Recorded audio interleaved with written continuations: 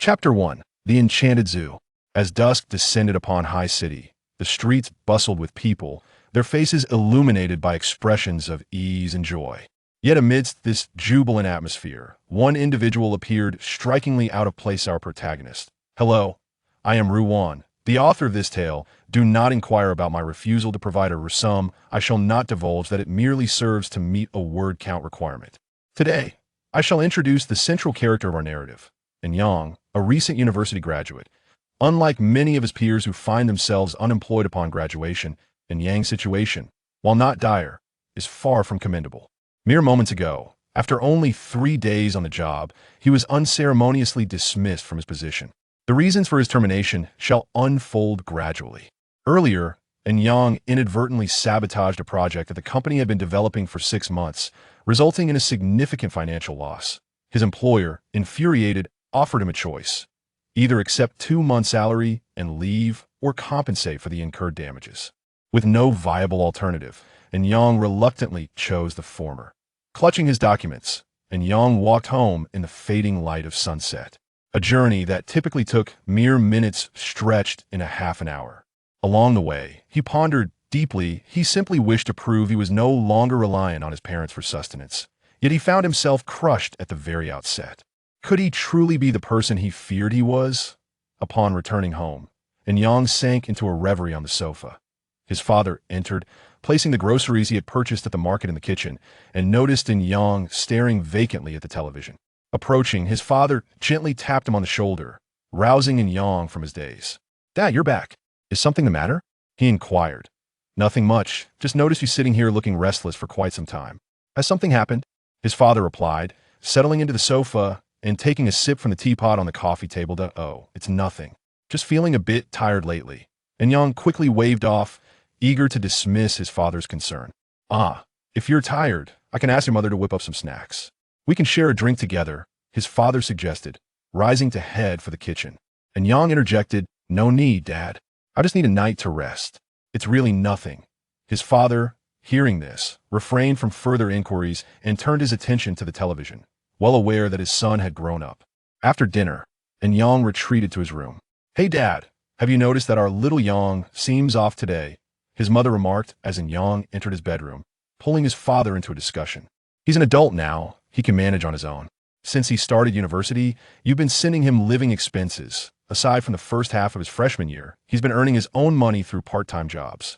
Every time you've sent him money, he's returned it. He's matured. He's no longer the little crybaby he once was," his father counseled, attempting to ease his wife's worries. Just as his mother was about to retort, his father ushered her into the kitchen while he returned to the television. In his bedroom, Yang powered on his computer, determined to search for another job, and eventually confessed to his parents. As he scrolled through the information on the People's Daily website, a frown creased his brow. Job hunting during graduation season proved to be quite challenging. Thus, as Yang perused the job listings, time swiftly slipped away until it reached midnight. On any other night, he would have been nestled in bed, sound asleep. Yet tonight, sleep eluded him entirely. Minutes turned into hours as Yang scrolled to the bottom of the page. Just as despair began to set in and he contemplated closing the browser, a recruitment notice caught his eye in the final line. It proclaimed in vibrant colors, "Enchanted Zoo, generous salaried."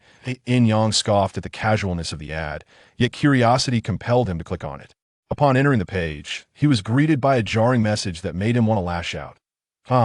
There really are fools who clicked in. "Sorry, there's nothing here." Frustrated, Yang closed the browser, his spirits further dampened by this absurd zoo. He shut down his computer and lay back on his bed, eyes closed, surrendering to sleep. The following day, Yang awoke as usual, though his customary enthusiasm was notably absent. After breakfast, he wandered aimlessly down the street, a stark contrast to the busy pedestrians around him. Some hurried to their offices, while others awaited the bus. Yang, however, was adrift, uncertain of his destination. "Sir, please return home and await our notification," the receptionist at the interview office said. "Next." Thus, Yang exited yet another company after an interview. Pausing at the entrance, he glanced back at the third company he had interviewed with that morning. He ambled through the bustling streets, time slipping away until he found himself in an unfamiliar park. Upon closer inspection, he realized this park was in disrepair, devoid of visitors. The entrance gate was rusted, and the sign was coated in dust and cobwebs, with one letter having fallen off. Rubbing his eyes, and Yang recognized this as the very zoo he had stumbled upon the previous night. Really, he muttered, utterly exasperated. As he prepared to leave, a voice called out behind him. Turning, he saw a man jogging toward him, dressed in a white shirt and black jeans. Upon closer inspection, and Yang noted the man exuded an air of authority. "Hello, are you here for an interview?" The man inquired as Yang scrutinized him. Yes, I'm here for an interview, but why is this place in such disrepair? It can't possibly be a legitimate establishment, can it?" And Yang stammered, taken aback by the man's question. "There's no need to be anxious. Allow me to introduce myself. My name is Jianyu, and I'm the manager here. Although the place may seem decrepit, it was once one of the finest zoos in the nation." And Yang interrupted, raising a hand. "Excuse me, but if this was a top zoo, how come I've never heard of it?" Jianyu cleared his throat. "Let's not dwell on the details. We are currently seeking zookeepers. And if you lack experience, we also need veterinarians. Of course, if you're unable to treat animals, we can also." Before Jianyu could finish, and Yang turned and began to walk away, uninterested in further conversation. "Wait, don't rush off. If you join us, we provide meals and accommodation, along with insurance and a pension. You'll have every Monday off," Jianyu called after him, adopting a more persuasive tone. "Are you certain you can pay me? If that's the case, how about you give me a month's salary up front, and I'll start working?" Anyang kontret, boldly demanding. Some say that bread will be provided, and milk will come too. Money is merely an external object. So let it be, Jianyu responded, intensifying his attempts at persuasion. And Yang hesitated, but then turned once more to leave. All meals and accommodation provided, along with 5 insurances and 1 fund. Would that suffice? Jianyu grasped Yang's hand as he spoke. "Let's call it a day. I shall take my leave," and Yang replied, releasing Jianyu's hand. At long last, after Jianyu's persistent persuasion, and Yang relented.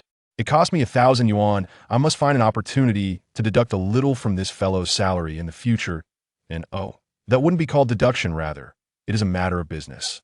Chapter 2. The Unleashed Wolf and the Alarmed Lion. In the afternoon, and Yang, having been deceived by Jianyu, walked toward the residential complex with 1,000 yuan in hand. Reflecting on the earlier trickery, he nearly rushed into a nearby restaurant to sever his own hand with a knife. In ancient times, there was the tradition of Double 11 shopping spree, and now, Yang faced the prospect of self-mutilation due to his impulsiveness. How could I have accepted this? My hands move with such swiftness, oh my heavens! And Yang felt an overwhelming urge to kneel down, shouting in despair, resembling a madman. Fortunately, the street was sparsely populated, otherwise, he would have been the subject of curious glances. "Never mind, I'll just carry on and seek other work later," he mused, shaking off his thoughts as he continued toward the complex. Upon returning home, Yang first sought out his parents, informing them of his month-long business trip. He then retreated to his room to pack his belongings. After finishing, he wheeled his suitcase over to bid farewell to his parents, assuring them not to worry and promising to call whenever he had the chance. However, his father responded, "Remember, you are merely an accident." At that moment, a sound of shattering echoed, the sound of Yang's fragile heart breaking at his father's words. But that is merely a side note. Let us return to the main narrative. Dragging his suitcase, Yang once again found himself at the entrance of the fantastical zoo, gazing at the dilapidated state of the place. A bittersweet pang of sorrow washed over him. "Never mind, just push through this. You can do it, Yang. You are the best." He encouraged himself before stepping into the zoo. As Yang made his way toward the dormitory, he noticed a lion curled up in the corner of its cage, its posture reminiscent of a creature that had been beaten and was now terrified. Continuing his walk, he spotted what he initially thought was a dog. What on earth is a dog doing in a zoo? He pondered, only to realize, no, that's not a dog. It's a wolf. He adjusted his glasses, startled by the pitiful state of the creature before him. Wait, how could a wolf just appear in a zoo? And Yang snapped back to reality, hastily dragging his suitcase in a panic. He ran for what felt like an eternity until he collided with a man. I'm so sorry, I'm so sorry." And Yang hurriedly apologized while riding his suitcase. "Haha, it's all right. But why are you in such a fluster?" The man chuckled, noticing Yang's distress. "There's a wolf in the zoo. We need to get out of here." And Yang explained urgently. "A wolf? Isn't it quite normal for a zoo to have wolves?" The man replied. "No, it's out. The wolf is out." And Yang insisted. "Well, I must go take a look," the man said, starting to walk in the direction Yang had come from. You can't. Are you crazy? It's a wolf. And Yang exclaimed, calm down, little brother. I think you misunderstand. I'm the zookeeper here. If the wolf is out, I need to check on it, the man clarified, sensing in Yang's panic. Wait, you claim to be a zookeeper? You don't seem like someone who would harm animals. Hold on, don't come any closer. And Yang suddenly recalled something and stepped back in fear. This is it. My lifelong reputation is ruined. Please, let me explain. My name is Bai Yin, and I'm the zookeeper here. I assure you, I haven't harmed any animals. Bai Yin hastily defended himself. You haven't harmed animals? You must be joking. The state of the lion in its cage clearly shows it has been abused. And Yang retorted, well, about that lion, if you truly believe in animal cruelty, you should speak to the director and ask him what he has done. Director? Jinyu? He isn't the director. He is on vacation, Bai Yin replied. Wait, do you know Jinyu? You wouldn't be the person he mentioned. The one he tricked into joining us, would you?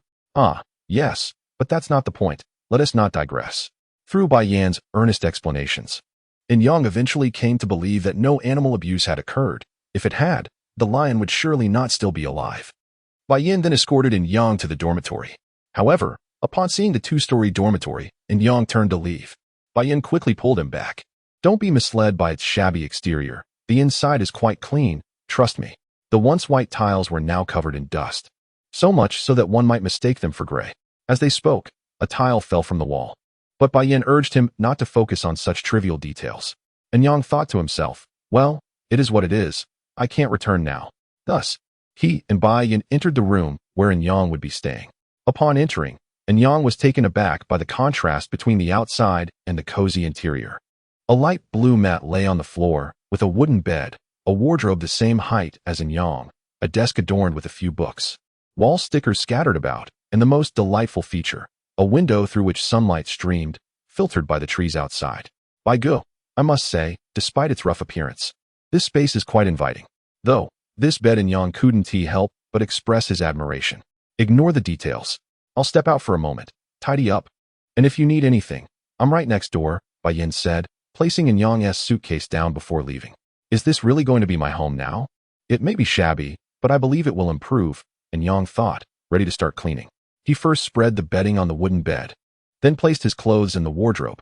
As for what Yang did next, you may imagine as he tidied up his room. After finishing the cleaning, and Yang glanced at the time, it was already 7 in the evening. Feeling his stomach growl, he opened the door just in time to see Jinyu approaching.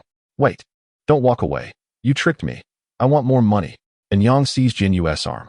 Recognizing in Yang, Jinyu displayed his characteristic shamelessness. No money. You've seen the state of things. It's impossible to increase your pay, not now, not ever. Now, let us not dwell on that. We're heading to dinner, and it's going to be delicious. Hurry up. Without waiting for Yang response, Jinyu headed down to the lobby, feeling his stomach rumble again. Yang hurriedly followed. Upon arriving in the lobby, he discovered a table full of people.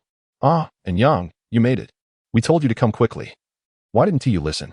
There's a seat over there. Go sit. Jinyu pointed to a small stool nearby. You're ruthless. And Yang grumbled through clenched teeth. Just then, a delightful aroma wafted through the hallway, undoubtedly the scent of food. Following the fragrance, Yang spotted a woman approaching, carrying a platter of dishes. The sight of her made everyone's eyes gleam with desire. The author also wishes to partake in the feast. Chapter 3. The renovation of the zoo in progress. As Yang raised his head, he saw a woman approaching, gracefully carrying a plate of dishes. She placed the food beside the table and, casting a glance at the people seated there, inquired, Jinyu, didn't you mention that a newcomer arrived today? Ah, you're talking about Anyang. He's over there. There is no seating left here, so I asked him to sit over there. Jinyu replied, pointing to Anyang on the left. How could you bully a newcomer like this? Wait, you're not still holding a grudge about the 1,000 yuan he took from you, are you? The woman, without meeting Jinyu's gaze, pulled him aside to clear her own spot for Anyang. Jinyu, with a resentful look, fixated on Anyang. At that moment, Anyang witnessed the entire exchange and felt a sense of foreboding. It seemed he had once again become the target of Jinyu's antics. The woman extended her hand toward Anyang. Hello, I am Ryu. R-U-O as in if, and you as in rain. Jinyu mentioned your name as Anyang, correct? Ryu said with a warm smile. Hello, I am Anyang.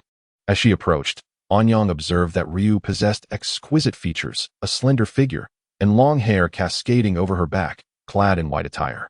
The bright lights adorned her like an angel that had inadvertently descended to the mortal realm. radiating an ethereal aura that set her apart from ordinary women. She resembled a feather in the sky, evoking a strong desire to reach out and touch her. Ruoyu appeared unfazed by Anyang's astonishment. Listening closely, it became evident that those seated behind had abandoned their fragrant meals to gossip about Anyang, as if this were a routine occurrence. How is it? Is he pleasant to behold? Should I take another look? A voice of complaint shattered the moment's tranquility. Indeed, it was Ruoyu's husband, Bai Yin. Oh, I'm so sorry. I didn't mean to stare. Anyang quickly apologized, realizing he had made an awkward display. Ha ha ha. No worries, but let us not make it a habit. Now, go eat at the table. They're just teasing the newcomer. Deep down, they mean no harm, Ruoyu reassured him. Ah, all right. How could our little Anyang refuse a lady's request? Thus, this welcoming meal concluded with our dear Anyang ending up inebriated, though it remains a mystery who was responsible for his drunken state. The following morning, Anyang arose from his slumber, supporting his head as he made his way to the washroom, where he encountered Jinyu. Jinyu, too, noticed Anyang. Well, young man, you're up. Not good. Your tolerance for alcohol is lacking. Jinyu seized the moment to jest at Anyang's expense. I don't drink much, Anyang replied, fully aware that Jinyu was teasing him but choosing to deflect the comment. After washing up, at the breakfast table, Anyang handed Jinyu a bun and asked, So, director, what shall I do today? Taken aback by Anyang's inquiry, Jinyu felt a surge of delight within. This little rascal has fallen into my trap. Let us see how I can deal with you, he thought. Why don't you start by cleaning up around the zoo? Jinyu suggested, munching on the bun as if his previous words were of no concern to him. All right, I'll do that. Although Anyang was on the verge of flipping the table to confront Jinyu about his intentions, he refrained, fearing that such an outburst might cost him his job. Thus, he gritted his teeth and complied. After breakfast, Anyang pushed the trash bin to the entrance of the zoo. Once again, he gazed at the entrance and lamented. No matter how much I clean, this shabby zoo will never attract visitors. Having voiced his frustration toward the entrance, Anyang picked up a broom and began to meticulously clear the debris along the main path of the zoo's animal enclosures. In the distance, Ryu stood by the window, observing Anyang diligently sweeping the formerly dilapidated zoo, completely unaware of Bai Yin approaching from behind. What is on your mind? Bai Yin asked, noticing Ryu's distracted expression. Do you think we did something wrong? Why hasn't the master visited us for so long? And what about the mistress? Has he forgotten about us? Ryu's eyes glistened with unshed tears as she spoke. Ha, don't worry. From what I know of that guy, he will definitely come back to see us. Just like before when he founded this zoo, Bai Yin reassured her, wrapping his arms around her. But no buts. Look at how hardworking Anyang is. Indeed. So, let go of those thoughts. Embrace the present. Trust me, everything will be all right, Bai Yin stated, holding Ryu as they observed Anyang below. Meanwhile, Anyang continued his labor for an extended period, finally cleaning all the animal enclosures. Naturally, he steered clear of those housing wild beasts, as he was quite terrified. After tidying up, Anyang lay back in an empty enclosure, basking in the warmth of the sun that kissed his cheeks. He thought he could finally relax. But relaxation seemed a luxury he could not afford. Soon, Jinyu appeared with an elderly man in tow. Principal son, this is our newly hired caretaker, Anyang. He will be responsible for the tours and introductions on Saturdays. Jinyu promptly introduced Anyang, seizing the opportunity. Still savoring his moment of comfort, Anyang was abruptly jolted back to reality. Hello, Mr. Anyang. I can't thank you enough for introducing animals to our students, Principal Sun exclaimed, shaking Anyang's hand enthusiastically. Anyang looked at Jinyu's smirk and instantly understood the situation. Jinyu had once again set him up. Just as he was about to express his frustration, Jinyu quickly interjected. This is a school from a small county near Tianai City. Each year, they bring students here for a free tour of the animals. These students are all first graders.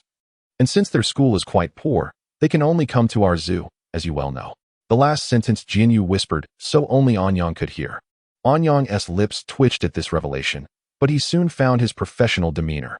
I am the new caretaker here, and I assure you the children will have an enjoyable time. You can count on me. Though Jinyu had once again put him in a difficult position, Anyang felt a flicker of gratitude, realizing that the struggling zoo was still engaged in noble deeds, allowing him to see Jinyu in a new light.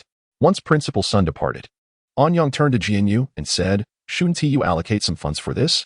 Absolutely not. Jinyu dismissed Anyang's suggestion without a moment's hesitation. You. Anyang pointed an accusatory finger at Jinyu. Just go ahead and do what you want. It would be best if you could renovate the zoo.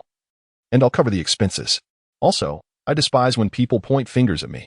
If you do it again, you'll face the consequences.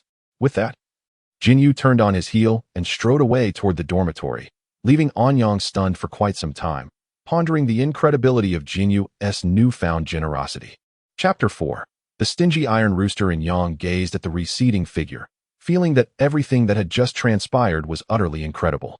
He stood in place, momentarily dazed, but soon regained his composure and sprinted towards the dormitory building, eager to verify the authenticity of Jianyu's earlier statement.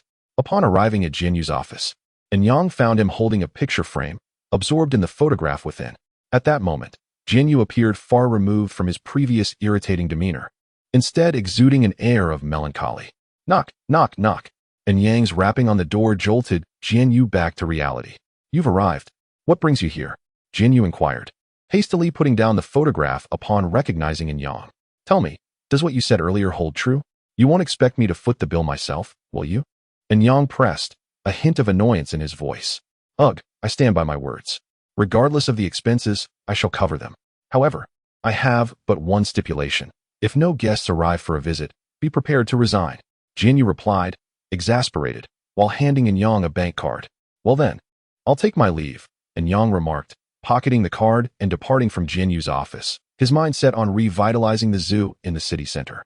Upon reaching the city center, Yang was met with disappointment, as the construction teams were either fully booked or preoccupied with other commitments. Consequently, he resolved to seek out his university classmate, Zhao Peng, whose father was in real estate and likely had idle construction teams at his disposal. Arriving at the base of Zhongxin Real Estate Company, Yang spotted Zhao Peng exiting the building. Zhao Peng, noticing Yang, approached and clapped a hand on his shoulder. What is this? Are you working for my company? You should have mentioned it earlier. I could have had my dad promote you to a department head. He joked, draping an arm over Yang's shoulder. No, I'm here to see you. Do you have a moment? Let's eat and discuss, Yang suggested. Wow. The stingy rooster is finally spending, Zhao Peng quipped. Yang chose to ignore the remark, rolling his eyes at Zhao Peng's teasing. In a quaint diner by the roadside, the two friends sat across from one another. So what is on your mind? Zhao Peng inquired, taking a sip of his drink. Nothing major. But could you possibly lend me a renovation team from your father's company? Rest assured, it's merely for some minor refurbishments, Yang clarified. Your house needs renovations? But didn't TU just finish remodeling not long ago? Why do you need a crew now? Zhao Peng questioned, puzzled. Actually, I lost my previous job and am now employed at a zoo. They require renovations, and it has fallen upon me to oversee it. Now you understand why I need your help, Yang explained. All right, no need to bother my dad. I can handle this myself. When do you need them? Zhao Peng replied. This afternoon, Yang stated. Zhao Peng promptly spat out his drink, splattering in Yang's face. Brother, you can't be serious. This afternoon? That's incredibly urgent. Yes, that urgent. Just lend me the crew, and I'll take care of the rest, Yang reassured him. Fine, since you're the mascot of the entire dormitory. I'll take you along this afternoon. Zhao Peng conceded. Great, I'll come find you later. I have other matters to attend to, Yang said, rising to leave. Zhao Peng watched Yang's retreating figure, shaking his head. Wait a moment. Doesn't this meal seem to be on me again? Yang, you're pulling a fast one on me. After leaving the diner, Yang headed to the building materials market, already anticipating Zhao Peng's exclamations. The scale of the Tianhai City materials market was quite impressive. Soon, Yang acquired the necessary cement and steel. Observing the heaps of materials, he pulled out his phone to summon a vehicle. When the car arrived, Yang and the driver loaded the cement and steel. After finishing, Yang wiped the sweat from his brow with his sleeve and directed the driver towards Zhongxin. Upon arrival, Yang discovered Zhao Peng waiting at the base of Zhongxin with the renovation team. He instructed the driver to pause while he disembarked. You just need to have them follow this vehicle, Yang indicated, pointing to the car behind him. Thus, two vehicles parked in tandem at the entrance of the dilapidated zoo. Zhao Peng, upon seeing the rundown establishment, could not restrain himself from asking, is this really where you work? If you're struggling to find a job, just let me know. Does anyone even come here? Does anyone come? Perhaps not before. But I firmly believe they will in the future, Yang replied with a grin, as he transported a birdcage to the zoo's entrance. Wait a moment. Let me call someone to help with the heavy lifting, Yang said, dialing Jianyu to inform him that the materials were ready, and they merely awaited setup. A few minutes later, Jianyu and Bai Yin arrived. Upon seeing the truckload of materials, Jianyu's expression shifted, realizing the considerable expense Yang had incurred. He felt a pang of anxiety about his empty wallet. Cough. Follow me. Jianyu beckoned the renovation team. As they walked, Jianyu turned to Enyang and inquired why he had purchased so many materials, to which Enyang cryptically replied, "It's a secret." Jianyu was left bewildered.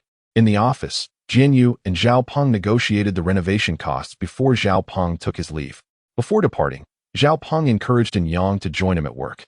But Enyang declined, and Zhao Peng ultimately dropped the subject.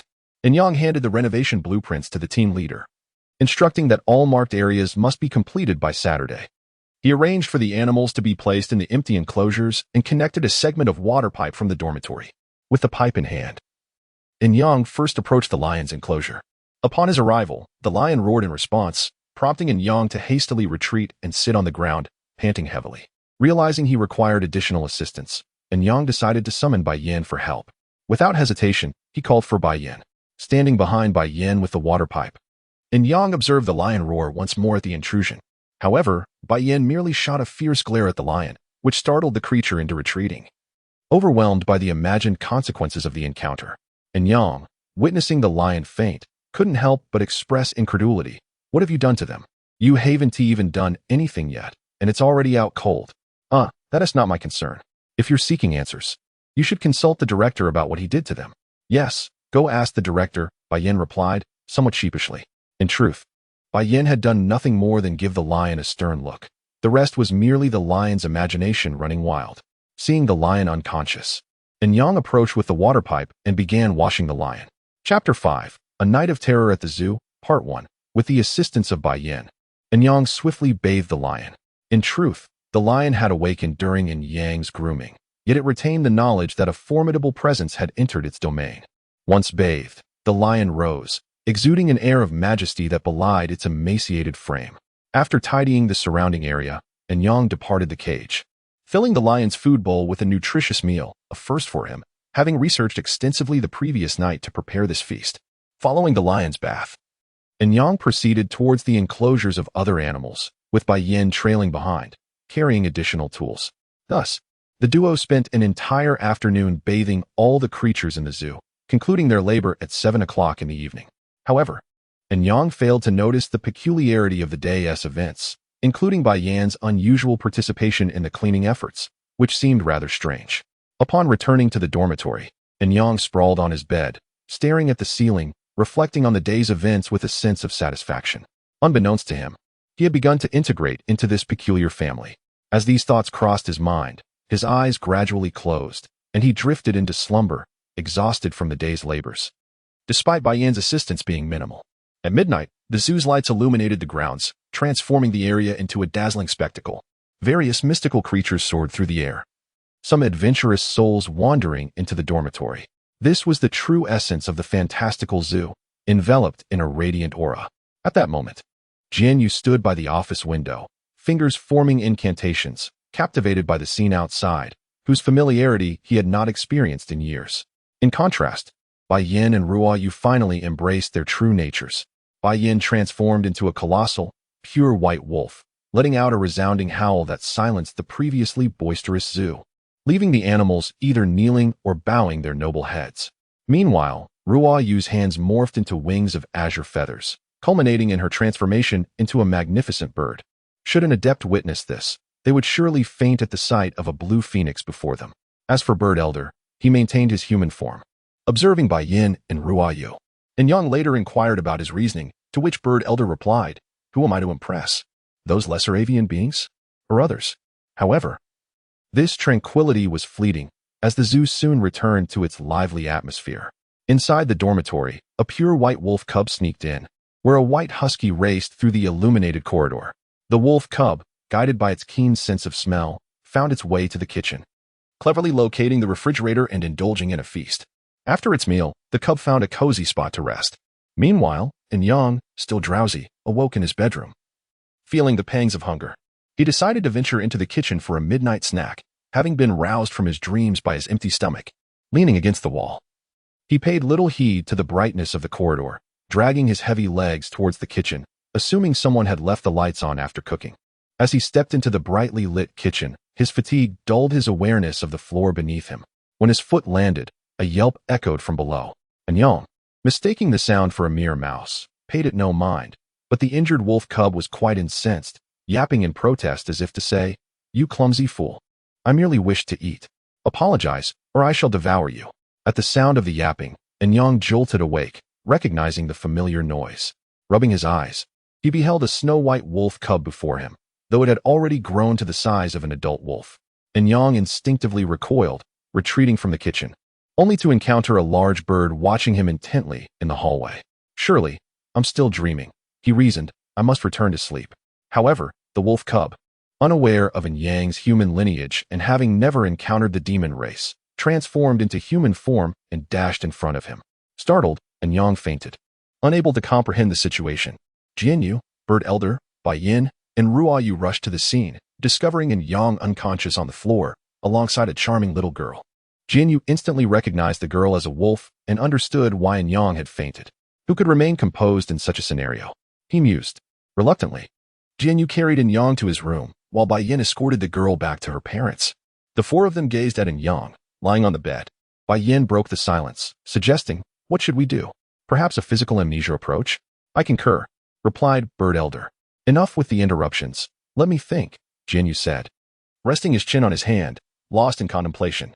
However, his thoughts shifted to a darker space where only a single point of light existed. A figure sat on a throne-like chair, distinctly different from the others. "You are aware of the happenings in the garden, I presume? What is your perspective?" Jianyu inquired directly. "Is it not advantageous for someone to assume leadership?" Yet, before he could finish, the figure on the throne abruptly transported him back. "Truly, what a nuisance," Jianyu muttered, shaking his head. "What shall we do?" Ruoyu, who had remained silent, finally spoke. "Once he awakens, we shall inquire," Jianyu concluded, returning to the office. "Must it truly be this way? Very well, for now, we shall proceed. Perhaps old Jiao has insights, if all else fails. We may need to erase his memory." "Agreed, let us exit for now." Indeed. Chapter 6. The Terrifying Night at the Zoo, Part 2. As time passed, it unknowingly became 2 o'clock in the morning. Lying in bed, Anyang rubbed his eyes and suddenly recalled the events that had transpired earlier, which startled him, causing him to lean back against the wall. However, upon closer inspection, he realized he was in his own bedroom and thought he had merely experienced a nightmare, which brought him a sense of relief.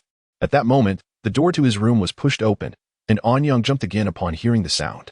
Yet, when he saw that it was Jianyu and Bai Yin, he relaxed once more. "You scared me to death.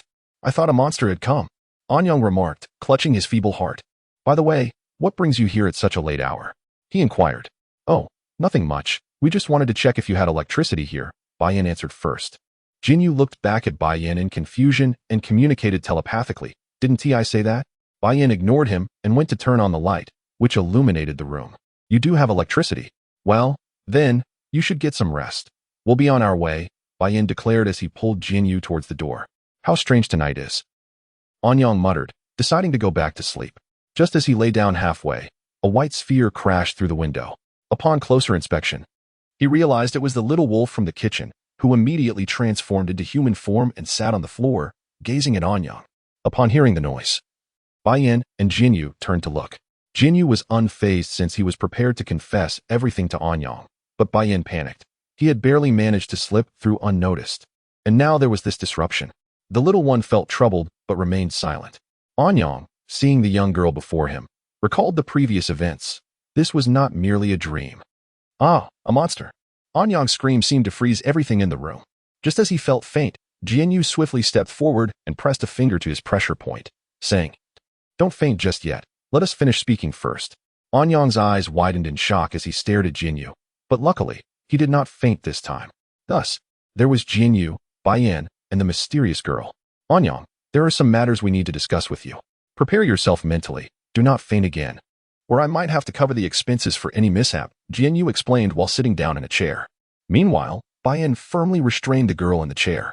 "Go ahead," Anyang said weakly, touching his fragile heart. "The truth is, this world is far more complex than you can imagine. Besides humans, there exist numerous other races, such as the divine, celestial, demonic, and beast clans. These beings coexist with humanity, and while they generally maintain harmony, some create chaos. However, that is not our concern. This zoo once housed many animals, a significant portion of which belonged to the beast clan. They were quite obedient. transforming into their original forms during the day to volunteer at the zoo and taking on human forms at night to engage in activities. However, they left 3 years ago to undergo a rite of passage, and tonight they returned to hold a celebration, which you just so happened to stumble upon. Though they are beasts, I assure you they have never committed any wrongdoing. As for tonight's incident, you have two choices. First, keep this secret and continue working here. Or second, undergo a physical amnesia and choose whether to stay or leave. I need to think it over. Please leave me alone for a moment, Anyang said, seeking solitude. The events of the night had far exceeded Anyang's understanding of the world. As an ordinary person, why was he subjected to such experiences? Wolves turning into humans, terrifying birds. Thus, he spent the night in contemplation, which also included repairing the shattered window. Meanwhile, the spirit beasts outside returned to their respective cages to commence their daily routines. After completing his morning rituals, Anyang appeared in the hall with dark circles under his eyes, where he saw Baiyin, Jinyu, Weiyu, Bird Elder, and the instigator of the previous night's chaos. You're awake. What have you been thinking? Jinyu inquired, handing Anyang a bun. What do you think? Anyang replied with a hint of resignation. Jinyu merely smiled and began to eat. After spending several days together, he was confident that Anyang was someone who could keep a secret. All right, everyone, please gather in my office for a meeting shortly, Jinyu announced. Everyone understood the purpose of the meeting, except for Anyang, who was still in the dark. In truth, Anyang had deliberated all night. If he chose to forget, staying here might lead to another encounter in the future. Conversely, leaving would mean a return to a mundane life. Yet a feeling within urged him not to depart from the zoo. Despite his fear of the creatures, he pondered what it would feel like if he were one of them. Would he feel joy or sorrow? Perhaps changing his current life was not out of the question. Thus, the story progressed. After finishing breakfast, Anyang was about to rise and head to the office when he was halted by the instigator. I'm sorry. I didn't mean to cause trouble last night. The little girl, having been reprimanded by her parents for sneaking out, realized the severity of the situation and had come to apologize to Anyang, resulting in the earlier scene in his bedroom. Haha, it's fine. By the way, I'm Anyang. What is your name? Anyang gazed at the little girl, feeling an overwhelming urge to pat her head. Hello, Anyang, I'm Yali.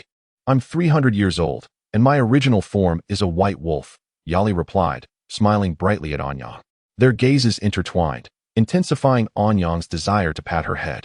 To prevent himself from doing something foolish, Anyang grasped Yali's hand and led her toward Jinyu's office, momentarily forgetting that he was holding a girl's hand.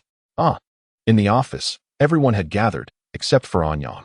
Just then, Anyang pushed the door open, and all eyes widened at the sight of him entering hand in hand with Yali, her face flushed and already beginning to smolder.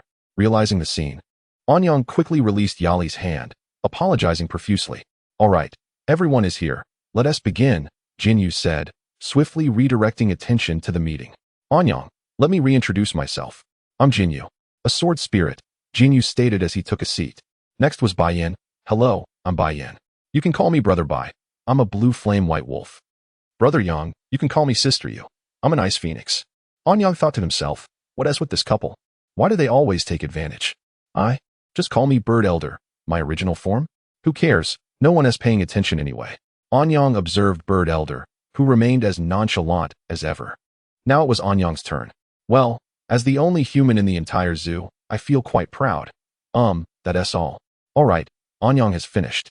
Let us disperse, Jinyu declared as he stood up and headed toward the door.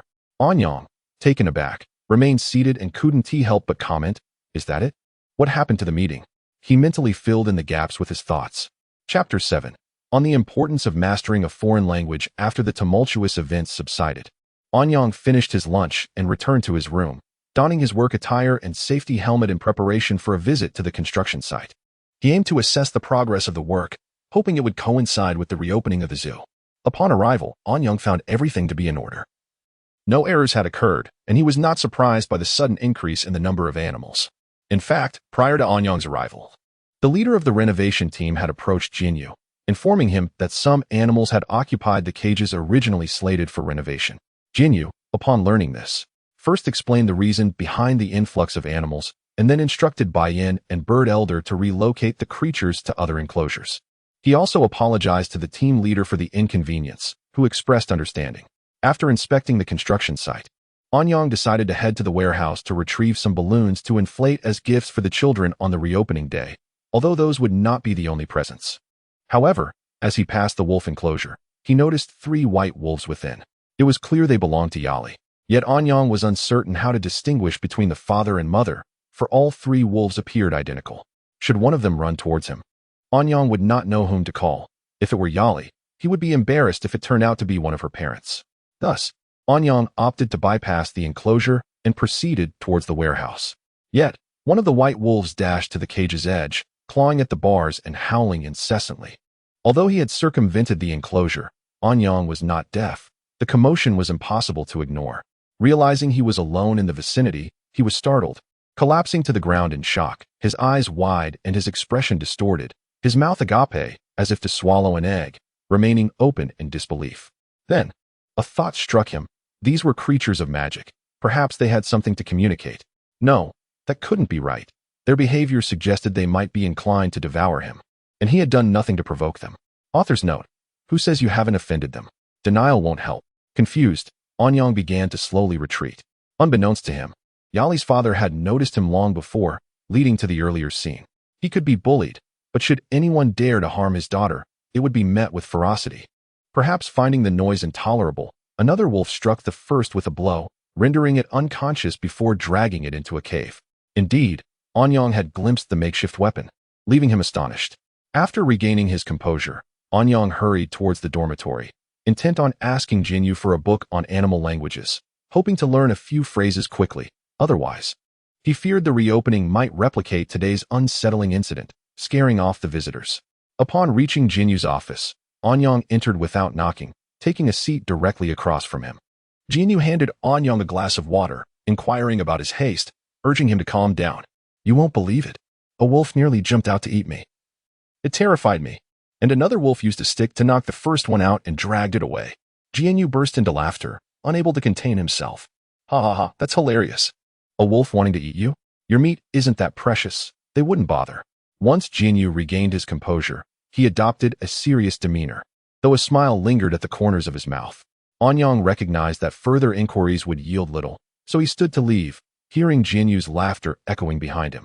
Feeling an urge to retaliate against Jinyu, he quickly dismissed the thought, realizing he likely wouldn't prevail. Regretful, he noted that the entire zoo seemed unfriendly today. As Anyang trudged with his head down towards the warehouse, he spotted Ryu by the animal enclosure, playfully teasing a pair of lovebirds while speaking in an unintelligible tone. Approaching her, Anyang gently tapped her on the shoulder. Ryu turned, cradling the lovebirds in her arms. What is it, Anyang? Sister Ryu, do you speak animal languages? Animal languages? Well, there are many kinds. What specific language are you looking to learn? Is an animal language just one language? Silly brother, animal language is a family of languages. Just like how the Miao region is part of the Huaxiao language family. Can you understand? Ryu rolled her eyes at Anyang's question. All right then, I have a basic book on animal languages, but whether you can learn it depends on your own effort. Of course. Feel free to ask me about bird languages if you need help. Thank you, Sister Ryu. Anyang grinned. Thus, shortly after leaving the dormitory, he found himself back inside. Once in his room, Anyang sat at his desk, gazing at the weathered tome on magical languages. Cautiously, he opened the first page. Confronted with a plethora of unfamiliar scripts that made his head spin, the text resembling a line of ants. Yet, such minor obstacles would not deter Anyang. He grabbed a pen and magnifying glass, meticulously studying each word. As the shadow of his pen danced across the page, he delved deeper into the text. After a while, he closed the book, massaged his eyes, and stood up, deciding to test his newfound knowledge on some animals to gauge his progress from the afternoon studies. Approaching the lion's enclosure, Anyang reflected on his deep connection with this lion, recalling their first meeting and the first time he bathed it. He noticed the lion seemed fearful of all the inhabitants of the zoo. Yet, he pondered, this zoo was anything but ordinary. All right, my little lion. Anyang's eyes sparkled as he focused on the curled-up creature within the cage, a smile creeping onto his face as he inched closer. The lion, sensing Anyang's gaze, became agitated, fur bristling, and began to paw frantically at the wire mesh, emitting distressed sounds as if pleading, "Don't come near." Standing before the lion, Anyang witnessed its transformation from fear to a resigned display of cuteness as it attempted to charm him like a kitten. Finding the lion's antics amusing, Anyang did not lose sight of his objective. He addressed the lion with a series of howls, attempting to convey, "Hello, do not be afraid, I am not your enemy. What is your name?" The lion, seemingly understanding, responded with a howl of its own, "Da Huang, Big Yellow." However, this did little to assuage its underlying fear of Anyang. "What a pure-hearted creature! How have you been subjected to such distress?" Anyang lamented the failures of the zoo staff. Thus, the pair conversed until dusk, and anyone nearby would surely have thought Anyang was mad for speaking with a lion. As the sky darkened, Anyang bid farewell to De Huang and made his way back to the dormitory. As he skipped along the path, occasionally stopping to interact with nearby animals, Anyang felt a surge of joy. He discovered that these magical beings possessed kind hearts, not nearly as terrifying as he had once imagined. Chapter 8. The First Wave of Guests, Part 1. The tale I am about to share may possess a hint of fright. Are you certain you wish to hear it? Within the pitch-black room, Jianyu illuminated his face with a flashlight, his voice rasping as he spoke. "Go on," the crowd replied in unison, nodding their heads in agreement. "Then I shall begin. It is said that in this world, some individuals are born with the qualities of a king. Yet those destined to be kings are often solitary stars. Our story unfolds against such a backdrop. On a moonless, windy night, our protagonist, Xiao Fan, arrived at an ancient battlefield. This battleground was rumored to have once been the lair of a merciless demon, who used a soul-locking pearl to bind the wandering souls within. Legend has it that possessing this pearl would grant one the powers of the souls that once roamed this realm. Naturally, Xiao Fan dismissed this legend. He was in dire need of money, which led him to muster the courage to venture into this haunted place. Armed with an iron sword, he advanced deeper into the battlefield, his goal being the soul-locking pearl at its center. The blood-red moonlight cast an eerie glow upon the earth, elongating Xiao Fan's shadow. Sparse, withered trees surrounded him, their branches home to silent crows that watched him intently. The desolate battlefield exuded a palpable aura of death. Before long, Xiao Fan arrived at the heart of the battlefield, where he beheld the soul-locking pearl hovering in midair. Just as he prepared to approach, an ominous sensation washed over him. And then, at this moment, Anyang transformed into a curious child eager for the continuation of the story. "Well, it goes like this." Jinyu placed a hand on Anyang's shoulder. "Ah!" Anyang shrieked upon feeling the touch, quickly retreating beneath the covers in fright. Laughter erupted among the onlookers, who found the scene utterly amusing. Realizing he was the source of their amusement, Anyang felt a wave of unfriendliness from the entire gathering. As Anyang engaged in playful banter with the group, a shadow flitted past the window. The others remained unaware, but Jianyu's lips curled into a faint smile directed at Anyang, only to revert to normal shortly after. Why were all the people in the zoo so jubilant? To understand this, one must go back a day. "Are you sure these balloons will attract customers?"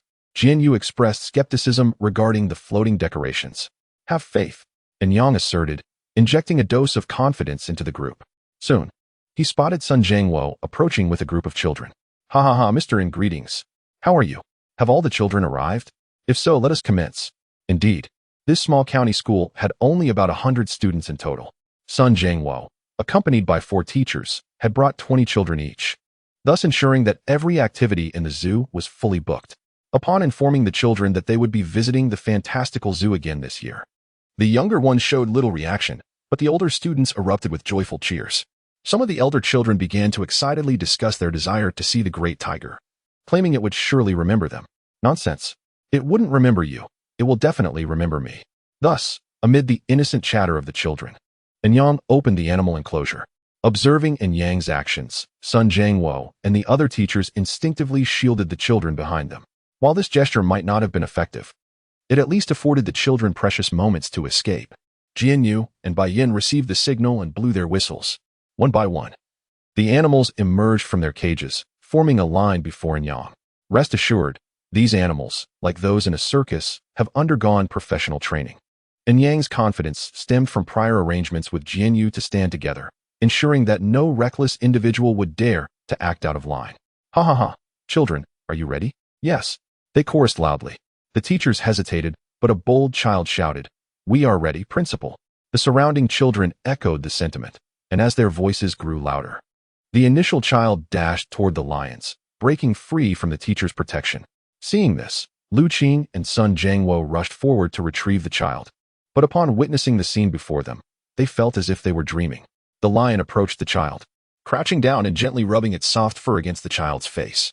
"Giggle, giggle," Lu Qing laughed as the lion nuzzled her. Other children soon joined in, seeking their own animal companions. Before long, each child had found their designated animal.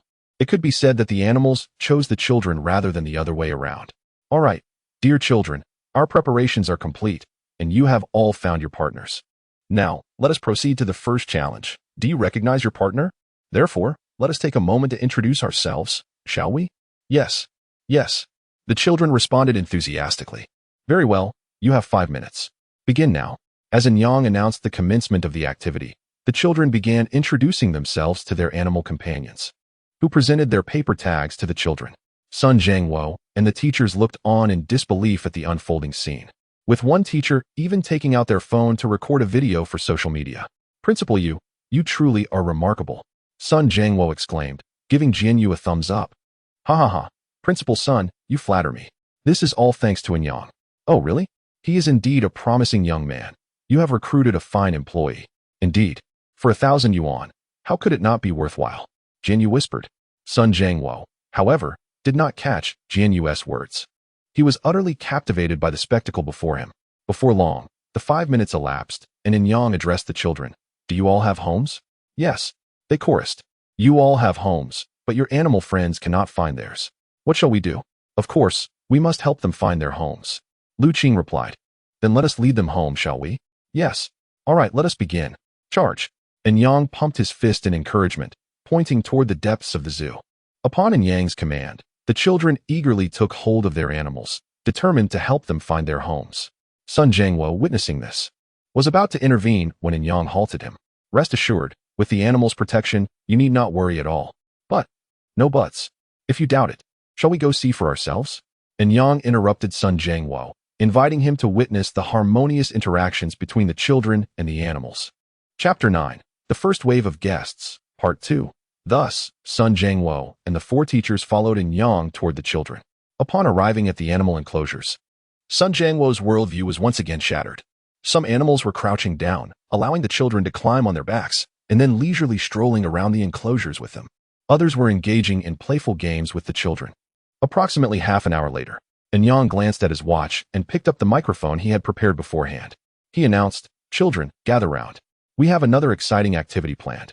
Upon hearing the call to assemble, the children reluctantly bid farewell to the animals and formed a line outside the enclosures. All right, children, let's proceed to the next. Just then, Lu Qing stepped forward and inquired, Esteemed Director, will we have the opportunity to play with the animals again? Of course you will. Yang replied with a smile. However, there are even more delightful activities awaiting you. Are you all ready? We are ready, esteemed Director. The children exclaimed in unison. Excellent. For our third challenge, please follow me. Yang directed the group toward the aviary. Upon arriving, Yang instructed Jian Yu and Bai Yin to distribute disposable raincoats to everyone. Children, please put on your raincoats. We are about to enter the aviary, where some small boxes are concealed. These boxes contain descriptions related to various bird species. Your task is to locate the corresponding birds and bring them to me. If your answer is correct, you may claim a small prize from me. Are you prepared? The children, upon hearing about the prizes, were filled with eager anticipation. They were ready to rush in and begin their search for the boxes at Yang's command. Very well, young ones. You have half an hour to unearth my hidden treasures and become the ultimate zoological champions of this sanctuary. Ha! Yang declared the commencement of the competition, and the children surged into the aviary like wild horses, eager to find the boxes. Sun Zhangwo watched as the children disappeared into the aviary and then turned his gaze toward Yang. Principal Sun, perhaps you would like to join in the fun as well? Yang, noticing Sun Zhangwo's hesitation, extended a cordial invitation for him to participate with the children in their quest for the boxes. I think I'll pass on the children's games, Sun Zhangwo demurred, feeling that it was an activity designed for children and that his participation as an adult would be akin to cheating. Principal Sun, even adults may find my riddles challenging to solve, Yang remarked. You mean to say that your riddles are so difficult that even adults may not know the answers? How then would the children be able to solve them? Isn't that tantamount to deceiving the children? Sun Zhangwo responded, his tone tinged with a hint of indignation, as he abhorred the notion of misleading children. Ha! Principal Sun, I believe you have misunderstood. What adults may not know, children may very well be aware of. They are remarkably astute, you see. I see, Sun Zhangwo replied, hoping that Yang's words would prove to be true. Soon, The time was up, and Sun Jianguo observed a child skipping toward him, a bird perched upon their shoulder and a box in their hand. Esteemed director, please verify if my answer is correct, the child exclaimed as they approached Yang, presenting the box for confirmation. Yang accepted the box and cross-referenced the number on the box with the band on the bird's claw, confirming their congruence. He then retrieved a notebook from a bag behind him and presented it to the child along with the box, saying, "Young one, this is your prize. May it aid you in your studies and inspire you to show gratitude to your parents and teachers." "Thank you, esteemed director," the child exclaimed, accepting the new stationery with profuse gratitude, their face beaming with joy. Sun Jianguo, upon observing the mysterious box, experienced a moment of epiphany. The boxes were adorned with images of birds, which allowed the children to simply match the images to the corresponding birds, while adults would overthink the task. Sun Jianguo chuckled wryly at his own misjudgment. Following the first child's success, several others emerged, eventually surrounding Yang, who would have been rendered immobile were it not for the assistance of Jianyu and Bai Yan. Soon, all the stationery had been distributed, and Sun Jianguo and the 4 teachers prepared to depart with the children. Lu Qing once again piped up, "Esteemed director, will we have the opportunity to visit the animals again?" "Of course, you may," and Yang replied, gently stroking Lu Qing's head. "However, you must diligently apply yourselves to your studies, as the animals are particularly fond of intelligent children." "I will. He. Thus, and Yang bid farewell to the children as they boarded the bus and departed from the zoo. Before boarding, Sun Jianguo informed the children that they would be required to write an essay about their extracurricular excursion upon their return. Upon hearing the prospect of writing an essay, the previously despondent students suddenly perked up, eager to capture their observations and experiences on paper. Their enthusiasm stemmed from their delightful interactions with the animals. As he watched the departing bus disappear from view, Yang felt a pang of melancholy, having successfully hosted the first wave of guests. Jianyu, observing Yang's demeanor, couldn't resist teasing, "Have you become addicted to being a zoo director?" "Ahem, let's not dwell on such trivialities. What shall we do next?" Yang replied with an embarrassed chuckle. "What else? Revelry, merriment, and gaiety. Or are you still contemplating a career as a zoo director? Well, shouldn't we convene a meeting to summarize our experiences?" Jianyu ignored Yang and headed straight for the dormitory building. That evening, after dinner, Yang invited everyone to a party in his room. Jianyu gleefully expressed his relief at not having to spend any money, but his enthusiasm waned upon arrival, as he discovered that there were no refreshments, only a night filled with ghost stories. The following morning, Yang groggily opened his eyes to find his limbs immobilized, leading him to suspect that he was experiencing sleep paralysis. As he pondered his predicament, a tender little foot nudged his lips, and Yang's expression turned grim. Setting aside the foot, he noticed that Yali was sprawled atop him, along with another individual whom he couldn't quite make out, lying motionless on the bed. Yang soon recalled the events of the previous night. It turned out that Ruoyu had initiated a game of truth or dare, which began innocently enough but eventually devolved into boisterous drinking and candid critiques of one another's flaws. Yang's head began to throb as he worried about whether he had divulged any compromising secrets. Chapter 10. The exemplary youth Anyang lying on the bed. Anyang cautiously shifted his slender frame to avoid awakening Yali beside him. However, no matter how he moved, Yali still stirred, rubbing her sleepy eyes as she sat up and gazed at him. Anyang was taken aback by her direct stare and, in a flurry of panic, he pushed Yali down and covered her with a nearby blanket to shield her from the prying eyes of potential miscreants. The greatest miscreant of all, Anyang himself. The commotion roused the other occupants of the room, and upon witnessing the scene between Anyang and Yali, they began munching on watermelons they had somehow procured. Unbeknownst to Anyang, the others had awakened, and just as he was about to lecture Yali, he was interrupted by Bai Yan's enthusiastic remark, "Exactly. That's fantastic." Startled, Anyang turned to find 3 people watching him while devouring watermelon, prompting him to leap off the bed with an expression that screamed, "This has nothing to do with me." As he fled the room, Yali, sensing the unusual atmosphere, peeked out from the blanket and, upon spotting the trio feasting, quickly buried her head back under the covers. The others, witnessing this, nonchalantly exited the room, as if the entire affair had nothing to do with them. At that moment, their thoughts echoed, with the protagonist gone. What more is there to see? After a few minor incidents, Anyang dressed and made his way to Jinyu's office. "Director, here is the expense list for this event. Please take a look," he said, placing the document before Jinyu. Jinyu glanced at the figures and nearly toppled from his chair. for the numbers far exceeded the event's budget, doubling it in fact. Are you certain there are no inflated charges? Jinyu composed himself and questioned Anyang. Indeed, not a single figure is exaggerated. You insisted on the best, after all. Besides, this isn't even the best yet, Anyang replied, seemingly anticipating Jinyu's expression. Jinyu waved him off, signaling for him to leave while he gathered his thoughts. Seeing Jinyu's gesture, Anyang turned to exit, his face a mask of neutrality, though internally he reveled in delight, thinking, "Serves you right for trying to outsmart me, haha." Once Anyang had departed, Jinyu sat back in his chair, realizing he had been outwitted. In truth, Anyang had not falsified the figures. He had simply opted for the more expensive options. The revelation left Jinyu feeling somewhat unsettled. They've all been picking on me, humph. I shall ignore them. After regaining his composure, Jinyu devised a plan for retribution. Without hesitation, he picked up the phone on his desk, found Anyang's number, and dialed. The call connected swiftly. "Director, is there something you need?" Anyang's voice came through. "Nothing urgent, but has the zoo gotten on track? We need to promote it. You should distribute flyers and run some advertisements. That will suffice. I have other matters to attend to. Goodbye," Jinyu said, hastily ending the call to prevent any complications. He could already envision the disgruntled expression on Anyang's face. In high spirits, he thought it would be splendid to celebrate with a drink. Arriving at the wine cellar, Jinyu opened the door and was taken aback by the scene. It appeared as though the room had been ransacked. Upon inspection, he discovered that only one type of wine was missing. After a moment of contemplation, he shrugged it off and began tidying the cellar. Meanwhile, Anyang, having hung up the phone, sensed that Jinyu might be plotting against him again, but soon dismissed the thought. After all, distributing flyers was hardly a daunting task. In the heart of Tianhai City, Anyang stood on the bustling main street, clutching freshly printed flyers. "Sir, hello. The Fantastical Zoo is a wonderful place to bring your children for an unforgettable experience," he called out, only to be met with indifference. "Miss, the Fantastical Zoo is a splendid spot for a date. Who knows, your boyfriend might just pop the question."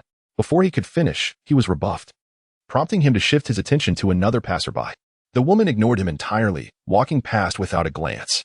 Thus, the morning slipped away as Anyang tirelessly distributed flyers.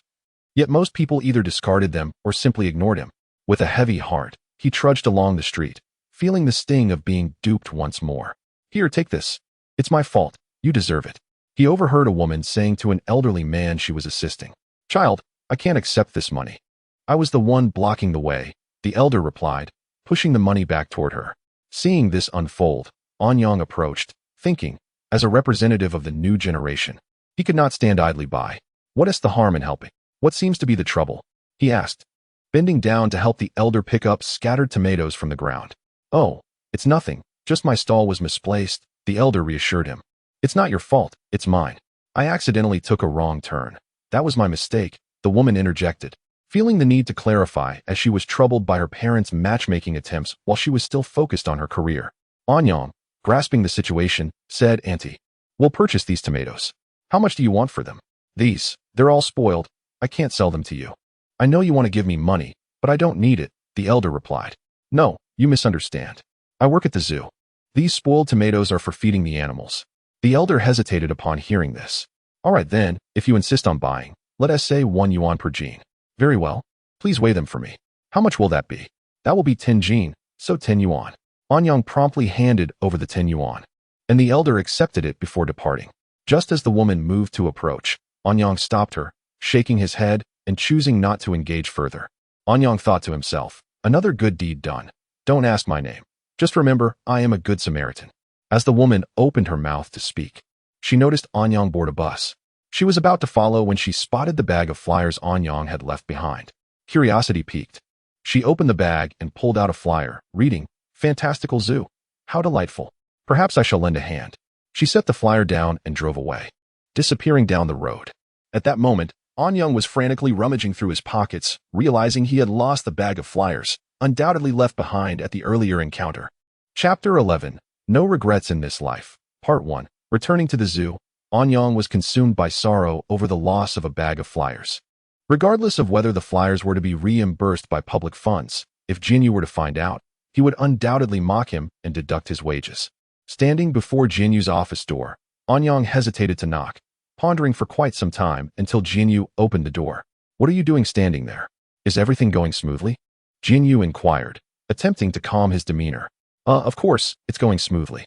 When I take charge, how could it not be? Anyang replied, his voice tinged with anxiety. Feeling guilty, he hastily descended the stairs without a backward glance, seeking solace in a conversation with Da Huang in his cage. Jinyu shook his head and closed the door.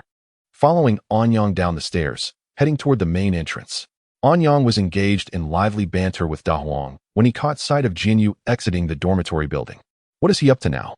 Anyang wondered, feeling a sense of pity for himself and his fellow workers. Wait, am I the only worker in this entire zoo? The thought made Anyang's heart swell with frustration, causing his face to contort in dismay, the kind of expression Jinyu would surely capture on his phone. Meanwhile, in a distant office, a woman perused some documents, her brow furrowing at the scant information provided. The document read, Name, Fantastical Zoo, Established, Unknown, Creator, Unknown. Location, Changsho Street XX, Employees, Anyang. As a native of Tianhai, she was perplexed that she had never heard of this zoo, prompting her into deep contemplation. Had Anyang been present, he would have recognized the woman as the one unafraid of being taken advantage of earlier. She had since refined her appearance into the quintessential professional attire. Her exquisite features, lustrous black hair, and alluring physique made her the epitome of desirability. Yet, there was something distinctly unique about her, an aura that emanated from her very essence. Her name was Qin Wanshu, the current executive president of a publicly listed company. After a fierce argument with her parents over an arranged marriage, she had left home, only to be involved in an accident shortly thereafter. Upon discovering the flyers, she had considered lending assistance, perhaps even investing. The extent of her involvement was unclear, even to her. It wasn't that she lacked business acumen. Her discerning eye for opportunity was sharp. Whenever she perceived a chance for profit, she would invest immediately, leaving no room for competitors. This keen insight earned her the admiration of her rivals. Sometimes, those who know you best may not be yourself, but rather your adversaries. However, even the astute Qin Wanshu frowned at the brief overview in her hands. Drawing from her years of experience, she sensed that this zoo was far from ordinary. The document indicated that the zoo had been inactive for years and was in a state of disrepair, yet every June 1st, it seemed to undergo a miraculous transformation, with an inexplicable surge in animal numbers. Intrigued, she instructed her secretary, please visit the fantastical zoo and ascertain their interest in collaboration. Of course, if they are not inclined to cooperate, do not press the matter. You may leave now. Qin Wanshu mused. Isn't it fascinating to challenge the unknown? Though she identified as an atheist, the sudden appearance of numerous animals piqued her curiosity. As Qin Wanshu pondered, her secretary rushed in, visibly flustered. What is it? Is there a matter at hand? Qin Wanshu inquired. President, this is a message from your mother. She asked me to give it to you, and said you should check it after work. Did she mention with whom? No, President, she did not. Upon hearing this, Qin Wanshu immediately deduced that her parents were attempting to orchestrate a match between her and that frivolous young man, which she found repugnant. She frowned, contemplating whether to comply or resist. It seems this afternoon will not be easy. Meanwhile, Anyang felt he and Da Huang had become confidants. Though this was merely a figment of his imagination, Da Huang thought to himself, if I weren't afraid of you, I would have devoured you long ago. Why else would I keep you around to ramble on? If Anyang were to discover Da Huang's true thoughts, he might not be overly concerned. But the notion of that man finding out sent a chill down his spine, as he could very well end up on the dinner table. Time passed, and Anyang noticed Jinyu setting up a sign at the zoo entrance, which read, No regrets in this life will premiere at 7 o'clock tonight. Please stay tuned. Isn't this supposed to be a zoo? An official lament. Oh, I'm just dabbling in a side venture. How else can I sustain the entire zoo? By the way, why are you still here? Shouldn't you be distributing flyers?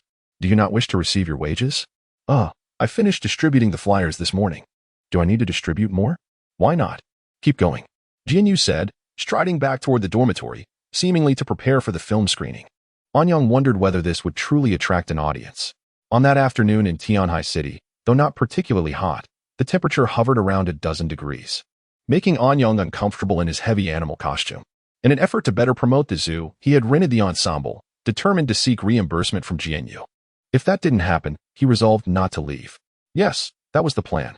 How could such a miserly person be so difficult to deal with? Come, take a look.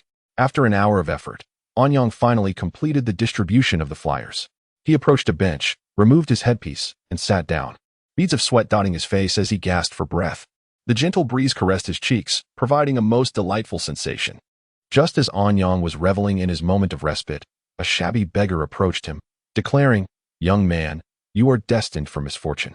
Anyang, initially relaxed, was instantly incensed by this remark and retorted with a string of curses. Amidst his tirade, a miraculous occurrence unfolded. The beggar vanished before his eyes, leaving behind only a pristine gourd inscribed with the words "Fan Shui." Anyang rubbed his temples and muttered to himself, "This is absurd. I must be hallucinating." Without a second thought, he grabbed his headpiece and headed back toward the zoo. Chapter 12. No Regrets in This Life. Part 2.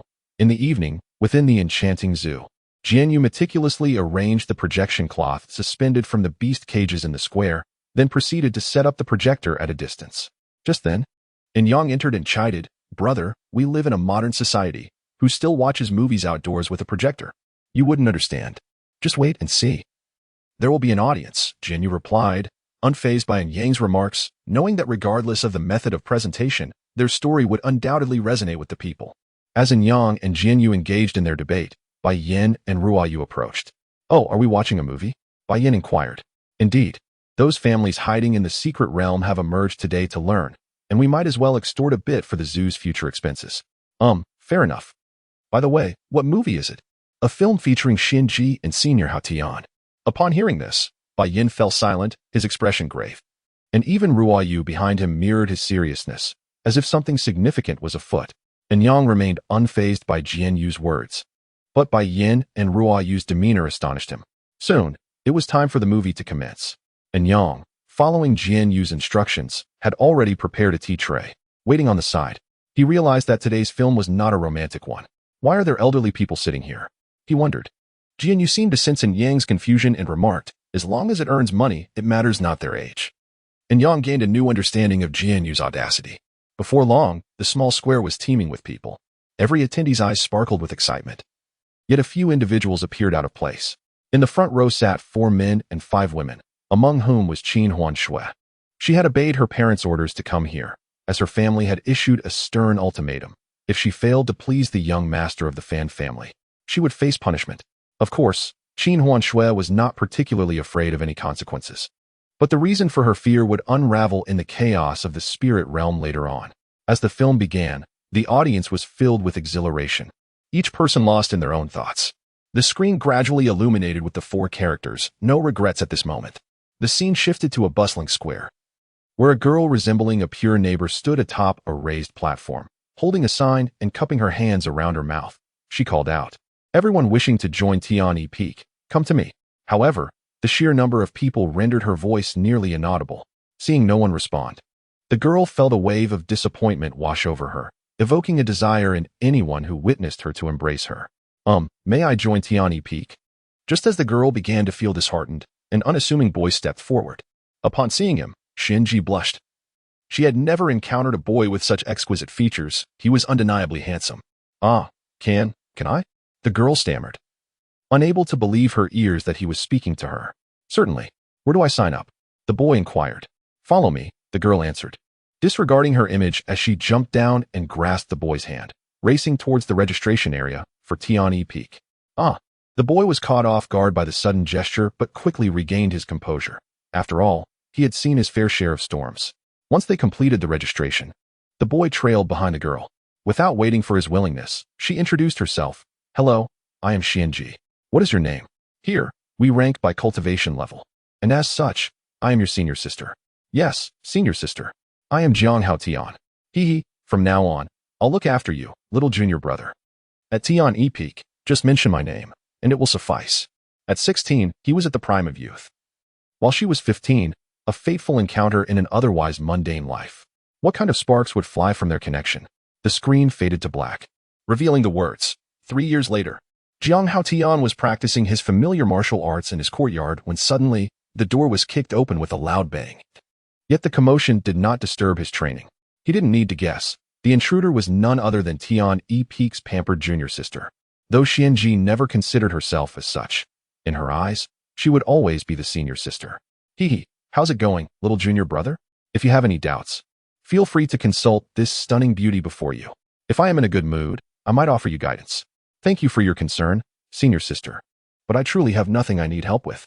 Please, spare me, Jiang Haotian pleaded, nearly on the verge of tears.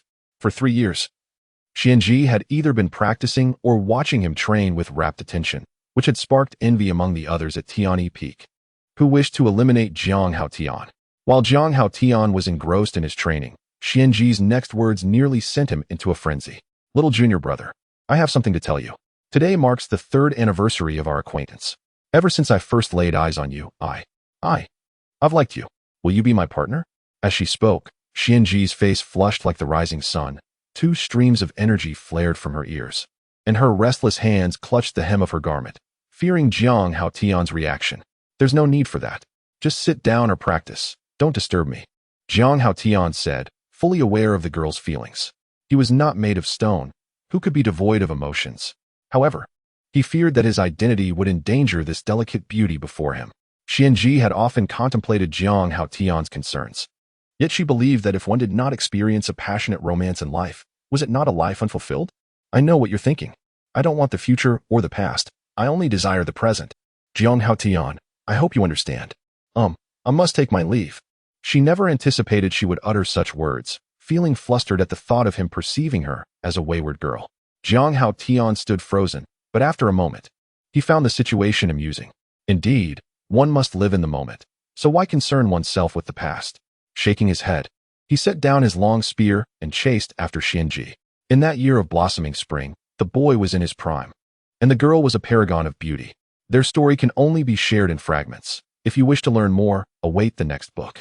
The author is not particularly skilled in the fantasy genre, but I shall strive to improve. Chapter 13. No Regrets in This Life. Part 2. In the blink of an eye, 2 years had swiftly passed. A thatched cottage stood proudly in a verdant valley, where a woman playfully engaged a child in her arms with a toy. The child, reaching out eagerly, longed to seize the object of fascination. All right, here you go, the woman said, her gaze filled with maternal affection. A few butterflies flitted about, and several wild rabbits lingered at the entrance, seemingly enchanted by the woman's gentle aura and beauty. Ha ha, Asian, I'm back. At that moment, a robust man appeared, carrying the carcass of a beast. It was evident that the pair were Xuanji and Jiang Haotian, who had embarked on their romantic journey 2 years prior. Following Xuanji's pregnancy, they had retreated to this serene valley to live a life of humble toil and nurturing.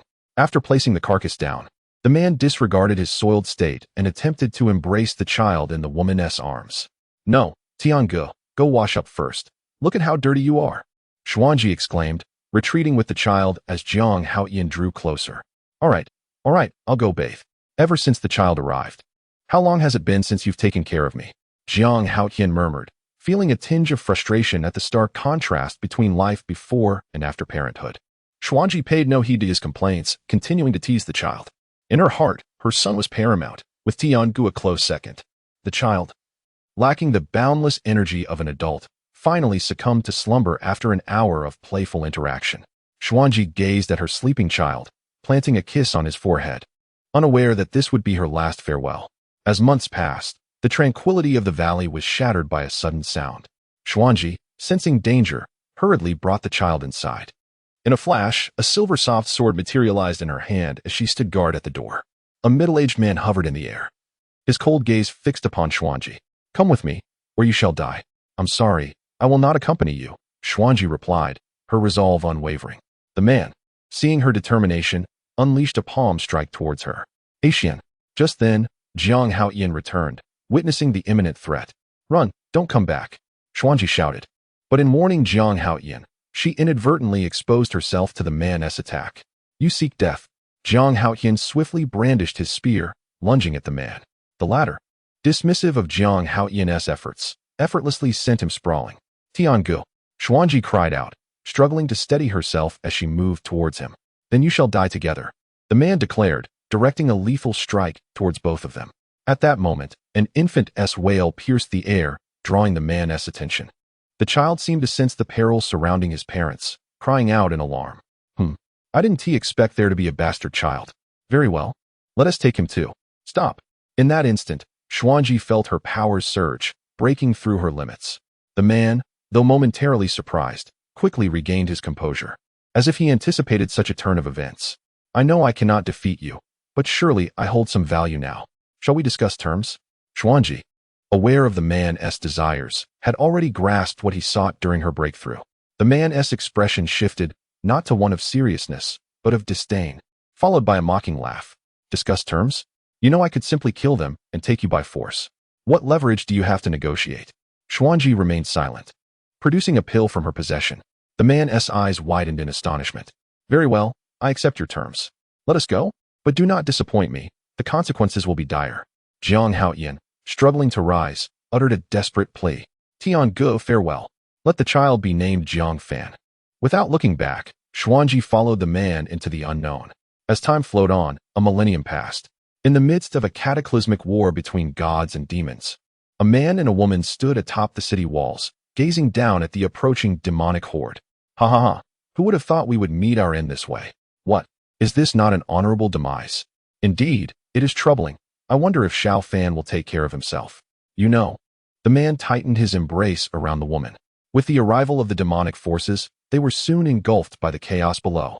In the concluding scene, beneath a flowering peach tree, a half-buried spear and soft sword marked the ground. A man approached, reclining against the tree, sipping from a flask and gazing distantly. The scene evoked a profound sense of melancholy, yet the man's face remained devoid of expression. As the film drew to a close, those present were enveloped in sorrow, lamenting the unfairness of fate. Yet among them were a few, seemingly unaffected, as though they had foreseen the events unfolding. Indeed, these were the protagonists, Xuanji and Jiang Haoyan, accompanied by their daughter-in-law. In the distance, a figure lounged in the tree, sipping wine and observing the spectacle below with a sidelong glance. Dear friends, welcome to today's screening at our zoo. We also invite you to explore our establishment, renowned as a romantic sanctuary. And Yang listened to Jian Yu's advertisement and shook his head in disbelief. What kind of promotion is that? However, witnessing the scene before him once more reshaped his perspective. The audience, without exception, expressed their intent to return, with only a few indifferent to Jian Yu's pitch, though Jian Yu had no expectation that they would all heed his words. After bidding farewell to the guests, Jian Yu instructed Yang to tidy the guest rooms, for new human employees would arrive the next day. Upon hearing this, Yang felt a surge of excitement. At last, he would not be the only human in the zoo. Yet, his dreams would soon be shattered in mere hours. Chapter 14. The Lion, Da Huang. On edge, having finished cleaning the zoo, the weary staff slumped into chairs in the conference room, minds reeling. Jian Yu, what do you want?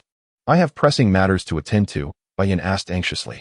The reason for his urgency was that Ruo Yu had consented to intimacy that evening, and whatever constraints she might impose afterward were irrelevant once the act was done. Oh, nothing much. Just going over tonight's earnings and introducing the new employee. New employee?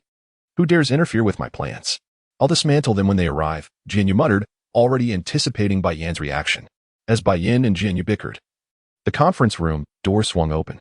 Baiyan leaped up, enraged, pointing at the figure and cursing, Damn it, you're infuriating me. I'll beat you to a pulp.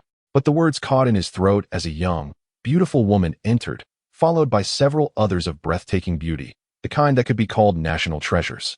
To win the favor of even one would be a blessing beyond measure. What, you want to chop someone up? The woman asked, taking the initiative. Nobody, just a mosquito. These mosquitoes are especially annoying this season. Be careful not to get bitten, Baiyan stammered, feigning a swatting motion. He wouldn't dare provoke the woman before him.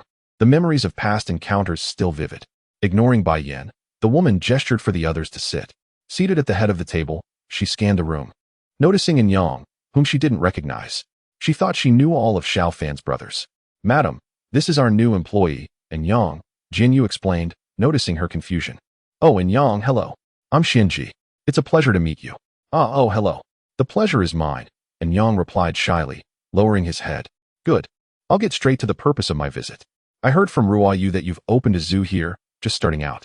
I came to have a look, and to give my daughters-in-law a pleasant outing. Everyone present nodded in agreement, except for Yang, who was bewildered. All right, I won't disturb you any longer. Let's go. Xianji said to her daughters-in-law. Jian Yu didn't try to stop them, knowing it would be futile. What are you looking at? Go back to sleep, Jian Yu snapped, inexplicably irritable. Only he knew the reason for his sour mood. The next morning, Yang carried a bucket of feed toward Da Huang's enclosure. He realized it had been a while since he'd fed Da Huang, and wondered if he was doing all right. Arriving at the enclosure, Yang found the gate ajar. Fearing a thief, he rushed inside, not so much to protect Da Huang, but to prevent the thief from becoming lion food. But what he saw inside defied all logic. And Yang rubbed his eyes, then looked again, as if time itself had stopped. There was Da Huang, trembling, squatting on the ground and playing cards with two girls. A small puddle had formed beneath him, and Yang could sense his abject terror. Squeak. And Yang pushed the gate open.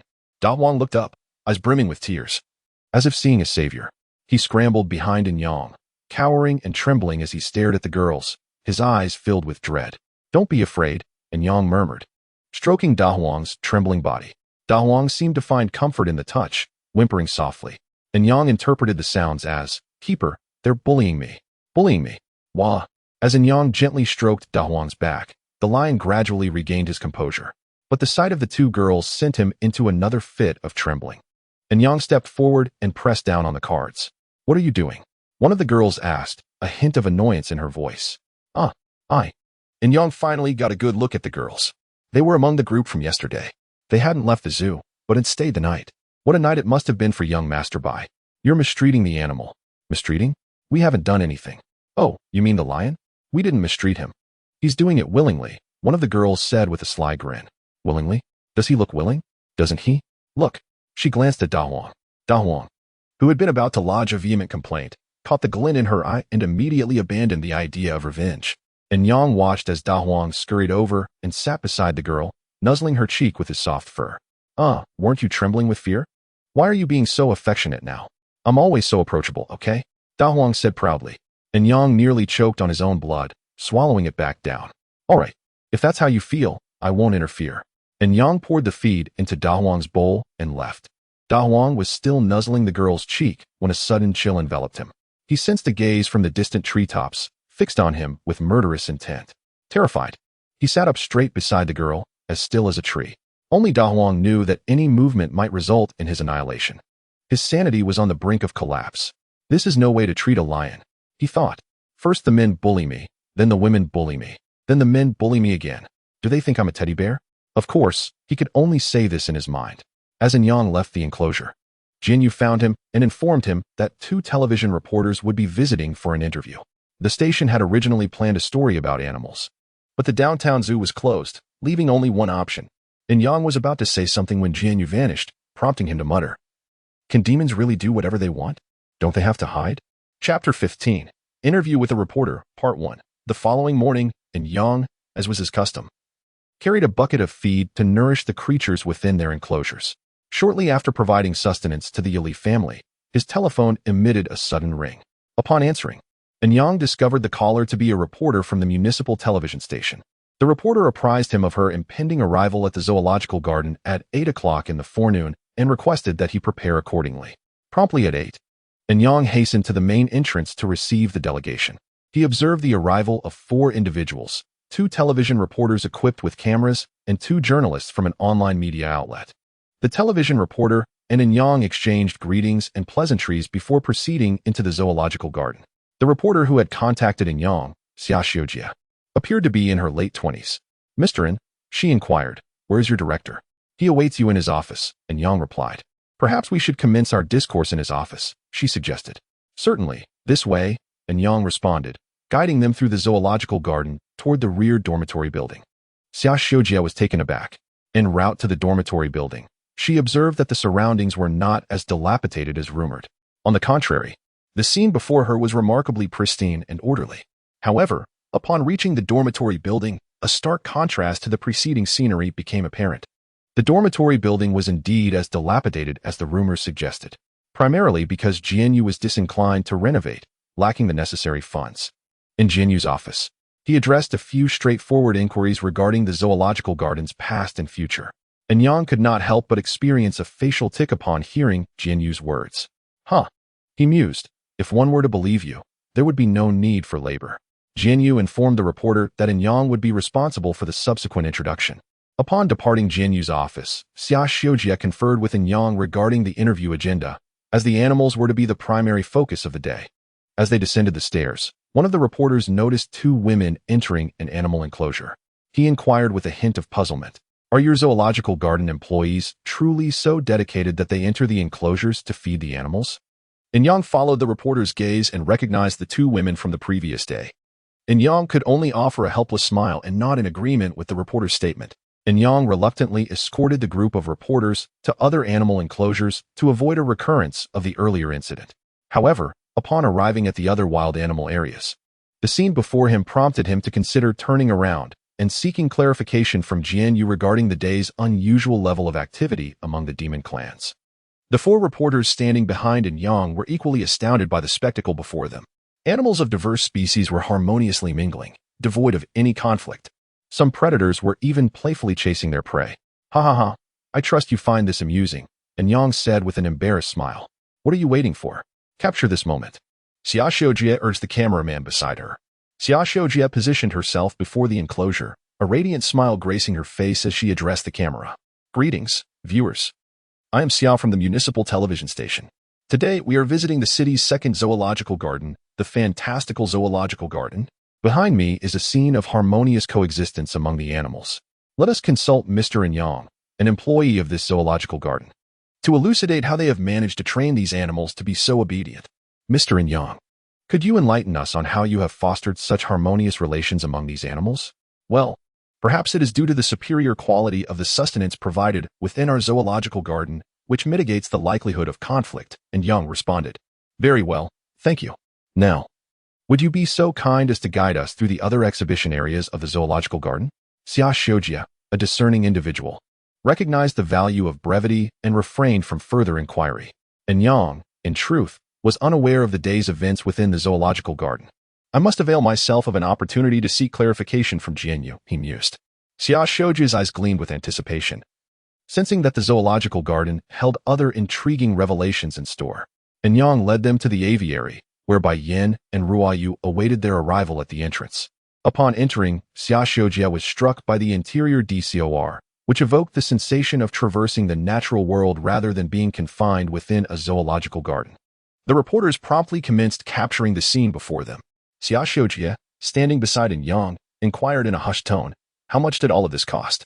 In Yang, aware that these embellishments were not part of the initial renovations, but were instead the result of Jian Yu's magical translocation of a section of forest, vaguely attributed the funding to a benevolent benefactor.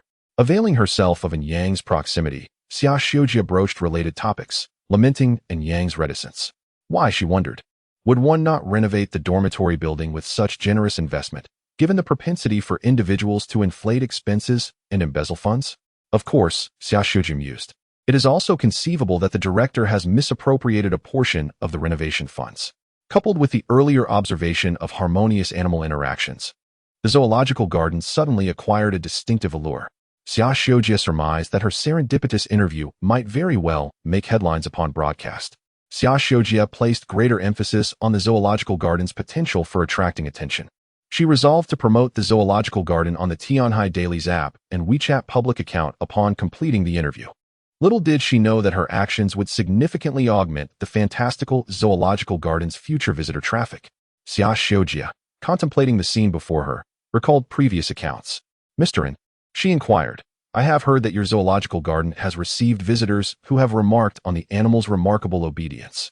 Would it be possible for us to witness this firsthand? Ms. Xia, here are disposable raincoats. Please don them, and I shall escort you to the center for a demonstration, and Yang said, distributing disposable raincoats to each individual.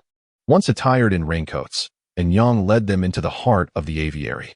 Xia Xiujie observed that birds of diverse species were intricately perched upon the branches, while mandarin ducks flitted through the foliage. Standing at the aviary's center, Xia Xiujie witnessed In Yang raise his arm, whereupon 3 birds descended and alighted upon his limb. Could I attempt this? She inquired. Certainly, In Yang replied. With In Yang's permission, the reporters likewise extended their arms, anticipating the descent of the birds. However, they soon realized that no birds were inclined to perch on their limbs. Perhaps they are wary of strangers.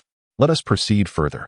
There are other fascinating sights ahead, And Yang said, offering a feeble explanation. Dejected by the absence of avian visitors, Xia Xiujie reluctantly trailed behind In Yang. Venturing deeper into the aviary, as she progressed, she noticed a small bird, of indeterminate species, alighting upon her shoulder, eliciting envy from the other reporters. Chapter 16. The Interview, Part 2. Xia Xiujie, along with 3 other journalists, followed In Yang deeper into the avian area.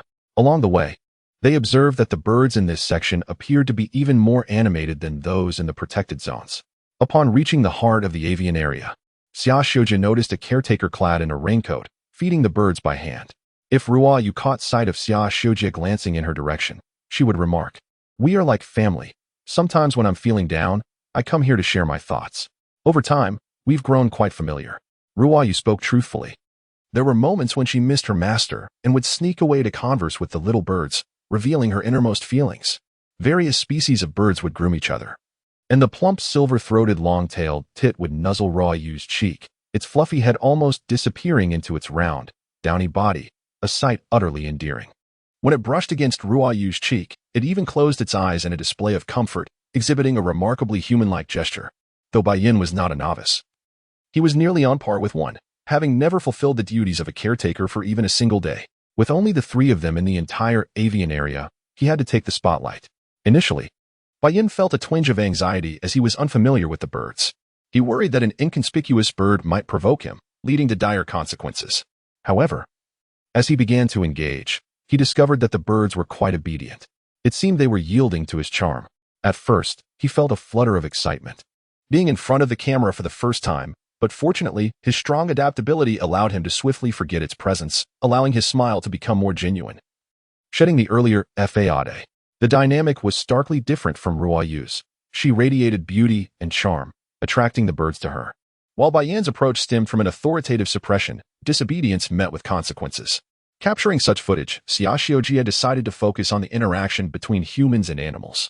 The scenes on camera were incredibly soothing, showcasing a harmonious relationship between the caretaker and the creatures. Their interactions appeared entirely voluntary, unlike in other zoos where caretakers commanded animals to engage for the sake of performance. Although Xia Xiujie and her colleagues understood that these behaviors were likely the result of rigorous training within the zoo, they couldn't help but admire the results, which were truly commendable. If they could achieve such a level of rapport, and considering the zoo director had expressed intentions to renovate the aging facility based on a commitment, was it not worthy of public admiration? In truth, Jian Yu and others were merely bored, and the director wanted to give them something to do instead of lazing about. Xia Xiujie, reluctant to see the valuable footage trimmed down to a mere half-hour, lamented, "So much excellent material, it would be a shame to cut it." Many of the clips contained scenes that could not be captured in other zoos, making her feel it was a waste to discard them. Hence, she decided to compile the footage into a compressed file to present to the zoo as a promotional video. After finishing their shooting, Xia Xiujie and the remaining journalists departed, though she had expressed a desire to film the animals as they strolled about. Before she could finish her request, Yang had already refused her. With that small regret, Xia Xiujie left the zoo. It wasn't that Yang was unwilling. The issue lay in the fact that previously, there had been someone to maintain order, preventing the creatures from acting out. Now, without anyone around, how could Yang perform? Once the journalists departed, Yang, exhausted, made his way to Jian Yu's office to report on the interview, then headed to his bedroom. "I can't take it anymore. This is beyond human endurance." As for why Yang felt this way, you understand, right? Of course, it is not as you might imagine. Xiaoyang Yang is still just a young boy. Thus, Yang fell into a deep slumber, not awakening until 5 in the afternoon. Upon tidying his attire, he noticed the previously mentioned women exuberantly standing at Jian Yu's office door. Yang couldn't help but shake his head, unsure of what to say to Jian Yu. Just as he prepared to descend the stairs, someone covered his mouth and nose from behind, and Yang suddenly felt his vision darken before he fainted. "Yang, author, you'd better explain yourself. I just woke up and you knocked me out? What does that mean? Do I not deserve any perks as the protagonist?" "Author, no. You do not deserve them." 15 minutes before Yang was incapacitated, in Jian Yu's office, the women encircled him at his desk. "Ladies, what brings you here? Shouldn't you have returned with the matriarch?" "Nothing much. We want you to arrange positions for us. We intend to work here." "Why?"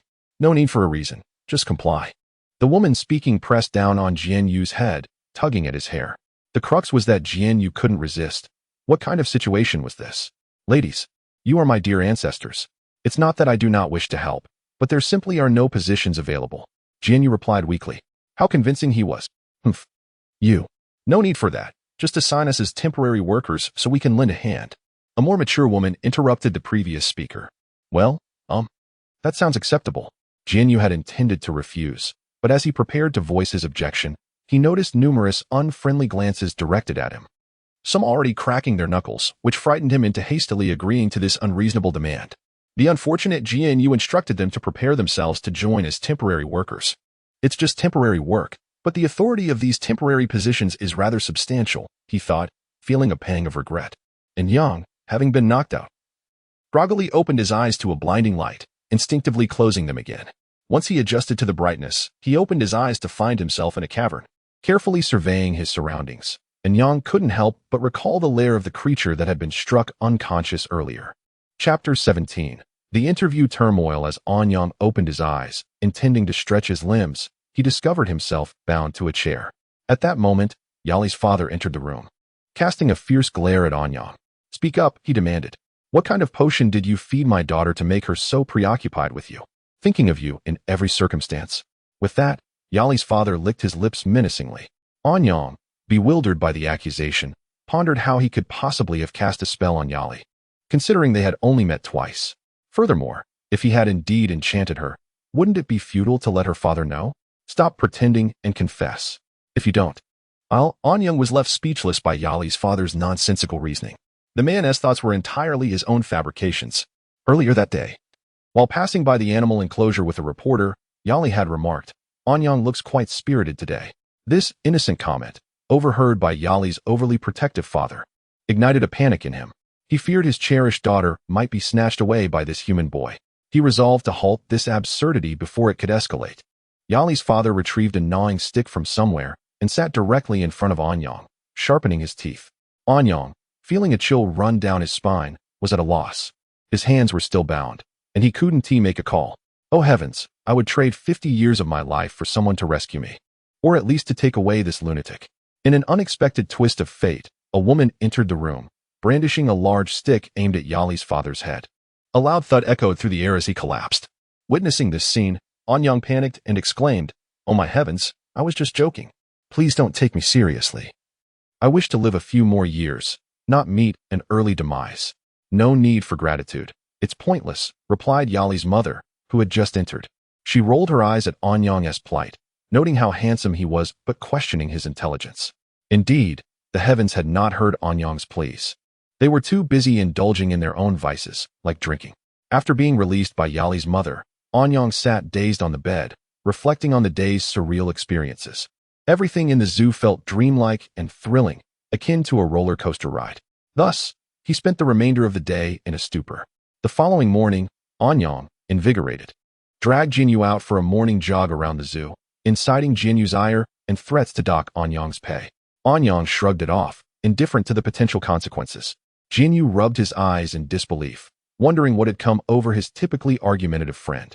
In truth, Anyang had spent the previous day contemplating his situation. If the entire zoo was conspiring against him, he would play along, allowing them to experience the sorrow of losing their beloved mascot. He had already accepted his role as the zoo's mascot. After the morning's escapades, Anyang resumed his routine, feeding the animals before settling down to watch Tianhai news. He recalled that the previous day, Xia Shoujie had informed him that an interview would air at 8 in the morning.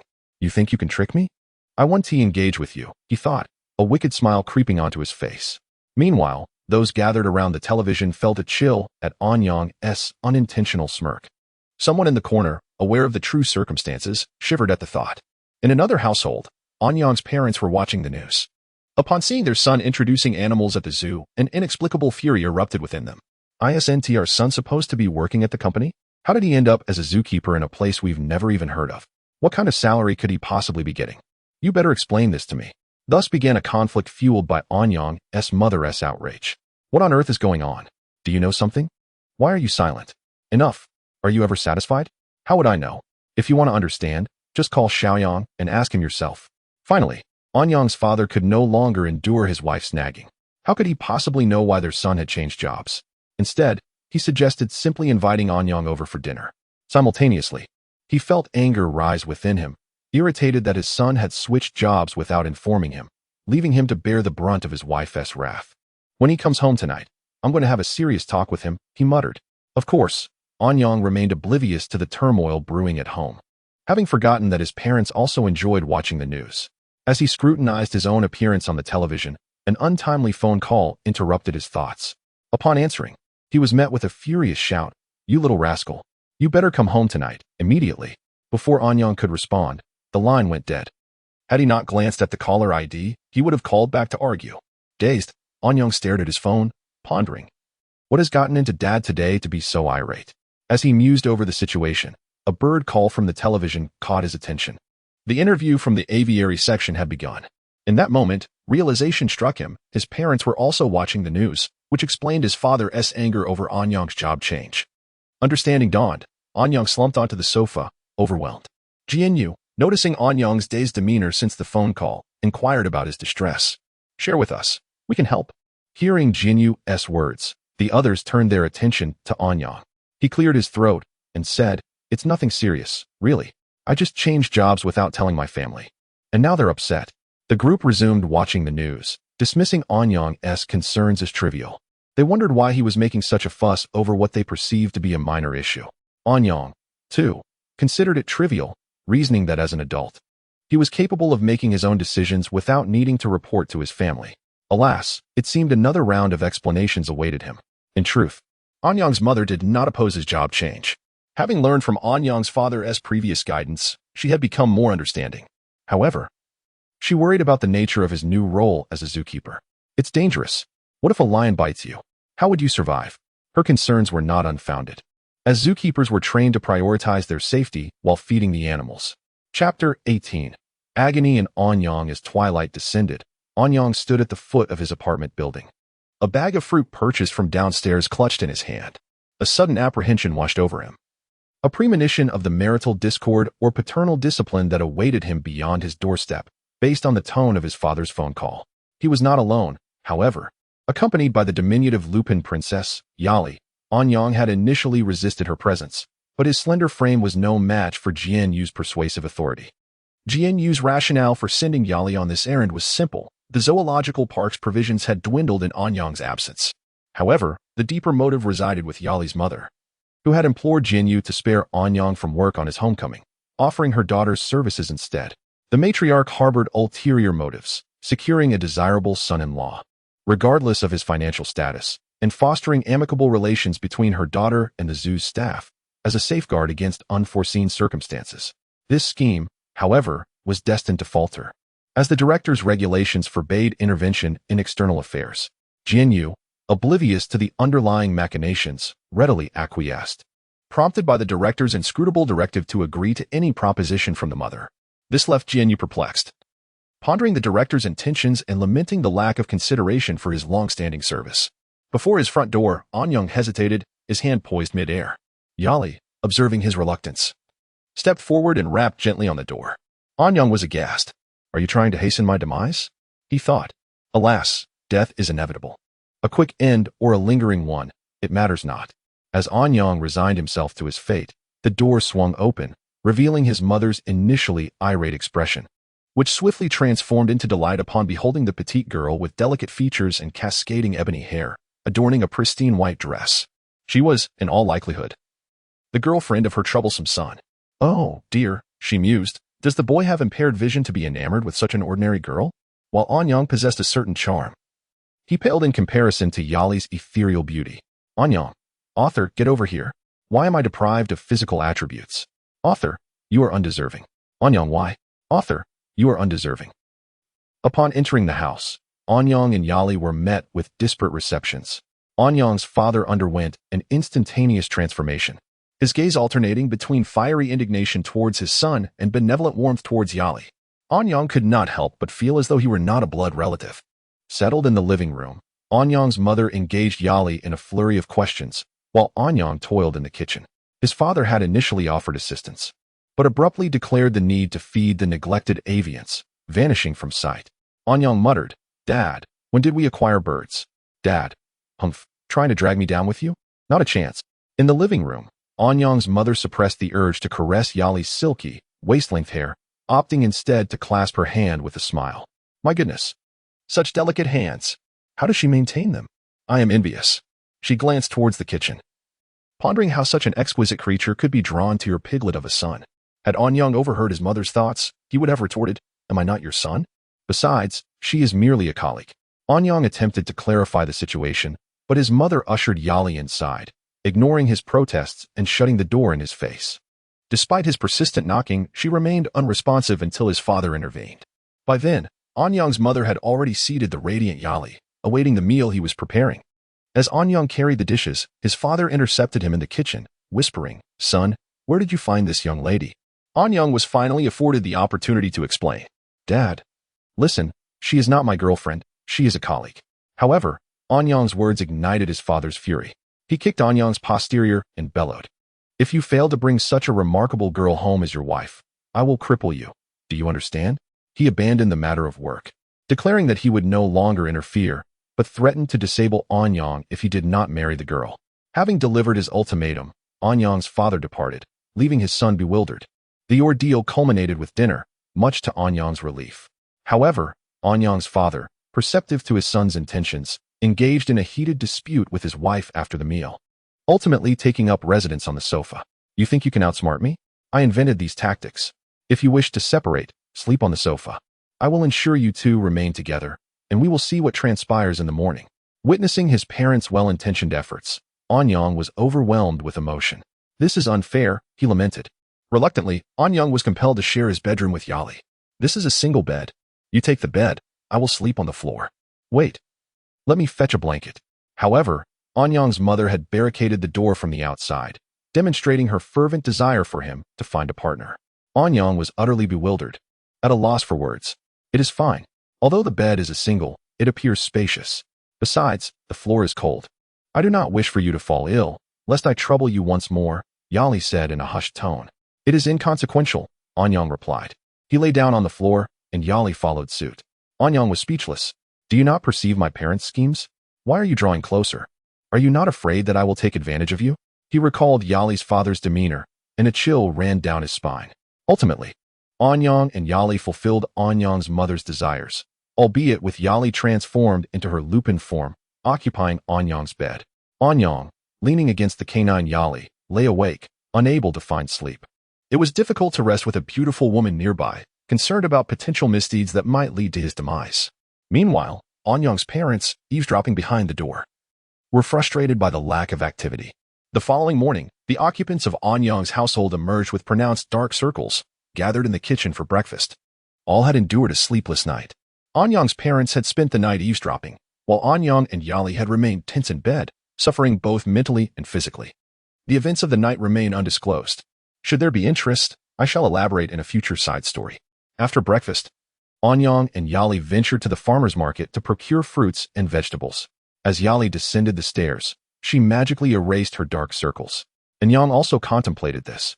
But Yali rebuffed him, asserting that the dark circles on his face were a consequence of his own nefarious thoughts, thus he deserved it. Upon hearing this, Anyang nearly spat out a mouthful of old blood but managed to swallow it back. What did she mean by my ulterior motives? She had been sleeping beside me last night. After all, she was the true instigator. Oh, the complexity of a woman's heart is as unfathomable as the depths of the ocean. Upon arriving at the farmer's market, Anyang discovered it to be far larger than he had anticipated. Eggplants, potatoes, peppers, tomatoes, pork, beef. He held no particular requirements for these ingredients. As long as they were edible, it sufficed. Regardless of the fare, Yuer could conjure delectable dishes, although some ingredients would inevitably remain unpalatable, no matter the preparation. In the market, Anyang purchased whatever caught his eye, focusing solely on freshness, moving with remarkable speed that even impressed Yali beside him. Fortunately, Yali was able to store the ingredients in her spatial inventory. Otherwise, he could only imagine the pained expression on Jianyu's face at the thought of spending so much. Despite the abundance of ingredients, the expenditure was minimal, and Yang believed that as long as the food was edible, there was no need to worry about variety. After all, Bird Lord had once mentioned that Jianyu had feasted on roasted eggplants with other demon creatures for 6 months without growing weary, until Yuer decided to change the menu. Moreover, Yang understood that any ingredient would suffice as long as it was affordable. In truth, Jianyu greatly valued Yang's talent for shopping, as acquiring the best items for the least amount of money was indeed the correct path. This resonated with his own principles. When Yang and the others returned to the zoo, he instructed Yali to hand the ingredients directly to Yuer without letting Jianyu see them. He knew Jianyu would surely question why he had purchased such items and how much they cost. And Yang had grown accustomed to this. But it was Yali's first time, and she might face harsh criticism, as maintaining a good image was essential. After changing out of his work clothes and preparing to feed the animals, Enyang was notified by Jianyu that a meeting would commence shortly and all personnel were to be present. Enyang nodded in acknowledgement and hurried to feed the animals. In fact, only 4 or 5 animals required feeding at the zoo, as the rest were demon creatures that would forage at night. Jianyu had already informed them that as long as they adhered to the rules, they were free to do as they pleased. However, any violations would not be tolerated. In the meeting room, Enyang sat in a chair, idly playing on his phone while waiting for Jianyu's arrival. Alas, he was always the last to arrive. Could he not come in a few minutes earlier? The sooner they started, the sooner they could conclude, especially with so many tasks at hand, Enyang lamented to himself. Just as the group was discussing the agenda for the day's meeting, the doors swung open and Jianyu entered, clad in work attire, followed by several women. Upon closer inspection, Enyang recognized them as the same women from before. Jianyu took a seat and addressed everyone, stating, "Today, I wish to announce that our zoo will soon thrive, and we will undoubtedly need more hands on deck. Thus, I have hired a few new employees to assist us.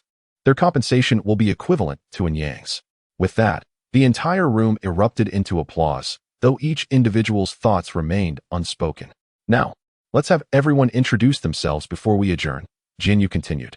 "Hello everyone, I am Bai Ao Shui, pleased to meet you all.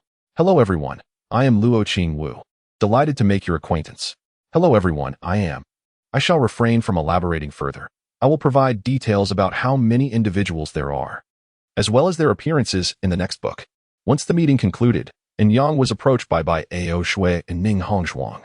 They pulled him aside, and Bai Ao Shui informed him that if the zoo wished to prosper, it must effectively advertise itself, setting aside the tourists attracted by previous promotions. They needed to draw visitors to the zoo's entrance moving forward. Funding was a significant issue, and they aimed to economize. So expenditures must be strategically allocated towards online promotions and activities. They could also document the zoo's circumstances over the coming week, seek out writers to craft articles, and publish them online, encouraging shares and likes to accumulate free tickets. As for the funding issue, she suggested seeking Jianyu's approval for financial support. Enyang initially intended to leave, but Bai Ao Shui's words possessed an irresistible allure, compelling him to stay. Upon her conclusion, Enyang suddenly perceived that this woman was not merely an employee, but rather the de facto director of the zoo. At that moment, Enyang felt bewildered, nodding in a daze to acknowledge Bai Ao Shui's remarks. When Enyang regained his bearings, he found himself seated across from Jianyu in his office. Recounting the earlier events, his expression bore the mark of shock. Jianyu, leisurely sipping from his cup of health tonic, listened intently to Enyang's account. "Do not fret." Jianyu chuckled lightly. "Allow me to explain.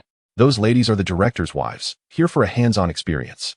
Thus, while you may disregard most comments, their words are to be heeded, particularly those of Bai Ao Shui and Ning Hongzhuang. The others may be evaluated case by case. Moreover, do not provoke them. You may find yourself in dire straits without even realizing it. And remember, I am not the director. I merely serve as a proxy." Upon hearing Jianyu's explanation, Enyang experienced a moment of clarity, understanding why they had tasked him with so many responsibilities. The entire zoo belonged to them, and when they demanded funds, how could he resist? Alas, he was the sole mortal amidst this realm. In that moment, regretful tears welled in Enyang's heart. Chapter 20, Grand Opening, Part 1, Poetry. "I tell you, we're going somewhere today where good things will happen, I promise." Zhang Chong, tugging Ing Shir, who had just applied her lipstick, hurried out the door. "What are you doing? Why the rush? You'll see when we get there." In the car, Ing Shir nestled against Zhang Chong's arm, awaiting their destination. She was perplexed by Zhang Chong's behavior, which had been erratic since the night before. Despite her scheduled work at the store, Zhang Chong had hidden the store keys that morning, leading to a heated argument. Ultimately, Zhang Chong had forcefully brought her along. "Oh well, hopefully. Something good will indeed come of this," she mused. The story began 2 days prior. Early in the morning, Enyang had created a website dedicated to the zoo's daily activities and included details about the aforementioned event. Initially, visitors were skeptical of the event's authenticity. However, when a user posted a winning electronic ticket on an online forum, it triggered a frenzy of shares and likes. Soon, a second winner emerged, followed by a third. Zhang Chong was among these winners. Upon realizing that the zoo was located in the suburbs of Tianhai City, while he was in the city center, he thought, the distance isn't too far. If it's legitimate, I can seize this opportunity to propose. All right, I'll scout the location tomorrow. Having seen the news report that day, Zhang Chang decided to visit the zoo, familiarize himself with the setting, and prepare for the proposal to his girlfriend, who had been with him for so long. The day after receiving the electronic ticket, Zhang Chang informed Ing Shishir that he had errands to run and would not be at the store. Zhang Chang took a bus to the zoo's entrance. He gazed at the zoo's gate decorations, questioning, is this really as the news described? Hello, can I assist you with anything? And Yang, carrying a trash bag, approached Zhang Chang, who was standing there in contemplation. Ah, hello. May I come in for a look? Sir, we are officially opening tomorrow. If you wish to visit, please come tomorrow. No, I want an electronic ticket to your zoo. But I want to take a quick look beforehand. After all, I'm bringing my girlfriend here tomorrow to propose to her, so I'd like to see the venue first. Oh, all right. Let me ask our director. Please wait here. And Yang turned and headed toward Jinyu's office. Upon arriving, he found Jinyu absent, with Gongsun Jinwu sitting in the chair, sipping tea and watching a movie. Is there something you need? Yes. Someone outside wants to come in for a tour to find a suitable spot for a proposal. Oh, sure, let him in. He'll see it eventually anyway. If he enjoys the visit, it could generate more publicity. I'll be on my way then. And Yang turned and left the office, feeling sorry for Jinyu. Since the director's wife had arrived, Jinyu seemed to have been banished from his office and was burdened with all the dirty work, yet he remained uncomplaining. And Yang suspected that Jinyu must have offended the director's wife to be treated so poorly. Upon returning to the entrance, Yang led Zhang Chang into the zoo. As they walked through the zoo, Zhang Chang observed that it didn't quite match the news reports. Is there any difference between this and a regular zoo? He wondered. It seems my proposal plans are foiled. I'll have to take Shishir somewhere else tomorrow. And Yang guided Zhang Chang to the aviary. Zhang Chang noticed that the birds in the aviary were very obedient and unafraid of strangers. May I borrow one of your animal costumes tomorrow? Oh, our animal costumes are available for rent at a reasonable price. There's a deposit of 50, which will be refunded if the costume is returned undamaged within the allotted time.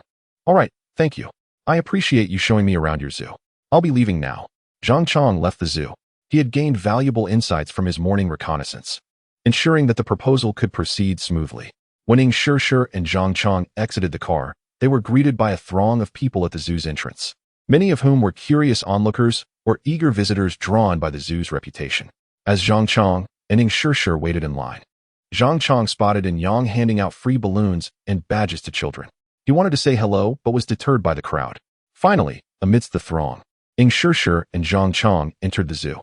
To their astonishment, hundreds of birds soared through the sky, occasionally landing on the shoulders of children wearing badges, gently nuzzling their faces with their fluffy heads, causing the children to giggle with delight. They were already captivated by the carnivore enclosure. Zhang Chang wondered if there would be more surprises in store. Should he begin now? Zhang Chang, let's rest over there. I'm a little tired. And tell me, how old are we? Why are we even at the zoo? How much money is this costing? You never appreciate things. I'm embarrassed to say anything. In Ing Shishir's mind, Zhang Chang was not one to squander money, but this time he had spent money to come to the zoo. Although she wanted to come, it was still too wasteful. Instead of replying, Zhang Chang told Ing Shishir that he was going to the restroom. He had spotted the animal costume rental place earlier and decided to seize the moment for some fun and relaxation. After a long wait, Ing Shishir remained seated on the bench, looking around for Zhang Chang. To her surprise, instead of Zhang Chang, a person in a lion costume approached her, holding flowers. Ing Shishir was puzzled, looking around, afraid of obstructing someone's path. But no matter how she moved, the lion followed her. Unable to evade him, she asked, "Hello, do we know each other?" The lion remained silent, placing the roses in Ing Shishir's hands and kneeling on one knee, sincerely saying, "Beautiful and virtuous Miss Ing Shishir, would you do me the honor of becoming my wife?" Without a doubt, Ing Shishir knew who the man in the lion costume was. Overcome with emotion, she could only manage a tearful idyll. The surrounding onlookers applauded the couple. Chapter 21. Formal Opening Part 2. Zhang Chang's proposal elevated the zoo's popularity to unprecedented heights. Whether genuine or not, proposing at the zoo earned him accolades. As the crowd dispersed after witnessing Zhang Chang's proposal, a child noticed something peculiar and exclaimed, "Mom, look! The monkeys over there are making heart shapes." Intrigued, many visitors turned to observe the monkeys. They anticipated a train display orchestrated by a zookeeper. But there was no caretaker present, nor any staff maintaining order. The monkeys were acting of their own volition, leading visitors to believe they were congratulating the newly engaged couple. The monkeys playfully interacted with the visitors from the branches of the trees. Given their reputation for cleverness, No one suspected anything amiss. However, these were not ordinary monkeys but rather members of the demon race, far more intelligent than their mundane counterparts. They possessed human-like reasoning abilities, understanding the advantages and disadvantages of their actions. They particularly targeted young women, directing heart gestures towards them as if they were adoring fans. The more the visitors applauded, the more enthusiastic the monkeys became. Although this behavior was primarily exhibited by the more roguish members of the troupe, the visitors reciprocated by making heart shapes at the monkeys, encouraging them to mimic various gestures. The most popular were the juvenile monkeys. Despite their advanced age, they were still considered newborns within their community. Their golden fur was soft and lustrous, their bodies diminutive, and their eyes large and luminous, held in their mother's arms. They would occasionally make heart gestures at the visitors or play with their tails, mimicking the facial expressions of the children outside, which was undeniably endearing. The visitors were captivated by their charm.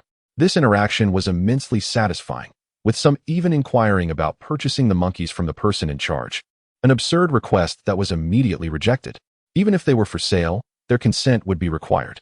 As evening approached, the zoo staff finally had the opportunity to rest, gathering around a table to celebrate the successful opening with beer.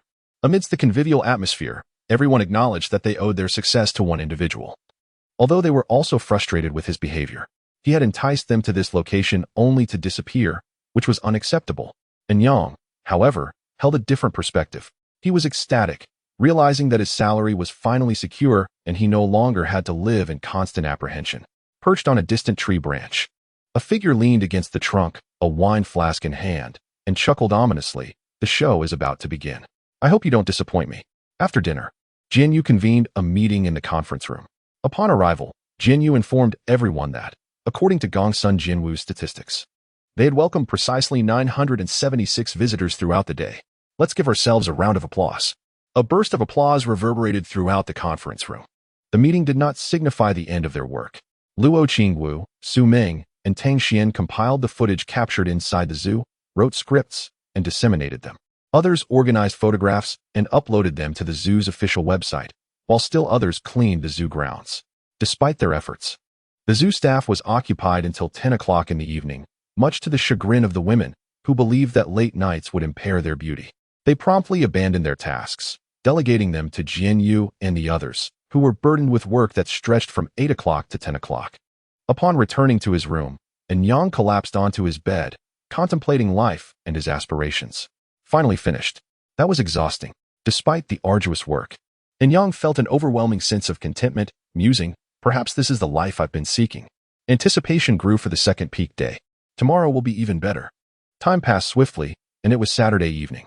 The social media feeds of everyone in Tianhai City were inundated with photographs of the animals at the Enchanted Zoo. In this era of self-media, everyone could serve as a promotional platform.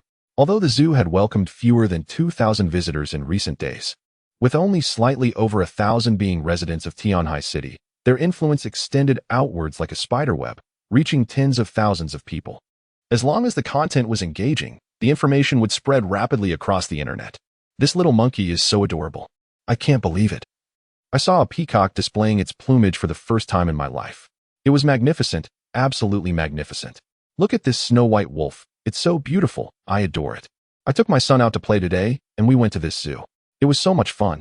On the way back, my son was glued to the car window, gazing at the zoo as we drove away, with a wistful expression. Yes, the children adore this place and are reluctant to leave. We had to tell them that the zoo was closing before they would agree to go. Parents shared photographs of their children interacting with the animals or attending animal shows. Some children, who possessed their own mobile phones, posted pictures of themselves with the animals or the scenes they had captured. Others praised the staff who maintained order at the zoo. The employees of the zoo were not the only ones monitoring these posts. In a villa in Tianhai City, Qin Huanxue observed the images on her mobile phone. Her social media feed, like everyone else's, was filled with praise for the Enchanted Zoo. A slight smile graced Qin Huanxue's lips, bestowing upon her an ethereal beauty. Anyone present would have been astonished by the sight. The Ice Queen was smiling. Qin Huanxue closed her social media feed and called her assistant. Please reserve 2 tickets for the Enchanted Zoo. We will visit tomorrow and assess whether they require investors. Understood. Qin Huanxue hung up the phone and went to take a bath. In another villa, a man listened to a recording on his computer and sneered, Qin Huanxue. Neither you nor the Qin family will escape my grasp. Purchase 5 tickets for the Enchanted Zoo. I will need them. The man instructed his subordinate before resuming his amorous activities with the woman in his arms. Chapter 22. Jiang Fan's News, Part 1. The following morning. Yang stood at the zoo's entrance, wielding a mop as he cleaned the gate. An Audi TT pulled up in front of him, and 2 women emerged from the vehicle. Yang recognized one of them as the young woman from before. What is she doing here? He wondered. Hello. Is the zoo open yet? Chishu inquired. No, we open at 8 o'clock. It's still 10 minutes until opening time. You can wait here or return later. Very well. We will wait here. A few minutes won't matter. Chishu was about to say something when Qin Huanxue interrupted her. Qin Huanxue and Chishu waited in the car for approximately 10 minutes. Upon arriving at the ticket gate, Yang punched their tickets and allowed them to enter the zoo. Upon entering the zoo, Qin Huanxue was perplexed by the scene before her. The reality did not align with the magical depictions she had read. It's not surprising, as this was only Qin Huanxue's second visit to the zoo in her entire life. Relying on childhood memories, she embarked on a tour. Although she had visited before at night, the zoo wasn't as ornately decorated as it was now. And it was quite late, so she didn't pay much attention. When the 2 arrived at the monkey enclosure shown in the photos, the simians approached, extending their hands and forming heart shapes. Chishu, about to capture the scene with her phone, reconsidered and put it away. Today was open to whim, with only one mission at hand. While observing the monkeys, Qin Huanxue inadvertently noticed Chishu's action. Since the primary goal was sightseeing, capturing some photos for reference wouldn't hurt. Yes, that was it. Qin Huanxue justified it to herself, allowing herself to relax. Chishu was taken aback by Qin Huanxue's suggestion, as her old classmate was typically work-centric, with everything else secondary. However, today was an anomaly. It seemed the last was genuinely weary. Very well, Chishu thought. I shall indulge your whims for a day. With that, she formulated a plan. Unbeknownst to Qin Huanxue, Chishu's thoughts were elsewhere. Lost in the moment, Qin Huanxue intently watched a baby monkey nestled against its mother, playfully making faces at other youngsters. The sight was utterly endearing. Ah shua, let's go see the lions. I've heard the lions at this zoo are remarkably intelligent. Hurry. Before Qin Huanxue could respond, Chishu had already dragged her to the lion's enclosure. Chishu was no longer reserved. She was now a maverick. The lion Dahuang lay in its enclosure, its eyelids fluttering as if it were asleep. Having just finished the food Yang had provided, it intended to luxuriate in a nap. However, it was jolted awake by Chishu's voice. Just as it was about to roar at the 2 women to assert its authority, Dahuang detected a familiar scent. A chill enveloped the lion, causing its usually sleek fur to bristle like a hedgehog's. It was him. How could this girl exude such a potent aura of that man? Only his consorts could compare. Could she be one of them? No, the scent was concealed. It seemed the Great One wished to remain incognito. I must perform well, it thought, and strive to further enlighten one of my organs. Previously, when the figure had first descended upon Earth, he encountered Dahuang, who was in the midst of hunting. Seeing an opportunity to augment its meal, Dahuang lunged at the figure. The outcome was predictable. Dahuang was subdued. The figure, observing the lion at its feet, discerned some potential use and enlightened Dahuang's nose, tasking it with locating certain items to spare himself the effort. Dahuang's enlightened nose surpassed even by Yan's olfactory senses. Of course, this was known only to Dahuang and the figure. The previously enraged Dahuang instantly transformed into an obedient feline, striking various poses and desperately trying to ingratiate itself with Qin Huanxue. Chishu was in stitches, while Qin Huanxue merely covered her mouth with her hand. However, this gesture proved disastrous for the oblivious Dahuang, who misinterpreted it as displeasure and redoubled its efforts until Qin Huanxue and Chishu departed. Dahuang then collapsed on the ground, motionless, prompting subsequent visitors to inquire within Yang whether the zoo's lion had died. Yang was at a loss for words, unable to explain that it had exhausted itself trying to please someone. Naturally, no one would believe such a tale, but that is a story for another time. After visiting the lions, Qin Huanxue and Chishu proceeded to the aviary. Upon entering, Qin Huanxue was transported back to her childhood. While she had been happy in her youth, she had been ostracized by her father and grandfather since that incident. A tear trickled down Qin Huanxue's cheek. Of course, no one noticed. As they strolled along the tranquil forest path, Qin Huanxue felt her spirits lift. For a moment, she felt detached from the world. While she was in this relaxed state, a wisp of white smoke entered her body. Qin Huanxue didn't perceive anything amiss. The crucial point is that Qin Huanxue noticed nothing. At that moment, a figure flitted through the darkness in the distance. as if it were all a natural occurrence. By the time the two emerged from the aviary, it was already 10 in the morning. Even Qin Huanxue, who was usually so conscious of time, hadn't realized how swiftly it had passed. As the two marveled at how quickly time had flown, a figure Qin Huanxue loathed approached them. Qi Shu, spotting him, immediately shielded Qin Huanxue. "Oh, little Shui, long time no see. Do you miss your brother, son? If you do, brother Sun will make you feel good." Sun Wanwan pushed Qi Shu aside and grabbed Qin Huanxue's chin. "Get lost." Qin Huanxue slapped Sun Wanquan's hand away and tried to leave with Qi Shu. But the young master wouldn't allow it. At Sun Wanquan's signal, the bodyguards blocked Qin Huanxue's path. "What do you want?" "Nothing. As my fiancé, you're so unwelcoming. Should I take you back so you'll acknowledge me?" "You." Qin Huanxue was at a loss for words. She had barely escaped. "What's wrong?" "It's not right for so many people to surround two girls." At that moment, Yang approached. Seeing the situation, he stepped forward to shield Qin Huanxue and Qi Shu. "Who are you, kid? Meddling in my affairs. Kill him." At Sun Wanquan's command, the bodyguards knocked Yang to the ground. These bodyguards were an insurmountable obstacle for ordinary people, and Yang was just that. "Enough. I'll go with you." "Let them go. They have nothing to do with this." Seeing this, Qin Huanxue agreed to Sun Wanquan's terms. "Humph. You should have been this sensible sooner." Sun Wanwan gestured for the bodyguards to stop. He then led Qin Huanxue toward the zoo's entrance. But how could they leave the strictly regulated zoo after causing trouble? To put it another way, assaulting a zoo employee and expecting to leave? Did they not know that everyone in the zoo was fiercely protective? Who did they learn that from? We'll never know. Chapter 23, Jiang Fan's News, Part 2. Just as Sun Wanwan was gloating, his bodyguards were all knocked down by a beam of light. A man in a zoo uniform stood on a bodyguard's body, smiling at Sun Wanquan. "Hey, buddy, what are you looking at?" "You." Sun Wanwan was stunned. His bodyguards were all on the ground, seemingly dead. Regardless of whether they were ordinary people or cultivators, the man before him had silently appeared and defeated his bodyguards. This was at his grandfather's level, wasn't it?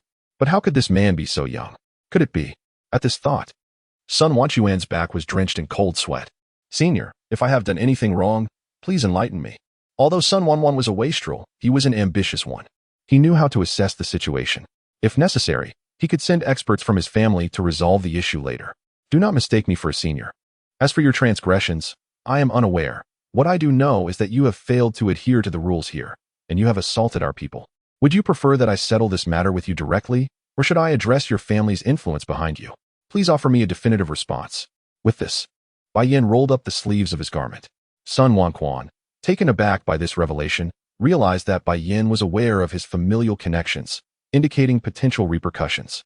"Senior, my actions against your men were indeed a fault of mine. Here, I extend my sincerest apologies to you and the injured brothers.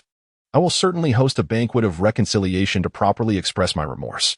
"Very well. If you wish to leave, do so at your own discretion. Then I thank you." "Senior."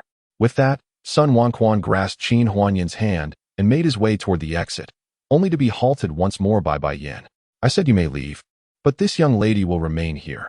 After all, this is not a place of free passage. It is only fitting that you leave something behind. Wouldn't you agree?" "Of course, I have been presumptuous. I shall take my leave now." Sun Wanquan released his hold on Qin Huanyan and swiftly exited, muttering under his breath. "As long as the Green Mountains remain, I need not fear the absence of firewood. Once I return to my family, I shall make you pay for this indignity. After all, what is one woman? Easily replaceable. Besides, what does it matter if I give her up? You shall see the consequences of provoking me." Bai Yin observed Sun Wanquan's hasty retreat with a knowing smile, recalling his own past actions that mirrored those thoughts.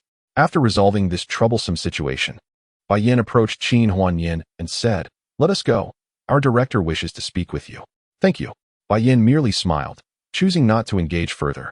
Upon arriving at Jian Yu's office, they found Yang had already been escorted by Li and Qi Shu to the infirmary for treatment. Although Li desired to use magic for healing, she refrained, considering Qi Shu's ordinary status, and instead offered a moment of silence for Yang. In Jian Yu's office, Bai Ao Shui sat confidently in the director's chair, observing Qin Huanyan, while others stood around, leaving her with a sense of having escaped one danger only to encounter another. "Do not feel apprehensive. Consider yourself at home. Allow me to introduce myself. I am Bai Ao Shui, the acting director of this zoo." Meanwhile, Jian Yu lamented in the restroom, pondering the absurdity of everyone being an acting director. He pulled a packet of salt from his pocket and hurled it to the ground before departing. Hello, I am Qin Huanyan. May I inquire what you wish to discuss? I just heard from Bai Yin that the individual who escorted you is from the Sun family of a reclusive clan. If I am not mistaken, you must be the eldest daughter of the Qin family. Please do not misunderstand. I harbor no intentions regarding the Qin family. I simply wish to ask you about certain matters, though you have every right to refuse. Very well, since you are aware of my lineage. What further secrets could there be? I seek information regarding an individual. Can you assist me? Who? Bai Ao Shui slid a photograph across the table. Qin Huanyan picked it up, only to have it suddenly catch fire. Startled, she dropped it, watching as it turned to ashes. The onlookers rushed forward to see what had transpired, but Bai Ao Shui raised her hand, signaling for them to sit as she explained, when Jiang Fan departed. All his belongings were incinerated for reasons unknown. This photograph was discovered among his resources, along with a bamboo slip containing preservation techniques. I intended to share it with everyone, but it too was destroyed. Since the photograph is no longer available for viewing, Miss Qin, I shall not detain you further. That is fine. I shall take my leave. Just as Qin Huanyan attempted to rise, Bai Ao Shui noticed a familiar necklace around her neck and called her back. May I take a look at that necklace? Certainly. Qin Huanyan removed the necklace and handed it to Bai Ao Shui. Upon seeing it, Bai Ao Shui was taken aback, lost in memories. Ha, Ao Shui. Look at this necklace I made for you. Isn't it beautiful? Let me put it on you. Jiang Fan had adorned her neck with the necklace, his joy surpassing even her own that day, inciting envy among his friends. Noticing Bai Ao Shui's moment of distraction, Qin Huanyan gently nudged her. I apologize, but may I ask where you acquired this necklace? It holds great significance for us. Bai Ao Shui, now excited, grasped Qin Huanyan's hand. Please, do tell. Do not be too excited. I received this necklace when I was 7. I had lost my way in the forest when a hunchbacked man in tattered clothing appeared and guided me out. Before departing, he placed this necklace around my neck, stating that it had once saved my life. The group exchanged glances, realizing the implications of her words. Surely, anything gifted by that man must hold some protective virtue. Did he utter anything before leaving?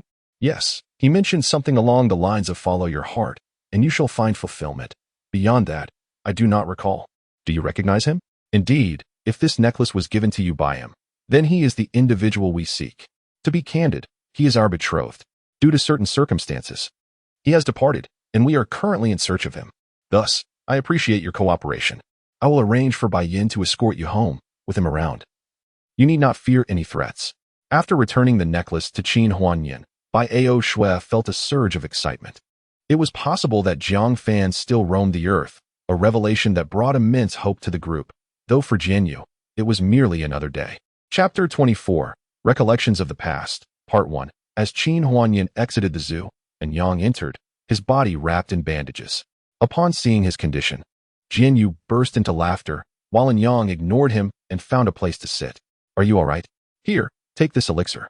It will aid your recovery and bolster your strength. Bai Ao Shui offered a small vial, explaining its benefits. No, thank you. I have no interest in such things. And Yang rejected her offer, preferring to focus on living in the moment. Bai Ao Shui respected his decision, understanding that each individual follows their own fate, and forcing one's will could lead to dire consequences. Once everyone had gathered, Bai Ao Shui announced, as you are all present, I have 2 announcements. First, in Yang, you shall have a week off. Your duties will be managed by Jianyu. I noticed the rapport between you two is quite strong, so I trust you will not refuse. No, I will not. Jianyu felt overwhelmed, questioning how she had discerned their relationship.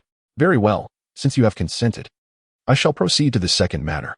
I heard from Ruayu that the zoo invites individuals from reclusive families to watch films every other Friday night. Therefore, we shall exchange tickets for the information we desire, and we can also present them with small gifts. I believe you all understand the type of information we seek. Bird Lord, could you please visit the spirit realm? Certainly. I shall depart at once. All right, let's adjourn this meeting. Anyone with concerns can approach me later. Oh, and in Yang, please collect a month's salary from Gongsun as compensation for your workplace injury. After everyone had left the room, a man with tattered clothes sat down. The burnt photograph had been restored in his hands. With Yali's support, and Yang sat at the entrance of the zoo, watching the visitors. He mused, this kind of life is truly wonderful. I'll retire here and enjoy my twilight years. Yali, standing beside him, was taken aback. You're working here. Do you really think they'll let you retire? That's wishful thinking. Alas, I've been at this zoo for a century. I wonder when I'll be able to venture out and behold the magnificent landscapes of the world. By the way, and Yang, what are your aspirations? My aspiration is simply to earn enough money to buy my own house and live a blissful, ordinary life. That's wonderful. I envy you ordinary people. Unlike me, I can't even choose my own husband. Yili gave a wry smile. Huh. Arranged marriages still exist? What's the law for? Law? Huh. Let me tell you. Rules are set by the powerful. My father lacks the ability to change things, so he brought me here to seek refuge. I understand. Why don't you just leave your family? Leaving isn't as easy as it sounds. If you leave, the family will hunt you down and bring you back for punishment. The punishments are horrific. Few survive. Of course, there are exceptions for geniuses favored by the family, who are spared. Isn't your current situation quite good? Helping out every day seems nice. Yes, but I wonder how long this will last. By the way, why did you refuse that elixir today? Those people always offer peerless elixirs, which would fetch a high price if sold. I think being ordinary is fine, carefree, and at ease. What's so good about it? Can ordinary people achieve immortality or soar through the skies? Immortality is just an illusion. Even if obtained, it would only lead to a solitary existence. By the way, did you say that elixir was very valuable? Yes, it's priceless in your common currency, an elixir for longevity. Damn, I missed out. Didn't you say you wouldn't take it? Yes, I won't take it, but I'll sell it. You're wasting a treasure.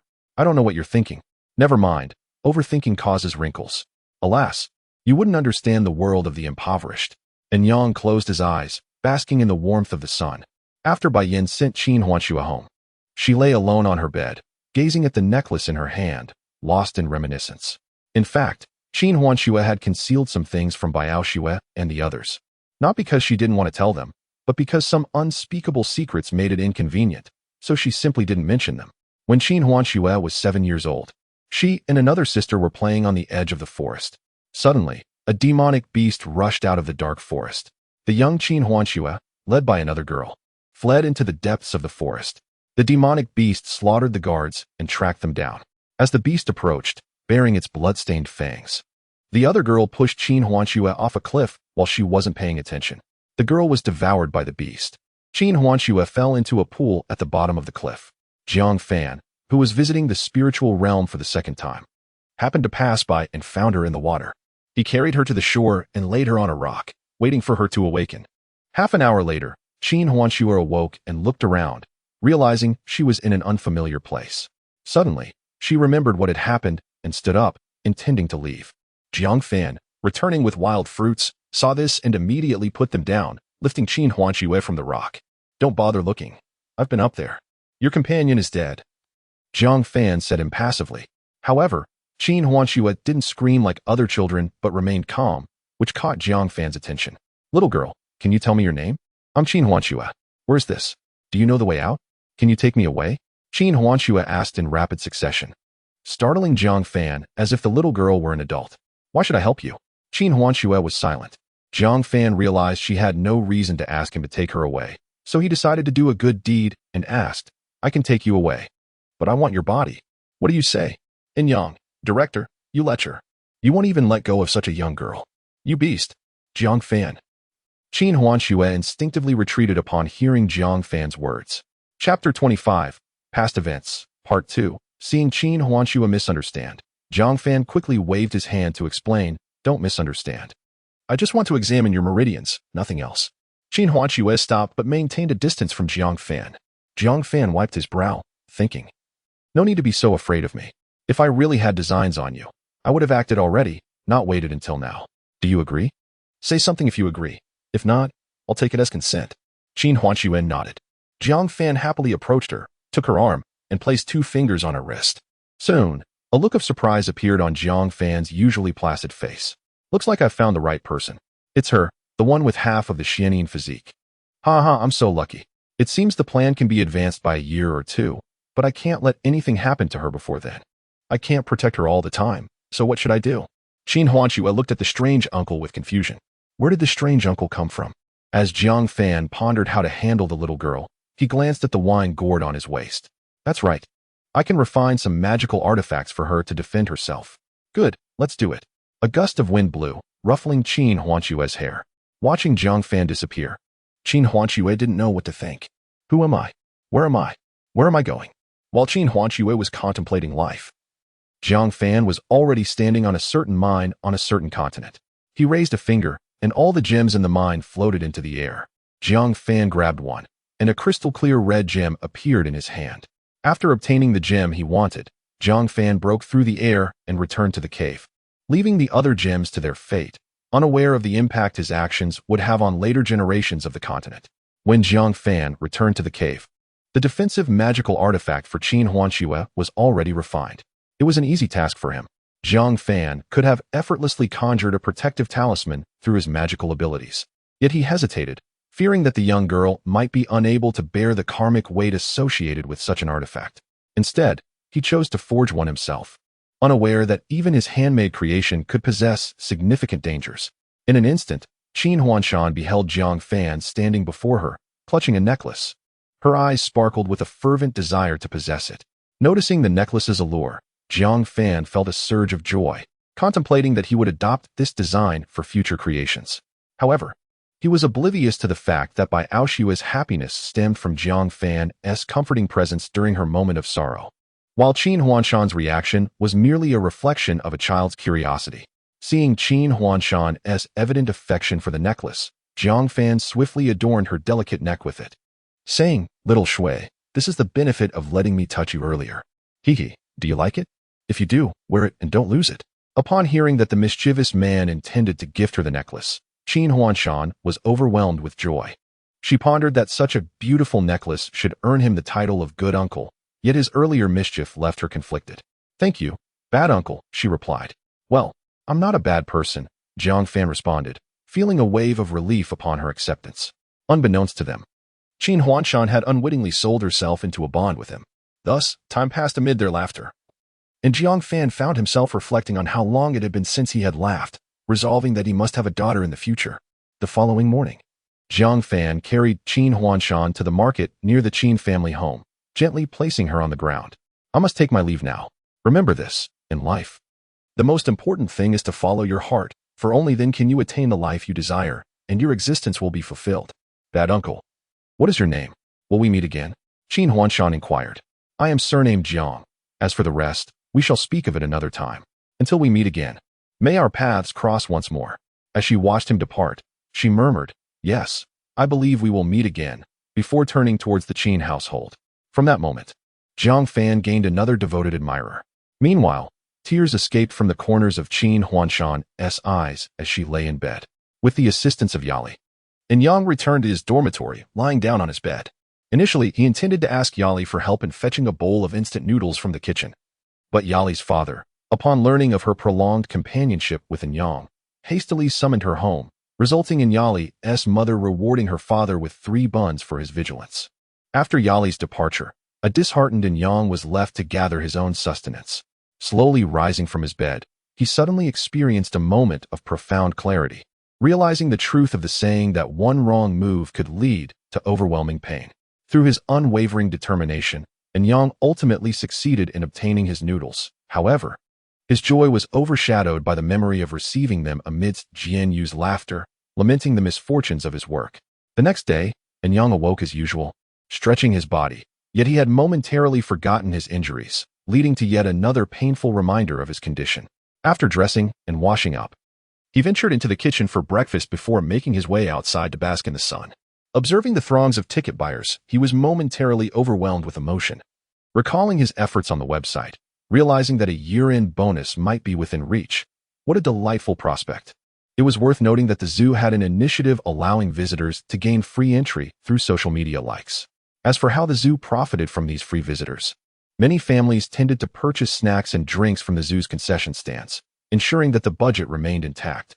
Moreover, as the zoo was just beginning to find its footing, such expenses were deemed necessary, perfectly encapsulating the adage that expenditures must be made wisely. Yang surveyed the bustling crowd, confidently wagering that today's visitor count would surpass that of the previous day. With the increase in patrons, some hidden treasures within the zoo began to surface, such as birds that offered candy to guests and lions performing tricks. These novelties captured the attention of the visitors, yet the thrill of seeing the same attractions repeatedly would wane over time. Thus, the need for unique features within the zoo lingered in the minds of many, unable to dissipate. However, Some remained indifferent, like the carefree Jiang fan. Chapter 26. The arrival of the disciple in Yang, despite his aching body, lingered near the animal enclosure beside Yali's home when he overheard a girl nearby lamenting, "This zoo is so stingy. Why not enlarge the exhibition hall? The Snow Wolf-esque space is far too limited, and there are no recreational areas." And Yang, listening intently, felt a bead of sweat trickle down his brow, pondering, "My dear girl, do you realize you are precariously flirting with danger?" Regardless, Yali's family was indeed quite appealing. They could serve as the zoo's mascots. He resolved to discuss this notion with Bai Jie and the others. As Yang departed the wolf area and headed back to his dormitory, he overheard nearby visitors conversing. There was a girl in ancient attire just ahead. "What? How did I miss that? You didn't tell me," hogging the information. "I must return and see." Initially thinking they were merely enthusiasts of historical costumes, or perhaps individuals seeking a picturesque setting, and Yang reconsidered, realizing there were no suitable backdrops nearby. Determined to investigate, he hastened after the two visitors, fearing they might be from the elusive families Yali had mentioned. Upon following them to the lion exhibit, and Yang indeed spotted a girl clad in ancient garb, appearing around 15 or 16 years old. She wore a cerulean robe, her feet adorned with cloth shoes, a cascade of white hair cascading naturally down her back, and in her hand, she wielded a wooden sword. From his vantage point, he could only glimpse her profile, but even so, her beauty was unmistakable. The girl was fixated on the lion behind the glass wall, standing tall and regal. The surrounding visitors instinctively parted ways, creating a space around her. The earlier two spectators whispered to one another, "She is quite beautiful, but that isn't traditional attire. It resembles a Taoist robe indeed. Is she from a temple? But there are no temples nearby, who knows? Why not ask her? Why should I? What if I'm wrong? That would be awkward." Meanwhile, the lion, feeling scrutinized, growled menacingly at the girl, yet she remained unfazed, standing resolute. Despite her youth, in that moment, it seemed to the many onlookers that she and the lion were equals. The juxtaposition of her calm demeanor against the lion's fierce roar created a striking contrast. And Yang, along with the crowd, instinctively raised their phones to capture the scene before them, convinced that this girl hailed from the same place as Yali. And Yang took a photograph before straining to approach her, grasping her wrist and leading her toward Jianyu's office. Upon arriving at Jianyu's office, Anyang unceremoniously tossed the girl inside, peering out the door to ensure no one was watching before hastily shutting it. When he turned back, he found Jianyu and the girl seated face to face, enjoying tea. A flicker of doubt crossed Anyang's mind. Could they possibly know each other? To his surprise, he was correct. "Why are you just standing there? Come sit down. Let me introduce you. This is Bai Shitong, the principal's apprentice. She is here for a trial as instructed by the principal, so she will be under Yali's supervision from now on. Make sure to inform Yali when you have the chance." "Principal? Isn't he missing?" "Indeed, and that is precisely the second matter I wish to discuss. The principal has not gone missing. He has been within the zoo all along, simply undetected by you. Moreover, you must not reveal this information to the principal's wife. As for the reason, you will find out in due time. Understood?" Why? I see that Bai Jie and the others miss the principal terribly. This doesn't sit well. What is wrong with that? Isn't it normal for couples to have a bit of discord? Why should we outsiders meddle in their domestic affairs? Anyang grasped Jinyu's implication. It was not his place to interfere in their familial disputes. "Well, I'll take my leave then. Don't rush off. Bring her along to Yali." Take her with me? In a cage? Why are you so dense? From now on, Yali and you will be colleagues. We decided this last night, and I hadn't mentioned it to you yet. Oh, fine then, I'll go." With that, Anyang led Bai Shitong out of the office toward Yali's animal enclosure. Along the way, Bai Shitong noticed Anyang was walking slowly and offered to carry him, only to be met with a firm refusal. "Girl, do you not understand the boundaries between genders? What of reputation?" Upon arriving at Yali's home, Anyang first spotted Yali's father, fidgeting in his chair, though he didn't seem inclined to act, especially as Yali's mother approached Anyang with a warm smile. "Oh, Xiaoyang, what brings you here? You mentioned your health was poor. I thought to send Yali's father to fetch you." "No, thank you. I'd like to live a few more years. Please don't tease me about that. By the way, is Yali at home? I need to discuss some work matters with her." Without uttering a word, Yali's mother exchanged knowing glances with Anyang and pulled Yali's father into the back to find Yali. Anyang could see the fury in Yali's father's eyes. He believed that without Yali's mother's intervention, the man would surely have taken drastic measures against him. After a while, Yali emerged from her room in her pajamas, still in a drowsy state. Rubbing her sleepy eyes, she was startled to see Anyang standing before her, prompting her to dash back to her room to change. Inside, she grumbled about her mother not informing her of Anyang's visit, expressing her frustration with amusing hyperbole. When Yali finally appeared in proper attire, she approached Anyang and firmly seated him in a chair, demanding, "How dare you come to my house today? Of course, today I come armed with a protective charm." "A protective charm? Wait a moment, I'll call her in." With that, Anyang stepped outside the cave to summon Bai Shitong. Upon entering, Bai Shitong immediately frowned, sensing an unfamiliar presence. Why does this place reek of that guy? How curious. How many flowers has he entangled himself with? Yali, let me introduce you. This is Bai Shitong, our future colleague. Shitong, this is Yali, a wolf spirit. Hello, I look forward to working with you, Yali Jia. Since you've called me Yali Jia, I'll look after you during our time here in the zoo. Anyang, upon hearing this, facepalmed, bemused by the exchange. Sister, who is protecting whom here? My head is spinning. In truth, Yali and Bai Shitong's words were not as Anyang perceived. The misunderstanding stemmed from his limited comprehension. As for their true meaning, well, that remained a secret among women. Chapter 27. Official employees as the days passed. The time until Anyang's vacation ended dwindled to merely half an hour. At this moment, Anyang was engaged in a philosophical discussion with the lion, Da Huang. After receiving a message from Bai Aoshue, Yali arrived at Jinyu's office with Bai Shitong. Upon entering, they found Bai Aoshue, Luo Qingwu, and Ning Hongzhuang engrossed in a drama. "Bai Jia, we're here," Yali exclaimed, bounding over to embrace Bai Aoshue like a koala, planting a kiss on her neck. Upon seeing this, Bai Shitong offered a proper greeting, bowing respectfully to the trio. "Welcome. Please, have a seat. We wanted to discuss future developments." "Yali, sit down properly," Bai Aoshue said, yanking Yali off her and onto a chair. "It's not a big deal, really. We'd like Yali to be the zoo's mascot. Are you willing? A mascot? Isn't that Anyang? No, I mean in terms of work. Listen to me first. Shitong, you will serve as Yali's caretaker in front of visitors. Yali, you'll transform into your beastly form and stand on the central platform of the zoo, maintaining order. I'll have Anyang take some close-up photos to post on the official website to boost your visibility." "Oh, is that all? No problem. I'll handle it.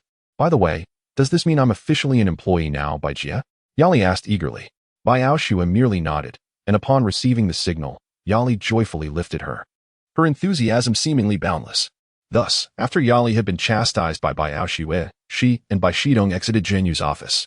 The three women refrained from inquiring about Bai Shitong's master, as they understood the futility. If one were to search diligently, no one could be found. They had come to an unspoken agreement to let nature take its course, trusting that he would eventually return, at which point they would settle the scores of their prolonged wait. After leaving the office, Yali and Bai Shitong approached Anyang, who was still deep in conversation with Da Wang, and announced cheerfully that she was now an official employee of the zoo. Elated, Yali hugged Anyang tightly. Anyang, taken aback, found himself momentarily disoriented, pondering his identity and purpose. Meanwhile, Bai Shitong gawked at the scene before her, shocked by such openness. What on earth? What am I witnessing?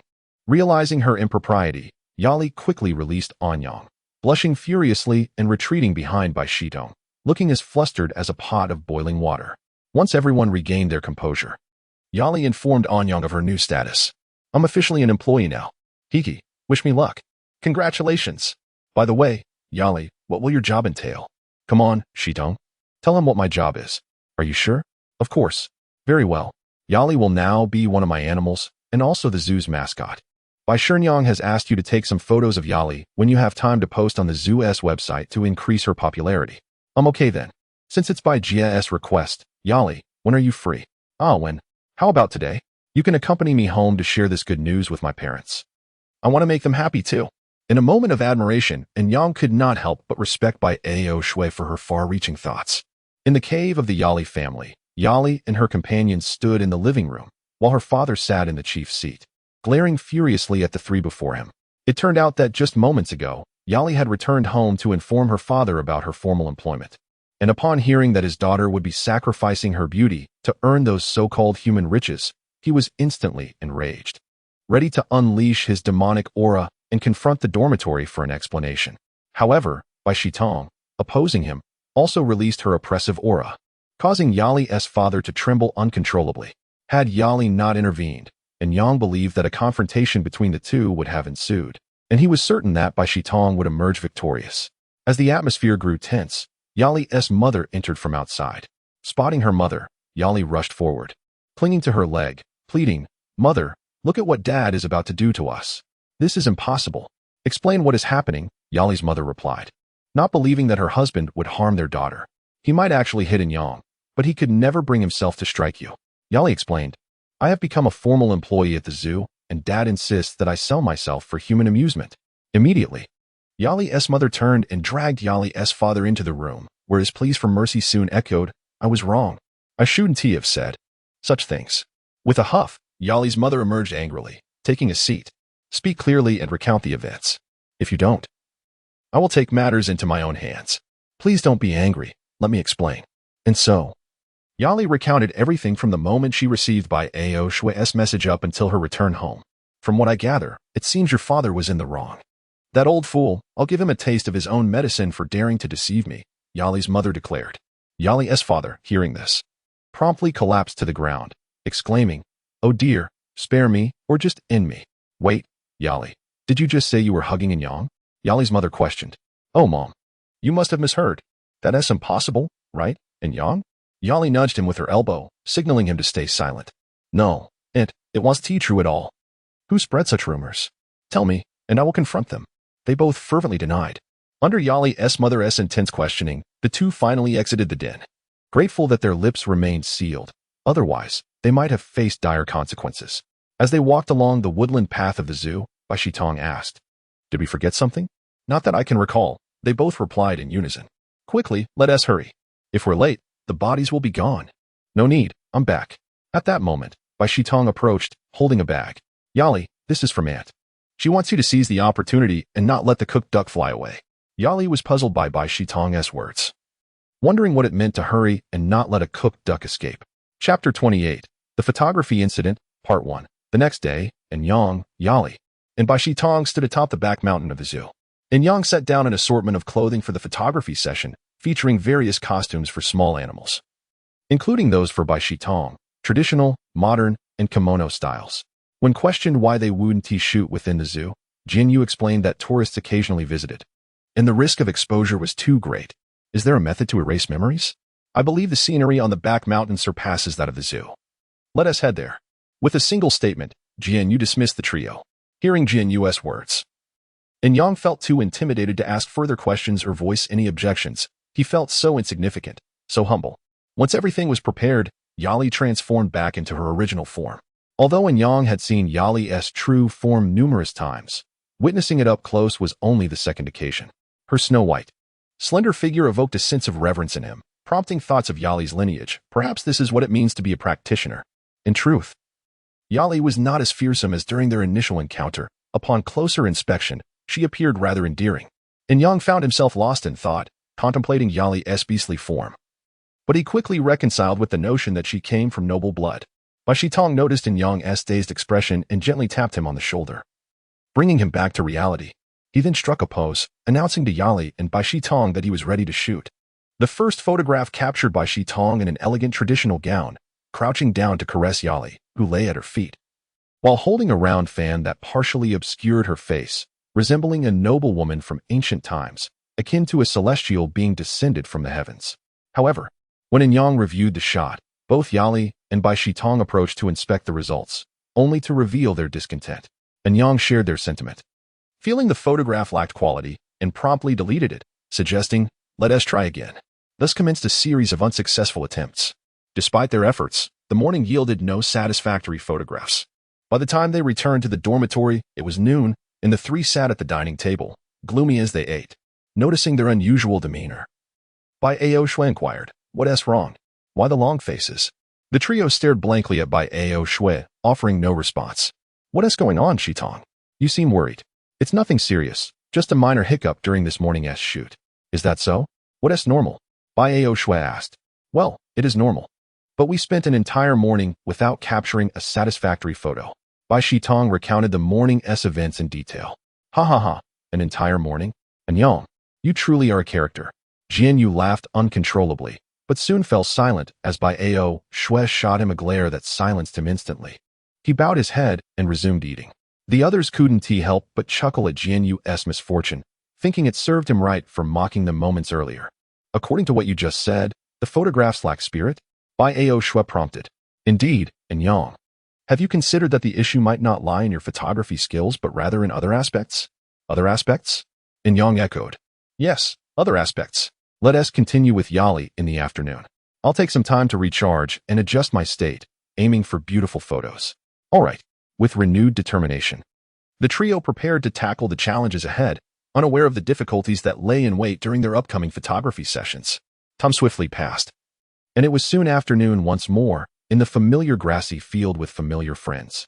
With everything prepared, and Yang captured his first photograph in an adjusted state. But the result was unsatisfactory. Gazing at the camera in his hands, and Yang was once again disheartened. Just then, Bai Shitong detected fluctuations of spiritual energy in the distant trees and promptly said to Yang and Yili, "Wait a moment, I'll be right back." Huh? Why? Before Yang could finish speaking, Bai Shitong had already vanished from her spot.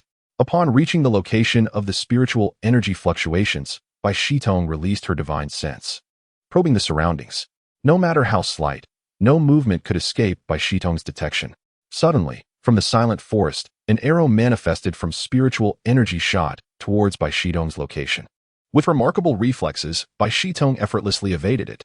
Seeing his attempt fail, the assailant disappeared back into the quiet woods. Observing the opponent's disappearance, Bai Shitong's vigilance intensified twofold. This individual is no simpleton, caution is paramount. If all else fails, I'll have to resort to that technique. Grandfather, I apologize for breaking the vow today. Please don't blame me. In an instant, Bai Shitong's attire transformed into a white robe, and she wielded an iron sword. The silver iron sword's body undulated, resembling a spiritual serpent. Now, Bai Shitong was one with all things in the mountain, and no action could escape Bai Shitong's senses. This time, unlike her usual sparring sessions with her grandfather, Bai Shitong aimed to capture or eliminate her target, so her attack lacked any probing.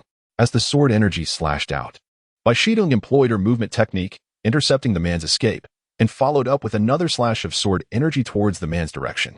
The man detected the spatial vibrations. But just as he was about to move, another sword energy had already arrived before him. Affected by the sword energy, the man froze in his stance, though a cyan light emanated from his body. After all, how could someone daring enough to cause trouble at the zoo not possess defensive treasures? Under the cover of the sword energy, Bai Shitong appeared before the man, placing the iron sword directly against his neck. Turn around and don't try any tricks, or I won't hesitate to kill you. After a moment of hesitation, the man turned around. Bai Shitong was stunned, and she questioned him, "Weren't you dead? How are you here?" He, "Dear disciple, let's put down the sword first. After all, this thing doesn't have eyes. If you accidentally twitch, wouldn't I be on my way to the Western paradise? Speak properly and answer my question." All right, I'll tell you. Actually, after accepting you as my disciple, I left, but I left a clone there. As for why I've been resurrected, it's because the clone's energy was depleted, so it disappeared. No need to make such a fuss. Jiang Fan slowly moved the blade against his neck with his fingers as he spoke. Did I tell you to move? Bai Shitong repositioned the sword against Jiang Fan's neck. All right, I'll talk, okay? TCH, why are you as annoying as those people? Jiang Fan knew that if he didn't speak, Bai Shitong wouldn't let it go, although he could directly seize the sword and leave. Doing so would disrupt his little disciple's state of mind. Since she wanted to know, he would tell her. Actually, this matter dates back to 100,000 years ago. Just after the great battle ended, I was delayed by some matters and missed my chance to return home. So, when I returned, I saw your mistresses kneeling before my tomb. It turned out that they thought I was dead and were kneeling before the cenotaph I had built for myself. But who would have thought that by the time I returned, their spiritual energy had been exhausted, and they had turned into stone statues guarding my tomb. Then, I used a secret technique to save them, and then I dug up my own cenotaph to tell them that I wasn't dead. But because of some matters, I had to leave again, so I couldn't reunite with your mistresses. Originally, I thought that after dealing with these matters, I could return and reunite with your mistresses. But who would have thought that this departure would last 100,000 years?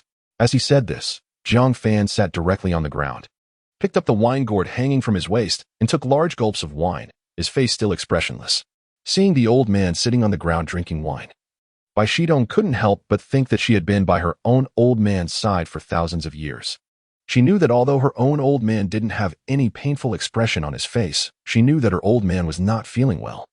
But he just didn't express it. But when I finished dealing with those matters, I discovered that cultivators with high cultivation levels would be restricted to specific areas. And if they left that area, they would incur great karma. That's why I came here to create a zoo as my experimental site, understand? So everyone in here is your lab rat. Bai Shidong was slightly angry upon hearing Jiang Fan's words because she had become someone else's experiment. And that person was still the person she trusted the most. You're wrong. The experimenter is someone else. But as for who it is, I can't tell you right now. Why should I believe you? Just because you are also my family, I won't joke with my family's lives. Oh right, don't tell anyone that you've seen me, got it? Alright, I'll go first. After speaking, Jiang Fan's body turned into white smoke and disappeared into the tranquil forest. That scoundrel. Bai Shitong restored the place to its original state and then left, making sure to erase her memories before leaving. She knew that these were of no use to her. In fact, even if Bai Shitong didn't erase her memories, Jiang Fan would have taken action to erase Bai Shitong's memories. After all, a plan that had been in the works for 10,000 years couldn't have any mistakes. Seeing Bai Shitong return, and Yang and Yili stepped forward to inquire. What's wrong? What happened? It's nothing. Just an old rat came by earlier. Let's continue. After Bai Shitong changed her clothes and squatted down to pose. And Yang said to the two of them, 1, 2, 3, cheese. When the photos were taken, the three of them gathered together to check the quality of the photos. After looking left and right, the three of them found that these 5 photos were much better than the previous photos and were more vivid. Aha, this is the one. Next scene, we have to strike while the iron is hot. And Yang shouted excitedly. And quickly ordered Yili and Bai Shitong to change their clothes and prepare to take the next photo while they were inspired.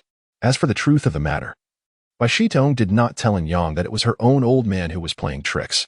The second photo was of Bai Shitong wearing a student uniform, holding a lollipop in her hand and about to eat it, while Yili was standing on her 2 hind legs with her front legs resting on Bai Shitong's legs, as if she was saying, I want to eat too. After the second photo was taken, and Yang and his companions began preparing for the shooting of the third photo. As time passed, the three of them quickly finished taking the photos they needed. Looking at the photos in the camera, the three of them had different thoughts in their minds. And Yang, oh my god, I finally took a good-looking photo. And I don't have to be ridiculed by that pit cargo Jinyu anymore. Yili, I can finally wear clothes. And I don't have to be naked in front of Yang anymore. It's too embarrassing, but fortunately Yang doesn't know. Hee. Bai Shitong, alas. I really feel sorry for you. You don't even know that you've been played. The three of them returned with the photos and sat in front of Baoshua. And Yang pushed the camera in front of Baoshua. Baoshua picked up the camera, flipped through the photos, and praised the details of some of the photos from time to time. This made the three of them, who had spent a long time, feel gratified, after all. It was very happy to have their work appreciated by others, and it was not in vain for so much time. Okay, and Yang, put these photos on the official website and write some articles to promote them. Okay, and Yang discovered that he originally possessed no skills. However, ever since he arrived here, he found himself capable of tasks he once deemed impossible. Alas, necessity breeds adaptation. With that, and Yang departed the office with his camera and returned to his room. Once there, he powered on his computer and transferred all the photographs from the camera, making slight adjustments before uploading them to the official website. In a separate courtyard, a 6-year-old boy named Xiao Xiao was playing with a toy car when a beautiful woman emerged from the house. What are you playing with, Xiao Xiao? May I join you? She asked, kneeling to gaze at the little boy. Here, mommy, let us play together, Xiao Xiao replied, his innocent smile brightening his face as he pushed the toy car toward her. The woman took the car, maneuvered it on the ground for a few laps, and then handed it back to Xiao Xiao, who began to play earnestly. The woman, watching him, instinctively rested her hand on his head, gently stroking his dark hair. At that moment, she was oblivious to the impending sorrow that would shadow her life. Suddenly, a paper airplane flew into the courtyard from outside. Innocent and unaware, Xiao Xiao picked it up and began to tear it apart. The woman took the remnants of the paper airplane from his hands and realized it was a flyer for a zoo. Ah, a flyer for the fantasy zoo. Since you're here, let us take Xiao Xiao out to play this weekend, she decided, planning to discuss it with his father. The arrival of the paper airplane was no mere coincidence. Someone had deliberately thrown it from outside, and it fortuitously landed near Xiao Xiao. A notice read, due to recent busyness, updates may be irregular. Your understanding is appreciated. As the narrative continued, Chapter 30, a minor interlude, unfolded. On the banks of the Seine, at a CAF, I savored your beauty, leaving lip prints on the glass, while roses in a flower shop bore the wrong name. A confession balloon was blown into the street. Who was making such a racket so early in the morning? Someone grumbled. It's a devil, perhaps. How can one disturb a beauty's slumber? Is it not disgraceful? Windows of the dormitory flew open. Voices shouted at the source of the song Confession Balloon, playing below, and some even tossed toilet paper from above. Yet, the revelers below appeared undeterred, the music growing louder amidst the clamor, compelling the inhabitants of the zoo to don their clothing and gather their tools before rushing downstairs. Upon arrival, White Flame and Sword Feather wielded brooms, while Lin Hao and In Yang emerged from the kitchen brandishing rolling pins. Others carried chairs and eyebrow razors, vowing to eliminate the source of their disturbance. In their fervor for revenge, they seemed to forget their attire. Some wore slippers and pajamas, enjoying the cool morning breeze. Upon reaching the ground floor, they confronted the culprit, a man clad in a black suit, holding a bouquet of roses. The sight startled the women, who quickly retreated indoors. The men, bewildered by the unexpected turn of events, wondered why the women were fleeing instead of confronting the provocateur. Could it be a proposal? One mused, hastily deciding to change clothes and apply makeup to appear more attractive. Little did they know, the women were contemplating the same notion, and if they were to discover this, it might incite a fit of rage, for they were all married. You must be mad, disturbing our peaceful morning, White Flame exclaimed, snapping out of his daze. His thoughts were consumed by the opportunity lost, wishing he could have enjoyed the morning light with his wife instead of being interrupted by this interloper. The commotion roused the others, who quickly restrained White Flame, fearing he might act rashly. Meanwhile, White Flame, fueled by his frustration, swung the broom at the man. While he seethed with anger, the women returned, now dressed and made up, standing before the crowd. The man, upon seeing his beloved, stepped forward and presented the roses to Bai Aoshue. Hello, Miss Bai, I am Su Daqiang. It is a pleasure to meet you. Would you be my girlfriend? Witnessing this, White Flame sat down beneath a tree, picking up a watermelon he had found. Sword Feather and the others mirrored his actions, settling down to enjoy the unfolding drama. In Yang, perplexed by the sudden shift from chaos to tranquility, questioned the scene before him. Sword Feather, noticing In Yang's confusion, pulled him down to the ground. Wait a moment, I'll explain everything later. Just enjoy the show, you won't want to miss this. All right, In Yang replied, accepting the bitten watermelon offered to him. This watermelon is quite delicious. Where did you get it? Oh, this watermelon? The director grows it in a plantation on the back mountain, where he cultivates various fruits and vegetables. Then why not buy vegetables from there? Because rarity increases value. Thus, the staff of the zoo, aside from the bewildered Bai Aoshue, lounged beneath the tree, savoring the gentle breeze and watermelon. Meanwhile, Bai Aoshue, startled by Su Daqiang's fervor, took a step back, maintaining her distance. I'm sorry, sir. I don't know you, and I already have a child. No worries, Miss Bai. I don't mind your child.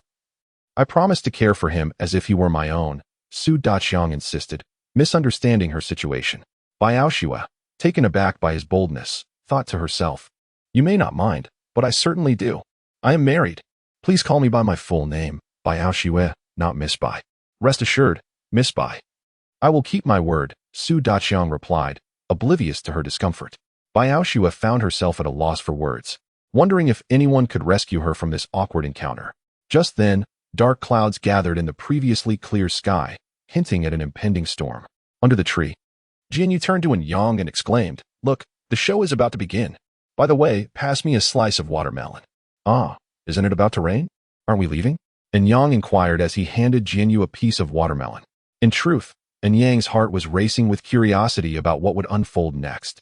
After all, Jianyu had ignited the flames of gossip within him, and leaving now would be a pity. Fine, let it rain. I can always change my clothes later. The dark clouds loomed heavily in the sky, obscuring the vibrant crimson hue that had just been visible.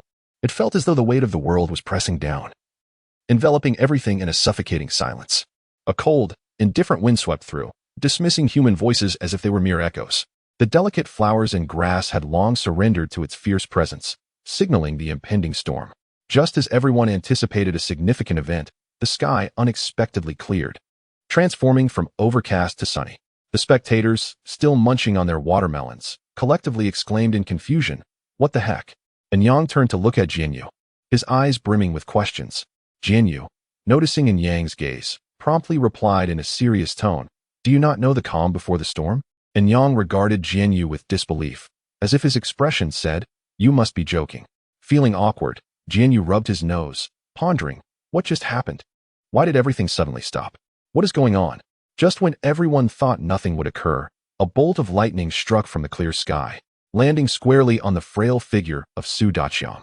Witnessing this, Biao Xue, the concerned party, was unfazed.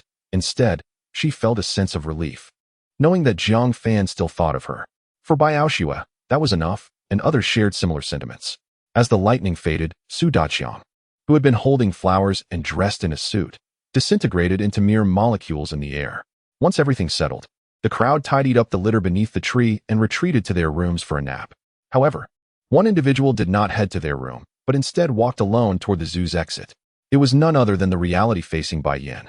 After everyone departed, in a grove on the zoo's back mountain, Jiang Fan sat atop the tallest branch of a tree, sipping from a wine flask while casting a casual glance at the events below before returning to his drink. As noon approached, the zoo's staff gathered in the kitchen for a lunch that was not breakfast. By the way, Jinyu, you haven't tea answered my earlier question yet. Hurry up, and Yang said, taking a bite of a bun while casting his large, sparkling eyes at Jinyu. Stop looking at me like that, it's creepy. Jinyu quickly retorted, pushing Yang away, unable to bear the alluring gaze any longer. He feared that if he continued to look, he might regurgitate breakfast and even meals from days prior. Oh my, that's disgusting. And Yang chuckled, covering his mouth. All right, enough teasing. Just tell me what is going on. And Yang urged. Ahem, it's nothing significant. The director has set a spell on them. If they are bullied, it will activate. As for the nature of the attack, I cannot say, Jinyu explained. I see, how fascinating. Jinyu continued. There's another condition for the spell to trigger. If someone harbors ill intentions toward the enchanted, it will also activate. And yes, those ill intentions include, ahem, you know what I mean. And Yang shivered at Jinyu's words. Don't scare me like that. I'm quite timid. Of course not. I wouldn't deceive you. Jinyu replied with a mischievous grin. Oh no, director, I was wrong. Please don't strike me. And Yang exclaimed, hurriedly bowing to the air in jest. All right, Jinyu, stop scaring little Yang. Gong Sun Jian Wu chimed in with a giggle. Upon hearing this, and Yang leaped from his chair, pointing at Jinyu and scolding. You scoundrel, shameless. Haha, I can't believe that scared you. Jinyu laughed heartily. Just wait. I'll get you. And Yang declared, throwing a punch toward Jinyu, who nimbly evaded and exited the kitchen with a bun in hand. Enough of the anger. Let's eat. After lunch, we have work to do. Otherwise, you'll forfeit that bonus, Bai Yin reminded. Right, I'll deal with this later, and Yang replied, sitting back down to continue eating his bun. Chapter 31. The investor. After a minor morning incident, everyone resumed their routines, and the zoo returned to its usual tranquility. And Yang, come here. I need to speak with you. A voice interrupted the peaceful atmosphere. Sure, I'll be right there, and Yang responded, pouring the last bit of feed into the lion's bowl before making his way to the dormitory building. I'm here. What's the matter? And Yang asked as he plopped down into a chair, treating the office as if it were his own home. Jian placed a glass of water in front of him, saying, mind your image. By the way, I called you here because I need your help with something. What is it? And Yang inquired. Well, it's a minor issue. You know our zoo is on the right track, but we need someone or a company to help us with external promotion, Jinyu elaborated. True, but wait, you don't mean you want me to find those promoters, do you? And Yang paused before realizing. Relax. If I find someone, the zoo will increase your salary, Jinyu said, taking a sip of water with a hopeful smile directed at Yang. In Yang's eyes, however, Jianyu's expression seemed sinister, as if he were concocting a myriad of schemes. Noticing Yang's unease, Jianyu stood up, placing a hand on Yang's shoulder, gazing earnestly. Yang, trust me, I won't lead you astray. Besides, I'm looking for people you already know. Go on, my good friend. With that, Jianyu shot Yang a flirtatious glance. Fine, I agree. Just stop looking at me like that. And Yang exclaimed, pushing Jianyu away and bolting out of the room. Humph, just you wait. However, Jianyu pondered, but why do I need him for this? I truly don't understand. After Yang left, Jianyu sat down and opened a reading app on his phone to enjoy my daily life at the zoo. This novel is quite good. Oh dear, I forgot to ask that guy for the investor's contact information or address. Thus, after enduring a remarkable ordeal, Yang found himself back in Jianyu's office once more. Isn't this our little Yang? Back again. Jianyu teased from the sofa. Please, just drop the tone. It's unsettling, and Yang retorted, swallowing his words and opting for a plea instead. Speak up. What is it this time? Jianyu asked. You still haven't told me where to find the investors, and Yang pressed. Ahem, don't rush me, Jianyu replied, turning his head away to avoid Yang's gaze, fearing he would be caught forgetting to inform him. Don't turn away, just tell me. and Yang insisted. Here, go quickly. You have 3 seconds. Don't let me see you. I wouldn't deign to linger here. With that, he turned and exited the office. Below a certain edifice, and Yang scrutinized the business card in his hand. Tungfei Group. This was the place. Upon entering the lobby, and Yang observed a young lady in formal attire seated at the reception desk, seemingly preoccupied. Good day, miss. Could you direct me to President Qin's office? Good day, sir. Do you have an appointment? Ah, no. I regret to inform you, sir, that access is restricted to those with prior arrangements. Shall I assist you in scheduling an appointment? The receptionist inquired with a smile. No need. Thank you. And Yang turned to leave, inwardly berating Jianyu. Farewell, sir. The receptionist reverted to her usual demeanor as Yang departed, a routine she had likely performed countless times. Yang, now outside, seated himself on a nearby bench. He retrieved his phone and dialed Jianyu's number. Hello, who is this? I'm rather occupied, so make it quick. You imbecile. Why summon me here without an appointment? Yang bellowed into the phone upon Jianyu's answer. Employing euphemisms, please use your imagination. Compose yourself, engage your intellect, and devise a method of entry, rather than directing your ire at me. You nincompoop. I'm not a prodigy. How am I to ascend? Are you not? Ha ha ha, very well. I shall contemplate a solution. Farewell. Jianyu hung up, a sardonic smile gracing his lips. Naive human, he muttered. Yang leaned back on the bench, gazing at the building before him, lost in thought.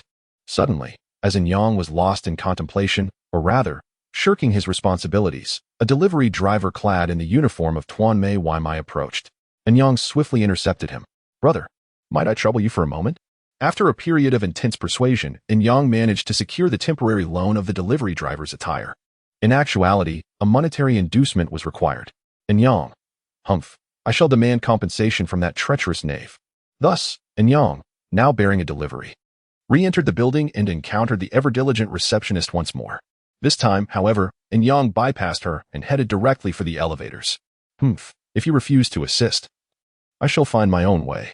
Before that, however, Yang resolved to deliver the order. Yang's inner monologue. Alas, how pitiable is my existence. Upon reaching the designated floor, Yang located the customer, another young lady. My goodness, this establishment is replete with comely women. Yang mused inwardly. Greetings, your delivery. I trust you shall enjoy your meal.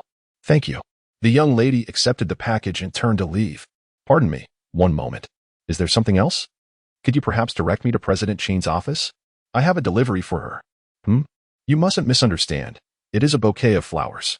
I left it at the reception desk, but they were unable to provide me with the office's location. I intend to retrieve it shortly. The young lady grew increasingly perplexed. Tuanmei offers such a service? I suppose it is within their capabilities. Very well, the president's office is located on the top floor. You may proceed, but do refrain from disturbing her, young man. With that, the young lady departed. Yang stood motionless for a moment, pondering whether he had been flirted with. Heavens, this world is a perilous place. I must complete this task and return to my humble abode. Ding, the elevator doors parted, and Yang emerged, beholding the office before him. He promptly prostrated himself, raising his hands above his head. Heavens, I have finally arrived. The preceding is a figment of Yang's imagination. Please disregard. Knock, knock, knock, enter. Good day, President Qin. Qin Huanxue did not raise her head, but continued to peruse the documents before her. President Qin, I wish to discuss a matter with you. I trust you have some time to spare. Yang immediately regretted his words. It was a rhetorical question. It's you. Please, be seated. Qin Huanxue looked up, recognizing Yang, and rose to lead him to the sofa. It's you. Yang was taken aback to discover that the person he sought was the same individual who had previously assisted him. That scoundrel knew all along. Alas, I have been deceived once more. Yang, whether or not you inform me, I remain ignorant. What brings you here? Is there something you require? Qin Huanxue rose to pour tea for Yang. President Qin, I have come to discuss a matter with you. I trust you have some time to spare. There is no need to address me as President Qin. Huanxue will suffice. I am currently occupied, but would you be willing to wait a while? I shall be finished soon. Qin Huanxue offered her apologies. Certainly, I can wait. Very well, I apologize. Qin Huanxue returned to her desk and resumed her work. Yang, seated on the sofa, began to observe the office's decor. The interior design evoked a sense of cheerfulness and relaxation. A bookshelf laden with works by renowned authors stood adjacent to a pink door, presumably leading to Qin Huanxue's private chamber. The author is at a loss for words. Please use your imagination. Reader, this irresponsible author. Having surveyed the office, Yang leaned back on the sofa, contemplating life. Such is the disparity. When shall I possess such an office? As time elapsed, the sunlight gradually faded. Awaken. Yang felt a gentle touch and opened his eyes. Recalling that he was in another's office, he instantly awoke. Good heavens, I have fallen asleep. How embarrassing. Ahem, President Qin, I apologize for disturbing you. Yang rubbed his head sheepishly. It is of no consequence. I have just completed the documents. May I inquire as to the purpose of your visit? Indeed. I wish to solicit your company's investment in our zoo. Would that be possible? Invest in your zoo? Why? Provide me with a compelling reason to do so. President Qin, my words may be blunt. Our zoo is unlike any other, as you have already observed. Moreover, I am confident that your investment will yield substantial returns. That is all. Be honest. If you were in my position, would you consent? Perhaps not. Yang was crestfallen. Alas, I am not adept at deception. Author's note. I was previously engaged in examinations. However, rest assured that I shall not discontinue updates this month or in the future. Of course, there may be occasional interruptions due to examinations. Finally, I wish the work continued success. Chapter 32. Catalyst. There is no need to elaborate. I have already agreed to invest. My previous visit to the zoo was, in fact, an assessment of the environment. I was quite pleased with what I saw. You may inform your employer that I have agreed to invest. Thank you, President Qin. I shall take my leave. Yang rose to depart. One moment. If you have no other engagements this evening, may I invite you to dinner as a token of gratitude for your previous assistance? Qin Huanxue hastily called out to Yang. As long as President Qin is available. I am but a humble employee with ample time. All right, it's settled then. I'll treat you to dinner tonight. Okay, Miss Qin, you keep busy. Yang said, then departed from Qin Huanxue's office. Meanwhile, inside the zoo's office, Yang stood expressionlessly before Jianyu, his demeanor as if questioning. Tell me, how did you manage to trick me again? Ahem, little one, please, have a seat. I'll fetch you a glass of water in a moment. Weren't you exhausted from the journey? Yang remained silent, simply sitting in the chair and gazing at Jianyu. As time trickled by, Jianyu finally succumbed to Yang's frigid stare and surrendered. Big brother, I'm calling you big brother. I was wrong, stop looking at me. Your gaze is making me sweat bullets. I promise I won't trick you again, cross my heart. Hope to die? Very well, you said it yourself.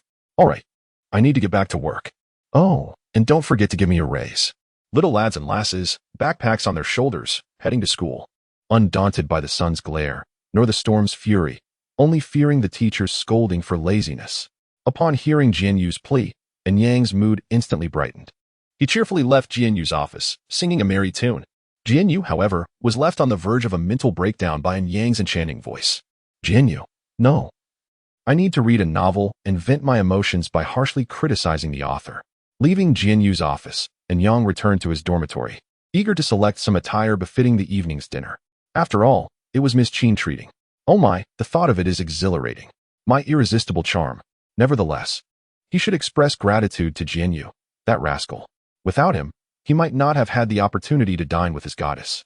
After preparing his outfit for the evening, Yang changed into his work uniform. Regardless of whether a goddess is treating, work comes first. Until I've earned my first pot of gold, everything else is secondary. The afterglow of the setting sun cast its resplendence as Yang bid farewell to the last of the zoo's visitors. Take care. Come again. Yang called out to the departing duo. Finally finished. Time to dine with the goddess. Hee. Just the thought of it fills me with glee and excitement. Yang rubbed his hands together, revealing a mischievous smile. Wait, I seem to have forgotten to ask which restaurant we're going to. Oh, what's been happening to me lately? Why am I so forgetful? Am I already growing old? Just as Yang was lamenting to himself, an Audi TT pulled up in front of him. The door facing Yang opened, and a voice called out, "Get in." Yang stood there for a few seconds, stunned, but quickly recognized the voice as belonging to Qin Huanxue, whom he had met that morning. Regaining his senses, Yang entered the car and closed the door. Ahem, Miss Qin. I mean, you should have told me. I would have come to pick you up. Yang coughed awkwardly. Sigh. It's my first time dining with a girl, and she's the one picking me up. I've utterly embarrassed myself. It's all right. I just finished work. And now that it's not work hours, you don't need to call me Miss Qin. You can call me Huanxue or Xiaoxue. Oh, I understand. And so, the two remained silent throughout the journey, which made Yang feel quite awkward. However, Qin Huanxue soon drove the car to the restaurant. We're here. Let's get out. Qin Huanxue parked the car in the parking lot and opened the door to exit. Miss Qin Huanxue, there's no need to eat at such an extravagant place. And Yang was about to say something when he was met with Qin Huanxue's murderous gaze. Just follow me. Don't talk nonsense. And Yang fell silent completely, resembling a wronged little wife. Upon entering the restaurant, and Yang was awestruck by the sight before him. The entire establishment exuded luxury and opulence. Hello, Miss Qin, please follow me. As Yang was marveling at the restaurant's splendor, a waiter in a suit approached them. Qin Huanxue simply nodded at the waiter and followed him towards the reserved private room.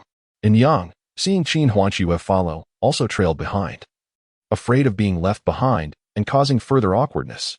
After all, Yang had already caused extreme discomfort within the span of a short hour. Arriving in the private room, Yang cautiously took a seat. Qin Huanxue, noticing Yang's nervousness, reassured him, "Don't be nervous, there's nothing scary here. Just relax." Yang knew that his state had caught Qin Huanxue's attention. Helpless, Yang could only offer Qin Huanxue a smile. "Take a look, see what you'd like to eat." Qin Huanxue, seeing that Yang was still tense, directly pushed the menu towards Yang. "No need, Miss Qin Huanxue, you order. I'm not very familiar with this." Yang pushed the menu back to Qin Huanxue. "All right then, I'll order. Waiter, 2 of these and 1 of these." "Thank you," Qin Huanxue said to the waiter. "Please wait a moment, it will be ready soon." The waiter gave Qin Huanxue a courteous bow and left the private room. Just as Yang was at a loss for what to do, the waiter wheeled in a food cart. Looking at the dishes being placed on the table one by one, Yang's heart was now devoid of any ripples. "Let me offer you a toast first, to thank you for helping me these past few times." Qin Huanxue stood up and raised her glass to Yang. "It's nothing, it's all I should do, Regardless of whether it's what you should do, I must thank you. Let's eat, or the food will get cold and won't taste as good," Qin Huanxue said before sitting down and elegantly eating the steak in front of her. Gazing at Qin Huanxue as she ate, Yang's soul seemed to be wandering in the endless universe. "Mr. Yang, are you aware that it is impolite to stare at a woman while she is eating?" Qin Huanxue noticed Yang's trance and offered a reminder. I'm sorry. Yang snapped out of it instantly and apologized hastily. Qin Huanxue didn't say anything, only smiled. Yang, realizing his gaffe, quickly buried his head and ate voraciously, turning his embarrassment into appetite. Yes, that's how it's done. Soon, time passed along with the food on the table. "I'm finished, thank you for the treat. I should be thanking you. If it weren't for you, I don't know what would have happened. Yang, where do you live? Let me take you home." No need. I can just take a taxi back." Yang waved his hand quickly to decline Qin Huanxue's offer. Sigh. "I've already been treated to dinner. I shouldn't trouble her with a ride. No, I must buy a car in the future.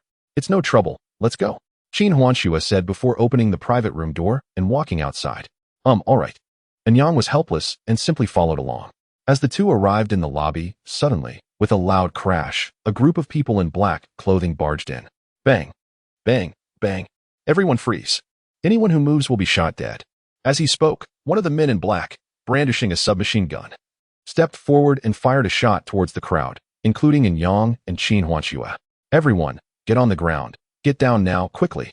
The crowd, hearing the words of the men in black, were terrified and quickly squatted on the ground, some muttering, "Don't kill me. Don't kill me. Don't kill me." "All right, very good. Boss, come on out." Be careful. Use these hot weapons less often in the future. They're easy to expose." "Yes, boss, you're right." The man in black, hearing his boss's words, couldn't help but grumble inwardly. "It's already like this, and you're still worried about exposure." "Esteemed ladies and gentlemen, good evening. I apologize for this intrusion. We are merely here to conduct some business, and I assure you, should you cooperate and remain silent, you will all exit these premises unharmed. Now, without further ado, let us commence. Place the items upon their wrists. Some will be escorted directly. Others shall receive a kwa lu shi mai si. Oh, and this individual is to be taken as well, regardless of possession." The leader then presented the henchman with a photograph, upon which was imprinted the visage of Qin Huanxue. "Quickly, come forward one by one, affix these bracelets to your wrists, and conduct yourselves with decorum." The henchman deposited bags containing the bracelets upon a table in the grand hall, inviting the captives to retrieve them. Thus, the hostages approached in succession, securing the bracelets to their wrists. Soon, it was the turn of Qin Huanxue and Yang. Miss Qin, we meet again. This time, there is no one to deliver you." The leader advanced to greet Qin Huanxue, offering a salutation. "It is you. A flicker of surprise crossed Qin Huanshua's otherwise glacial countenance. Indeed. Come, Miss Qin, this time you have no choice. I would rather perish than accompany you. Ha ha ha. That is not your prerogative. If you refuse to comply, I shall execute one individual every minute. However, I shall offer you a prelude. Seize them. No, Qin Huanshua exclaimed. Yet, the henchman paid no heed to Qin Huanshua's plea, seizing a young girl nearby and preparing to discharge their weapon. And Yang, witnessing this, rushed forward. However, as a mere mortal, Yang could not match the velocity of the henchman, who promptly felled him with a kick. And Yang, clutching the impacted area, observed the slain girl and, enduring the excruciating pain, attempted to rise, only to be kicked down once more. Quite tenacious. Since you desire to perish with her, I shall grant your wish. The henchman then delivered a blow to Yang, the intense agony rendering him unconscious. Farewell, child. However, just as the henchman was about to discharge his weapon upon the girl, he was felled by a potent surge of energy, collapsing and coughing up blood. A uniformed man stood before the girl, shielding her. Ah, long time no see, Officer Wang, the leader quipped to the man named Chern. It is you. Your days are numbered. Prepare to meet your end. The author notes, esteemed readers, the pacing of the recent chapters has been somewhat accelerated. Your understanding would be appreciated. The narrative has transitioned into its next phase, which promises to be even more captivating. Some may inquire, is not the title My Daily Life at the Zoo? How is it that there is no connection to a zoo? This is a valid point. The narrative will indeed unfold within a zoo, but occasionally venture beyond its confines. For one's duties extend beyond that of a mere zookeeper. Chapter 33. The choice and encounter of old acquaintances in a restaurant of opulence and extravagance, and Yang stirred, his head swimming. Recollecting the events that had transpired, he was instantly alert, seeking the ruthless fiend. Soon, Yang espied the villain, but as a mere mortal, he could not hope to outpace the velocity of a bullet. A resounding report pierced the air, and the young girl slumped to the ground in a pool of blood. No, Yang bellowed, rushing to the girl's side. Witnessing the girl's lifeless form, Yang was once again overcome with helplessness. He yearned to confront the henchman, but his inner being recoiled. The henchman, as if detecting an anomaly, advanced toward Yang. At that moment, Yang, jolted from his reverie, rose and swung a fist at the henchman. Yet, as if fate were playing a cruel jest, Yang's fist passed through the henchman, who remained oblivious to Yang's presence, proceeding directly into the crowd and unleashing a hail of gunfire. Realizing that his attacks were futile, Yang circled behind the henchman and delivered several blows, but to no avail. Yang stared at his hands, bewilderment etched upon his features. What is happening? No, this cannot be. Yang assailed the henchman with a frenzy of blows, but the outcome remained unchanged. Suddenly, an anomaly occurred. A middle-aged man sidestepped an incoming projectile, which instead struck a young boy behind him. The man, having evaded the bullet, rose and conjured a ball of fire, hurling it at the henchman. The henchman dodged the projectile, discarding his now useless firearm. A crimson aura emanated from the henchman's form, and in an instant, he appeared before the middle-aged man, who, startled, instinctively adopted a defensive posture. It was evident that the man had weathered similar encounters. In a matter of moments, the combatants had exchanged dozens of blows, neither gaining the upper hand. The searing heat generated by their conflict had obliterated all in their vicinity, save for the two combatants and Yang, including several children under the age of 10. Yang, numbed by the carnage, was driven by instinct to intercede, even if he doubted his ability to do so. Yang, dragging his leaden limbs, stumbled into the midst of the conflict, raising his hands and bellowing, "Stop this." As Yang spoke, the world around him seemed to freeze. When did I become so powerful? A mere command brings everything to a halt. Yang exclaimed, aghast at the spectacle. Yang stood transfixed, gazing at his uplifted hands, marveling at the events that had transpired. Have I stopped time? Impossible. When did I acquire such power? Have I mutated? Ha ha ha. It seems I possess the ability to avert this catastrophe. Ha ha ha. I am too formidable. But how do I undo this? Yang stood rooted to the spot, conversing with himself, oblivious to the fact that a wizened old man, clutching a flagon and leaning upon a cane, was approaching him from afar. Reaching in Yang's rear, the old man halted, taking a swig from his flagon. Oh, that's the stuff. Fine wine. Ha ha ha. The sound roused Yang from his reverie. Who's there?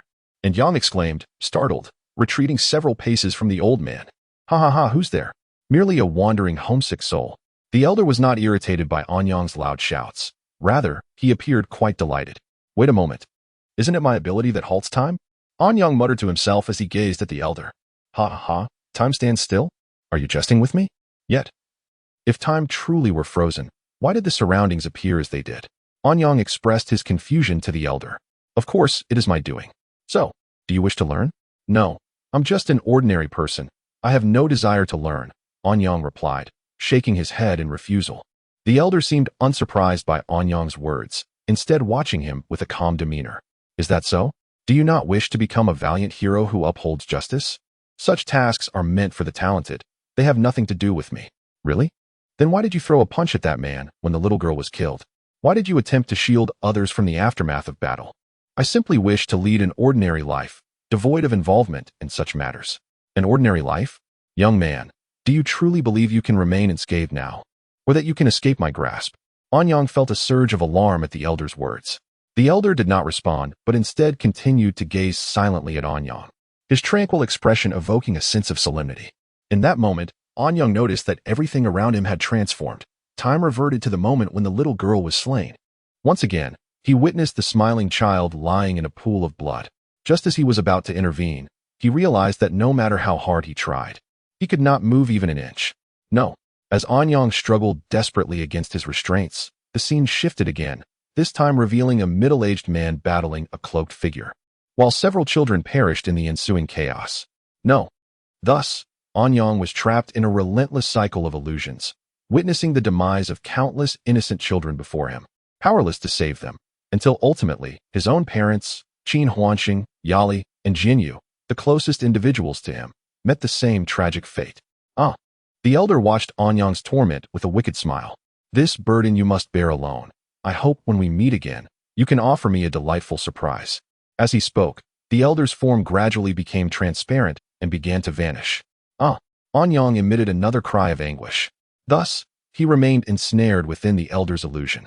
Meanwhile, in reality, Argon and Wang Qizhong were engaged in a fierce battle. At that moment, An Yang, who had been unconscious on the ground, rose without anyone noticing. His eyes were vacant, and violet flames occasionally flickered around him. Kill. In an instant, An Yang appeared in the midst of Argon and Wang Qizhong's clash, catching both of their attacks with his hands as the purple flames enveloped his limbs, spreading to their arms. They both cried out in unison, hastily retreating from An Yang. Once they believed they were at a safe distance, they turned to confront this mysterious figure who had appeared out of nowhere. As they pondered the identity of this newcomer, An Yang sprang into action, swiftly approaching Argon. Just as Argon attempted to flee, An Yang seized his shoulder, uttering a single word, die. The violet flames instantly engulfed Argon, reducing him to mere dust in the span of a second. Wang Qizhong, witnessing this spectacle, gasped in astonishment. What sheer power! Though my own abilities are not particularly high, I can count on one hand those I know who possess such strength, and An Yang might even surpass them. Not only Wang Qizhong, but all present were taken aback by the sight, especially Qin Huanxin, who had just shared a meal with the man now transformed into a merciless demon. As everyone marveled at An Yang's might, he charged toward the remaining cloaked figures, or rather, he teleported directly before them. Quick, stop him. If this continues, everyone here will be slaughtered. Wang Qizhong urgently commanded his men to intervene, while he prepared to report to headquarters for assistance. In the illusion, An Yang remained oblivious to the devastation he was wreaking in reality. Lying on the ground, he gasped for the precious air, and within mere moments after the elder's departure, the magical shackles binding him vanished. As he lay there, An Yang reflected on the events that had transpired in the illusion, repeatedly questioning whether he should learn those so-called spells. In his mind, two versions of himself appeared, one clad in dark demonic attire and the other in white angelic garb, both arguing passionately about whether or not to pursue the arcane arts. An Yang learned, mastery of magic will grant you dominion over all, even that elder, urged the demonic An Yang. Do not heed him. Even if you learn, you must not harm others. If you do, what difference would there be between you and those you seek to fight? Counter the angelic An Yang, attempting to thwart the demonic persuasion. Listen to me. Do not listen to him. Thus, the two An Yangs continued their heated debate within his mind. And feeling overwhelmed by their incessant bickering, An Yang waved his hand dismissively, relishing the sudden silence. How tranquil. The author wishes to convey, this chapter may not measure up to the previous ones, as it is my first attempt at writing battle scenes, albeit a small portion. I hope for your understanding, and I believe my skills will improve with time. Rest assured, we are now entering the main narrative. And I will also address the earlier segments involving the zoo. There is no need to rush. Allow the story to unfold gradually. Chapter 34. Rebirth. As Anyang lay contemplating life. In reality, he had already seized the last cloaked figure by the throat. With a tightening grip, the cloaked figure desperately clutched Anyang's arms, attempting to free himself. In a mere breath, all the cloaked figures had perished at Anyang's hands. At that moment, Wang Qizhong's subordinate approached from behind and swung a sword at Anyang's back. No! Wang Qizhong shouted, trying to halt his subordinate, and he too hurriedly channeled his energy towards them to intervene. Yet, how could his slow pace compare to the frenzied Anyang? In fact, Anyang had detected the movement the instant it began. With all the violet flames surging to his right foot, Anyang swiftly turned, channeling his entire strength into a kick that struck the assailant precisely, before returning to his original position, utterly indifferent to what had transpired behind him. Witnessing this, Wang Qizhong hastened his pace and caught Xiao Liuzi, who had been sent flying. Xiao Liuzi, don't you dare fall asleep. Medic, come quickly. These final words were uttered with the utmost sincerity. Hold on, you mustn't sleep. Boss, Xiao Liuzi croaked, forgive me. I may no longer be able to fight alongside you. Heh. With that, Xiao Liuzi smiled faintly at Wang Qizhong before succumbing to his injuries, collapsing in his arms. Liuzi, Wang Qizhong cried out, his voice hoarse with grief. And Yang, the instigator of this tragedy, approached Qin Huanxue. She gazed at this familiar yet alien figure, uncertain of what would transpire next. Boss, he's dying. Don't let him go. We must avenge him. Another man interjected. Everyone retreat. Wang Qizhong commanded, placing Xiao Liuzi's lifeless body in the arms of a nearby comrade, issuing an order that stunned everyone. Boss, why are we retreating? We can still fight. Besides, we have to avenge Xiao Liuzi. A team member immediately protested upon hearing the captain's order. Precisely because Xiao Liuzi has fallen, I cannot risk any further casualties. Therefore, everyone is to withdraw from combat immediately. That is an order. I refuse to leave. Let whoever wants to go. Execute the order. Wang Qizhong roared, his voice nearly shattering as he addressed his fellow soldiers. Very well, but take care. If things become too dire, retreat. Seeing the unwavering determination in his comrade's eyes, Wang Qizhong abandoned the notion of retreat and instead issued a command to continue the fight. Yes, sir. The team members responded in unison. And Yang, gazing at Qin Huanxue seated on the ground, raised his hand and clenched it into a fist, ready to strike. Suddenly, a dark figure darted from the side, seizing in Yang's descending fist and forcefully shoving him away. Had Yang been in his right mind, he would have exclaimed, "It's you, you old codger." Indeed, it was the very elder who had appeared in Yang's dream. Wang Qizhong was taken aback by the elder's unexpected strength, who had effortlessly repelled the perpetrator of this tragedy with a single hand. Hold on, she is not to be harmed. Oh, what's this? Displeased? Then test your mettle against this old man. Just don't blame me if I take advantage of my age. As the elder lectured Yang, the latter, having landed on the ground, surged towards the elder with renewed vigor. Too slow. The elder evaded Yang's attack, seizing him by the throat and lifting him into the air. Abruptly, the elder released his grip and delivered a forceful kick to Yang's abdomen. The sheer force propelled Yang into a nearby wall. Gazing at Yang amidst the debris, the elder shook his head and muttered to himself, still inadequate. I wonder what level of combat prowess he will attain once he has mastered control over his body. Young man, you truly pique my curiosity.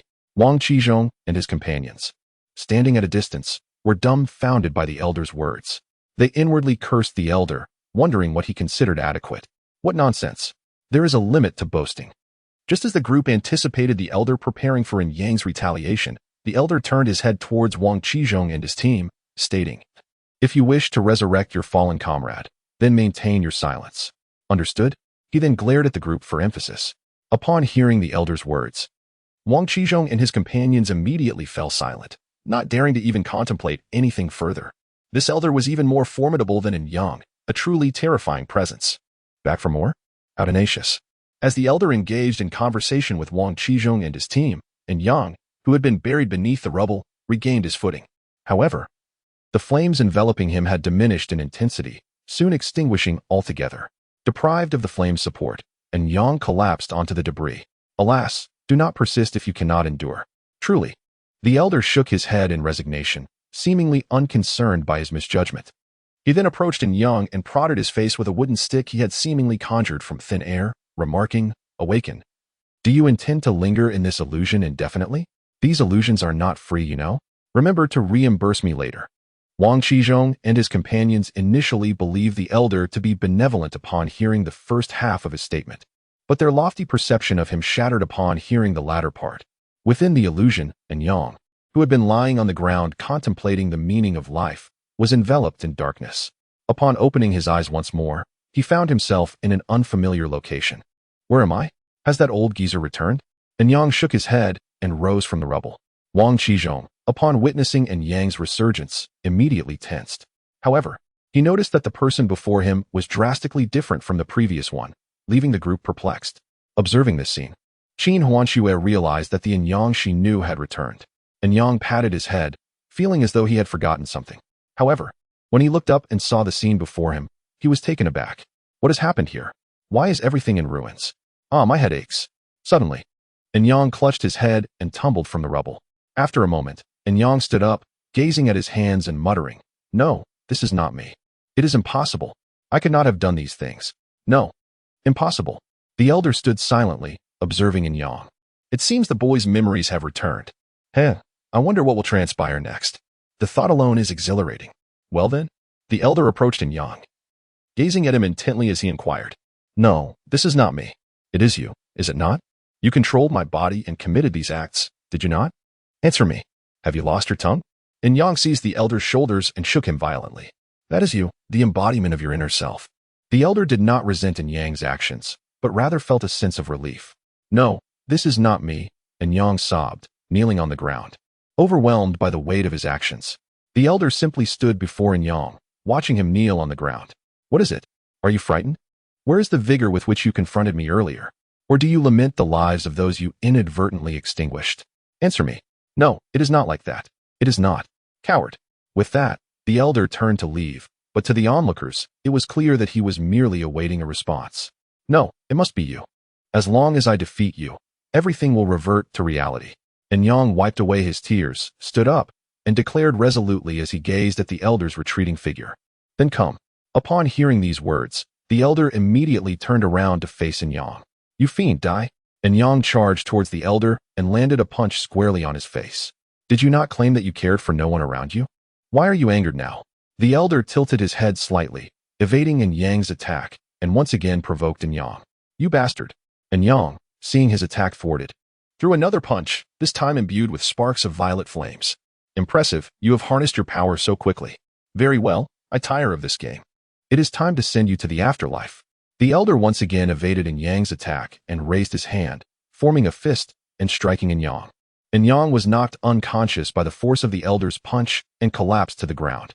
Seeing Yang unconscious, the elder lowered his hand, which he had intended to use for further attacks, and turned to leave, as if nothing had transpired. The onlookers were at a loss, beholding the fallen Yang. To take him away seemed wrong, given the elder's clear intent to train him. Yet, his display of extraordinary power was a blatant violation. A true quandary. Just as they resigned themselves to the situation, Xiao Luzi, previously lifeless, miraculously opened his eyes. Bewildered by the sight of his unscathed teammates, he quickly regained his composure, embraced Wang Qizhong, and lamented, "Boss, did you all perish too?" Startled by the voice, Wang Qizhong turned to find the supposedly deceased Xiao Luzi standing before him, hale and hearty. However, Xiao Luzi's words ignited Wang Qizhong's ire, prompting a playful punch to the head, lest he inadvertently dispatch Xiao Luzi back to the netherworld. Overjoyed by Xiao Luzi's resurrection, the group huddled together, bowing their heads in gratitude to the venerable figure who had restored their comrade, brother, and kin. Far away at the zoo, Jianyu and the others, preparing for slumber, emerged from their dormitories and gathered in the open air. "Do you sense it? He has emerged. Indeed, after a decade, his aura once again graces us. Let us investigate." Agreed. As they spoke, several celestial bodies streaked across the tranquil night sky, just as the group dared to relax. A dozen beams of light descended upon the ruined restaurant. Overwhelmed by the sudden surge of potent auras, Wang Qizhong and his companions nearly succumbed to despair. Not again. It seems luminaries are in abundance this year. The zoo denizens surveyed the devastated battlefield, their gaze falling upon the prone Yang, the seated Qin Huanxue, and the distraught Wang Qizhong. What transpired here? Bai Ao Shui inquired of Wang Qizhong. Chapter 35. Decisions and the future, never mind. We shall extract the memory crystal directly. Hold. Bai Yin strode forward, disregarding Ruo Yu's protests, and cast a spell upon Wang Qizhong. Moments later, a cerulean crystal emerged from Wang Qizhong's cranium. Xiaolu Zi and the others, poised to intervene, found themselves paralyzed. Bai Yin waved her hand, transforming the crystal into a visual display of the recent events. As the scene unfolded, Bai Yin reverted the image to its crystalline form and returned it to Wang Qizhong's mind. So, Yang went berserk while unconscious? Indeed, it seems Jiang Fan is involved. Observe, he was evidently training Yang to control his abilities, only to incapacitate him and vanish. Ning Hongzhuang surmised. Precisely. However, I question why Jiang Fan, who has been concealing his presence, would suddenly reveal it. Wu Lingbing pondered. Perhaps it was accidental. Everyone errs occasionally. Jian Yu offered. Do you truly believe that? Lin Hao retorted. Well, it is not entirely implausible, is it? You. Lin Hao bristled at Jian Yu's words. Enough. Let us return in Yang. We can discuss the matter further later. Bai Ao Shui interrupted their bickering. Bai Yin hoisted Yang onto her shoulder and vanished in a flash of light. Back at the zoo, Bai Yin gently placed Yang on a bed. Let us convene in the conference room. Perhaps Yang's awakening will shed light on the matter. Bai Ao Shui suggested, gazing at the unconscious Yang. Agreed. Within the conference room, I believe my earlier hypothesis still holds merit. Jian Yu feebly asserted. Spare us. Your notion is untenable. Would you inadvertently reveal your location while being sought worldwide? Lin Hao countered. It is not beyond the realm of possibility. Jian Yu adopts an air of affected pride. You are merely being obstinate. Enough, you two. Jian Yu's proposition is not entirely without merit. Even seasoned warriors have vulnerabilities. Bai Ao Shui intervened.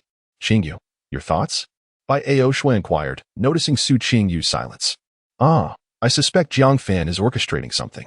Jian Yu visibly flinched at these words, though unnoticed by the others. Impossible, Jian Yu exclaimed. What ails you today?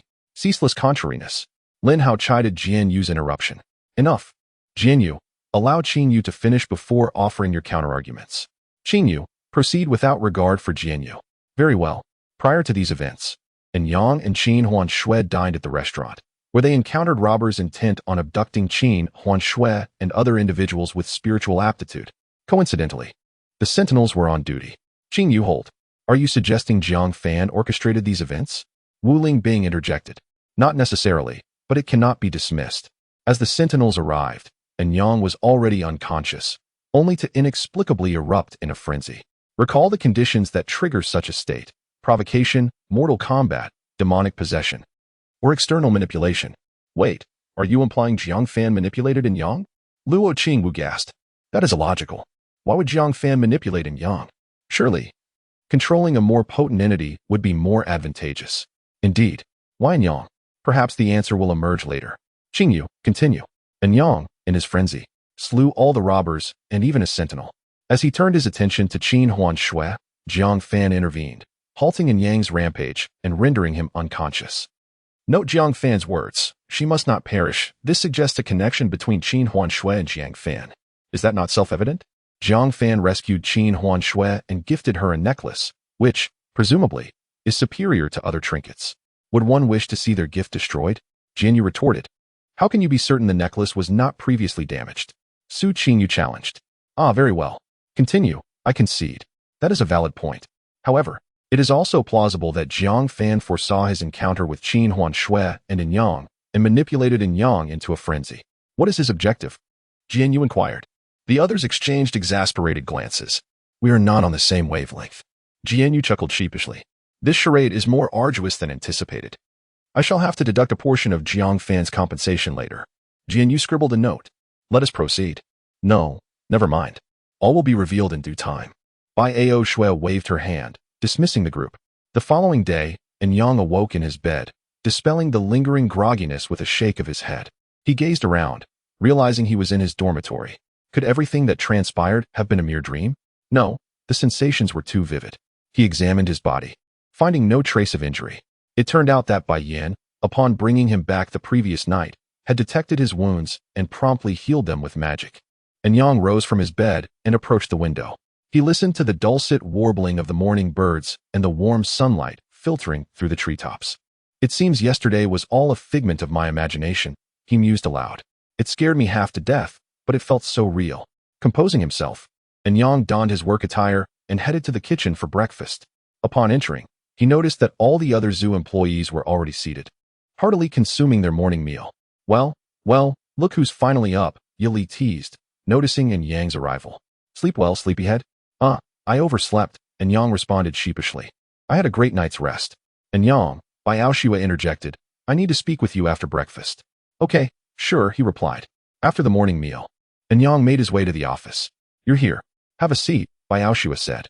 Sister Shui, what's on your mind? I'll get straight to the point, she replied. Yes, Sister Shui, I'll be completely candid. And Yang sensed the gravity in Bai Aoshua's tone, suspecting something significant was about to unfold. Very well. Tell me, what exactly happened last night before we brought you back? Last night, And Yang stared at his hands, lost in thought. So, it wasn't a dream after all. It all really happened. He had killed so many people. No, it wasn't him. No. And Yang shook his head, muttering incoherently. And Yang, relax. It's all over now. Don't dwell on it, Bai Aoshua said, embracing him and stroking his hair in reassurance. Gradually, Yang's tension subsided, and he drifted back into slumber. In a pitch-black void, Yang stared at the figure seated before him. He recognized the man as the instigator of the previous night's events. You monster! I'll kill you! Yang roared, lunging forward, only to realize that no matter how fast he ran, the distance between them remained unchanged. Yang, I wish to converse with you. Of course. I was wrong to control your body, and I apologize for that. I'm sorry. What good is your apology, you fiend? You used my body to murder so many people and forced me to endure those terrifying illusions. I must correct you on 2 points, the old man retorted. First, every person I killed with your body deserved their fate. They were all irredeemable villains. Second, who told you to contradict me and refuse my requests? Shouldn't I be allowed to retaliate? Besides, it didn't harm you. On the contrary, I essentially bestowed a great opportunity upon you. The old man presented his reasoning with such conviction that Yang might have believed him had he not witnessed his earlier actions. Don't think I'm unaware that the heat wave you emitted while controlling my body killed countless innocent civilians. Innocent civilians? Every living being in this world, whether ordinary people, cultivators, or demons, directly or indirectly kill someone from birth to death. Of course, controlling your body to kill was wrong, and I shouldn't have allowed you to witness it. But you must understand that if I hadn't controlled you, you would have killed people in the future, even your own parents. What did you say? I would kill my parents? You must be joking. Would you like to experience it for yourself? How can I be sure it's not an illusion? Rest assured, it's not an illusion. Besides, do I need to deceive you with illusions? Very well, you'll understand when you see it. With that, the old man tapped the armrest of his chair, and the dark void transformed into a bustling street. And Yang recognized it as the street in front of his house. Enough. Just die, all of you, ha ha ha ha. Just as Yang was stunned, a roar erupted from his house. He recognized it as his own voice, albeit deeper and more somber. Ha ha. As Yang recovered from the sound, a figure emerged from the house. Yang recognized himself, but his beard and hair were unkempt, as if he hadn't groomed them in ages. Get out of my way, all of you, ha ha. Yang ran madly into the crowd, brandishing a kitchen knife. What's wrong with him? Yang asked. This is a world different from yours, but similar. In this world, you never found a job and became a leech, eventually succumbing to drugs. He just had a fight with his parents because they discovered his drug use. He accidentally killed them during the argument and went insane. The old man said calmly. In truth, I cannot reveal what the future holds. Everyone possesses their own power, but they don't know how to wield it. As for how you choose to use your power, that's your decision. I have no right to interfere. Very well. The choice is yours. Become a hero or a coward like that madman. Choose wisely. It's time to return. With a wave of his hand, the old man returned to the dark void, and Yang returned to his body. Back in his own body, Yang smiled at the familiar ceiling, as if he had matured. You're awake. Does your head still hurt? Bai Aoshua asked, entering the room. Sister Shui, you're here. How long have I been asleep? Not long. Just a few minutes. See, I came to bring you some water. Thank you. Yang, I want to ask you something, if you don't mind telling me. Sister Shui, please don't ask about last night. Even if you do, I won't answer. As you said before, it's all in the past. Very well, Yang, get some rest then. No, I've slept long enough.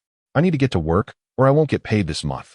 Jian Yu promised me a raise, and if I slack off, he'll use that as an excuse to dock my pay. Okay, I won't disturb you then. After Bai Aoshua left, Yang rose from the bed, gazing at his hands and smiling to himself. Very well, let's leave it at that. As for the future, Who knows? No one knows. He paused. No. That old bastard probably knows. Damn it. Just thinking about him makes me breathless. I don't want to think about it. I don't want to think about it. Time to work. Having changed into his work clothes, Enyang arrived at the zoo entrance, ready to begin his day. Oh, Enyang, you're here. Yili exclaimed from afar, hurrying over to greet him. Hey, Yili, why are you working in that form today? Enyang asked, surprised to see her in her human form. Hee, have you forgotten? Sister Shui said I don't have to work in my demon form for the next few days. The human body is wonderful. Indeed. So, what are you planning to do today? I don't know. Very well, I'll join you as a guide at the entrance today. At the entrance of the zoo, Anyang and Yali stood, observing the ebb and flow of visitors. How swiftly time passes, in less than a month. The zoo has grown to this scale. Anyang gazed at the crowd, feeling a genuine sense of wonder.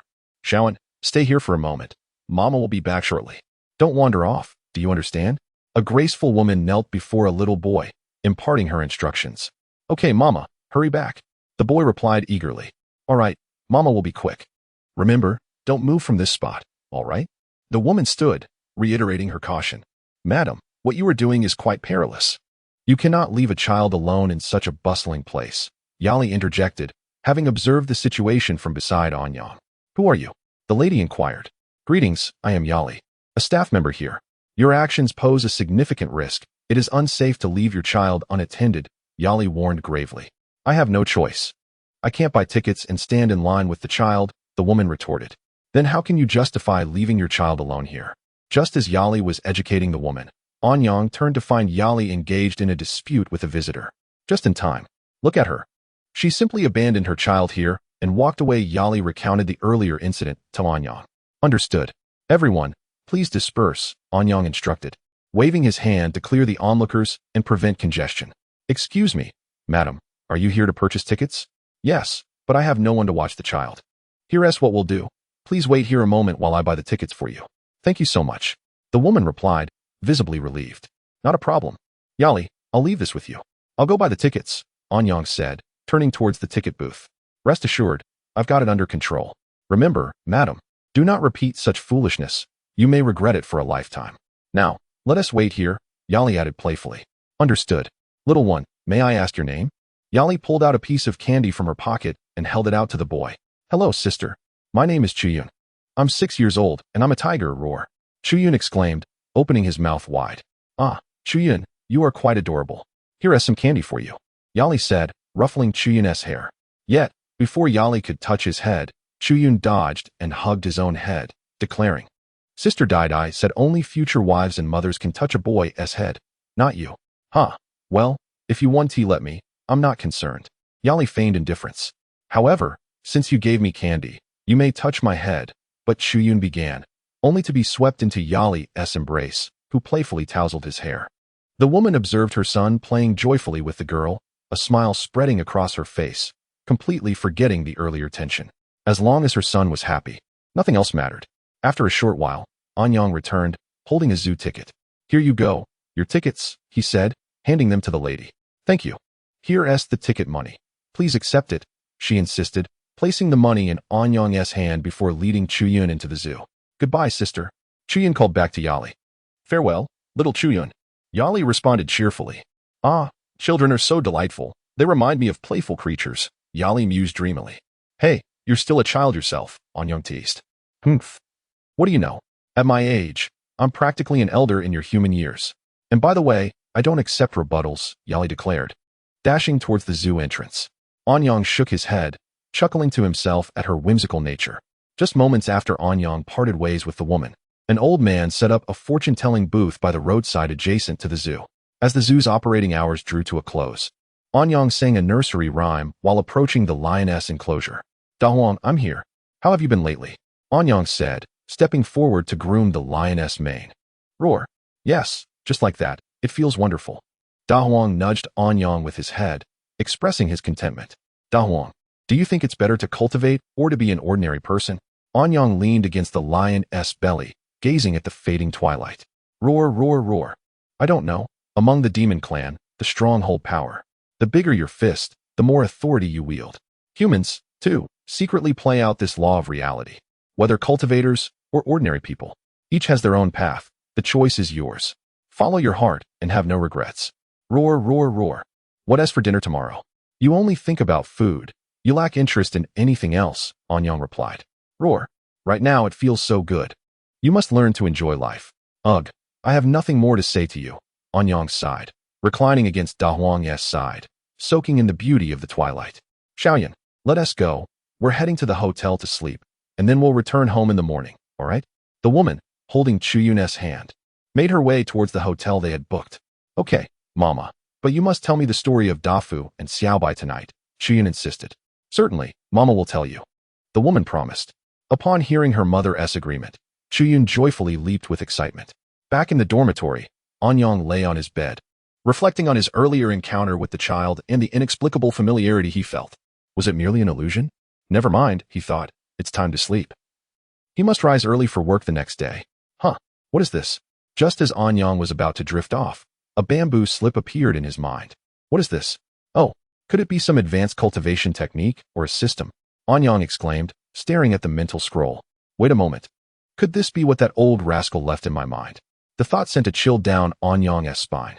Has that old trickster already guessed I would choose to cultivate? This is infuriating. Once I grow stronger, I will ensure he pays for this. He'll get a good thrashing. But how does one even read this? As Anyang pondered how to decipher the bamboo slip, it seemed to respond to his thoughts, floating out from his forehead and hovering before him. Before Anyang's eyes, the scroll shimmered with golden light, and he could faintly make out the words creation technique. If the curtains weren't drawn, this would surely attract attention, as it appeared to be a divine cultivation method. Anyang reached out, and the scroll, seemingly sentient, floated into his hands. Opening it, he was taken aback. Aren't these top-tier techniques supposed to have restrictions? Why is there none here? What are you saying? This is one of the rare top-tier techniques in the world. The bamboo tube seemed to have penetrated Anyang's thoughts, and it suddenly shouted in fury. What the hell? This thing has become sentient. Didn't they say that after the founding of the nation, no one was allowed to become sentient? Hearing the bamboo tube speak, Anyang was startled and immediately threw it away. Do you want to kill me? How could the guy allow you to be my host? My heavens, I ask you. Why are you so weak? The bamboo tube, cast aside, transformed into a golden figure that scolded Anyang. Weak? I am a genius. Only a genius can possess a golden finger. Anyang proclaimed with pride. Genius? Uft. If you are a genius, then I am the creator god of this world. You're nothing but a fool, an idiot, a waste, the golden figure retorted. Say that again, and I swear I'll burn you. Anyang threatened. Burn me? Ha. There are only a few who could burn me in this world, and you are certainly not one of them, the golden figure mocked. Since I can't burn you, I'll just toss you into the toilet and flush you away. The author has something to say. The story officially enters the main plot. Let us anticipate it.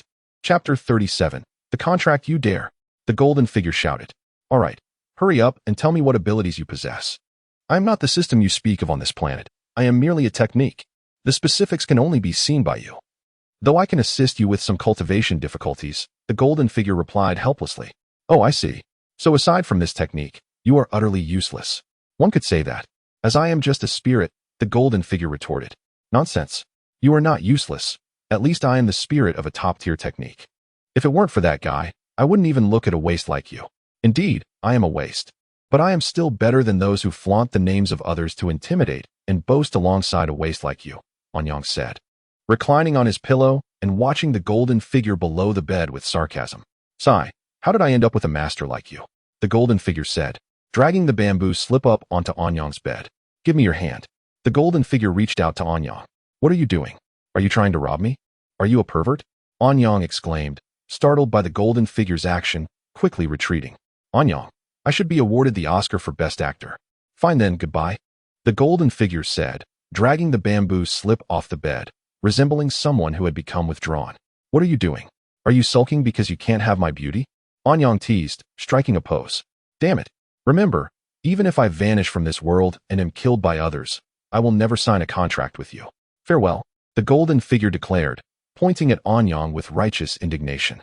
All right then, goodbye, good night, and may you have pleasant dreams, Anyang said, lying back down. Feigning sleep while secretly observing the golden figure's movements, ready to act if anything unexpected occurred. Such a cheap trick, the golden figure thought, feeling a sense of inferiority. I must make him regret this. I'll hide and see if he truly goes mad searching for me in the morning. Then I will reveal myself. and he will kneel at my feet. Oh dear, I'm getting a bit tired. I need to find a place to sleep. This guy's bed is quite nice. I'll just borrow it for tonight. Why has T made a move? Has he figured out my plan? It seems this thigh isn't worth clinging to. Anyang mused as he watched the motionless golden figure. Just then, the golden figure jumped back onto Anyang's bed, placing the bamboo tube beside him before retreating back inside. Watching the golden figure's smooth motions, Anyang's mind filled with countless questions. What is going on with this big shot? Why does he say he is leaving, yet stays? Is he planning to spend the night here and depart while I am still asleep? Haha, fate is on my side. This increases my chances to approach this big shot. If the golden figure were aware of Anyang's thoughts, it would surely be moved to tears, originally possessing the ability to perceive its host's inner thoughts. That feature now lay forgotten. Golden figure. Oh my, I can't believe I forgot. From now on, I will make Anyang's life difficult. Thus, both individuals, each with their own ulterior motives, closed their eyes and enjoyed the tranquility of the night. The next morning, Anyang rubbed his eyes with one hand while the other absent-mindedly touched the bamboo slip beside him. What is this? Upon picking it up, Anyang was astonished to discover that the big shot had not left. My heavens, this is wonderful news. Who dares disturb my slumber? Just then, the golden figure emerged, rubbing its eyes and shouting, What the heck? How do you wake up so early?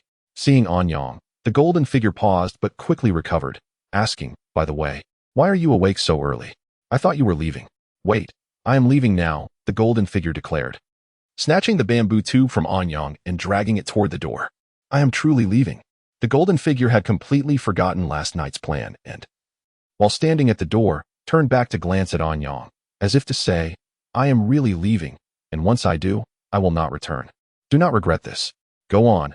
Anyang waved his hand, signaling the golden figure to leave while also closing the door behind him. The golden figure, seeing Anyang's demeanor, rushed to his legs, tears streaming down its face. Brother, you are my brother. I'm a top-tier technique that everyone desires. You are making me lose face. Can techniques even have a sense of face? Well, not exactly. But you see, I will fulfill any request you have. Just give me a glance, will you? Isn't that what I'm doing? Look at my captivating black eyes, Anyang said, pointing to his own eyes. I'm done. Who will save me? You scoundrel. How could you bring me here? You ought to send me to the demon clan. Even they are better. The golden figure collapsed onto the bed, gazing blankly at Anyang, resembling a scorned spouse. By the way, what is your name? I still don't know. Anyang poked the golden figure's cheek with his finger. Forget it. Just sign the contract with me and erase my will. That would be a relief, the golden figure said, having lost all attachment to this world. Initially curious about this place, it was now utterly exhausted by Anyang. Sign a contract? How do we do that? Anyang asked, looking puzzled at the golden figure. Give me your hand. The golden figure extended its hand again. Anyang complied, placing a finger on the golden figure's palm, wary of accidentally squashing it with his full hand. Repeat after me. With my blood, I forged this contract. I, the spirit of the creation decision, shall never violate this contract. Should I breach it, I shall face divine retribution and eternal damnation. The golden figure stated wearily. With my blood, I forged this covenant. I, Anyang, shall never violate this pact. Should I breach it, may heaven and earth punish me, and may I be forever denied rebirth. Anyang swore in imitation.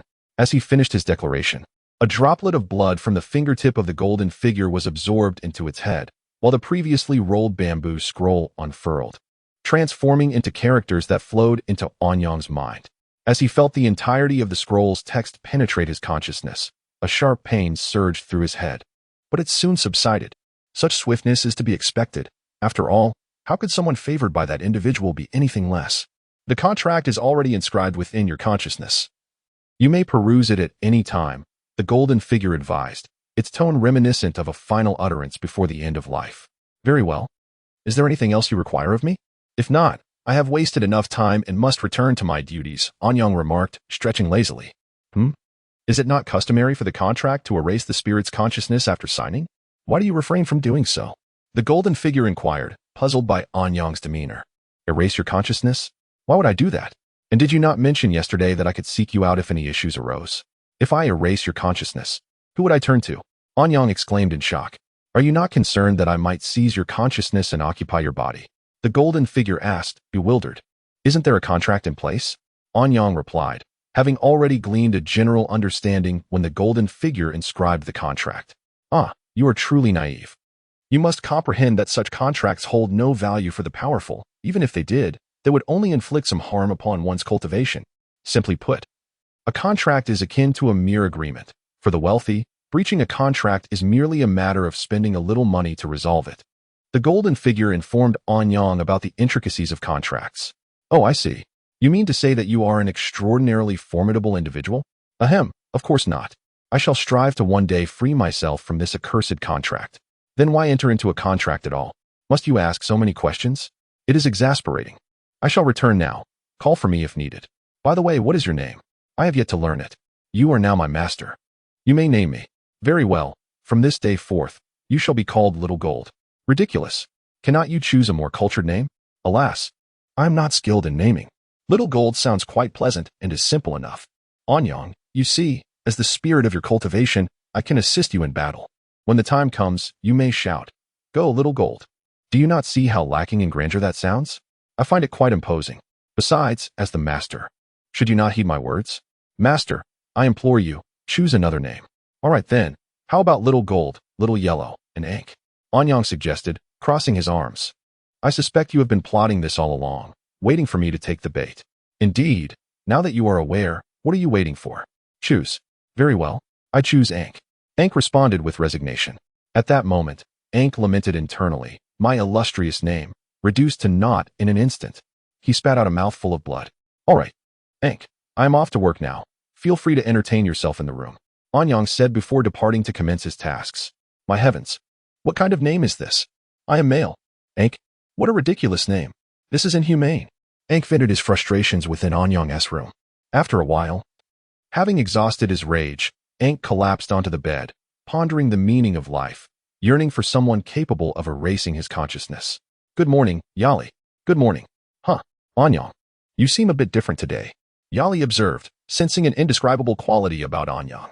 Different? In what way? Perhaps I have become more handsome? Anyang chuckled to himself. Indeed. You are different, more shameless than before, Yali teased. Chapter 38, Live Streaming, Part 1. Profound ennui washed over Kiki as she lay supine upon Anyang's bed, her gaze lost in the expanse of the ceiling. How utterly tedious, she murmured, contemplating. Perhaps a visit to Anyang is in order. With a gentle push, Kiki opened the window and soared into the open air. Her eyes scanned the throng of tourists below until she spotted Anyang, who was presently engaged in amiable banter with Yali, their words laced with playful teasing. Anyang, I've arrived, Kiki announced, descending to hover before him. Startled by her sudden appearance, Anyang swiftly enveloped her with his work uniform. Release me at once. Kiki protested, struggling against the fabric. Seeing her resistance, Anyang tightened his embrace. Are you quite all right? Yali inquired, observing Anyang's peculiar struggle. Indeed, I am fine, Anyang replied. I must attend to the restroom. Please, carry on. He then hurried towards a restroom within the zoo, his posture suggesting urgency. Securing himself within a stall, Anyang released Kiki. Have you lost your senses? He whispered. Do you realize the number of people outside? Kiki gazed at him, her expression blank. What does the crowd matter? She asked, as if addressing a simpleton. Anyang patiently explained the risks of exposure. They could discover you, and I wouldn't be able to protect you. Are your parents aware of your lack of intelligence? Kiki retorted. What relevance do my parents have to my intelligence? You dare insult me? Anyang exclaimed, feigning offense. He then playfully attacked Kiki with a series of tickles. Ha ha ha. Enough, I concede. I am foolish, I am foolish. Kiki cried, tears welling in her eyes as she succumbed to laughter. Very well, cease your antics, Anyang said sternly. I have serious matters to discuss. If I recall correctly, you were the one engaging in merriment. Kiki muttered under her breath. I shall conceal you within my garment and return you to your quarters. After that, refrain from wandering aimlessly, understood? Anyang outlined his plan. But confinement is dull. I intend to accompany you every day henceforth. Are you not concerned about being discovered and seized? Anyang interrupted. Fear not, for I am imperceptible to all save you. Even those with spiritual perception cannot detect my presence. Do you comprehend? Kiki affirmed, pushing away Anyang's hand. You mean to say, I am the only one who can perceive you? Precisely. Your dim-wittedness is astounding, Kiki remarked with a sigh. Why did you not disclose this sooner? You scarcely afforded me the opportunity. You. Subsequently, Anyang emerged from the restroom with an air of exuberance, leaving onlookers to speculate about the cause of his elation. Shortly after, a diminutive figure flitted out, her head adorned with bumps resembling small. It was Nkiki, her face bearing the marks of Nyang's playful assault. Nyang, I shall ensure you experience the same torment one day, she vowed, gingerly touching her swollen face. Welcome back. Was everything satisfactory? Yili inquired upon Nyang's return. Indeed, everything is perfect, Nyang replied with a grin. You wretched fiend. You have disfigured my face. You shall compensate me. Nkiki exclaimed. Compensate you? How? Nyang whispered. I shall determine that later. I wish to explore the surroundings. When do you intend to undergo marrow cleansing? Nkiki asked, turning to face Nyang. Perhaps this evening. Understood. Are you quite well? You have been conversing with the air, Yili remarked, puzzled. I am merely practicing my acting skills, Nyang replied sheepishly. Absurd, Yili muttered before departing. Nyang and Yili, please report to the conference room immediately, the announcement echoed. Nyang and Yili, please report to the conference room immediately. Nyang and Yili, please report to the conference room immediately. As Nyang basked in the sunlight, the announcement startled him. He immediately sprinted towards the dormitory. What is the purpose of this summons? Nyang inquired as he entered the conference room, where Yili, Qin Huanxue, Secretary Qi Shu, and Jian Yu were already seated. It is a relief to see you unharmed. Nyang, Qin Huanxue greeted him. Miss Qin, what brings you here? Nyang asked. I shall explain, Jian Yu interjected. Miss Qin is here to discuss investment opportunities. Excellent. Thank you, Miss Qin, Nyang replied. The pleasure is mine. I am always eager to invest in promising ventures, Qin Huanxue responded. Nyang, we have requested your presence, along with Yili, to propose a live streaming opportunity on Ms. Qin's platform. Are you both amenable? Unfortunately, Shi Tong is unavailable due to unforeseen circumstances, Jian Yu explained. I am certainly interested. However, I am uncertain of Yili's availability. I am also available. Excellent. Secretary Qi, your assistance is required, Jian Yu said to Qi Shu. Of course. Please, follow me. And I shall instruct you on the necessary procedures, Qi Shu replied, gesturing to Nyang and Yili. Miss Qin, shall I accompany you on a tour of the premises while we await their return? Jian Yu suggested. That would be delightful. I did not fully appreciate the surroundings during my previous visit. Your company would be most welcome, Mr. Jiang, Qin Huanxue replied with a smile. Nyang, I have made a remarkable discovery. Nkiki exclaimed as she burst through the conference room door, just as Jian Yu and Qin Huanxue were about to depart. Qin Huanxue was startled by the sudden opening of the door. Ah, it appears the wind is rather strong today. Are you unharmed, Miss Qin? Jian Yu asked, steadying her. Thank you, Mr. Jiang, Qin Huanxue replied, withdrawing her arm.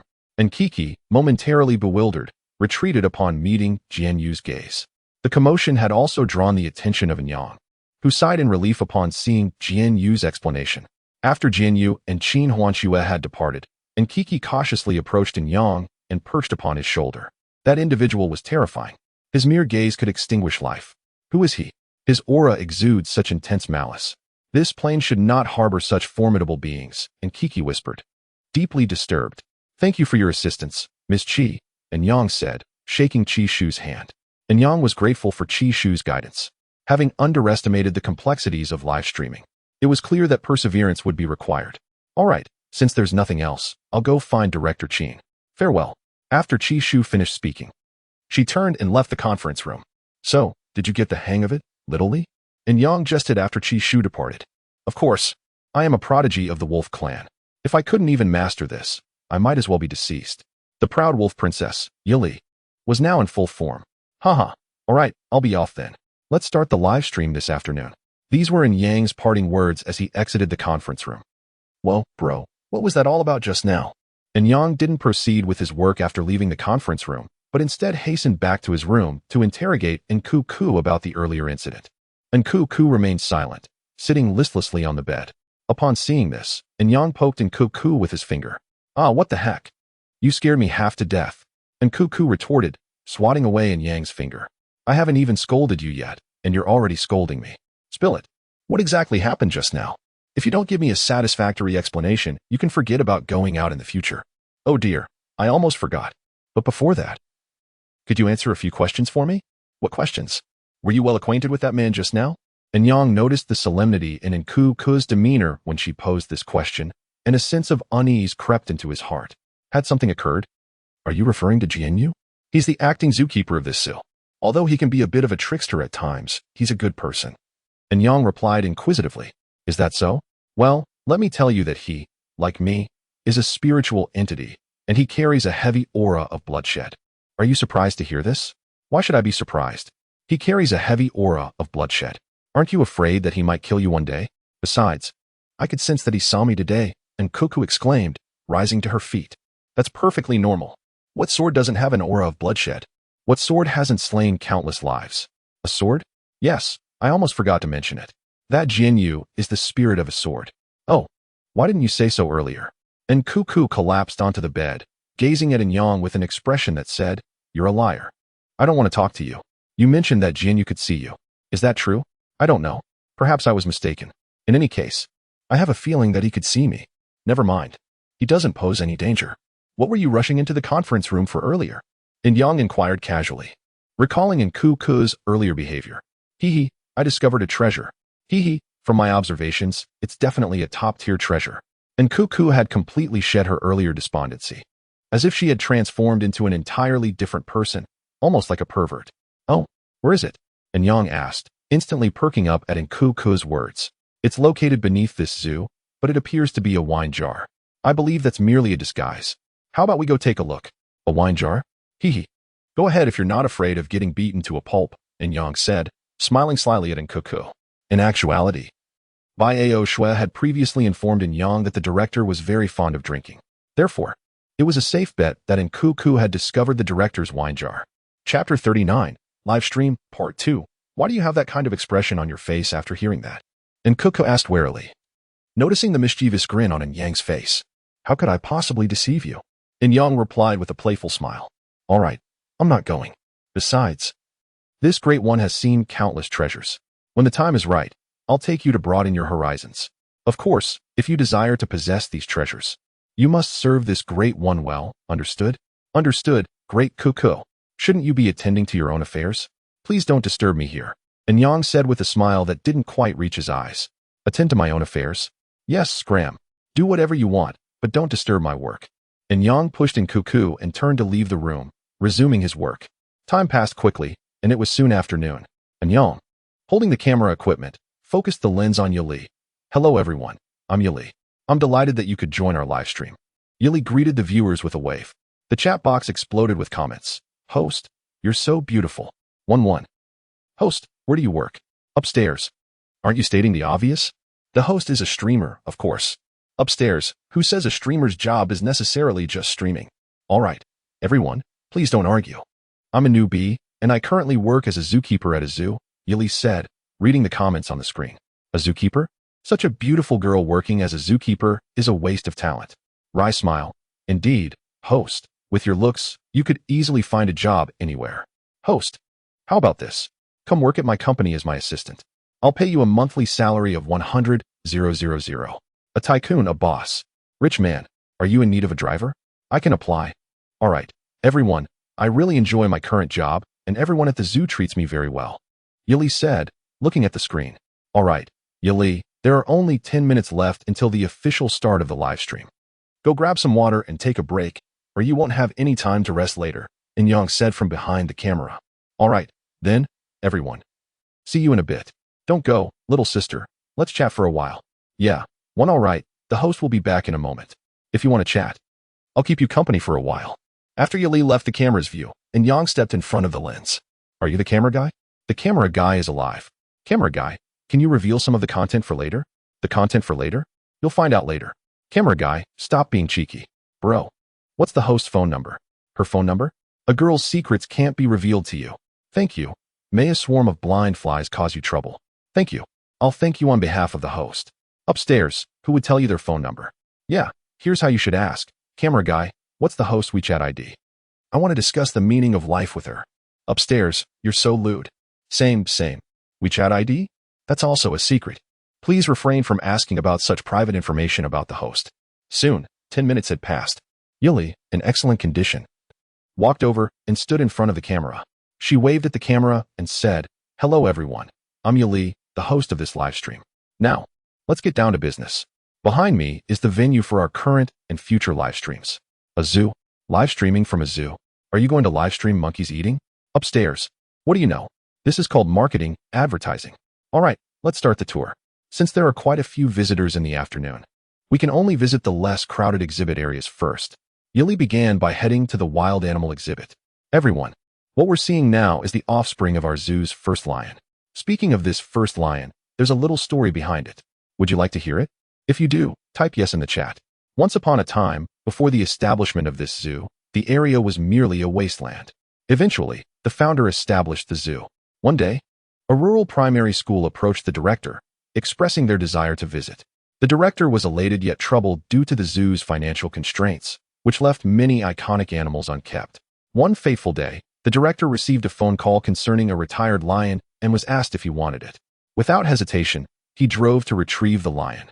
However, the aged creature, disoriented from the change of environment, lay despondently in its cage. As the day of the visit drew near, the director realized this situation was untenable. He resolved to personally care for the retired lion. Many believed he was wasting his time, yet he persevered.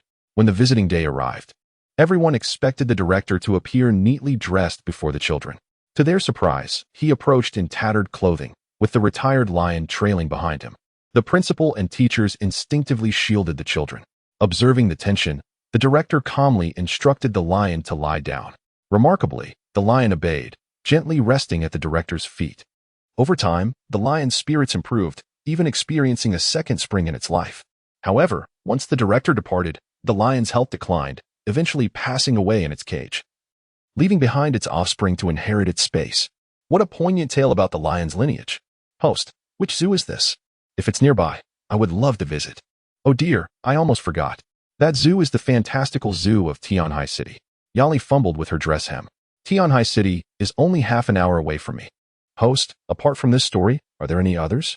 I am also from Tianhai, and this zoo has only recently gained fame. However, there was a captivating independent cinema nearby. Independent cinema? ISNT this is zoo.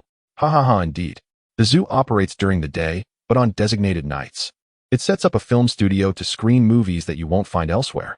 I had the honor of accompanying my parents once, but I haven't had the chance to return since. Host, is what the person above saying true? I asked the same. Hiki, it is indeed true. If you wish to see it, I will live stream the next showing for everyone. Host, we await your promise. Well, our zoo has many delightful attractions. Though it may not rival those in city centers, it certainly has its charm. In truth, besides the previous tale, each animal in this zoo possesses a story, some tragic, some sorrowful, and others joyful. Now, we find ourselves in the aviary section of the zoo. Just as Yali and Anyang entered the bird enclosure, several birds landed on Yali's shoulders. Wow, these birds appear to have become sentient, showing no fear of humans. Those upstairs, are you daft? The host is the zookeeper. Naturally, the birds wouldn't fear her. Wait a moment. Host, could you zoom in on the camera? Anyang, bring the camera closer. Yali said to Anyang while noticing the comments on the screen. All right, I see. Are those people behind you also zookeepers? Can't you see? The zookeepers are all in uniforms, while those individuals clearly appear to be tourists. These birds are remarkably unafraid of strangers. Hee hee, indeed, our zoo's birds are quite brave. Moreover, we offer activities such as renting animals from the zoo to accompany you during your visit. I've been there before, and what the host says is true. I concur. I raise my hand in agreement. Wow, is it really that magical? So, does this mean the animals have become sentient? Sentient? Since the establishment of the nation, such transformations are prohibited. They must have undergone special training to achieve this effect, right, host? Yali simply smiled at the camera without responding. Everyone, allow me to take you to see today's activities at our zoo. Conveniently, I can enjoy those delightful activities on the company's dime. Oh, so you're that kind of host. I agree. Host, come to my company.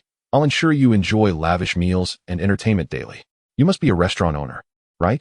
By the way, in our live stream, simply obtaining a card allows you to participate in a ticket lottery for the zoo with a high chance of winning. Wow. Host, this is quite unexpected. Speaking of which, how much is a ticket?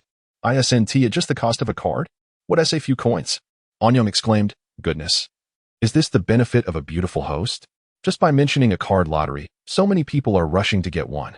Although a card only costs 6 yuan, the sheer number is staggering. My word, this live stream seems to yield more than a typical day's earnings. As the barrage of comments about the cards surged, Anyang and the others arrived at the daily activity area of the zoo. Wow, today we can actually rent animals from the predator section. I'm so lucky. Here I come, little lion. Yali exclaimed joyfully as she spotted the activity on the board and dashed toward the lioness enclosure. Host, your image just collapsed. What do you know? Regardless of how aloof a woman may appear, there resides a charming little princess within her heart. You are quite knowledgeable. Once they reached the lioness enclosure, Anyang noticed it was crowded. How about we switch activities? Anyang suggested. No way. This is a rare opportunity to ride the lion. I must seize it. Yali countered. In fact, some animals in the zoo are not open to the public, such as the lion. Yali had long dreamed of riding the lion to patrol the zoo, but was denied by Jinyu, who insisted on protecting the bond among siblings. Chapter 40, Live Streaming, Part 2. At long last, under the relentless harassment from Yali, the lion, Shitawang, capitulated. At that moment, Yali was perched atop Shitawang, exuberantly shouting. Anyang observed the scene before him, unable to suppress a twitch at the corner of his mouth. Was this truly a woman? Was she not more akin to a ferocious tigress? Just moments ago, Anyang had witnessed Yali and Ruayu in a heated debate over whether one could ride Shitawang. Ultimately, Yali leveraged the allure of the live stream, securing the lion under the condition that if Shitawang consented of his own volition, Ryu would not intervene. The outcome was predictable.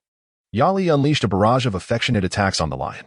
You can envision a scenario where your daughter attempts to charm you, only to resort to some formidable weapon when her pleas are met with resistance. For instance, your parents. Anyang glanced at the public screen, where a torrent of comments filled the chat. Host, you're amazing. Host, I truly admire you. Who knew such a delicate frame concealed the heart of a warrior? Agreed. Realizing she had slightly lost her composure, Yali suddenly remembered that this was a live broadcast. She hastily dismounted from Shitawang, adjusted her clothing and hairstyle, and smiled at the camera. Ahem, that was just my sister. I stepped away to use the restroom. Don't worry, host, we will keep your secret. Yali continued. What my sister showcased earlier was just one of the activities at our zoo. Of course, some animals cannot be ridden due to their inherent hostility towards humans. As she spoke, Yali cast a furtive glance at Shitawang, who, sensing the fury in her gaze, involuntarily trembled and hurried back to his den. Shitawang thought to himself, goodness, this woman is terrifying. No wonder humans say women are the most fearsome creatures. All right, everyone, I will take you on a little tour of the zoo before signing off. After all, it's my first live stream, and I need to gather some materials for better preparation next time, Yali said with a smile towards the camera. Now, this is our canid exhibit, home to various species of wolves and other canine animals. Ooh, host, could you ask the cameraman to zoom in on that dashing young man we saw earlier? Dashing young man. Where? Yali scanned the area but found no trace of the handsome figure mentioned in the comments. It's that zookeeper grooming the gray wolf. Oh, it's Uncle Bai. And Yang chimed in. Following the comments' direction, they discovered Bai Yen meticulously grooming a gray wolf. So handsome. Host, can you get that zookeeper's WeChat?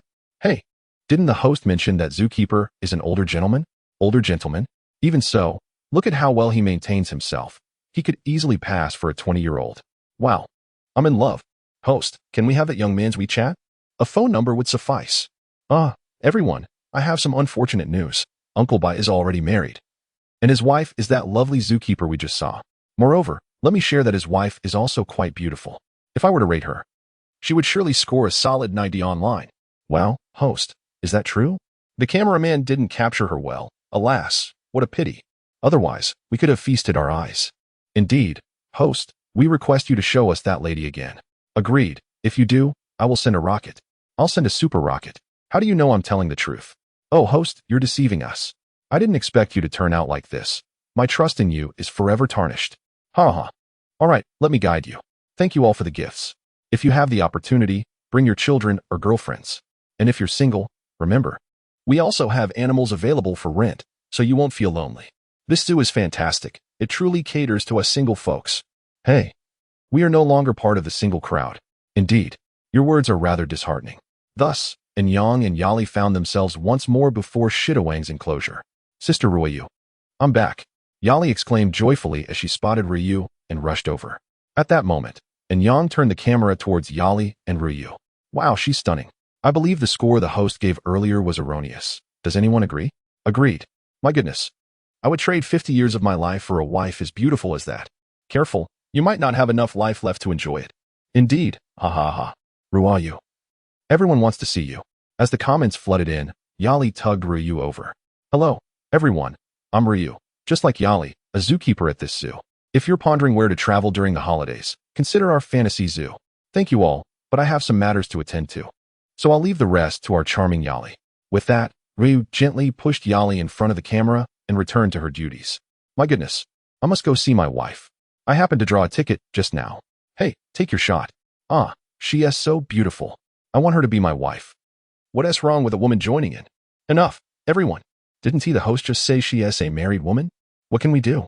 On one hand, there's the handsome zookeeper, and on the other, the beautiful lady. How to choose? Is anyone even reading my comments? So what if she's married? Can't there be a mistress? All right, everyone, let us not meddle. Uncle Bai and Sister Ryu have a good relationship. Host, you're breaking our hearts. Actually, if you wish to see handsome men and beautiful women, you can visit our fantasy zoo. We have plenty of attractive staff, excluding our cameraman, of course. And Yang said, all right, everyone, the time is drawing near, so I will end the live stream now. I will post the schedule for the next broadcast on the forum and the zoo's official website. Until next time. As Yang concluded Yali's last sentence, he switched off the camera. Yali, what did you just say? Could you repeat that? I didn't quite catch it, and Yang asked with a grin. Oh, I'm sorry, I made a mistake. Without looking back, Yali hurried away, and Yang shook his head and took the camera equipment to the storage room. Once the live stream concluded, and Yang returned to his room, lying on the bed, staring at the ceiling, lost in thought. And Yang, haha, I'm back. How was your day? And guess what I discovered while I was out? Just then, and Kiki flew in through the window. What is it? And Yang asked, sitting up to gaze at the hovering and Kiki. Let us not discuss that for now. Didn't you mention starting the purification process tonight? What preparations do we need? And Kiki settled on Yang's shoulder. Yes, but you didn't specify what supplies we need. I discerned that you would inquire about this. This afternoon, I procured some materials for marrow cleansing, but the only deficiency is a vessel to steep the ingredients. Would a bathtub suffice? Ah, you should have mentioned it earlier, saving me from needless fretting. Well, you didn't ask. Hurry to the bathroom. I shall commence concocting the marrow cleansing elixir. Inside the bathroom, and Yang sat in the tub filled with hot water, while Nkuku stood at the edge, tossing in unknown medicinal herbs. Haha, and Yang, you're in for a treat. Do you know I gathered these from a small medicinal garden I found in the back mountain? Hold on. Are you saying you picked these from the back mountain? And Yang interrupted. Yes, what's wrong? And Nkuku responded, puzzled. Cuckoo, pack your luggage and flee. I'll cover for you here, and Yang said gravely, patting Nkuku's shoulder. What's happening? Don't scare me. I'm easily frightened, and Cuckoo said, startled by Yang's sudden seriousness, and dropped all the herbs into the tub. Well, the medicinal garden in the back mountain is cultivated by the zoo director, who, as I mentioned, is GNU's master. Heavens, what have I done? And Yang, you must vouch for me. I didn't know it belonged to the director. I thought it was someone else's. Haha, relax, I'm just teasing you. The garden belongs to the director, but all creatures in the zoo can use it. Just inform GNU later. And Yang found Nkuku's readiness to escape under the cover of night amusing. You dared to deceive me. You're doomed. Is that so? Oh, I see. You scared me earlier. Hey, stop. I was wrong. I didn't mean to trick you. And Yang noticed the change in Nkuku's tone and realized he was still under his care for marrow cleansing. Could this kid be plotting something? Cuckoo, I think I'll skip the cleansing today. I'm a bit tired. Another day, I'll do it properly. And Yang made to rise, but Nkuku saw through his ruse. Fear not, marrow cleansing will relax your nerves. Besides, if we delay, the herbs will lose potency. We must cleanse today. It won't be as painful as in novels. Just a tad. Nkuku said normally. At this moment, Nkuku transformed into a little devil. I believe I still have a chance to salvage this. Don't you think, Cuckoo? Nkuku remained silent, watching Yang, his hands working even faster than before. I was wrong. The marrow cleansing was too brutal to describe, lest it be unseemly. 2 or 3 hours later, Yang, supporting himself against the wall, dragged his weakened legs to the bed. Lying on the bed, Yang stared blankly at the ceiling. Reflecting on what had transpired, a firestorm raged within him. He vowed to inflict the same torment on Nkuku in the future. Chapter 41. Entering the chi refinement stage at 3 o'clock in the early morning. Anyang opened his eyes and glanced at the time on his phone. He placed the device back on the table and attempted to drift off to sleep once more. However, he soon realized that no matter what position he assumed, slumber eluded him. Oh dear, I am truly insomniac. How am I to face work tomorrow? Anyang mused. With a sigh of resignation, he stared at the ceiling. Perhaps Kiki might have a solution. Anyang sat up and summoned Kiki from his consciousness. My master. You are unaware that sleep is a vital nourishment for a child's growth. Aunt Kiki floated before him, rubbing her sleepy eyes, appearing as though she might tumble from the air at any moment. Cough. Well, Kiki, do you have any remedies for insomnia? Insomnia? Are you daft? Since last night, you are now a cultivator. How could you still suffer from insomnia? If that is the case, I shall return to sleep. Aunt Kiki feigned a retreat back to Anyang's consciousness. Wait, no, you must help me identify the cause. Let me sleep, will you? I will help you find the reason in the morning, she replied, then settled on Anyang's hand in silence. Hey, Kiki, wake up. Anyang gently shook her. What am I to do? Why do I feel no fatigue at all? He pondered aloud, shaking his arm. Once more, he lay back down, staring at the bare ceiling, lost in thought. After a while, Anyang rose from his bed, changed his clothes, and descended the stairs. Exiting the zoo, Anyang wandered along the desolate streets, observing that all the shops were shuttered. Do you think everyone is like you, wandering the streets at such an hour? Thus, Anyang strolled along the street in front of the zoo for what felt like an eternity until he spotted a shop illuminated by lights, a dumpling restaurant. How intriguing. A dumpling house open at this late hour. Upon entering the establishment, Anyang noticed the modest space, furnished with only 3 tables. Hello, what would you like to eat?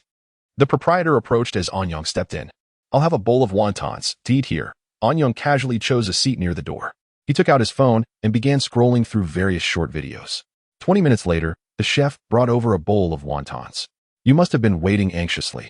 The filling is freshly made, hence the delay. No worries, thank you, Anyang replied, diving into his meal. The proprietor observed Anyang enjoying his wontons, a sly grin crossing his face before he turned and headed back to the kitchen. After a while, Anyang finished his wontons, placed the payment on the table, and exited the dumpling house. Taking in the serene street before him, he inhaled deeply, unconsciously closing his eyes and spreading his arms to embrace the night breeze.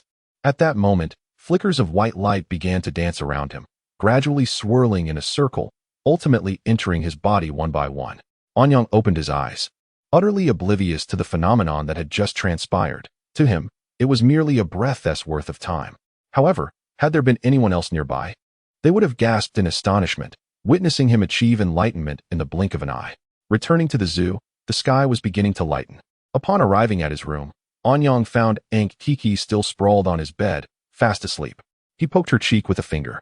Instinctively, she swatted at his finger but showed no signs of waking. Anyang shook his head, lay down beside her without changing clothes, and began contemplating life while gazing at the ceiling. Morning broke, and Anyang checked his phone to see it was 6 o'clock. He sat up, stretched, and got out of bed. Perhaps his movements were too vigorous, for Aunt Kiki stirred, rubbing her sleepy eyes and gazing at him. You lunatic, why did you not sleep last night and wake so early, disturbing my slumber? She complained, clearly displeased with his actions. Perfect timing. You're awake, quickly. Tell me what is happening with my body. Honestly, you, a cultivator, are suffering from insomnia? If word of this gets out, you shall be the laughingstock of the realm, she mocked. Enough with the chatter, or you'll lose your freedom for the day, Anyang threatened. Fine, let me see. When did you reach the 3rd layer of chi refinement? Aunt Kiki gasped, her spiritual vision probing Anyang's body in shock. 3rd layer? Did you cultivate last night? But wait, I never explained the meaning of those characters to you. Could it be that you underwent marrow cleansing? That is impossible. If it were that easy to advance, everyone would be doing it. She regarded him with a look of confusion that sent a shiver down Anyang's spine. Please, stop looking at me like that. It makes me uncomfortable, he replied, brushing off goosebumps. Wait here, I'll check some materials and return to discuss this. By the way, here's the concealment technique. Learn it to mask your aura. Without consciously using spiritual power, it will be difficult for ordinary people to discern your cultivation level. Aunt Kiki tossed him a bamboo slip. As Anyang caught the slip and was about to speak, Aunt Kiki vanished into thin air. What now? Anyang sighed, resigned to studying the concealment technique within the bamboo slip. Before long, he memorized its contents, stood up, changed into his work uniform, and headed to the kitchen. Upon entering, he was met with a chorus of remarks. Wait, Anyang, you've been cultivating? Bai asked, swallowing a dumpling. Not only that, but I've reached the 3rd layer of chi refinement, Lin Hao chimed in. What? Anyang, you actually cultivated? But didn't you say you wouldn't? Yali exclaimed, astonished, recalling that just yesterday Anyang was an ordinary person, and now he was a cultivator. Ahem, I'm not sure how this happened. I didn't do anything, Anyang replied, taking a bite of a dumpling while seated. Forget it. If you don't want to explain, that's fine, Lin Hao remarked, sipping his porridge. By the way, Anyang, do you know the concealment technique? If not, I can teach you, Bai Yin suddenly interjected. Anyang felt a wave of despair wash over him. Oh dear, brother, I've already used the concealment technique, yet you still discovered me. What is that? Anyang feigned ignorance, continuing his act. Well, you're newly cultivated. Perhaps you don't know what the concealment technique is. As its name implies, it's a method to conceal one's aura. As long as you don't consciously use spiritual power, ordinary people won't notice, Bai Yin explained, producing a bamboo slip from nowhere and tossing it in front of Anyang. Gazing at the familiar yet strange slip, Anyang sighed internally. He pretended to pick it up and read. Before long, he placed the slip back on the table. How is it going? Have you learned it? Bai Yin asked eagerly. Yes, I've mastered it. Anyang nodded affirmatively. I mean, I've gone through it twice. How could I not? Anyang demonstrated the concealment technique once more. Done? Bai Yin inquired. Yes. Are you certain? Why can I still perceive your cultivation level? Ah, silly boy, Anyang. Don't mind him. He is just a fool. At that moment, Ruoyu delivered a playful punch to Bai Yan's head. Do you even have a cultivation level? Is the concealment technique even effective for you? As the rain fell, Raining presented Bai Yan with a large steamed bun. Indeed, I had completely forgotten. Bai Yan, feeling a bit bashful, rubbed the 2 large buns atop his head, which truly ached. Thus, the breakfast came to a close, and Yang arrived at the lion cage with a feed bucket to deliver breakfast to the mighty lion De Huang. Roar, roar, roar. You've come. What shall we eat today? Upon seeing Yang enter, Lion De Huang joyfully wagged his tail and approached Yang, brushing his massive body against Yang's thigh. All day he could think of delicious food. No more rubbing, just like yesterday. You know the drill. Upon hearing Yang's words, Lion De Huang immediately ceased his affectionate nudging and shot Yang a disdainful glance, as if to say, can't you bring something delectable? Well, as long as there's something to eat, I'm off now, and Yang disregarded the lion's look and left the cage with the empty feed bucket. After distributing food to all the animals in the zoo's predator area, Yang did not return to his dormitory but instead proceeded directly to the canine section. Arriving at the enclosure where Yali's family resided. May I ask if Yali is here? Yang called out toward the room. The dwelling of the beast clan within a small world created by Jiang Fan. I'm here, it's little Yang. Come on in, don't worry. Yali's father won't make things difficult for you, Yali's mother responded. All right, and Yang replied, skillfully stepping into the small world where Yali's family lived. Little Yang, no need to be formal, please sit. Yali, are you ready? Little Yang is here, Yali's mother called down the hallway. I'm coming, don't rush me. Just then, Yali emerged, dressed and ready. And Yang, you're here. Wait a moment, I need to put on some makeup. After speaking, Yali turned back to her bedroom. You little brat, how dare you come here? I'll beat you. Yali's father emerged from the bedroom, having heard Yang's voice. Uncle, how have you been lately? And Yang instinctively shifted to the side as Yali's father approached. I'd be better off without you, Yali's father retorted angrily. Thus, time lingered in the charged silence between Yang and Yali's father. I'm ready, let us go, Yali announced just as Yang was feeling restless. She took Yang's hand and led him out of the small world. At that moment, Yali's father witnessed the scene before him, and his anger flared up instantly but soon extinguished. Unbeknownst to him, Yali's mother stood behind him with a spatula, smiling at him. As soon as Yang and Yali stepped out of the enclosure, a piercing scream erupted from Yali's father. Yang remarked, what a tragic scene. When Yang, equipped with a camera, and Yali arrived at the zoo's entrance, they found a long line of visitors waiting to buy tickets or enter the zoo. Chapter 42, The Great Bear, Part 1. In the Beast Zone, Yali stood before the camera. Good morning, everyone. I am delighted that so many of you have joined our live broadcast so early. Today's program is Tiki, a secret for now. You'll find out shortly. Now, let us follow the camera to the location of today's recording. The barrage of comments flooded in. The host is up so early. Host, we want to see yesterday's sister. Host, I want to see yesterday's brother. All right, I can accommodate all of that. By the way, I'd like to announce our future live broadcast schedule. We will be going live every Friday, as the next day is a rest day. I will share with you what to enjoy in our zoo and the activities planned for the next day. Of course, in the intervals between broadcasts, our cameraman will be creating videos to post on the forum and the zoo's official website. We have now arrived at today's live broadcast location, Yali said as she stood before the nursery room. The nursery room has been established since the inception of our zoo by the director, and it houses the adorable baby animals born here. They will reside here until they are capable of living independently, at which point they will be moved to the outdoor enclosures. It's getting late, so let us take a look at the nursery room together. After speaking, Yali turned and walked into the nursery. Upon entering, the first thing that caught the eye was the words nursery room written in red dye. You're here. At that moment, Luo Qingwu approached Yali, having entered with the barrage of comments. Everyone, this is our zoo's infant caretaker, Luo Qingwu. Sister Wu, please greet everyone. Hello, everyone. I am the infant caretaker of the zoo, Luo Qingwu. It's a pleasure to meet you all. Today, I will be guiding you through our nursery. Luo Qingwu smiled at the camera. The barrage of comments erupted. Goddess. Indeed, the host does not deceive me. Such beauty. What is your WeChat ID? Miss, I am single. 23 years old, and a general manager at a public company. I wonder if you have time after work for dinner? Wow, the general manager sounds impressive, doesn't he? Our #1 fan has gone silent. Do you have the right to speak? Haha, everyone, I apologize, but I am already married, and my husband treats me very well. Although he may not be as wealthy as some of you, I believe he will provide me with anything I desire. After saying this, Luo Qingwu gave a charming smile to the camera. And Yang and Yali were aware of Luo Qingwu's true identity, which was similar to Bai Aoshua's. Moreover, the man who had previously proposed to Bai Aoshua was likely long gone by now. Everyone, I need to use the restroom. Me too. Does anyone have paper? Please bring a pack to XXX City, XXX Public Toilet, second stall. I can't stand it. Even I, as a woman, find the sister very attractive. Host, can you tell us the sister's phone number? Ahem, I advise you all. Although Sister Wu's husband may not be wealthy, he is quite capable. There was someone who previously harassed Sister Wu, and he has been in ICU for almost 2 years now. And Yang couldn't help but twitch at Yali's words. That person wasn't in ICU anymore. They had turned to ashes scattered in the air. But, then again, if a piece of ash ended up in ICU, one could say they were admitted to ICU. Everyone, this is our avian breeding area, which houses many species, such as canaries, colorful finches, and long-tailed grass finches.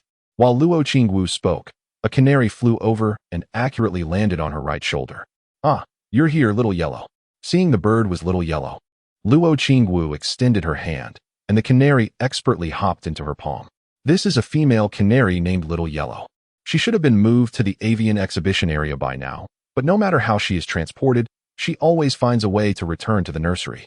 Gradually, she has become a key figure in the nursery, helping me manage it from time to time. Come, Little Yellow, say hello to everyone. Luo Qingwu gently stroked Little Yellow's feathers.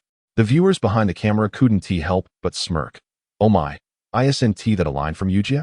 Chirp, chirp. Upon hearing Luo Qingwu, Little Yellow chirped towards the camera. Wow, Little Yellow is so adorable. I want to pet her. Indeed, I want to raise one. Host, is this bird for sale? Yes, I'd pay any amount. It's too cute. Ah, everyone, this is a non-sale bird. Yali couldn't help but twitch at a comment. All right, let us continue. Just then, Luo Qingwu interrupted the conversation. I am the star today. I won't let anyone else steal my spotlight. Not even you, Xia. And Yang, come here for a moment. At that moment, Bai Yin approached. All right, Yali. I leave the camera work to you. And Yang handed the camera equipment to Yali. Don't worry, I've got it, Yali replied. Let us go, brother Bai. After saying this, Bai Yin led Yang out of the nursery. Upon arriving at Jianyu's office, Yang saw Jianyu sitting in the boss's chair, sipping coffee. You're here. I need you to help with something. Are you in? Jianyu asked as he set down his coffee cup upon seeing Yang seated before him. What is the matter? It won't be like last time, will it? No, this time it's not that complicated. By the way, Lin Hao will be going with you this time. You can ask him for the specifics. All right, I'll go find Lin Ge then. After saying this, Yang left Jianyu's office and headed towards Lin Hao's exhibition area. Lin Ge, I'm here. What is the task? Yang approached Lin Hao and asked. Not much, just go catch a bear. Lin Hao replied casually. Catch a bear? Lin Ge, are you joking?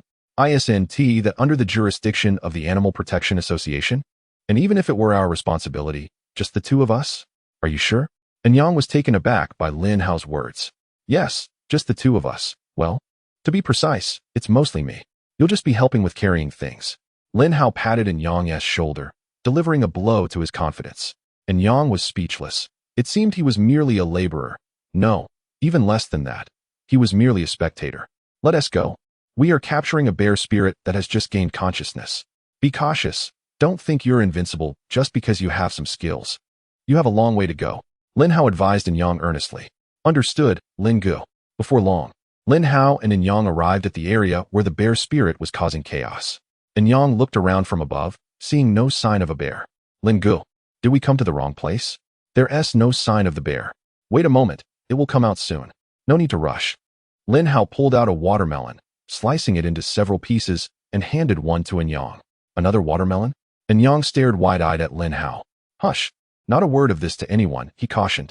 These were pilfered, you see. Only 2 slices, so savor every bite. In Yang remained silent, relishing the watermelon. Indeed, it was delectable. Perhaps he should procure some himself in the future. But alas, such thoughts were wicked. Thus, In Yang and Lin Hao perched in the sky, consuming watermelon while awaiting the hapless bear demon. At long last, their patience bore fruit. The bear demon materialized, clutching a honeycomb. With its ebony claws, it delved into the honeycomb, extracting golden honey. The bear demon conveyed his delight with a resounding roar. At that juncture, In Yang noticed thousands of bees trailing the bear demon, some even sacrificing themselves upon its hide, all to no avail. The bear demon remained impervious to their stings. In Yang couldn't help but admire the bear demon's tenacity. Brother, he mused, your resolve is truly remarkable. Even the bee's suicidal attacks cannot quell your gluttonous desires. Very well. Maintain your position above. I shall be but a moment. Scarcely had the words left his lips when In Yang witnessed Lin Hao plummeting earthward, landing squarely upon the bear demon's head with a resounding thud. Roar. Who dares disturb my promenade?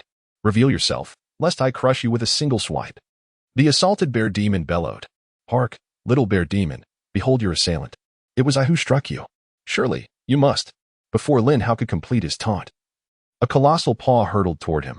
Despite the suddenness of the attack, Lin Hao displayed no alarm.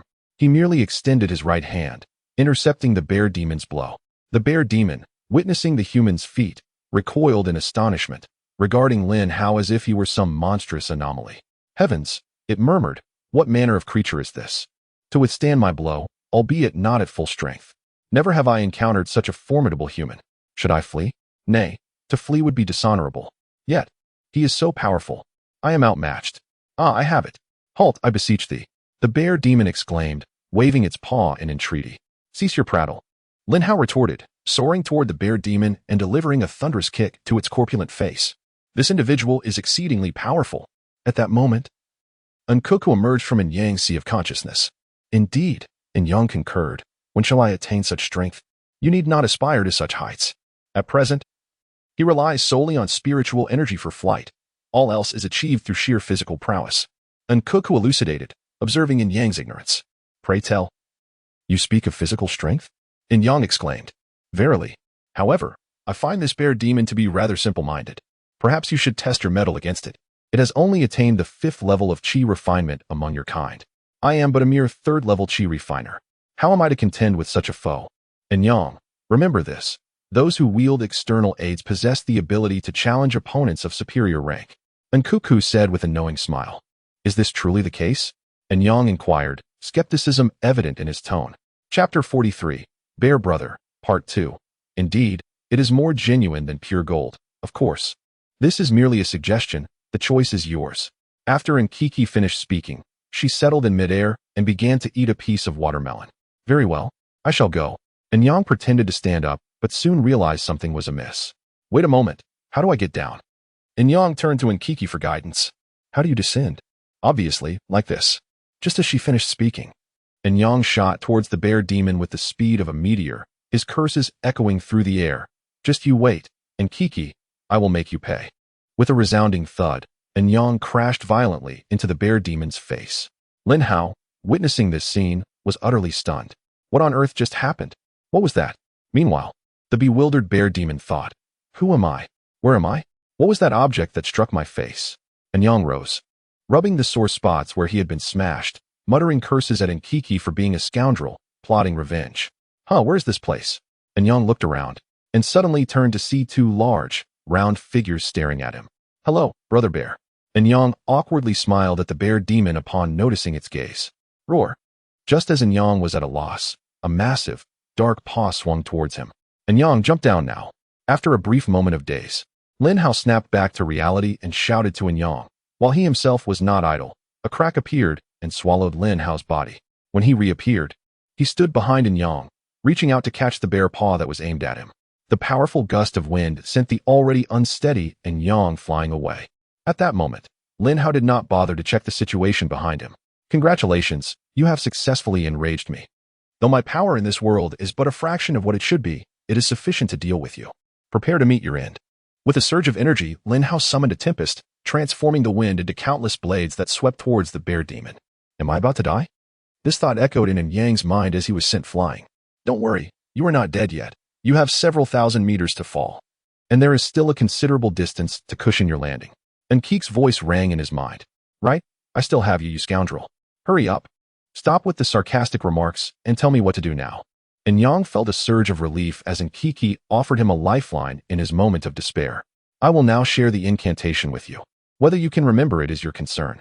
When you are about to hit the ground, channel your energy and envelop your body with spiritual power to cushion your fall. Do you understand? Stop dilly-dallying. Just tell me the incantation. And Yang was exasperated. How could she still be so leisurely at a time like this? Did she think she would be fine if he died? Wait a moment. Something feels off here. I'll sort this out later. Now, I forged the universe as my furnace, with the heavens as my grand crucible. And Kiki transmitted the incantation to Yang while sitting cross-legged in midair, her golden aura shining brighter than before. At this moment, Yang involuntarily mimicked Nkiki's posture. However, unlike her, the surrounding spiritual energy surged violently, crashing against Yang's limbs and bones. Yang, hold on. To gain the recognition of the creation decision, you must endure this trial. Nkiki communicated to him. Yang was so focused that he could not spare any energy to observe or listen to anything else. A kilometer away, the powerful and turbulent spiritual energy caught the attention of the combatants. The two combatants instinctively halted, both aware that such a disturbance indicated a powerful being or entity was breaking through. But soon, Lin Hao spotted Yang, sitting cross-legged in midair, and was taken aback. This kid is defying the heavens. At this moment, Yang was utterly still, suspended in the air, every inch of him soaked. It was evident that he had endured enough pain to feel numb. The phenomenon continued. The once empty forest now had several human and demon powerhouses hovering in the air, observing Yang. Suddenly, the previously clear sky turned ominous, thick clouds gathering. A bolt of purple lightning descended from the darkened sky, striking Yang with tremendous force. Despite being struck, Yang remained serene, seated in midair.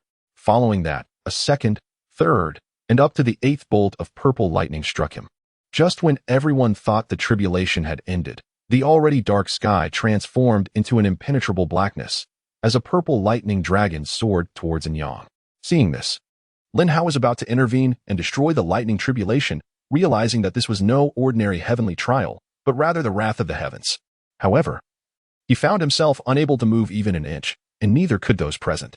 They all understood that if Yang were to survive this tribulation, he would undoubtedly become a formidable force, even surpassing the entire realm, and thus he must not be allowed to grow stronger. The purple lightning dragon struck Yang, illuminating the dark sky as brightly as day. Seconds ticked by, and Yang's tribulation showed no signs of waning. Meanwhile, as Yang faced his tribulation, Nkiki appeared to be undergoing a transformation. Her originally golden form developed cracks, yet she was not in any danger, and her appearance became more human-like. Soon, the lightning dragon vanished, and the once pitch-black sky returned to normal, save for a colorful cloud lingering above Yang. Lin Hao, seeing this, tested his mobility and realized he could move again. He quickly flew to Yang's side and addressed the surrounding human and demon powerhouses, saying, "Everyone, please leave. Do not force my hand, or the consequences will be dire." Upon hearing Lin Hao's words, none of the onlookers moved, all waiting for Yang to complete his breakthrough and seize the opportunity. They had refrained from moving because they had already surveyed the area upon arrival and noted Lin Hao engaged in a fierce battle with a bear demon, whose strength was presumably not to be underestimated. As for why a mere chi refinement stage cultivator would attract a lightning tribulation, it surely had to do with his cultivation method. As the crowd harbored their own ulterior motives, a radiant orb descended from the colorful cloud. And as it approached Yang, a smaller orb split off and entered the bear demon's mind. "Oh, something just flew into my head." The bear demon roared. Lin Hao observed the orb, sensing its energy and realizing it was a contract, inwardly lamenting, "This kid is incredibly lucky, though this bear's strength is lacking." Having a spirit beast makes all the difference. Time passed quickly, and In Yang finally opened his eyes while seated in midair. The onlookers, seeing that In Yang had completed his ordeal, stirred restlessly. What just happened? In Yang asked Lin how as he noticed the crowd around him. Wait a moment. Let me deal with these clowns first, and we can talk on the way back. All right, sounds good. Let us all attack together and not waste any more time. Lin Hao contemptuously addressed the crowd. Since you seek death, do not blame us for what follows, one of them replied. Thunderous might. The once clear sky became shrouded in ominous clouds once more, and soon, bolts of lightning descended from the heavens, striking the figures below. Even from a few meters away, An Yang could detect the tantalizing aroma of roasted meat. All done, Lin Hao declared, clapping his hands. Is that it? An Yang inquired, puzzled. Indeed, it's over. What is the matter? These individuals possess far greater prowess than that bear, yet they were swiftly vanquished. Why was the bear not similarly dispatched? Oh, being cooped up in the zoo is rather dull. A little exercise now and then is beneficial. By the way, you should check on that bear. It has already forged a contract with you. Whether it's a master-servant or an equal contract, you can ascertain for yourself shortly, or perhaps inquire with the bear. Now, let us return. With that, Lin Hao lifted An Yang into the air and flew back to the zoo, casually transporting the bear along the way. As they departed, far away, atop an unknown tree, an elderly man sipped his drink and smiled in the direction of An Yang's tribulation, only to vanish shortly thereafter. Who ambushed me? Where am I?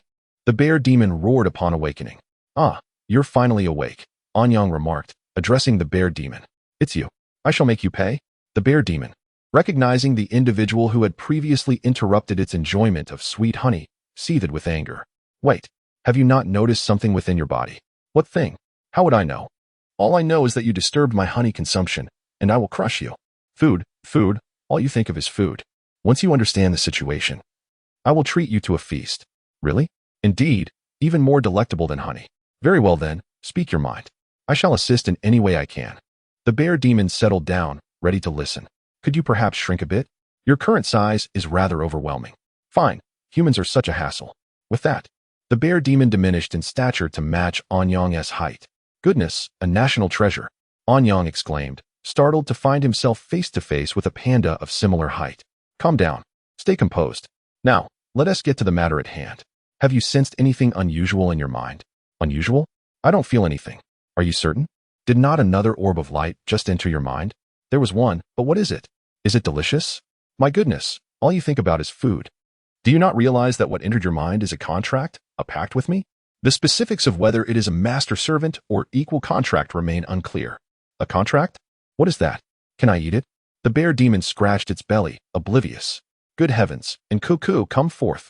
I cannot handle this. This creature's mind is solely preoccupied with food. An Yang, exasperated, summoned in Cuckoo for assistance. No need to look further, just feel it for yourself. It's an equal contract, much like mine. By the way, you are currently at the 3rd level of Qi refinement. Focus on your cultivation and do not be lazy. I shall take my leave for now. With that, Nkuku vanished from An Yang's sight. The author remarks, some may claim the power dynamics in this chapter are inconsistent, but I assure you they are not. The reasons for this will be explained in due course. Chapter 44. The first panda greetings. Allow me to introduce myself. My name is An Yang, and I am a zookeeper at this animal sanctuary. An Yang rose and extended his right hand towards the bear spirit. Hello, I am Bearda, a name bestowed upon me by my mother. Bearda playfully slapped An Yang with his hefty paw. By the way, when will you take me to have something delicious? I am quite famished. Just a moment, attend to your matters first. However, before that, you should stay with Kiki, the little golden fellow you just saw. An Yang was entirely oblivious to the changes occurring with Kiki. Understood, but you must remember to bring me food. Rest assured, I shall not forget, An Yang replied. A mix of amusement and exasperation evident in his tone. An Yang then summoned Bearda into his consciousness before heading to Jianyu's office. Upon entering, he was immediately embraced by Bai Yin. Ha ha ha, you little rascal. Quite impressive. Stirring up heavenly wrath at your cultivation stage, remarkable. Among my acquaintances, you certainly stand out. We must celebrate with drinks later, Bai Yin exclaimed, still encircling An Yang's neck. Speaking of which, Bai Yin, why do you seem to be regressing in age? Lin Hao quipped, unable to suppress a smirk at Bai Yan's juvenile antics, despite being over 100,000 years old. TCH, unlike you, who is becoming increasingly rigid, just like that scoundrel. Bai Yin retorted, laughter echoing through the room. All right, you two, cease your bickering. Anyang, where is that bear spirit? Jianyu intervened to redirect the conversation. Merda, you say? I was just about to look for you, Anyang replied, evading Bai Yan's arm as he took a seat. What is the matter? I intend to raise it at the sanctuary. It will be a splendid addition to our collection of animals. Very well, that is your decision. After all, that bear spirit is now your spirit companion. Indeed, however, if that bear were to reside in our sanctuary, it would lead to significant complications. What kind of complications? It is a giant panda, a species classified as a national first-class protected animal. Even Tianhai Zoo does not house pandas. Moreover, caring for pandas requires specific permits. Even if we could obtain the necessary permits, there's another issue. All current pandas are registered and bred. How do we explain the sudden appearance of a panda to the authorities? My heavens, is raising that bear so troublesome? Had I known, I would have dispatched it on the spot, Lin Hao lamented, filled with regret upon hearing Anyang's words. Are you certain that bear is rare? I recall there being a breed like that, Bai Yin said, perplexed by Anyang's assertion. Anyang, you all may leave for now. I need to think, Jianyu instructed, ushering Anyang and the others out. All right, I shall take my leave, Anyang said, rising to exit. By the way, if the bear's spirit has nowhere to stay, let it check the storage. Jianyu called after Anyang as he departed. Understood. Once everyone vacated the office, an elderly man appeared in the chair before Jianyu, sipping on a drink. Why did you go and find a panda? The paperwork is a hassle, Jianyu complained to the elderly figure. Cheap, the old man replied succinctly. My goodness, such a flimsy excuse. Now, tell me, what do you propose I do next? Jianyu retorted. You figure it out. I have matters to attend to. The old man stated, vanishing from Jianyu's sight. Curse it. Well, it's fortunate my intelligence network is robust. Otherwise, this would be quite the predicament. Jianyu muttered to himself as he watched the old man disappear. Before long, Jianyu dialed Anyang's number. You scoundrel. What do you want? Anyang's languorous voice came through the line. If you dare insult me again, I assure you your bonus for next month. No, for this month, will be revoked, and your salary halved. Master you, I heard nothing of that. By the way, what do you need from me? Anyang's tone transformed instantly upon Jianyu's threat. Come to the office to collect a document, then head to the Animal Protection Association to get a stamp. On your way, share the wonderful news with General Qin about our acquisition of a panda.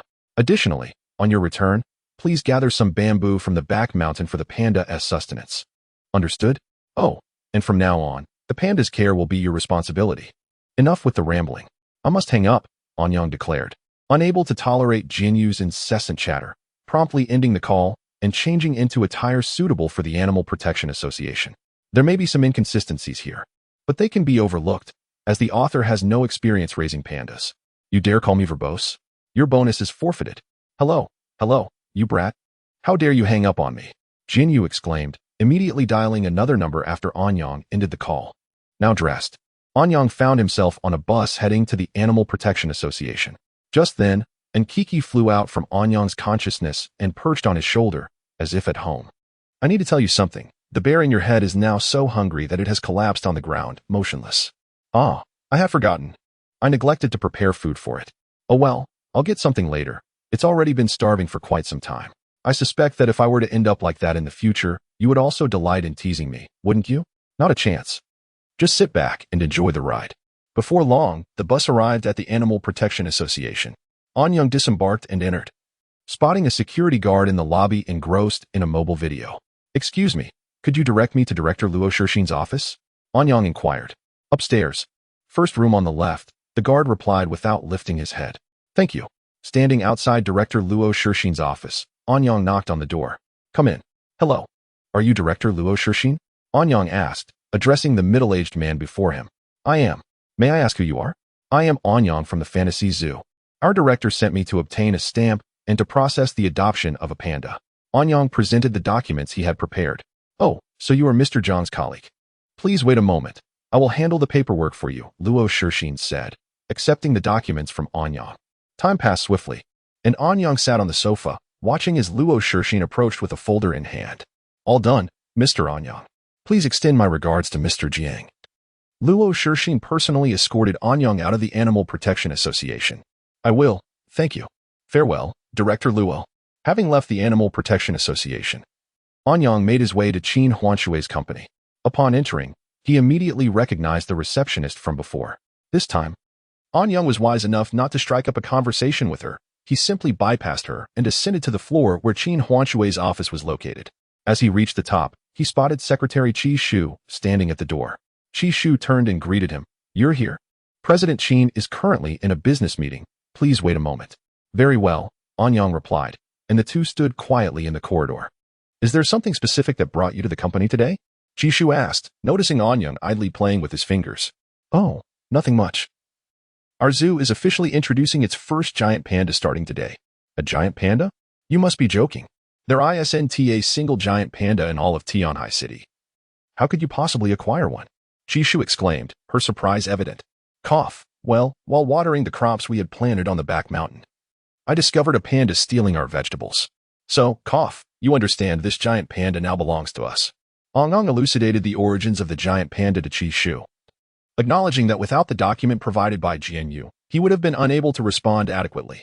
A moment later, the door to Qin Huanshui's office opened, and a middle-aged man, Mr. Murong, emerged, expressing his regrets. "I am sorry, President Qin, I will not be investing in this project at this time.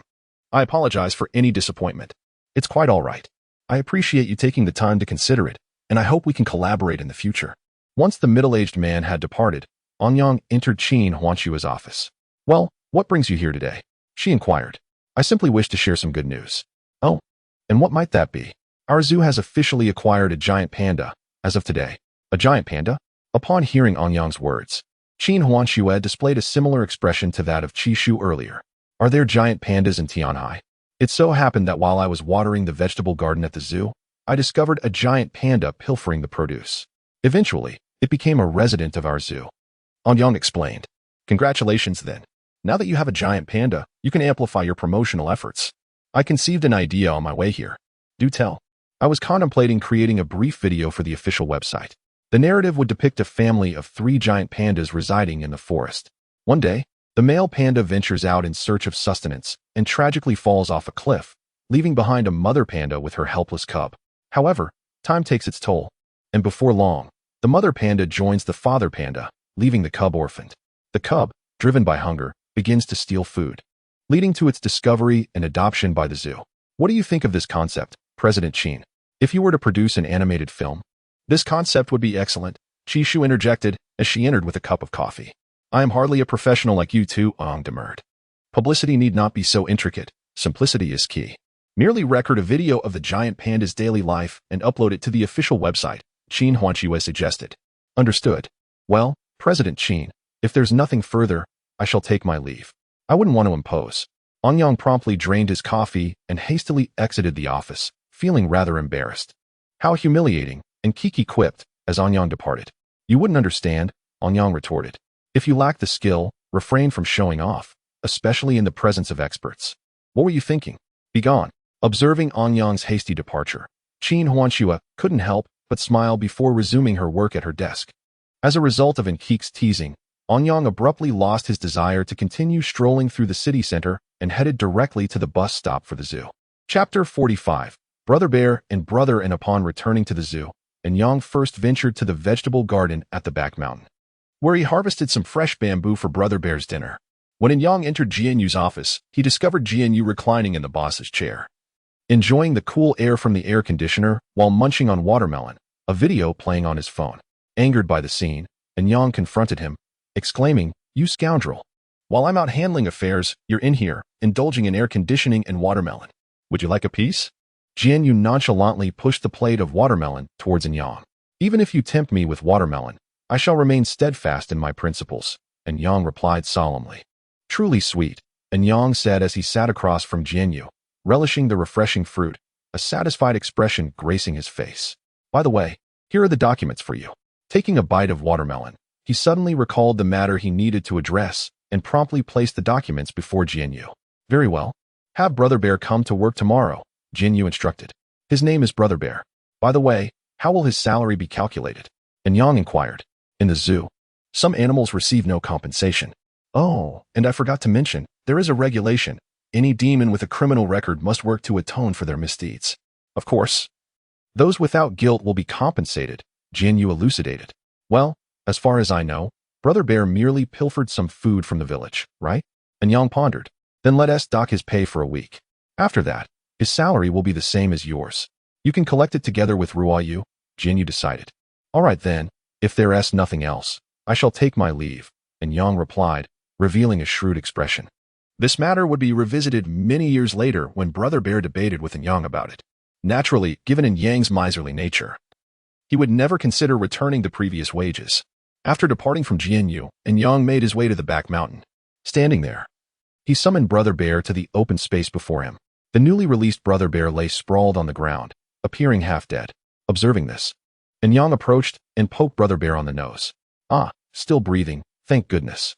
Nearby, Kuku couldn't help but retort, do you hear yourself? Is that even human speech? Brother Bear chimed in, I'm not human, but you are indeed a dog. Just because you're silent doesn't mean no one thinks you're mute. Yang snapped back, gritting his teeth at Kuku. I can't help it. I'm simply lamenting the plight of a future comrade who will stand in the same trench as me. I'll strangle you, Yang declared, suddenly rising and pretending to charge at Kuku. Quick, look at Brother Bear. He has been hungry for so long, Kuku warned, seeing Yang's fierce demeanor approaching. It's fine. He has been starving for an extended period. A little more time won't hurt, Yang replied, though his steps quickened rather than slowed. No way. Time swiftly passed, and Yang returned with a cheerful demeanor, followed by a pitiful Kuku, his head adorned with bumps.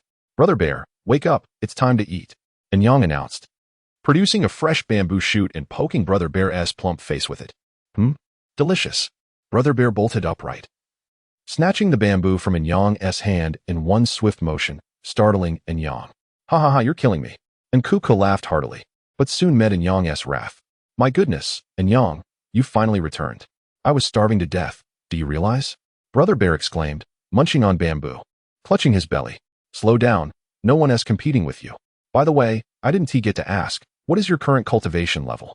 I'm not sure, Brother Bear replied, patting his belly like an old man. Kuku, come here, check his cultivation level, Yang called to Kuku, who was sitting nearby, rubbing his swollen face. Why are you asking me? How would I know? Kuku retorted indignantly. Are you certain you don't know? Yang said, flexing his hands as if to imply that if Kuku didn't respond, he would take action. Wait, it's not ready yet. He is only at the 5th stage of awakening, Kuku finally revealed. The 5th stage of awakening? That is equivalent to your human chi refinement stage. The demon race has its own nomenclature for cultivation levels, such as awakening for chi refinement, concealing edge for foundation establishment, and so forth. As for the later stages, you'll learn about them in due course, Kuku explained. Then what stage are you at? Yang casually asked. Ha ha ha, you'll find out in the future. Kuku replied proudly. Very well, we shall discuss it later. Brother Bear, shrink down to about 1.5 meters. You're still too tall. And reduce your weight to just over 100 gene, understood? Yang instructed based on the information in the documents. Got it, but where will I sleep tonight? I don't want to return to your sea of consciousness, Brother Bear whined. Fear not, you are a first-class protected animal. I will take you to a beast cage where you can sleep. It contains a small world for you to rest in. Yay, take me there quickly. Wait, I smell something delicious behind us. All right, but you mustn't go there, Yang automatically agreed, only to snap back to reality and rush to stop Brother Bear. Why can't I go? There's food there. Brother Bear was puzzled. I advise you, unless you wish to meet an early demise, avoid that area, Yang cautioned. Why? Ask your brother Kuku why. Yang tossed the dilemma to Kuku. Brother Bear, since you've asked so sincerely, I'll graciously inform you. That vegetable garden is tended by the zoo director. You'll meet someone named Jinyu later. He is the director's sword spirit and possesses a formidable murderous aura. Even I, your elder brother, am no match for him. Do you truly think you can sneak in and return alive? Is it really that terrifying? Then I want to go, Brother Bear said, scratching his belly. Thus, Yang led Brother Bear to his designated beast cage, teaching him how to enter the small world and utilize its facilities. After completing these tasks, Yang and Kuku walked home together. Returning to the room, Anyang and the other individual immediately reclined on the bed, utterly exhausted from the day's events. The following morning, Anyang donned his work attire and stood before the cage of the bear named Xiongda. He observed as Xiongda emerged from a miniature realm, plopping down beneath the bamboo growth. With great gusto, he snapped a bamboo stalk and bit into it, crunching with abandon, resembling the foolish son of a wealthy landowner. Greetings, everyone. Today marks a momentous occasion for our zoo, announced Yali as she approached with a legion of viewers. Anyang, you're here quite early, she remarked. And you as well, starting your live stream at such an hour. Shitong, I appreciate your efforts today. I must attend to the panda, Anyang replied to the camera operator. By Shitong. Not a problem, she responded. The viewers chimed in.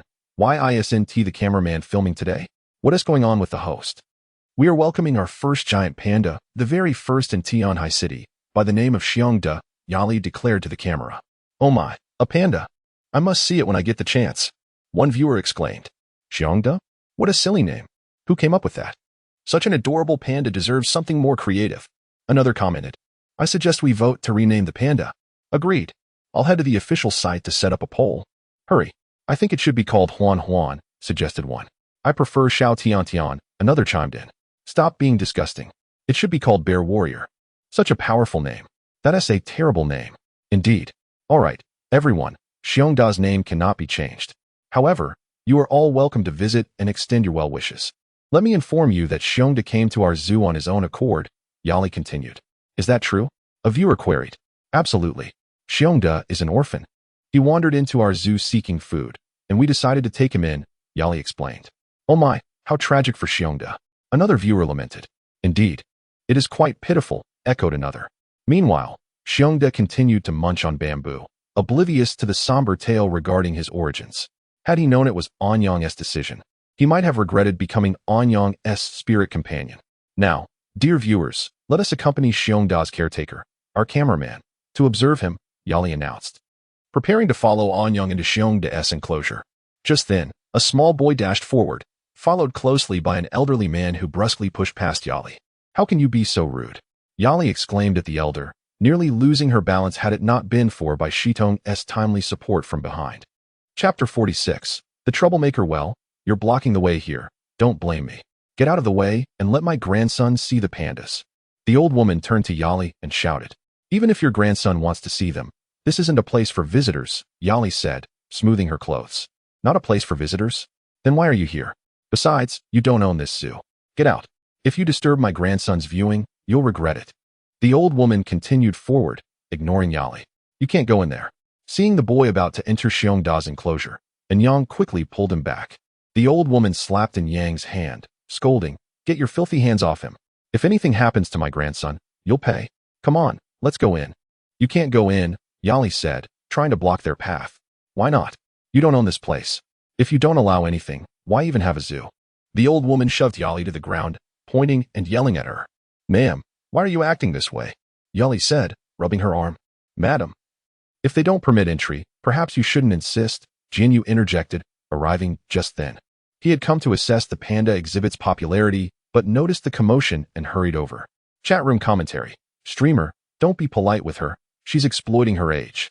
Yes, people like that should be let in and fed to the animals. Exactly. She's just taking advantage of her age. Agreed. Agreed. Why not? We paid for tickets. And do you own this place? The old woman turned to Jinyu, pointing and scolding. Actually, while I don't own the zoo, my word carries considerable weight here. Feel free to test that assertion, Jinyu said with a smile. Grandma, I want to touch the giant pandas. The boy tugged at her sleeve. All right. Did you all hear that? My grandson wants to go in. Step aside. The old woman pushed Jinyu, as Yang moved to intervene. Jinyu raised his hand to stop him. Since the child wants to go in, let them. Yang, open the enclosure. Jinyu opened the gate. Jinyu commanded. Should have done this earlier. Chat room commentary. Wow, he's really letting them in? Won't something happen?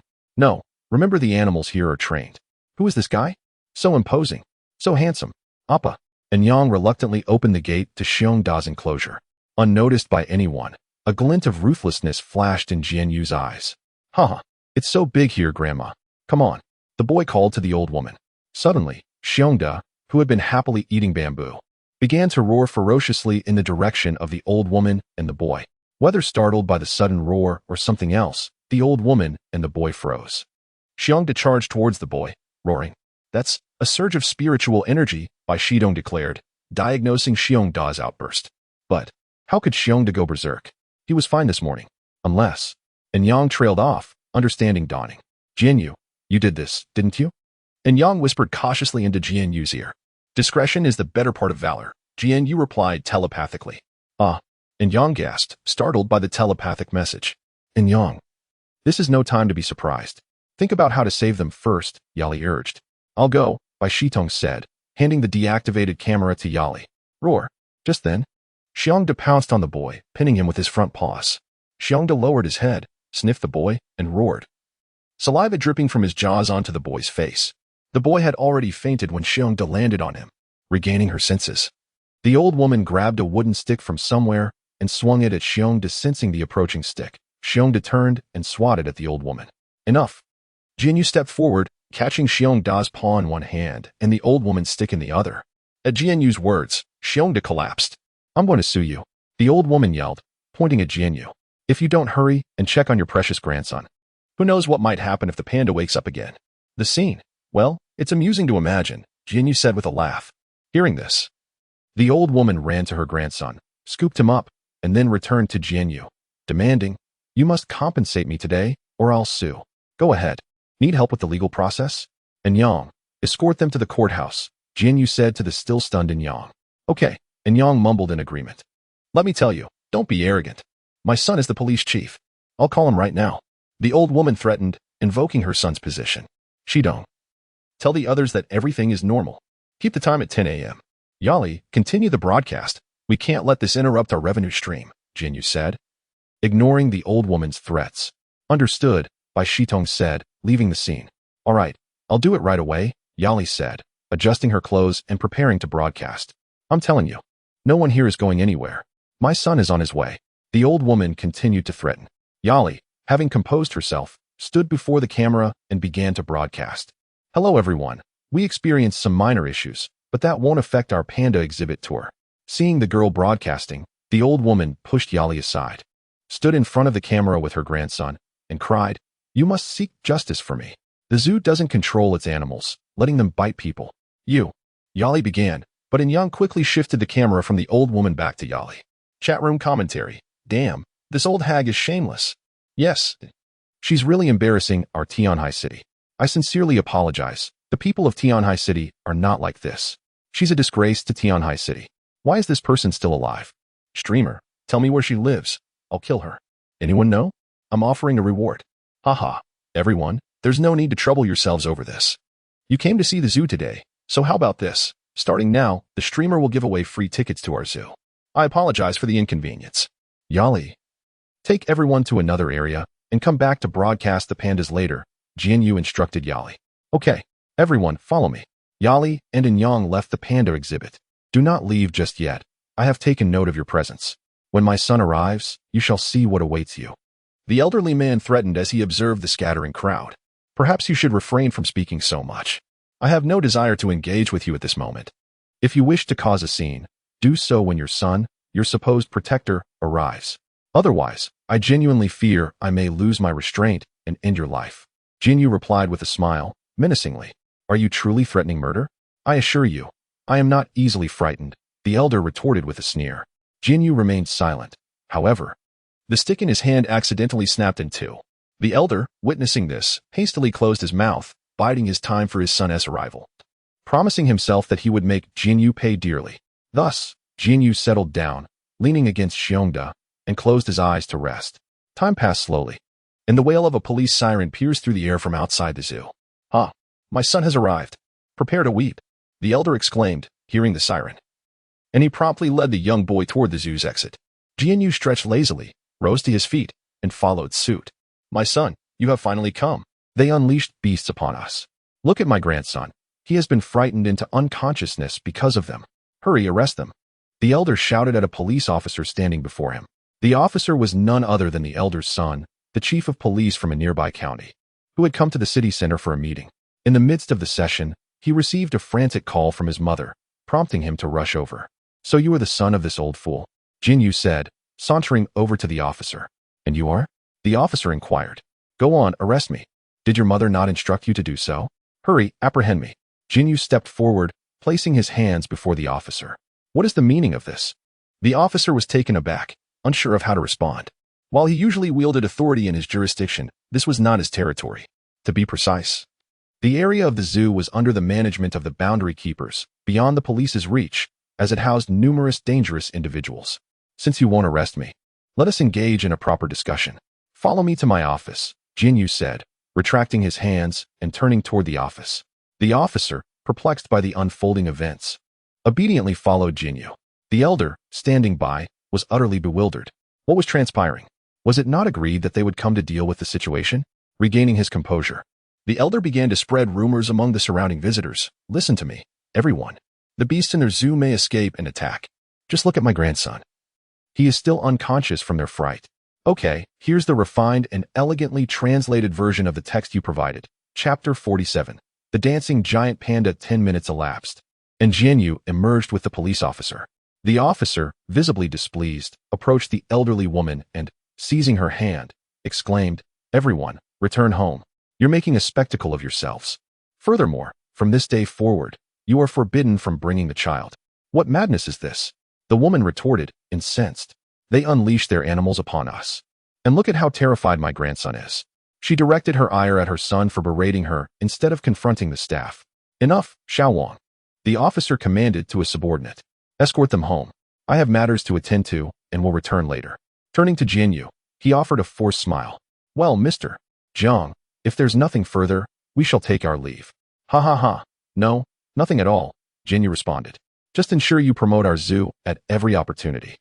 And a word of advice, your mother is rather headstrong, preventing her entry, yet allowing it all the same." "Indeed, you speak the truth. I shall be on my way then. Farewell, and remember to advocate for our zoo." Jinyu watched the departing figure, shaking his head. Subsequently, he made a call and departed the scene with a smile. The onlookers were bewildered by the unfolding events. What had transpired? How had the officer undergone such a dramatic transformation? The explanation for the officer's sudden change of demeanor lies in the events of the preceding 10 minutes. Within Jianyu's office, Jianyu, seated in his executive chair, presented a laptop and a USB drive to the middle-aged man, gesturing for him to open the drive. The man complied, discovering numerous folders. Upon opening them, he found himself confronted with photographs of himself frequenting various establishments, along with several videos featuring himself as the protagonist. The second folder revealed a more alarming discovery: records of the police chief's embezzlement. The man recoiled, nearly falling from his chair, and stammered, "How? How did you obtain these?" "Patience, my friend. Let us discuss this calmly, shall we?" "These are fabrications," the man exclaimed, snatching the drive from the laptop and crushing it underfoot. "Oh dear, the poor drive. But fear not, I possess numerous duplicates." Jinyu gestured towards the desk, revealing a dozen identical drives. "Feel free to try your luck. I assure you, they are all identical. If they are indeed false, I shall provide you with 100 more." "Where did you acquire these?" the man inquired, regaining his composure. "I have a friend in the prosecutor's office. I trust you understand," Jinyu replied, resting his chin on his hands. You, please, do not send me to the prosecutor's office. Fear not. As long as you remove your mother from the premises, no harm shall befall you." The man sat in silence, contemplating Jianyu's words. "Of course, my silence comes with conditions." "What conditions?" The man's eyes lit up, slamming his hands on the desk. "Simply be a good police officer." He paused. "As for the prosecutor's office, I cannot guarantee their actions." "You." The man rose, pointing at Jianyu, unable to articulate a response. "Remember the old adage, confess and receive leniency, resist and face severity. If you cooperate, you may receive a lighter sentence, a chance at redemption." Jianyu smiled. "Otherwise, I cannot predict my actions. I could, for instance, have you incarcerated immediately. You leave, and these matters shall cease to exist." "Very well, we shall depart immediately." The man turned and left the office. "Farewell," Jianyu called out. "And remember, be a good officer." He then rose and exited the office himself. "Heavens! You're remarkable. How did you persuade him to leave without a word?" Yang asked, seated opposite Jianyu at lunchtime. "That, my dear, is a secret. You shall learn in due time." "How stingy. By the way, how is Yali's livestream performing today?" Jianyu inquired. "The viewership has doubled, and most are from Tianhai City itself," Yali replied with pride. "Excellent," Bayan commented. "Indeed. Greetings, everyone. This morning, we toured the panda's enclosure. This afternoon, our panda keeper shall enlighten us with insights into these creatures," Yali announced, standing before the camera. Chatter filled the screen. "Is the cameraman arriving? Support the cameraman. The cameraman and host are a perfect match. Indeed, I possess some knowledge of physiognomy, and I detect a spousal resemblance." "I concur." "Agreed." "Ha ha ha. Cease your jesting. Yili said, adopting Gong Sun Jianwu's tone. Our Yang already has someone special. Focus, we're live, and Yang chided, tapping Yili's shoulder. Very well. Let us proceed. Pandas belong to the order Carnivora, family Ursidae, subfamily Ailuropodini, and genus Ailuropoda. Their coats are black and white, their faces round, with large black circles around their eyes. They are known for their distinctive pigeon-toed gait and possess sharp, scalpel-like claws. Their thick skin, up to 10 millimeters in places, and their black and white coloration aid in concealment within dense forests and snowy terrain, protecting them from predators. They inhabit dense bamboo forests at altitudes of 2,600 to 3,500 meters, where the air is thin, the mist hangs heavy, and temperatures remain below 20 degrees Celsius. Abundant bamboo, favorable terrain, and readily available water sources facilitate nesting, concealment, and the rearing of young. Pandas are adept climbers and playful creatures. Climbing behavior is typically associated with courtship, evading danger, or avoiding stronger individuals. Pandas spend approximately half their day consuming food and the other half sleeping. In the wild, they sleep for 2 to 4 hours between meals. Bamboo constitutes 99% of their diet, with over 60 species across 12 genera being palatable. Wild pandas live for 18 to 20 years, while those in captivity can live for over 30. That concludes our introduction to pandas. Biri, as you can see, is quite endearing. And Yang then entered Biri's enclosure. Picking up a bamboo stalk, Yang approached Biri, who had awakened from his slumber. Upon seeing Yang with the bamboo, Biri immediately stood and reached out to embrace him. This was not the result of training. Yang had simply used their bond to instruct Biri to cooperate, or else he would forego dinner. Biri, understanding this, eagerly approached Yang, seeking affection. Aha, here you go. Yang handed Biri the bamboo. Biri, now that you've had your bamboo, shall we demonstrate your graceful movements? Yang, pleased with Biri's cooperation, promptly issued his next instruction. Behold, Bear. Execute a somersault for the audience. Upon receiving the command, Bear promptly performed a somersault on the ground.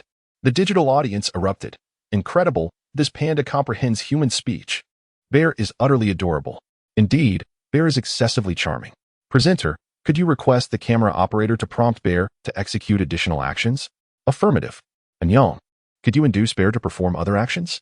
Yili inquired, acceding to the audience's request. Assuredly, Bear, perform a dance for the audience. Yang issued a command to Bear. Upon receiving Yang's command, Bear arose and commenced dancing, presenting a comical spectacle as its corpulent belly undulated rhythmically. The digital audience roared with laughter. Hilarious. I'm dying of laughter. Bear is excessively endearing. I can't bear it. Utterly charming. Presenter, where can one procure a bear of similar design? Affirmative. Esteemed viewers, Bear is a giant panda and is not available for purchase. However, should the opportunity arise, I can petition the zookeeper to commission the creation of plush toys modeled after Bear or other diminutive creatures. The digital audience exclaimed, Oh, presenter, we adore you. Presenter, we extend our heartfelt gratitude. At that moment, Jianyu, seated before his computer, contemplated Yili's words and subsequently dialed Qin Huanshua's telephone number. Hello, who is this? A frigid voice emanated from the other end of the line. President Qin, it is I, Jiang Jianyu from the zoo. Ah, Mr. Jiang, what can I do for you? It is of no grave consequence, merely an inquiry as to whether your corporation possesses a factory specializing in the production of plush toys. Indeed, what does Mr. Jiang intend to commission? During today's live broadcast, the notion of creating plush toys modeled after the zoo's diminutive creatures was broached. Indeed, this merits consideration. The zoo has garnered renown, and it is opportune to proceed to the next phase. Excellent. President Qin, when shall the production commence? There is no need for haste. I shall initially commission the creation of several prototypes to be distributed during the live broadcast. Should the reception be favorable, mass production shall ensue. Very well. I shall instruct Yang to deliver the toy blueprints to you. Very well. I shall not impose upon President Qin any further. Farewell. Farewell. Jianyu terminated the call and shook his head while gazing at the computer screen. Time elapsed swiftly, and it soon approached 3 o'clock in the afternoon. Distinguished viewers, today's broadcast shall conclude here. Should you desire to continue viewing, anticipate next week's broadcast. Farewell, everyone. Yili made a playful face at the camera before Yang deactivated the recording equipment. Commendable, young Yang. Your knowledge of pandas is extensive, Yili remarked, draping her arm around Yang's shoulder. Not at all. Indeed, it would appear that young Yang possesses humility. Not at all. Not at all. Ergo it is so. Given your confidence, Shall we engage in a contest? Yali, you have become mischievous, perpetually seeking to assault me. Previously, you never struck me. Your behavior wounds me deeply. And Yang feigned tears. Enough. Cease your repulsive behavior. Yali recoiled upon hearing in Yang's words. Okay. Here's the refined and elegant version of the text you provided. Chapter 48. The future in Yang. Ensure that these schematics are delivered to Mr. Qin first thing tomorrow. Jianyu stated, placing a stack of A4 sheets before Yang during supper. Schematics? What are these? Yang inquired, leafing through the pages. The first sheet depicted a pristine white wolf, the very likeness of Yali's beast form. Animal portraits for the zoo, Jianyu elucidated. I've conferred with Mr. Qin, and we're poised to launch a line of plush toys modeled after our zoo's inhabitants. Very well, I shall deliver them promptly in the morning. Later that evening, upon entering his chamber, Yang found Cuckoo engrossed in a book at the desk. Ah, you've returned, Cuckoo remarked, glancing up as Yang hung his coat. These human tomes are quite intriguing. Splendid. When shall we commence? Yang asked, settling onto the bed. Presently. My attention can wait. Cuckoo closed the book and floated before Yang. Assume a meditative posture, clear your mind, and strive to perceive the ambient spiritual energy. Then, employ the incantation I previously imparted to you, drawing the energy into your dantian. Yang, in silence, followed Cuckoo's instructions. At 11 o'clock, Yang emerged from his meditation. He examined his hands, clenching them into fists and throwing a few punches into the air. Awake? How was your inaugural cultivation session? Cuckoo inquired, setting aside her book. Remarkable. My body feels lighter, and I am devoid of fatigue. That is to be expected. Henceforth, you may supplant sleep with meditation, though a monthly slumber is still advisable. Understood? Understood. Good. If there is nothing further, resume your meditation. There is something. What is it? Now that I am, ostensibly, a cultivator, I have read of formidable spells and novels, such as The Floating Dream of 3 Lifetimes, or The Freezing of Heaven and Earth. Are such things attainable? Yang asked, his eyes gleaming with anticipation. Those are figments of fiction. Reality is devoid of such grandiosity. Awaken, young one. Very well. I shall resume my meditation. However, while those specific spells are unattainable, I may have something else to offer. Do tell. Bestow upon me spells of utter devastation. Utter devastation? Do you take me for an immortal? Cuckoo exclaimed, incensed by Yang's request. Aren't you? Ahem. While I possess no such world-ending spells, I may have something suitable. Allow me to delve into your sea of consciousness. My sea of consciousness. May I observe as well? Unless I provide a translation, you would not comprehend it. Cuckoo retorted with disdain. Ahem. 10 minutes later, Cuckoo emerged from Yang's sea of consciousness. Here, examine this, she said, tossing a bamboo scroll to Yang. Yang picked up the scroll, noting the inscription, Mystic Sky Finger. I sense a certain kitsch about this. Like an elderly charlatan attempting to peddle dubious martial arts manuals. Learn it or return it. Learn it, of course. Yang exclaimed, unfurling the scroll and commencing his studies. Continue your studies, and I shall elucidate the spell, Cuckoo said. Mystic Sky Finger is a technique intrinsically linked to your cultivation. Its potency shall increase in proportion to your advancement. Upon achieving mastery, it is said to be capable of piercing the heavens and transcending to higher planes of existence. Thus, the night passed. At dawn, Yang awoke from his meditation, gazing at his right hand. He recalled spending half the previous night practicing Mystic Sky Finger, only to achieve a rudimentary understanding. Cuckoo had been amused. But he also considered that even at this nascent stage, its power exceeded his expectations. Cuckoo, it seemed, had not misled him. Donning his attire, Yang departed the zoo, carrying the stack of A4 sheets Jianyu had provided. While awaiting transportation at the zoo's entrance, Yang noticed Yali as well. Yali, are you also awaiting a ride? He asked. Indeed. I'm off to the city to procure some garments. Would you care to accompany me? Yali replied, seizing the opportunity to invite Yang. I must deliver these renderings. Nonsense. We shall go together, Yali said, patting Yang's shoulder. Very well. At Qin Huanshua's office, you've arrived. Please, be seated, Qin Huanshua said, ushering them in. Mr. Qin, here are the renderings. Please examine them for any discrepancies, Yang said, placing the portfolio on the desk. No discrepancies, Qin Huanshua affirmed after a thorough review. Very well. Mr. Qin, if you'll excuse us, we shall take our leave, Yang said, rising with Yali and heading for the door. On a certain commercial street, Yang and Yali surveyed the myriad shops, unsure which to enter. Let us try this one, Yali declared, pulling In Yang into a clothing boutique. Greetings, what sort of garment are you seeking? A saleswoman inquired. Approaching them. I'm merely browsing, Yali replied. Very well. Perhaps you would be interested in our newest arrival? The saleswoman said, leading Yali to a dress. Are there any discounts? This is rather costly, Yali asked, somewhat embarrassed. Certainly. This way, the saleswoman said, her expression shifting slightly before reverting to its former state. After a time, Yali selected an outfit, paid, and departed with In Yang. As they left, In Yang noticed the saleswoman's countenance, now somber, as if she had been deprived of a fortune. Leaving the boutique, they meandered along the commercial street. In Yang repeatedly begged Yali to cease, but her enthusiasm was unbridled. By the time they had traversed the entire street, In Yang discovered that his legs were no longer his own. He recalled a moment in the dressing room, and instinctively touched his nose to ensure it was not bleeding. Before indulging in a reverie of that scene, In Yang, what do you think? Is it not more becoming than your object of affection? Shall I play matchmaker? Step right up, don't be shy. Fortunes told, destinies revealed. A fortune teller approached. In Yang, shall we have our fortunes told? Yali asked. Is that not inaccurate? Are we not cultivators? Can we not discern our own fates? In Yang whispered. What does it matter? Come, I shall treat you, Yali said, pulling In Yang toward the fortune teller. Greetings, may we have our fortunes told? What do you wish to know? The old man asked. I wish to know my future. Is that possible? The future? No one can foresee the future, for it is a tapestry of infinite possibilities. Perhaps, young lady, you would prefer a different query. If the future is unknowable, then simply tell me what you can. Very well, I shall recount the tale of a young girl named Yali. An elder requested a strand of her hair and placed it within a small turtle shell. He then closed his eyes, murmuring an arcane incantation while gently shaking the shell. After a brief moment, the elder opened his eyes and addressed Yali, saying, Dear girl, your future married life shall be filled with immense happiness. Is that so? Can you tell me where he is now? Yali inquired, her heart brimming with joy at the elder's words.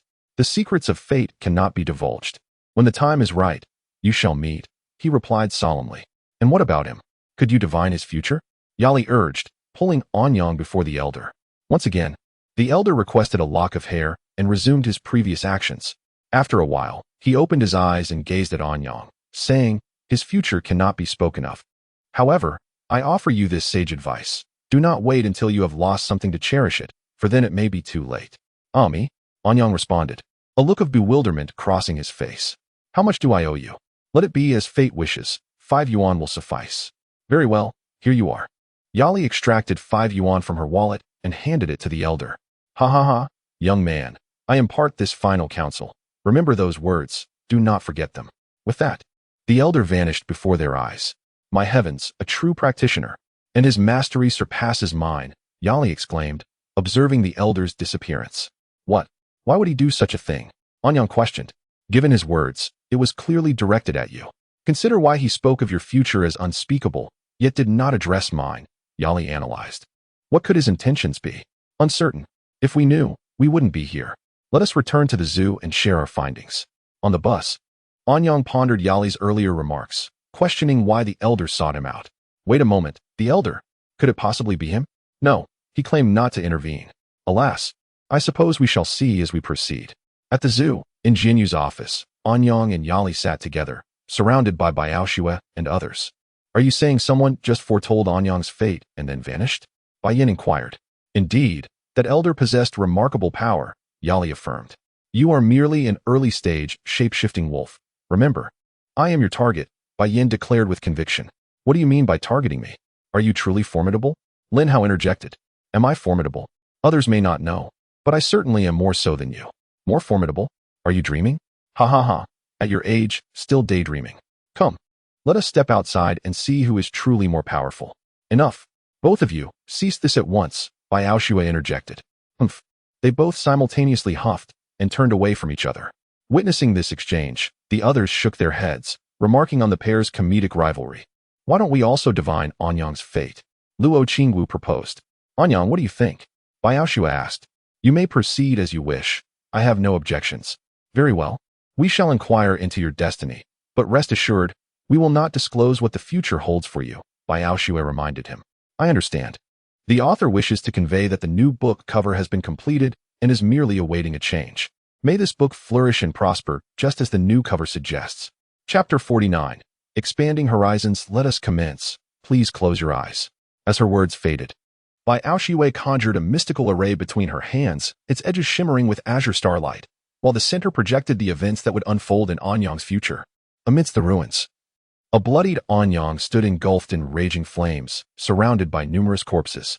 At that moment, a man clad in white raised a finger, pointing into the void before him, and uttered softly, "This is not something you should know at present. Return." With a resounding crash, the array shattered, sending forth terrifying fragments of arcane laws. What transpired? Ning Hongzhuang inquired, stunned by the sight. It was dreadful.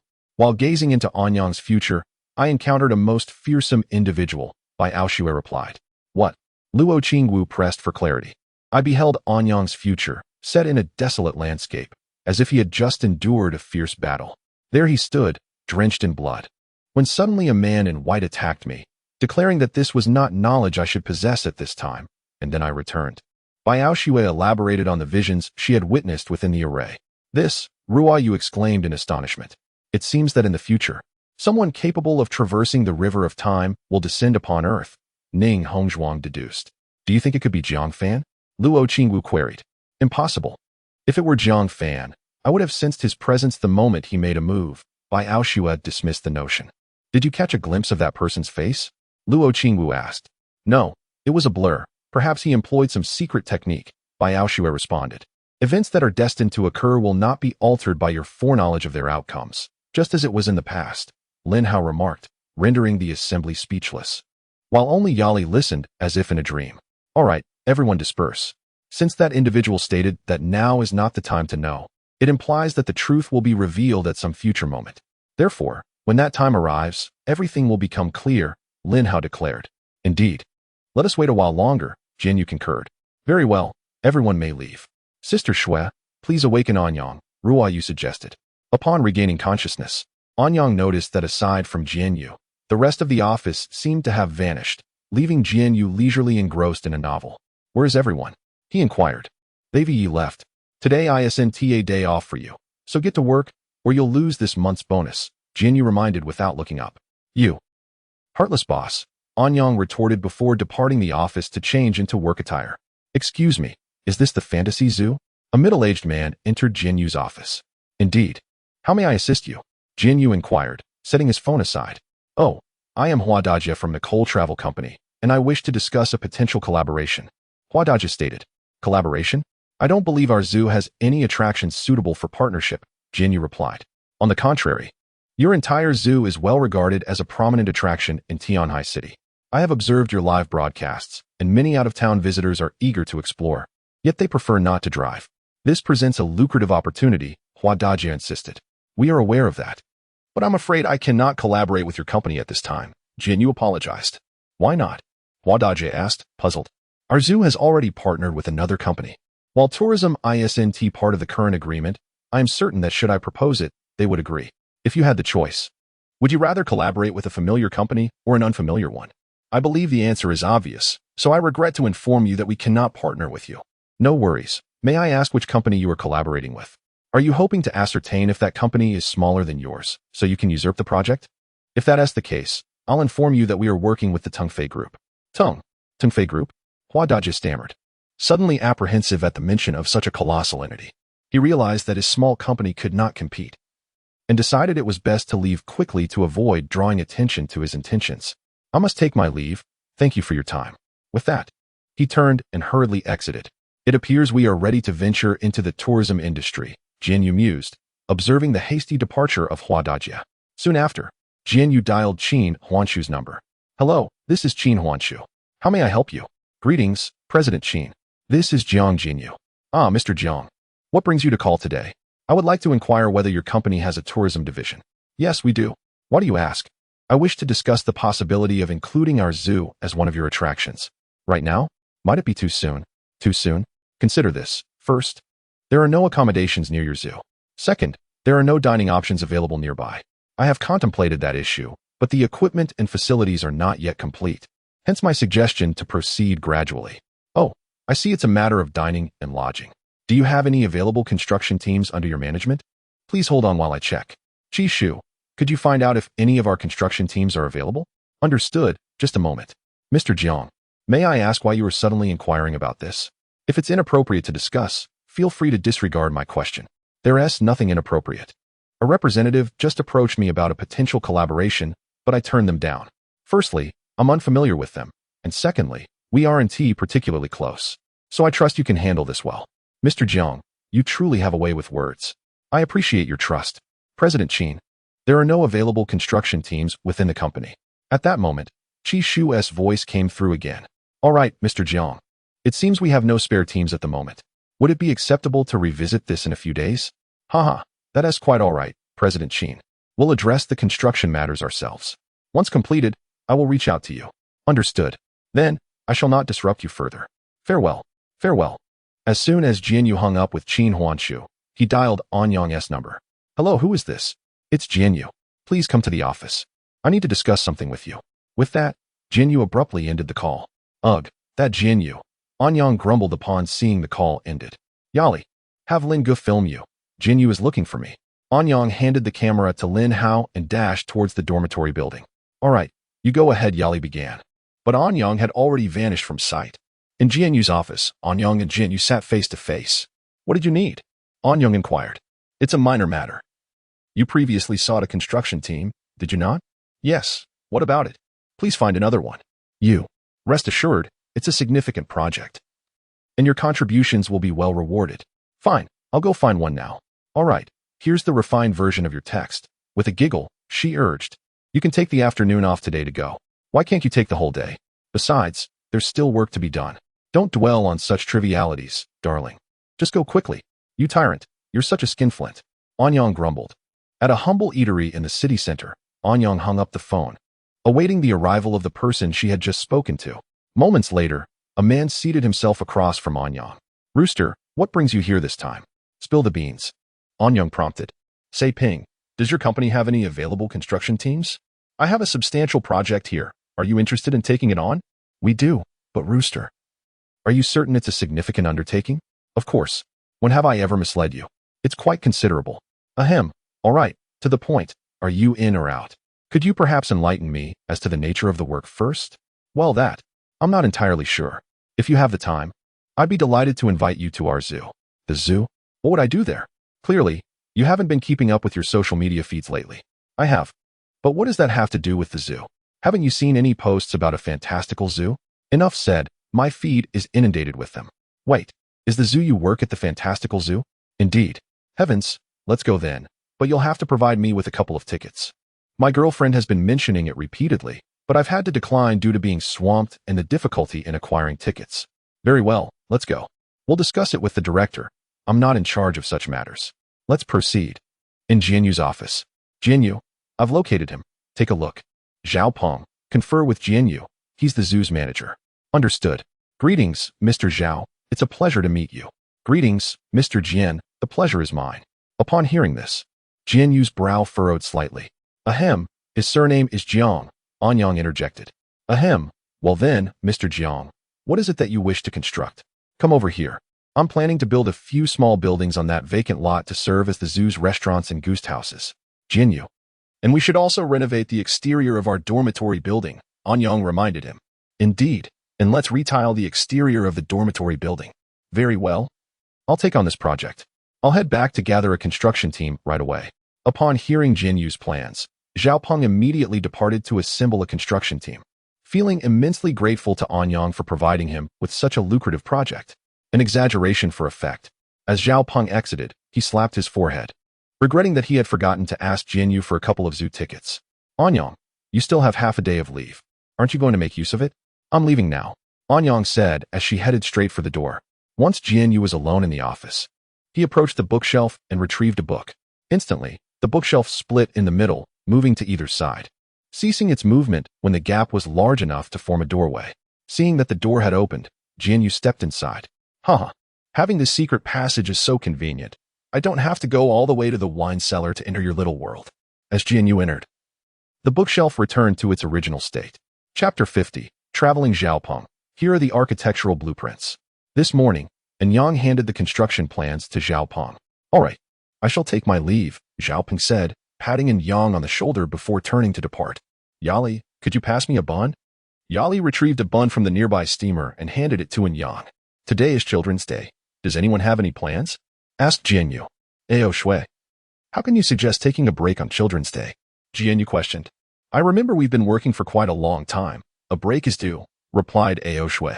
But there will be a significant influx of visitors on Children's Day, Jianyu countered. No need to rush. Let me explain.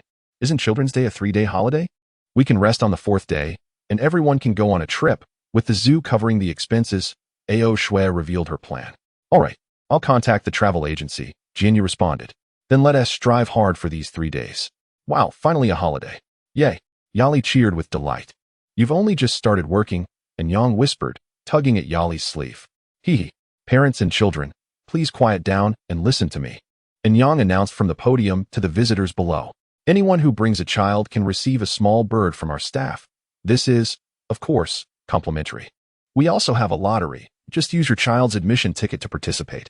The prizes include 3 categories. The 3rd prize allows you to take an additional animal home. The 2nd prize is a photo with an animal accompanied by its signature, and the 1st prize grants you free admission for these 3 days. Upon hearing this, the already lively crowd of visitors erupted with excitement. Be careful, line up properly, one at a time, Yali shouted amidst the sea of people. Here you go. This is yours. You may proceed to the side for the lottery draw. Yali took a young girl's ticket, stamped it, and returned it along with a light yellow bird perched on the girl's shoulder. No pushing, one at a time. Here you go, sister.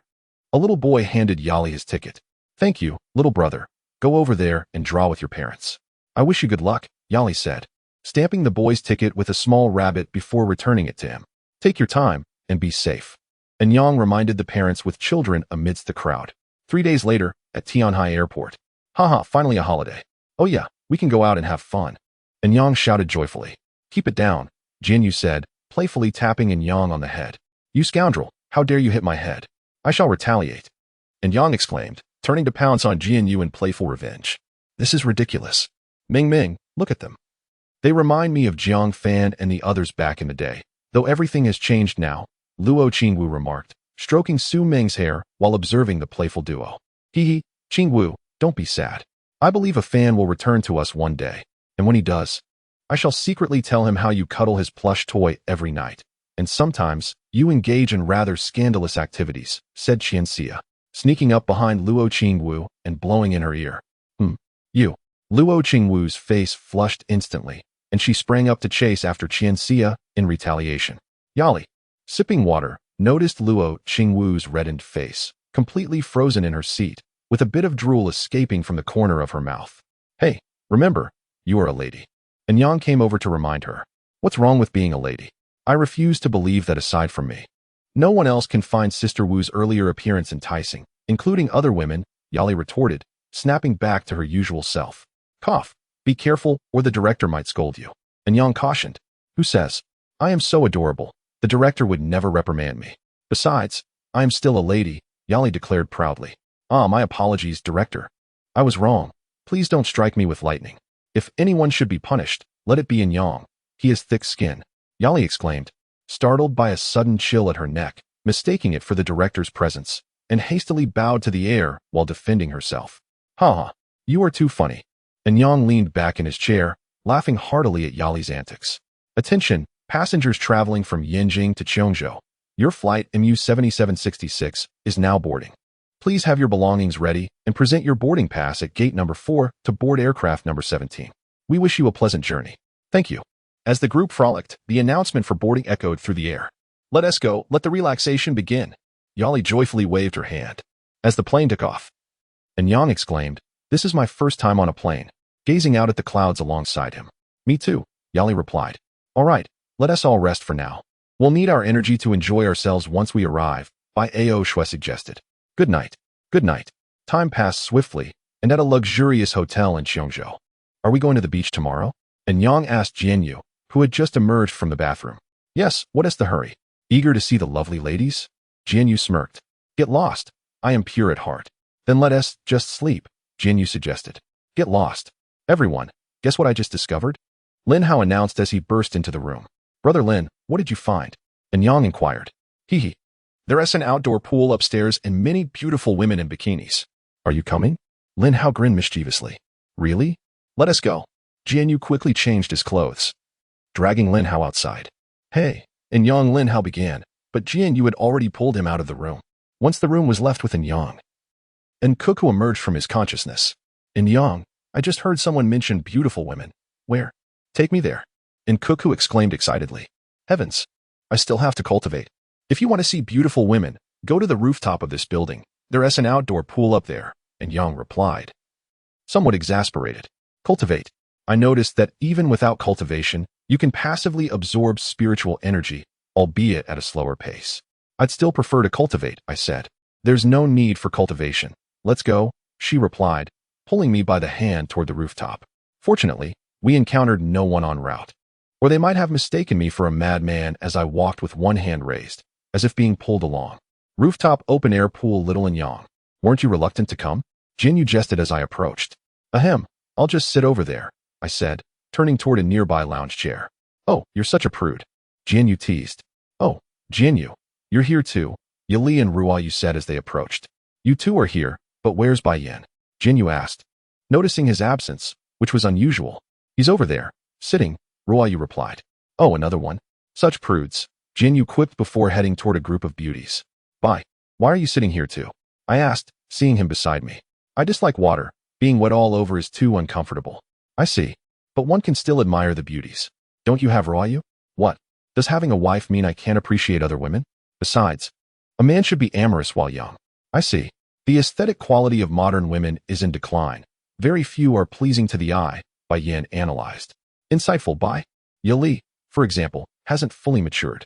Despite being thousands of years old, for the Wolf clan, she's equivalent to a teenager. I bet she'll develop into someone like Ruoyu, an 85 out of 100. I remained silent, listening. Another high-scoring beauty is Qin Huanxue. Her looks and figure would be considered beautiful even in my time. A perfect combination of a cold exterior and a golden ratio figure, a 95 out of 100. Bai, do you think there's a perfect woman? Yes, Ning Hongzhuang.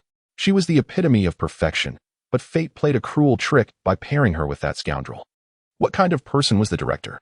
Haven't you met him? Only once. My first impression was that he was cunning. You don't understand him. If you did, you'd find he's actually quite decent, the strongest and most sentimental human I've ever met. When I first met him, I was drawn to his aura. He didn't have as many schemes back then. Fate has changed things. Bai, what are your cultivation goals? I once wanted to be the strongest. But then I met that scoundrel. Now, being with my wife is enough. I want to enjoy my twilight years. Haven't you heard of it? I see. By the way, Yang, now that you're a cultivator, remember these useful words. In this world, love can create and destroy. When you use love to protect sheep from wolves, that love becomes destruction for the wolves, who will starve to death. The world is like this. Either the sheep die, or the wolves die. Either the weak wolves starve, or the weak sheep are eaten. Perhaps this world is too cruel, but that's what makes it beautiful. Bai Yin earnestly cautioned. Chapter 51. Fate Brother Bai, what you mentioned seems rather irrelevant to me at the moment, and Yang remarked. Cough, just listen and don't overthink it. Never mind. I shall find Yili. You may remain here, he added as he rose and made his way towards Yili. Ah, and Yang, you're here, Yili exclaimed in surprise upon seeing him. I arrived long ago, just sitting with Brother Bai over there, and Yang replied.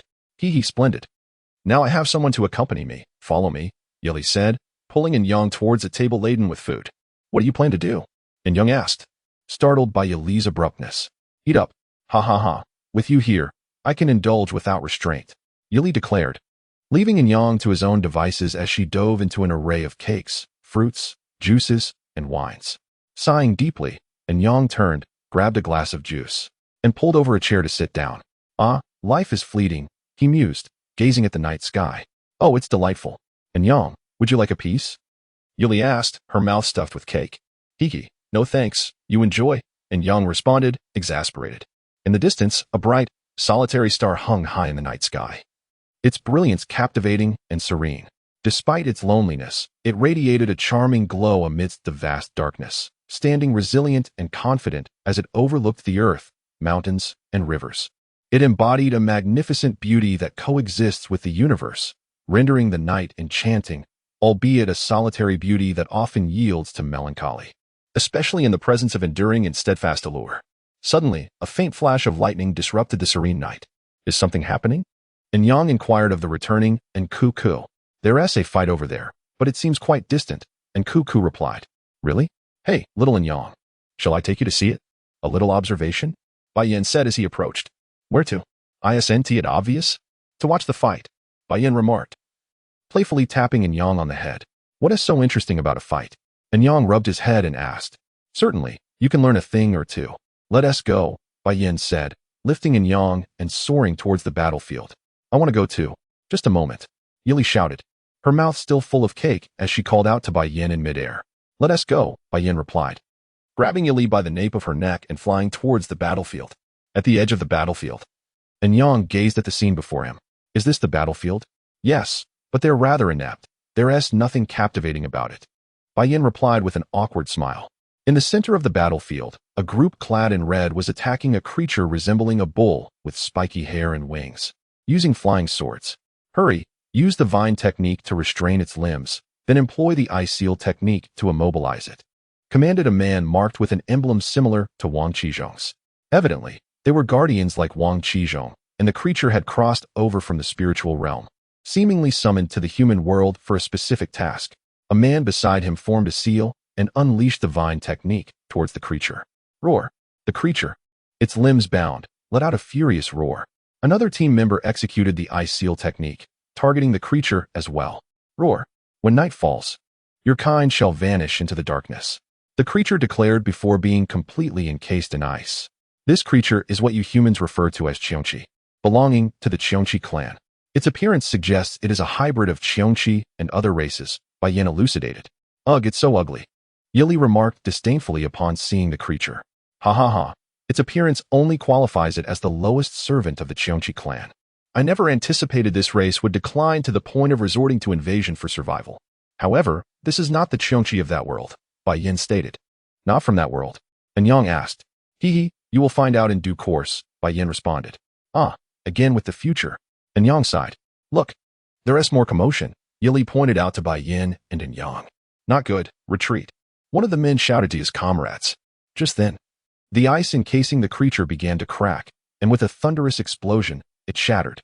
You cannot imprison me. Perish. The creature bellowed, releasing a surge of energy. Run. It's going to self-destruct. The leader shouted urgently. Boom. The explosion illuminated the dark night, sending shockwaves that hurled the Guardian team members in all directions, while those of lower cultivation were obliterated in the blast. Wow, what a tremendous force. Bai Yin conjured a light shield over himself and In Yang. Wow, mommy. Look at those beautiful fireworks. A little girl exclaimed joyfully, holding her mother's hand far away from the explosion. Indeed, they are lovely, the mother said, affectionately watching her daughter. Look, dear, such beautiful fireworks. A woman said to a man beside her. Quickly, clear the battlefield and tally the casualties. The captain commanded his team. Captain, we have 3 injured and 5 fatalities. We are high above the ground, so there are no civilian casualties, a team member reported. Return and console the families of the fallen. Let us go back, the captain ordered solemnly. Understood. Now that they have departed, we shall leave as well, Bai Yin said, pulling In Yang and Yili along as they flew back to the hotel. Everyone, it's time to rest. We shall visit the beach to admire the ladies in the morning, Bai Yin told In Yang and Yili. Good night. Good night. Once back in his room, In Yang collapsed onto the bed and fell asleep, forgetting even to meditate. And Cuckoo, returning from outside, found In Yang already asleep and felt speechless just moments ago. He had fervently vowed to train diligently, and now he lay fast asleep. The following morning, In Yang arose, tidied himself, and donned his clothes before heading to the beach. Hey, brother Bai, you're up early, In Yang greeted as he spotted Bai Yin and sat on a nearby chair. Ahem, we'll discuss this later. Why did you just come over? Have you eaten? Bai Yin inquired. Yes, I ate. It was too dull, so I came out to enjoy the sea breeze. And Yang replied. Indeed, the sea breeze is quite refreshing. Look over there at 9 o'clock, there's a beauty. Though she may not score above 90. She is still around 70 or 80, Bai Yin pointed out a woman in the distance. Finding such a high-rated woman here is quite rare, Bai Yin mused. Ah, look, brother Bai, over there, it's the group from last night, and Yang said, turning to see the guardians from the previous evening. Indeed, it is they. One can only wonder what their intentions might be. A group of boundary guardians, clad in crimson attire, stood beside a middle-aged man, seemingly engaged in earnest conversation. In that moment, they appeared to be starkly out of place among the throngs on the beach, Some individuals even chose to sidestep their presence. Minister. 5 interns sacrificed their lives last night. The captain respectfully informed the middle-aged man. Interns, you say? Notify their families and bestow medals and compensation upon them. By the way, have we uncovered any leads regarding last night's creature? The middle-aged man inquired. We have a glimmer of information. They emerged from a fissure, seemingly intent on unraveling some seal. The captain replied. It is imperative that we conduct a thorough investigation. No leaks must occur, understand? The middle-aged man regarded the captain with a stern gaze. Understood. If there is nothing else, we shall take our leave, the captain responded. Very well. Proceed with caution regarding any movements over there, the man advised. Noted. Anyang, you've commenced your career, yet you remain unattached. How is that? Cough. As the ancients say, matters of fate require a certain serendipity. When destiny arrives, it arrives. Anyang retorted with a sense of righteousness. Fate? Nonsense. If fate were truly effective, everyone would simply await it. Fate must be seized through one's own efforts. A cough punctuated his statement, highlighting Anyang's discomfort. Shall I introduce you to a potential girlfriend? That won't be necessary. I believe you and Yali would be quite harmonious. Shall I introduce her to you? Absolutely not, by go. I wish to live a bit longer. What do you mean by that? Are you implying someone stands in your way? Who is it? I'll handle them. By go, Yali and I are merely friends. Besides, I already have someone I admire. Who? Speak up, or show me a photo, and I'll help you strategize. Bai Yin leaned closer to Anyang with a mischievous grin. By go, I really must be going. I have matters to attend to. With that, Anyang hastily departed at his fastest pace. Is it really necessary to flee so swiftly? I fail to comprehend the youth of today, Bai Yin mused, shaking his head. Phew, fortunate to have escaped quickly. Otherwise, I would have divulged everything. Anyang gazed at the vast ocean before him, reflecting on the poetic wonders of nature. Anyang, there you are. I've searched high and low for you. Yali approached him on the beach. What do you mean by searched high and low? You owe me. You must treat me to seafood. On what grounds? Simply because I've been searching for you for quite some time. And that is your rationale. Will you accompany me or not? Should you refuse? Do not blame me for my actions. As she spoke, Yali playfully waved her small fist in front of Anyang. Yali, let us go hiking instead.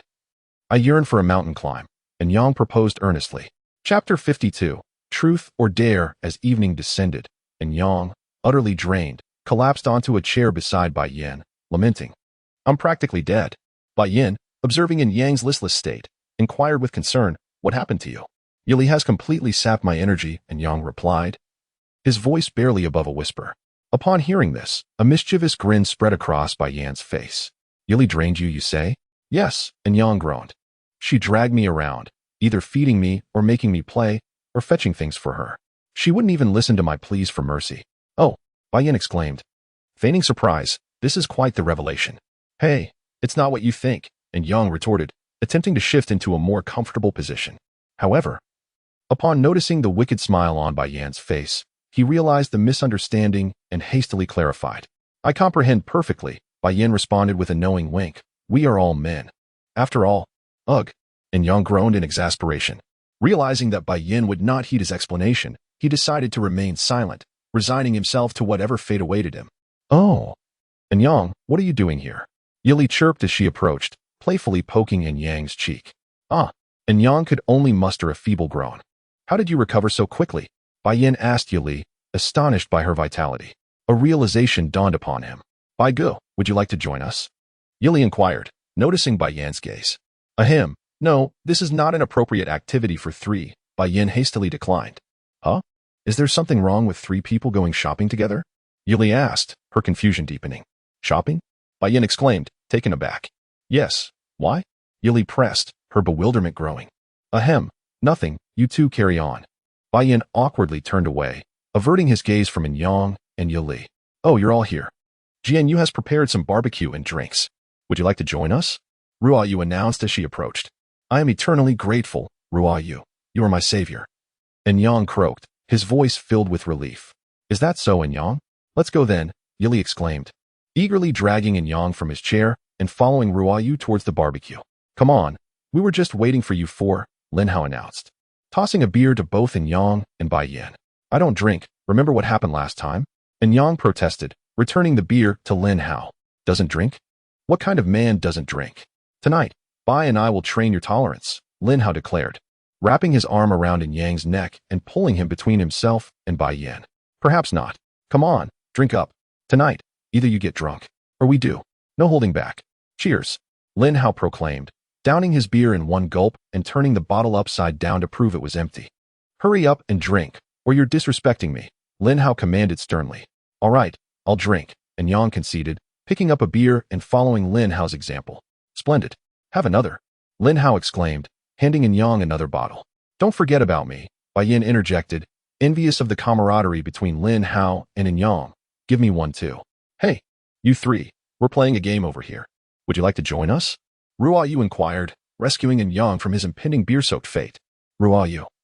You are a true paragon of virtue, In Yang thought to himself. We're on our way, Bai Yin and Lin Hao chimed in, racing towards the game.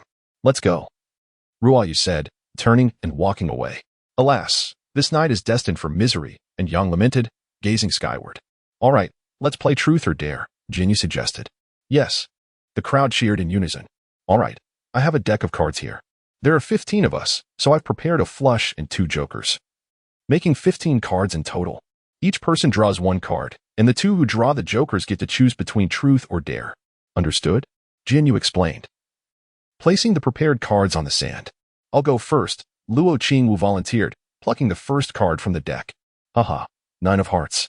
What a fortuitous number, Luo Qingwu exclaimed, revealing her card. I'll go next, Su Ming announced, drawing a card. 6 of hearts, not bad, she remarked. Ugh, Jack of hearts, how boring. Gongsun Jianwu grumbled, displeased with her card. 7 of hearts, not bad, Ning Hongzhuang commented. 3 of hearts, Su Qingyu announced, revealing her card. By now, all the cards had been drawn, and the 2 unfortunate souls who had drawn the jokers were none other than Bai Yin and Lin Hao. What will it be? Truth or dare? Jianyu inquired. Dare, Bai Yin and Lin Hao replied in unison. Give us a moment to deliberate, Jianyu said. You two wait here. How did we end up with this? Bai Yin lamented. I know. What are the odds? Lin Hao echoed. After a brief pause, Yili approached, announcing with great fanfare. Bai Ge, Lin Ge, are you prepared? Just tell us, Lin Hao urged. All right. Do you see those women over there? Go and demonstrate your brotherly affection in front of them, Yili said with a smile. How do we demonstrate our brotherly affection? Bai Yin asked. I knew you'd ask that. Yili giggled, handing Bai Yin a piece of paper. Just follow the instructions on this paper and strike the pose in front of them. No way, I'm not doing that. Someone else can go, Bai Yin exclaimed upon seeing the image on the paper. What is it? Lin Hao asked, snatching the paper from Bai Yin's hand. No way, I'm not doing that either. Someone else can go, Lin Hao echoed, his reaction mirroring Bai Yin's. Are you going to do it or not? If you don't, and those women find out about this, consider the consequences, Ruo Yu warned, giving Bai Yin and Lin Hao a knowing look. Just kill us now, Bai Yin and Lin Hao lamented in unison, under Ruo Yu's veiled threat. Bai Yin and Lin Hao reluctantly surrendered, standing before the group of women, resigned to their fate. Ladies, we are about to perform a feat for you. Prepare to be amazed, Bai Yin announced, commencing the performance with Lin Hao. Bai Yin embraced Lin Hao's right leg, hoisting it to his waist, and caressed Lin Hao's thigh with his left hand. Lin Hao, in turn, draped himself over Bai Yin, occasionally batting his eyelashes at the women. Bai Yin then lifted Lin Hao's chin with his right hand, gazing at him with affection. The two were now the epitome of coquetry. Ugh! The onlookers, including the women, recoiled in disgust, bending over and retching. As the crowd recoiled, Bai Yin and Lin Hao seized the opportunity to flee the scene. Ha ha ha! The rest of the group erupted in laughter as Bai Yin and Lin Hao returned. Bai Yin, Lin Hao, how do you feel? Jianyu asked with a mischievous grin. Just you wait. If you draw that card, we'll make sure you regret it, Bai Yin threatened. All right, let's move on to the next round, Jianyu announced. At this juncture, Gongsun Jinwu proclaimed, let's commence then. I shall proceed first. Ha ha ha. Observe, my fortune is simply unparalleled. The Ace of Hearts. Jinyu, brandishing his card, erupted in unrestrained laughter. Restrain yourselves. Confound it, I can't.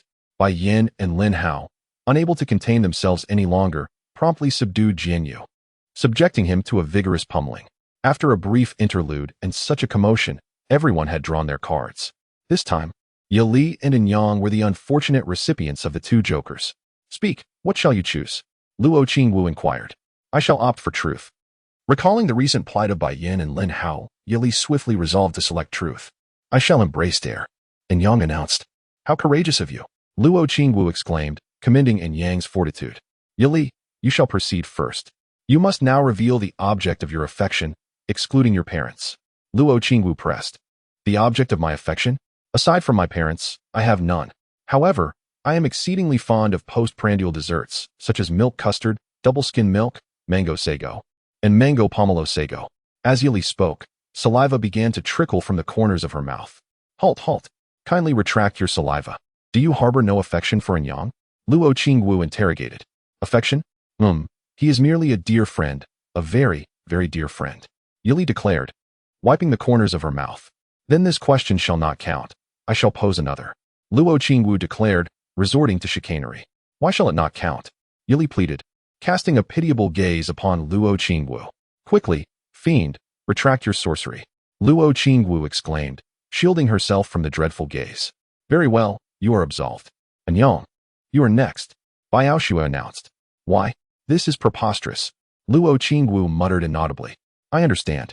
Enyang, you shall now telephone the object of your secret admiration and confess your affections.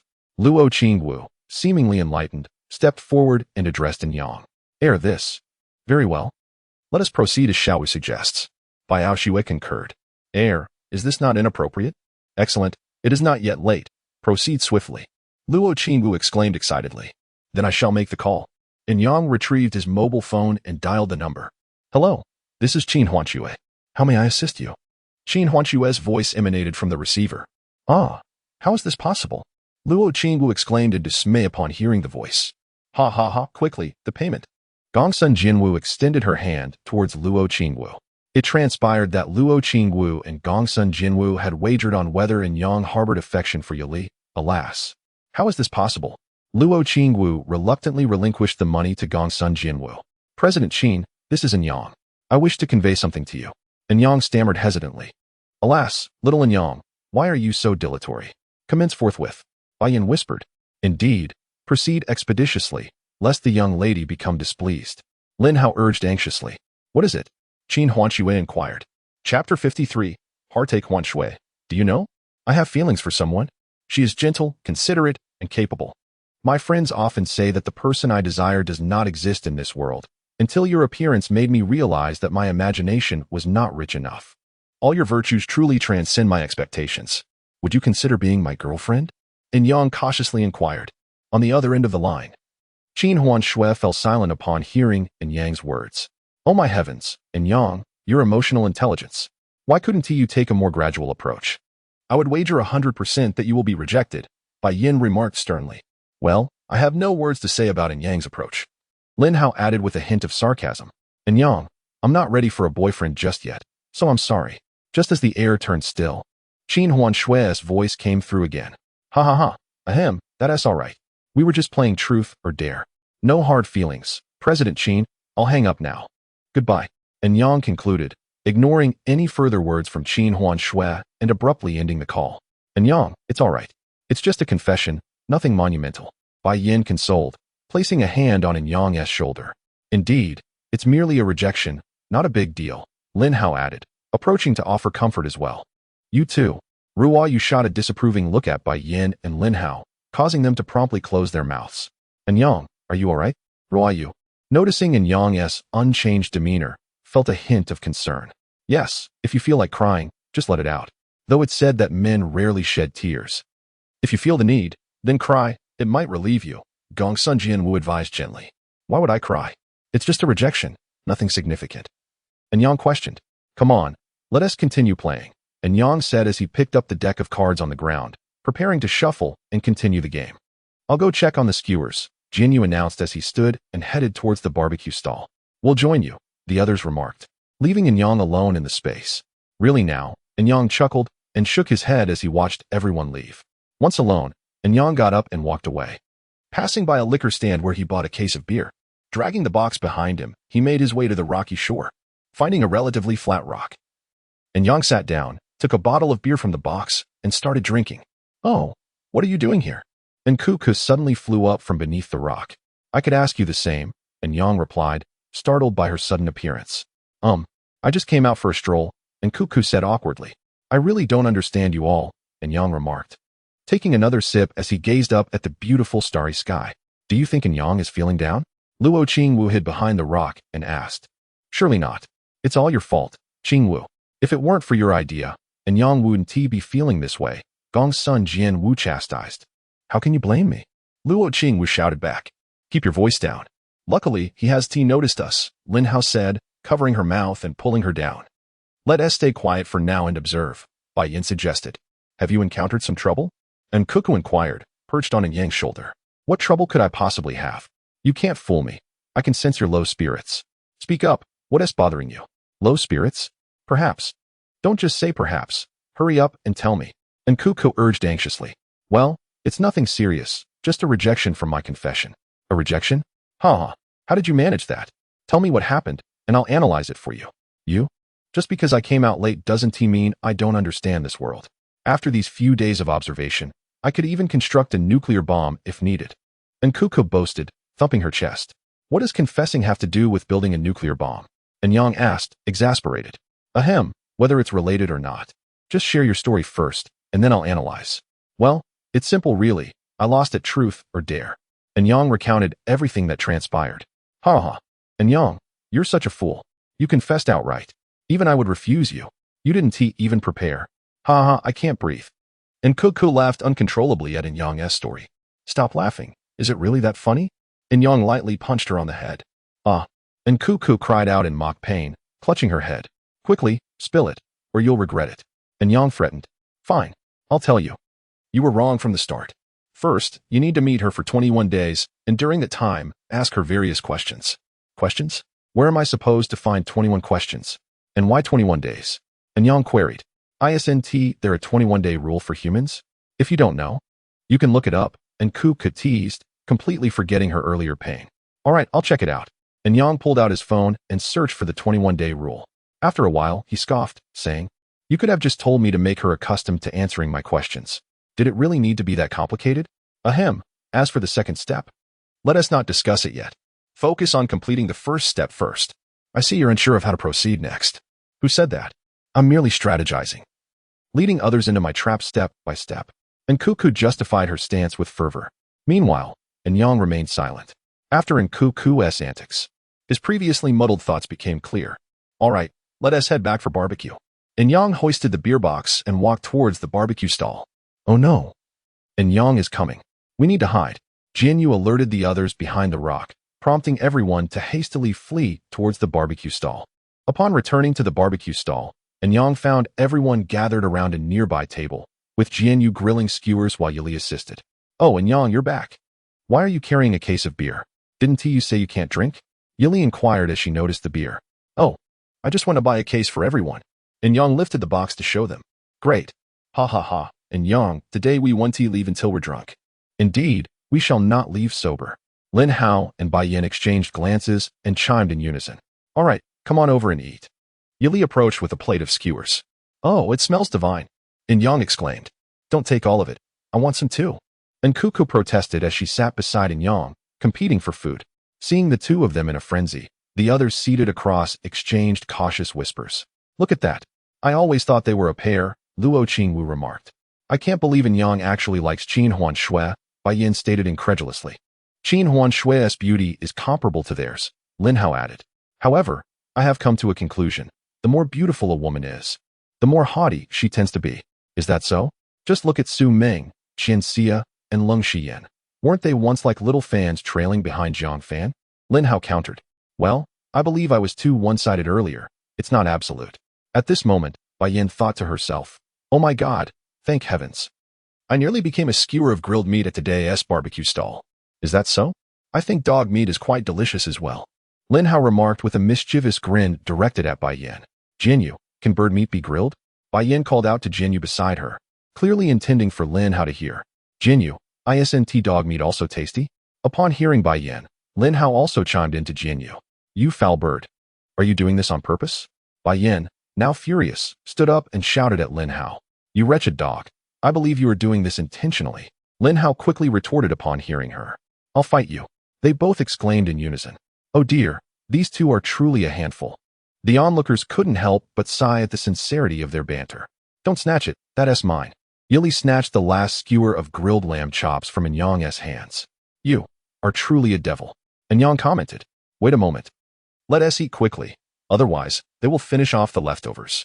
Ruoyu reminded, "Come on, you two, leave us some." The two, engrossed in their play, instantly united against Ruoyu's reminder. Hurry up."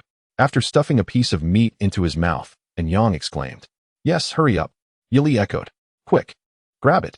Thus, everyone joined in the sumptuous feast alongside Yang and Yili.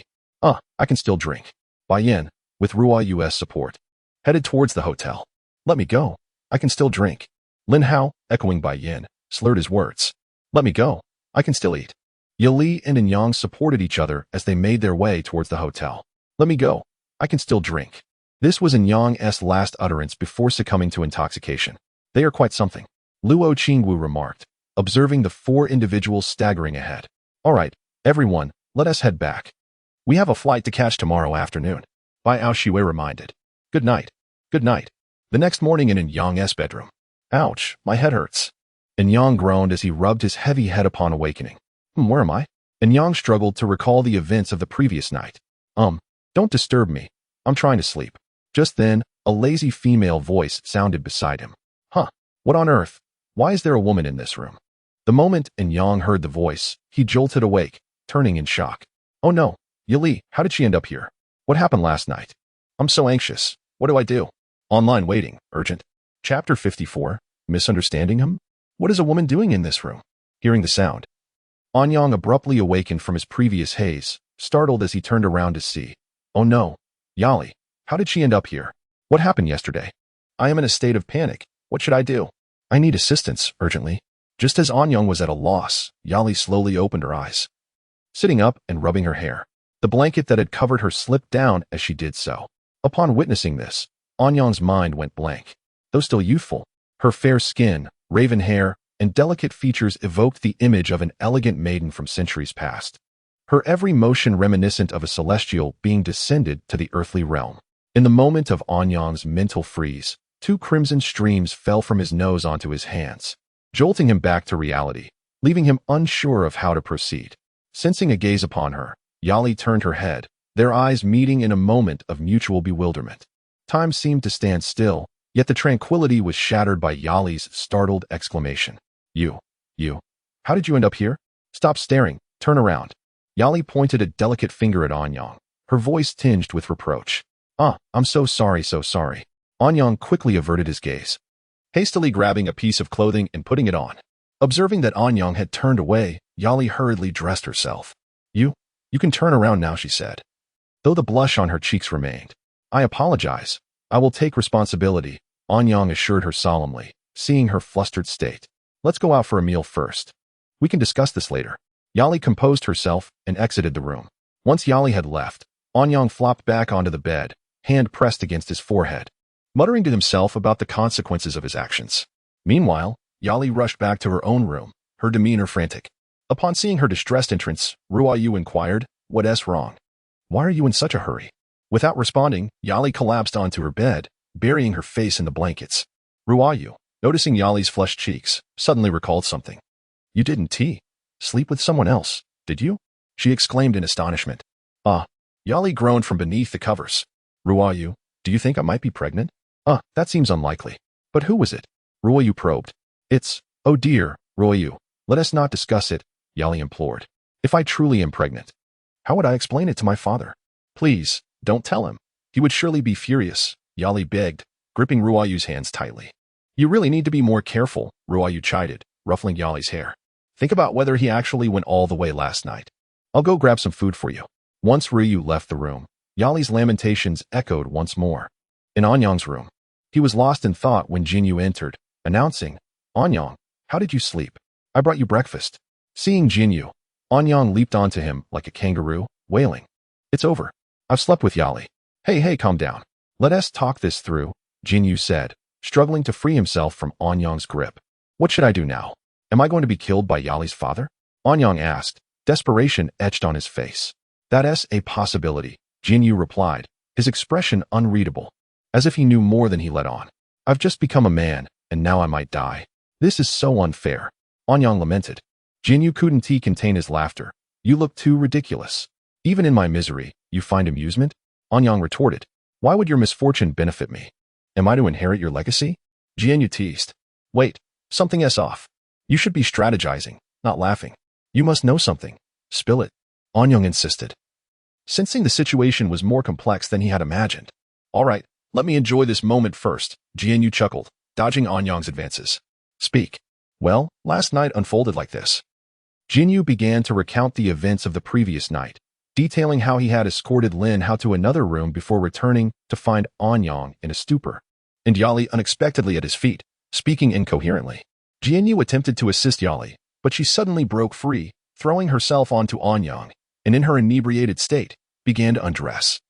Jianyu quickly covered her with a blanket, hoping to subdue the chaos, only for her to violently shred Anyang's clothing. In a panic, Jianyu pulled Anyang away, but Yali, with surprising strength, used her powers to push Jianyu out of the room. Left standing outside, Jianyu pondered his existence and purpose.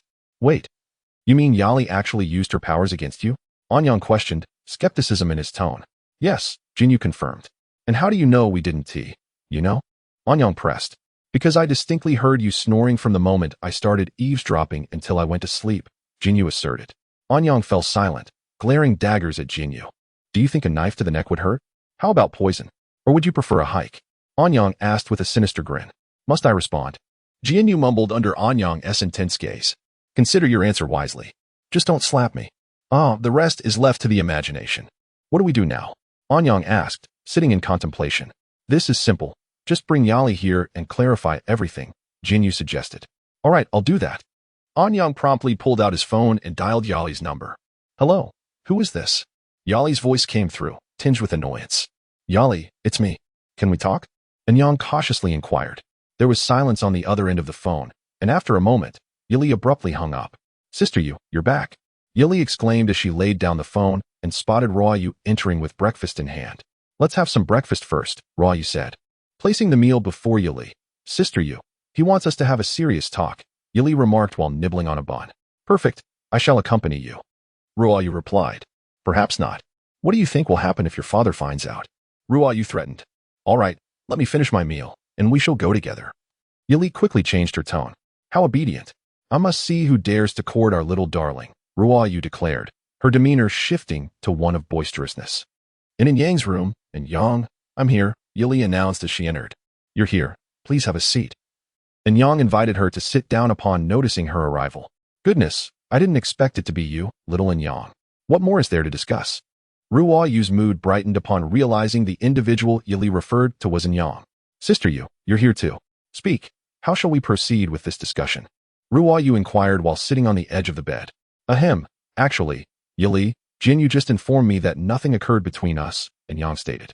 Just because you say nothing happened, does that make it true? Do you have any evidence? Ruoyu interjected before Yali could respond. Ask Jianyu. He knows the truth, and Yang replied. Jianyu, please reveal the memory crystal. Ruoyu commanded Jianyu. Are you going to show it or not? Ruoyu threatened. Of course, how could I not? Jianyu responded, producing a blue crystal from his consciousness, reminiscent of the one previously belonging to Wang Qizhou. With a wave of Ruoyu's hand, the crystal transformed into a visual display, showcasing the events of the previous night. So that's how it is. I must say, Yali, you are truly formidable. I admire you. Ruoyu's first utterance after watching the footage was a compliment to Yali. Yali exclaimed upon viewing the footage, immediately crouching down and burying her head in her knees. Since this is merely a misunderstanding, Jianyu and I shall take our leave. You two can continue your conversation, Ruoyu stated before dragging Jianyu out of the room. Yali, and Yang stammered. I will bite you, Yali declared, promptly tackling Yang onto the bed and sinking her teeth into his shoulder. At Xiangzhou Airport, Yang, nursing his shoulder, sat beside Bai Yin, gazing at the demon who had tortured him for nearly 2 hours. Upon noticing Yang's gaze, Yali raised her right hand into a fist and shook it, seemingly conveying a warning. Should you dare to speak of this, you will be doomed. Terrified by this sight, Yang hastily turned his head away, avoiding Yali's stare.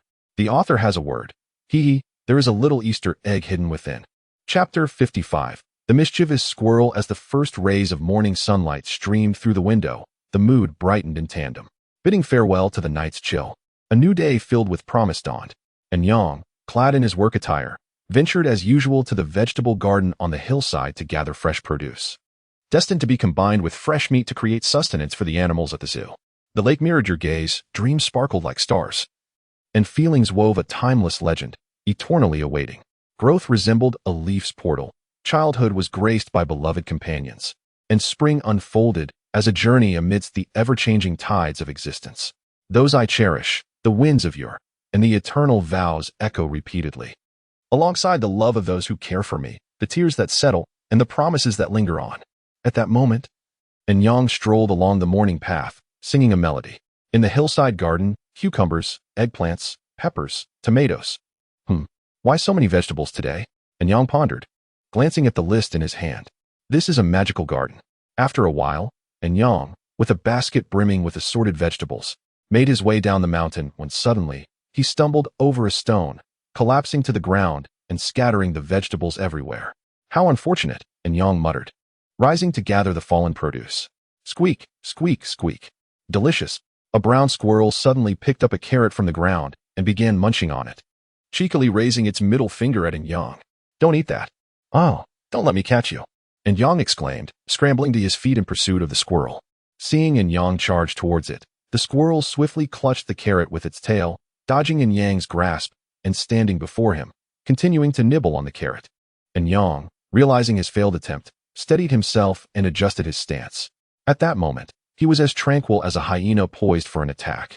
Just when the squirrel presumed that Yang would make no further move, he sprang into action, propelling himself forward with a powerful push from his back foot. The startled squirrel instinctively leaped aside, evading Yang's second attempt. Yang found himself sprawled on the ground, glaring at the cheeky squirrel, his fists clenched in determination. Thus, Yang and the adorable squirrel engaged in a spirited battle for what felt like 300 rounds, with Yang consistently outwitted by this seemingly harmless creature. Forget it.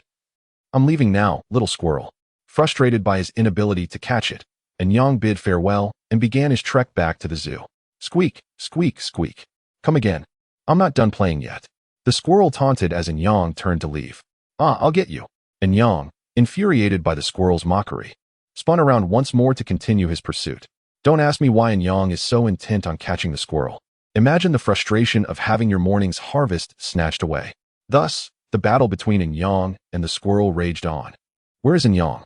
Didn't he go to gather vegetables? Why hasn't he returned? Bai Yin inquired upon noticing Yang's absence among the gathered crowd. Shall I go check?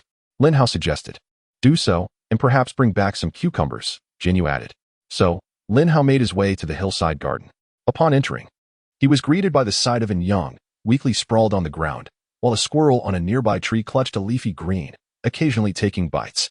Yang, are you all right? What happened? Lin Hao rushed to help him up, concern etched on his face. Don't run, Yang mumbled incoherently, resting in Lin Hao's arms. Oh dear, Lin Hao remarked, noticing Yang's disoriented state. He promptly splashed a water ball onto Yang's face. What was that for? Yang exclaimed, wiping the water from his face. I saw you were out of sorts and thought to refresh you, Lin Hao explained. Help me catch that squirrel. It's too agile. Yang awkwardly requested. Don't tell me you've spent the entire morning trying to catch a squirrel? Lin Hao was taken aback by Yang's remarkable patience. One moment. I shall get it, Lin Hao declared, rising to chase the squirrel. The squirrel, witnessing Lin Hao's approach, displayed no signs of panic. Perhaps it had grown accustomed to the human's antics. However, unexpectedly, just as it believed it could escape, it found itself caught in Lin Hao's grasp. Squeak, squeak, squeak. I was wrong. Please let me go. The squirrel looked up at Lin Hao with its big, glistening eyes, attempting to charm him with its adorable demeanor. It's all yours, Lin Hao said, ignoring the squirrel's cuteness and handing it over to a delighted Yang. Consequently, Yang treated the squirrel to a rather devilish meal. Once Yang had vented his frustrations, he returned to the zoo with the squirrel and Lin Hao. Upon entering the cafeteria, Yang was immediately bombarded with questions. Where have you been? Wasn't it just a trip to gather vegetables? Jinyu pressed. Indeed. Yang, how could you be so slow? Don't you want to eat my breakfast? Ruoyu added. You ought to reflect on your actions, Bai Yin chimed in. Sigh. I'm late because of this little creature. Yang remarked, presenting the captured squirrel to the group. Wow, a little squirrel. Yali exclaimed upon seeing the creature in Yang's hands. What does this have to do with your lengthy absence? Jinyu asked. If it weren't for this squirrel, I would have returned much earlier, Yang replied helplessly. Thus, Yang recounted the events of the morning to the group. Haha, you were mocked by a squirrel? That's hilarious. Jianyu laughed, collapsing onto the table. Indeed, in Yang. As a cultivator, you couldn't even catch a squirrel. I, Bai Yin, hereby declare you the strongest. Bai Yin gave Yang a thumbs up. Oh no, I've lost all my dignity, and Yang sighed, preparing to leave the cafeteria. All right, enough laughter. Let's eat. By the way, you might want to save some room. There will be plenty of delicious food later, Bai Ao Shui reminded them. Sister Shui, this isn't a festival. What delicious food could there possibly be? Yali questioned. Isn't our zoo planning to build a restaurant? Xiaoyu and Ming Ming are competing in a cooking contest to see who can take on the role of head chef. So save some appetite for the upcoming feast, Bai Ao Shui explained. Wow, that sounds amazing. Lin Hao cheered. Let's eat quickly, clean up, and get started. Bai Ao Shui instructed. Upon hearing this, everyone eagerly dove into their meals, and even the squirrel brought back by Yang joined in the culinary frenzy. After breakfast, Jianyu and Bai Yin arranged the tables in a row, facing Ruoyu and Su Ming's kitchen. All right, esteemed judges, please take your seats. Let me outline the competition rules. We have a total of 14 judges, including the squirrel from earlier, so we might as well let it enjoy a feast. Jianyu addressed Ruoyu and Su Ming. There are 3 rules for the competition. First, each judge possesses a ping-pong ball. Whoever finds the dish most delectable casts their vote, and the contestant with the most balls at the end wins. Second, the competition must be fair. No personal gain is allowed. Any violations will result in immediate disqualification. Thirdly, friendship takes precedence over competition. Let us cheer you on. After Jinyu announced the rules of the contest, he took his seat. Now, I declare the competition open. The first round involves preparing a dessert. Please, commence. Upon hearing Jinyu's proclamation, Ruoyu and Su Ming eagerly set about crafting their respective entries. Ruoyu first ground glutinous rice into a fine powder, then added 1½ tablespoons of black tea powder, 1½ tablespoons of cornstarch, 2 tablespoons of salad oil, and half a bag of milk, stirring them together until well blended. She then took a large bowl, lined it with plastic wrap, greased it, and poured in the prepared glutinous rice mixture before placing it in a steamer. Meanwhile, Su Ming poured an adequate amount of flour into a mixing bowl, cracked an egg into it, and added a bag of milk, stirring clockwise with her hands until the flour transformed into dough. She then covered the bowl with a sheet of plastic wrap. Time swiftly passed, and soon Ruoyu and Su Ming approached, each carrying a covered plate. To ensure fairness, let me first shuffle the positions before you taste, Jinyu announced. With remarkable speed, he rearranged the 2 plates and set them before the 14 judges. As the lids were lifted, 2 distinct aromas wafted forth, enticing the judges with their silk-like fragrance, reminiscent of a lover's gentle caress. Despite having already eaten breakfast, the rumbling of their stomachs echoed like thunder, prompting them to ravenously seize the food before them. Witnessing this scene, Jianyu lamented, questioning why he had chosen to host. Oh, heavens, how unfair you are. In mere seconds, both plates were entirely emptied. Well then, I declare the first round concluded. Judges, please cast your votes, Jinyu announced. Recovering from his distress, after a moment, he queried, why have you not voted yet? Noticing the judges remained silent, he pressed further. How do we vote? I find both Ruoyu and Su Ming's creations equally delightful, Anyang remarked. Each has its merits. It is impossible to judge, Wu Lingbing added thoughtfully. Perhaps Jinyu should be the one to decide, Lin Hao suggested. With everything gone, what is there to judge?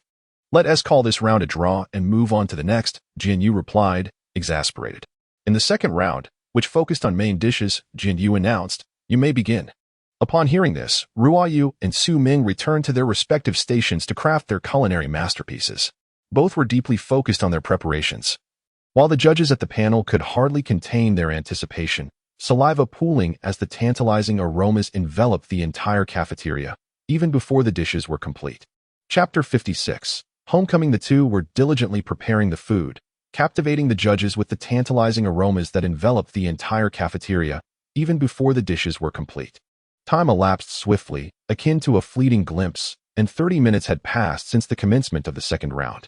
Please, savor our creations, Ruoyu and Su Ming declared in unison, presenting their meticulously crafted dishes to the panel of judges. With Jianyu relinquishing his role as host, the panel expanded to 15 esteemed judges. Huzzah! It's finally ready. The aroma is simply divine. I must partake immediately, exclaimed Bai Yin, dabbing at the corner of his mouth. No poaching, Lin Hao retorted, accelerating his movements in response to Bai Yan's eagerness. A mere 5 minutes elapsed before the platters were entirely devoid of their culinary treasures. Exquisite. Let us proceed with the voting, Jianyu announced, wiping his mouth. The assembly rose, their gazes fixed upon the ballots in their grasp, a sense of indecision palpable. Pray tell, are you contemplating abstaining once more? Jianyu inquired, observing their hesitation. Perish the thought. They responded in unison, jolted by Jianyu's words. An awkward impasse ensued, with each dish possessing 7 votes, save for Jianyu's decisive ballot. Cast your vote with haste, Bai Yin urged. Indeed, Lin Hao echoed in concurrence. Ahem, Jianyu interjected, bisecting his ballot and allocating half to each contender. That's chicanery, Bai Yin protested vehemently. Be my guest. Their creations are so delectable that discerning superiority is an impossibility. Perhaps we should declare a tie, Jianyu proposed, his tone laced with exasperation. Then, on to the next round, Bai Yin suggested. Given the deadlock in these 2 rounds, it is plausible that the subsequent round will mirror this outcome. Therefore, I propose an alternative. Ruo, you shall preside over the kitchen on Mondays, Wednesdays, and Fridays, while Su Meng shall helmet on Tuesdays, Thursdays, and Saturdays. As for Sundays, we shall furnish the ingredients and venue, allowing tourists to showcase their culinary prowess. What say you? Ning Hongzhuang proposed. I concur, Luo Qingwu affirmed. I second that. Agreed. Affirmative. Very well, let it be so, Ning Hongzhuang declared. If that is all, we shall return to our duties, Jianyu announced. Jianyu, a moment, if you please. I wish to request a leave of absence, and Yang interjected. What is the purpose of this leave? Jianyu inquired. I desire to visit my family briefly, returning by morning, and Yang explained. Very well, I understand. Bring something home for them. Are you adequately funded? If not, procure an advance of 1 month's salary from Ruoyu, Jianyu offered. That won't be necessary. I am well endowed. I shall take my leave now, and Yang replied, departing from the cafeteria. Extend my cordial greetings to your parents, Jianyu called after him. Understood. Farewell. The cafeteria was soon deserted, save for a squirrel, which Jianyu carried by the scruff of its neck to the rear mountain vegetable garden, casting a meaningful glance at the creature before departing. Ah, and Yang, you've returned. The proprietor of the fruit stand below and Yang's residence greeted him, handing over the purchased fruit. Indeed, and Sunday. I must be on my way, and Yang replied, accepting the fruit and proceeding towards his abode. Observing Yang. He is a paragon of filial piety, visiting his parents with regularity, the fruit stand owner remarked to a nearby individual. Knock, knock, knock. Coming. Who is it? And Yang's mother's voice echoed from within. Why, you've returned. Without so much as a word. Father, the boy is home. And Yang's mother exclaimed, opening the door and beckoning her husband to join her. Upon entering, Yang beheld his father seated on the sofa, engrossed in a television program. What brings you back? Were you dismissed again? And Yang's father inquired. Ahem, do you perceive me in such an unflattering light? And Yang responded, a hint of embarrassment in his tone. Humph, you are my son. Am I not acquainted with your nature? Speak, what transgression have you committed this time? And Yang's father retorted. Father, must we invariably associate my visit with wrongdoing? And Yang lamented, questioning his right to return. If no transgression has occurred, why have you returned? And Yang's father questioned, setting the remote on the table and turning towards his son. We are on holiday. With the recent observance of Children's Day, we were granted a collective respite. Today marks the final day, and I have returned to pay my respects, and Yang explained. Children's Day is for children. What is its relevance to you? Father, can we engage in a civil conversation? And Yang implored. Humph, I surmise you were dismissed and, failing to secure alternative employment, have returned home, and Yang's father asserted, adopting an all-knowing demeanor. That is not the case. You have undoubtedly seen the news regarding our zoo and are aware of its recent success. As such, the proprietor organized a team-building exercise and granted us a few days of leave. I have returned to visit you. That is all, and Yang elucidated, striving to convey the truth. Enough, our son has returned after a long absence. Cease your reproaches, and Yang's mother interjected. Ah, yes, and Yang. Whatever became of that Yali who visited our abode previously? Why did she not accompany you? And Yang's mother inquired, recalling a past encounter. Mother, she is preoccupied with family matters. Furthermore, she is merely a colleague. Her previous visit was work-related, and Yang replied, exasperated by the constant pressure. Humph, and Yang's father grunted, resuming his television viewing. You, at your age, should be seeking a partner. Therefore, I present you with 2 options. First, bring Yali home. Second, allow Aunt He to find you a suitable match. You shall meet them and, if compatible, proceed directly to matrimony. and Yang's mother declared, her tone laced with displeasure. Mother, how am I to respond to such a proposition? And Yang exclaimed, a mixture of amusement and dismay in his voice. Humph, given his disposition. Securing Yali's affections would be a stroke of improbable luck for our family. It would be prudent to enlist assistance in finding a suitable partner for him. And Yang's father mocked. Are you truly my biological parents? And Yang lamented, bewildered by the sudden shift in demeanor. Humph, I care not. If you succeed in winning Yali's affections, you shall be acknowledged as my biological son. If you fail, you may be the offspring of whomever you please.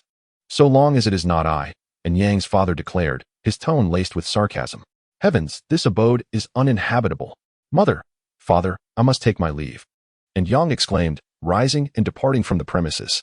Remember my words. And Yang's mother called after him. And Yang, are these truly my parents? Departing from his home. And Yang sought refuge at Zhao Peng's residence. Upon arriving, and Yang embraced Zhao Peng, lamenting, Heavens, I am being pressured into marriage. What am I to do? Ugh, release me. Let us discuss this indoors, Zhao Peng retorted, extricating himself from Yang's enthusiastic embrace. What troubles you? Zhao Peng inquired, offering Yang a glass of water. Alas, this predicament is of my own making. I have a lowly colleague who, on a previous occasion, dined at my residence due to work-related matters. My parents have since fixated upon her and declared that they shall disown me unless I secure her affections, and Yang recounted, relating the circumstances. Then, why not fulfill your parents' wishes and pursue her? Zhao Peng suggested. I am not inclined to seek a partner so soon, and I already harbor affections for another. And Yang lamented. A secret love? Confess your feelings, or seize an opportunity to introduce her to your parents and declare your pursuit, Zhao Peng proposed. You may not be aware, but I was recently rejected after confessing my feelings just the night before last. What? Rejected? My friend, you have grown. Zhao Peng sighed, acknowledging that his companion had finally taken the brave step of confessing. What should I do now? What else can you do? Having been turned down, you simply carry on. Do not concern yourself with the notion of pride. Remember, while pride can be regained, a girlfriend, once lost, is truly gone. By the way, do you have a photo of her? I could analyze it and offer some advice. I don't have one, but I believe I can find something online. With that, and Yang opened his phone to search for images of Qin Wanchu. Online. Come on, don't tease me. I'm not well read.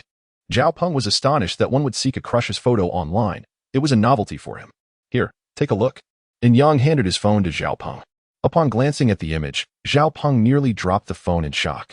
My heavens, brother, you are impressive, I commend you. Zhao Peng gave Yang a thumbs up. What's wrong? Is there a problem? And Yang asked, puzzled by Zhao Peng's reaction.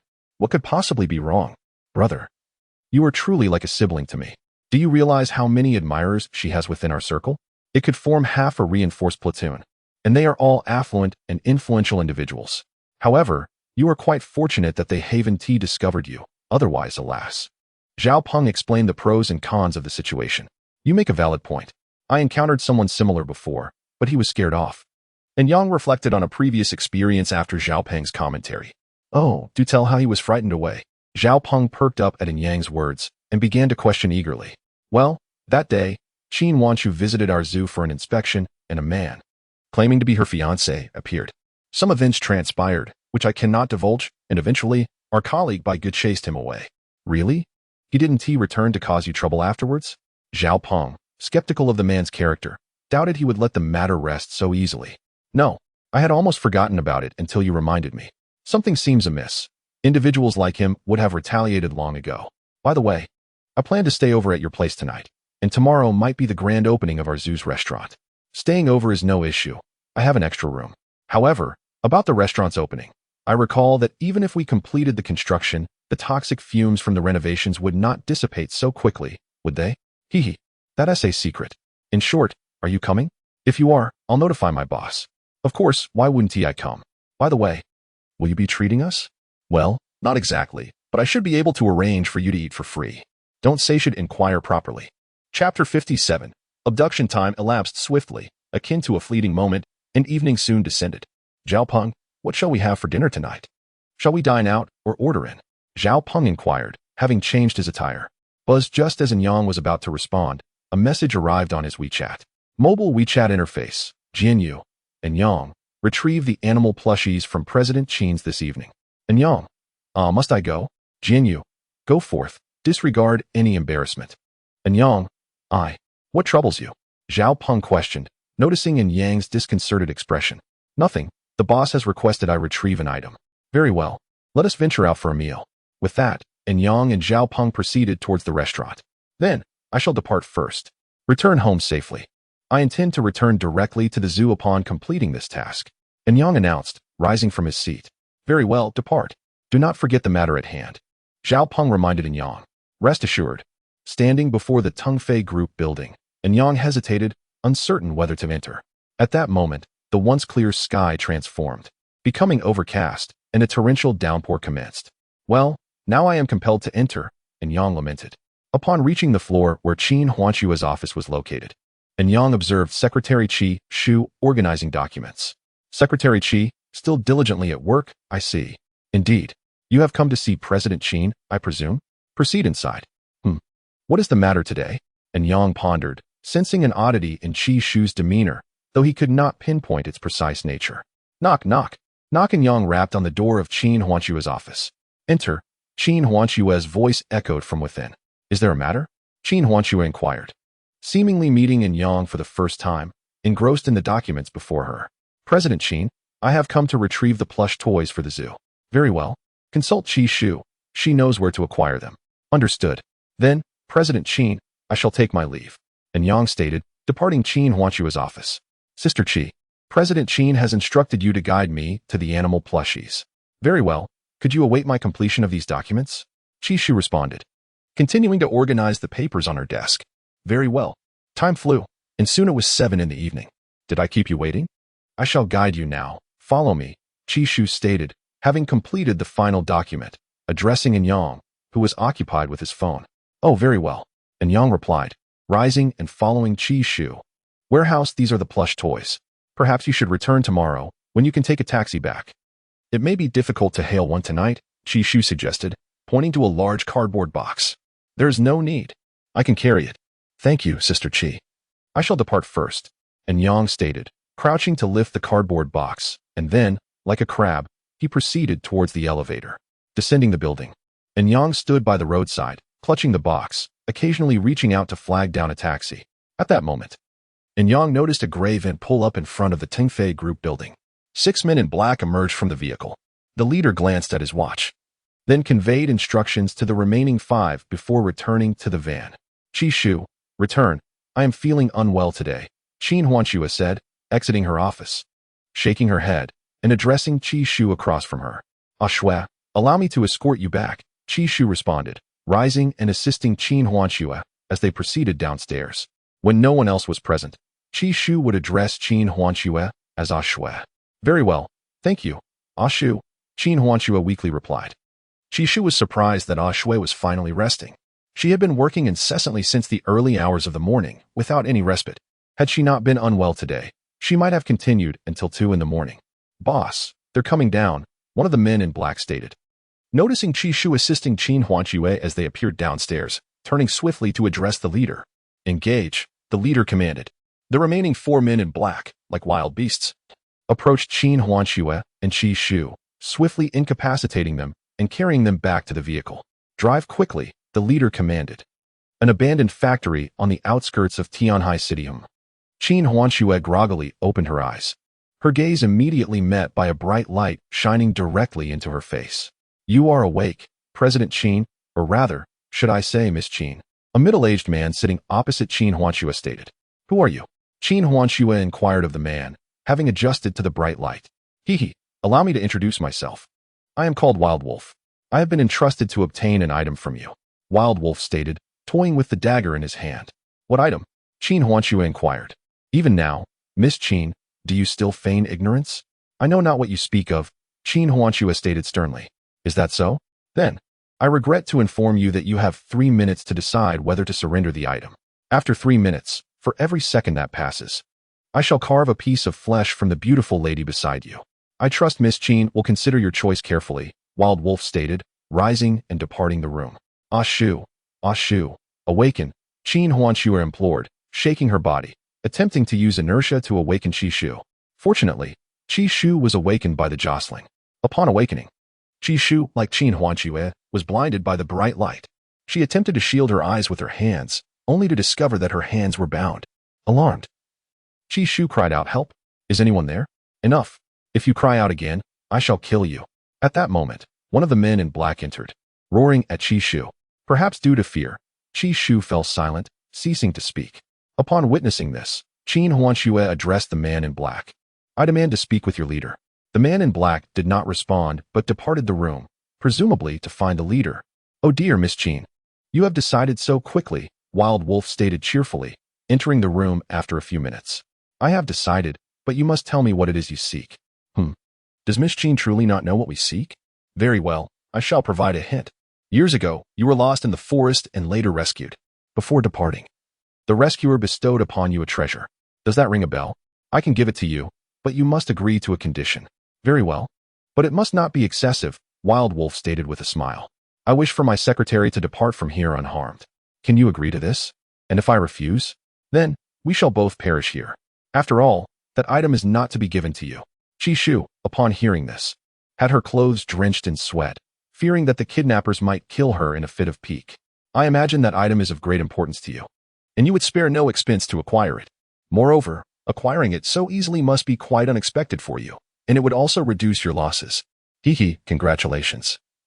Miss Qin, you have gambled correctly. However, I must inform you that once we have obtained the item, we shall kill you. I am aware. Having uttered those words, Qin Huanxue offered a faint smile, casting a profound glance in the direction of the wolf. Indeed, I commend Miss Qin's audacity. Escort Miss Qin's acquaintance back with utmost care. The wolf commanded his subordinates. Boss, such an action might draw the attention of the gatekeepers, one of them cautioned. Fear not, proceed. I wish to engage in a thorough discussion with Miss Qin. As you command. A figure clad in black released Chi Shu from her restraints, and a beam of light descended, whisking Chi Shu and the henchmen away. They materialized behind the Tungfei Group's building. Upon her deliverance, Chi Shu hastened to the police station to report the incident. Half a minute elapsed. Miss Qin, I have acceded to your request. When shall you fulfill mine? The wolf inquired. Release me, and I shall retrieve it for you. Qin Huanxue responded. A woman of your word. Release Miss Qin, the wolf instructed his men. At once. A resounding crash interrupted Qin Huanxue as she reached for the object. What was that clamor? Keep a close watch on her. I shall investigate, the wolf declared. Outside the derelict factory, what is the meaning of this? The wolf questioned a nearby henchman. He is the one. He barged in and injured several of our brethren. The henchman indicated a figure at the entrance, imbibing alcohol. The abandoned factory served as the wolf's den, and it would be implausible for it to be manned by only a handful of individuals. Attack him together, the wolf directed. Understood. Kill. In an instant, the factory's denizens, brandishing machetes, charged towards the silhouette. The figure, undeterred by the approaching horde, strolled towards them as if on a leisurely walk. Every step left a trail of carnage. In mere seconds, the once dense crowd was devoid of any standing figures. I will omit the cliché of a one-sided massacre. The wolf's back was now drenched in perspiration. While he had taken lives in the past, they paled in comparison to the scene before him. Gazing upon the carnage, the wolf stuttered, "Stay back, or I shall be forced to retaliate." The figure remained silent, approaching the wolf and reaching out to seize something. The wolf finally discerned the figure's countenance, an elderly frame. Disheveled hair, tattered garments, one hand supporting a cane, the other concealed behind his back. "It is. You leave me no choice. Take this." Dominating fist. Overwhelmed with terror, the wolf lunged at the elder. The elder remained motionless as the wolf's fist grazed past his head. The elder's cane struck the wolf's abdomen with a resounding thud, sending him hurtling through the air, crashing against the wall, lifeless. Having vanquished the wolf, the elder did not proceed to Qin Huanxue's chamber. Instead, he turned and departed, as if a passerby who had casually saved the world. Simultaneously, Qin Huanxue, seizing the opportunity presented by the guard's lapse in attention, rose and slammed him against the wall, incapacitating him with a blow to the head. Chapter 58. Escape. Meanwhile, on Qin Huanxue's side, she seized an opportunity when her guard was momentarily inattentive, rose, and slammed him against the wall, then knocked him unconscious with a blow to the head. Seeing the black-clad figure lying prone, Qin Huanxue hastily used a sharp object she possessed to sever the ropes binding her wrists and ankles. Unfettered, Qin Huanxue cautiously exited the room, but upon emerging, she was instantly aghast at the scene before her, a landscape of corpses, the air thick with the cloying scent of blood. She promptly fled the abandoned factory. As night had already fallen, Qin Huanxue, upon leaving the factory, was bereft of any sense of direction. She merely ran, guided by instinct, trusting that she would eventually encounter someone. Simultaneously, Qi Shu, having been released earlier, rushed to the police station to report the crime. However, when the officers inquired as to how she had escaped her captors, they were bewildered by her account. After repeated questioning, they remained perplexed and were compelled to summon their captain to explain the situation. Soothe her nerves. I'll be out for a moment. Keep a close watch. The captain instructed from the doorway, observing Qi Shu within. Understood. Hello, this is Wang Qizhong. What can I do for you? The captain said, dialing a number in his office. Qizhong, it's me, Lao Liang. I need you to investigate something for me, Captain Liang stated gravely. What is it, Lao Liang? It seems some individuals have arrived in Tianhai and abducted Qin Huanxue of Tengfei Group and her secretary, Qi Shu. For reasons unknown, they released Qi Shu. But Qin Huanxue remains missing. Isn't that a matter for your department? Indeed, the abduction falls under our jurisdiction. However, the victim claims she was returned by the perpetrators and, in the blink of an eye, found herself in the back streets of Tengfei Group. We were wondering if you could look into it. Very well, await my word. I'll hang up now. Contact me if anything arises. I hope it's not what I suspect, Captain Liang murmured to himself, gazing out the window. Meanwhile, within the fantastical zoo. Yang, what brings you back tonight? Jian Yu inquired, noticing Yang entering the office with a large cardboard box. I was besieged by my parents to get married the moment I got home. It was unbearable, so I impulsively went to Zhao Peng's place. Then, you sent me a message tonight, and I figured it was the same whether I stayed at his place or came back, so I just returned. Have you seen these plushies? What do you think? Lovely, aren't they? I designed them. Jian Yu wore an expression that clearly begged for praise. I haven't seen them yet. Shall we take a look now? Ahem. Yes, let's have a look now. Jian Yu cleared his throat awkwardly, quickly changing the subject. When Yang opened the box, the first thing that caught his eye was a golden yellow lion plushie. Unquestionably, it was modeled after Lion Dewang. Although a toy, it was remarkably lifelike, with its golden fur, piercing eyes, and stubby limbs. What do you plan to do with these plushies? Yang asked after examining each one in the box. I intend to give them away as prizes during tomorrow's live stream, drawn by Yuli. In that case, I'll head back to bed. Oh, right, Yang. Did you mention the restaurant's opening ceremony to President Qin for tomorrow? Jian Yu suddenly remembered and called out to Yang. No, alas, I forgot. I'll give her a call now, Yang said, pulling out his phone and dialing Qin Huanxue's number. I'm sorry, the number you're dialing is temporarily out of service. Please try again later. After the English prompt, Yang hung up. Jian Yu, seeing Yang hang up, immediately asked, what is it? No one's answering. It says it's out of service. Out of service? What could President Qin be doing so late? Could she have been abducted? Yang said agitatedly, recalling a previous incident. Abducted? Impossible. Wait a moment, I'll use my spiritual sense to investigate. Jian Yu closed his eyes and used his spiritual sense to scan the actions of everyone within Tianhai City. Above the zoo, Jian Yu's soul form split into thousands of miniature figures, which scattered in all directions at his command, searching for Qin Huanxue's whereabouts within Tianhai City. As time ticked by, Jian Yu finally opened his eyes. Yang immediately asked, how is it? Did you find her? Yes, she's southwest of our zoo, about 20 kilometers away, Jian Yu said, opening his eyes and facing Yang. Very well, I'll go now. Yang darted off like a cheetah in the direction Jian Yu indicated. Don't run so fast. I'll take you there, Jian Yu called out, seeing Yang rushing to leave. Then hurry and take me, Yang replied, turning back and grabbing Jian Yu's hand, pulling him toward the exit. No need to rush. Watch this. Jian Yu snapped his fingers, and he and Yang vanished from the office, reappearing in the sky above Qin Huanxue's location. Haha, how convenient. Will I be able to do this in the future? Yang exclaimed in amazement. No. But you can fly. Very well, let's descend. Reaching the ground, Yang swiftly spotted Qin Huanxue running toward them. Due to the darkness, Qin Huanxue did not recognize Yang and Jian Yu standing ahead. Huanxue, seeing Qin Huanxue approaching, Yang hastened forward to support her, as she was panting heavily. You're Yang. What are you doing here? Qin Huanxue asked weakly. That's a tale for later. Let's return first, Yang said, turning to Jian Yu to suggest their departure, only to find that Jian Yu had vanished. Where did he go? Never mind. I'll carry you on my back, Yang said, squatting down. There's no need. Let's just leave, Qin Huanxue replied, continuing to walk away. Forgive me.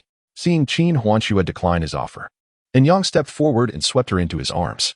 "Oh, you." Qin Huanxue was startled by Yang's smooth actions and cried out, "Be silent, we're leaving."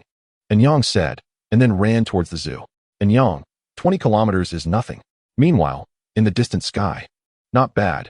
That lad is quite resourceful," Jianyu praised, watching Yang carry Qin Huanxue in his arms. Far from it, a figure beside, Jianyu said faintly, "Indeed. No one rivals your skill in wooing women. Do you have a death wish?" "Ha ha, the moon is so round tonight," Jianyu said awkwardly, looking at the overcast sky. "Clean up the aftermath. I'll take my leave." With those words, the figure vanished into the sky. Alas, Jianyu sighed and departed as well. "Perhaps, Anyang, you should put me down," Qin Huanxue said, noticing the sweat on Yang's face after about half an hour. "It's nothing."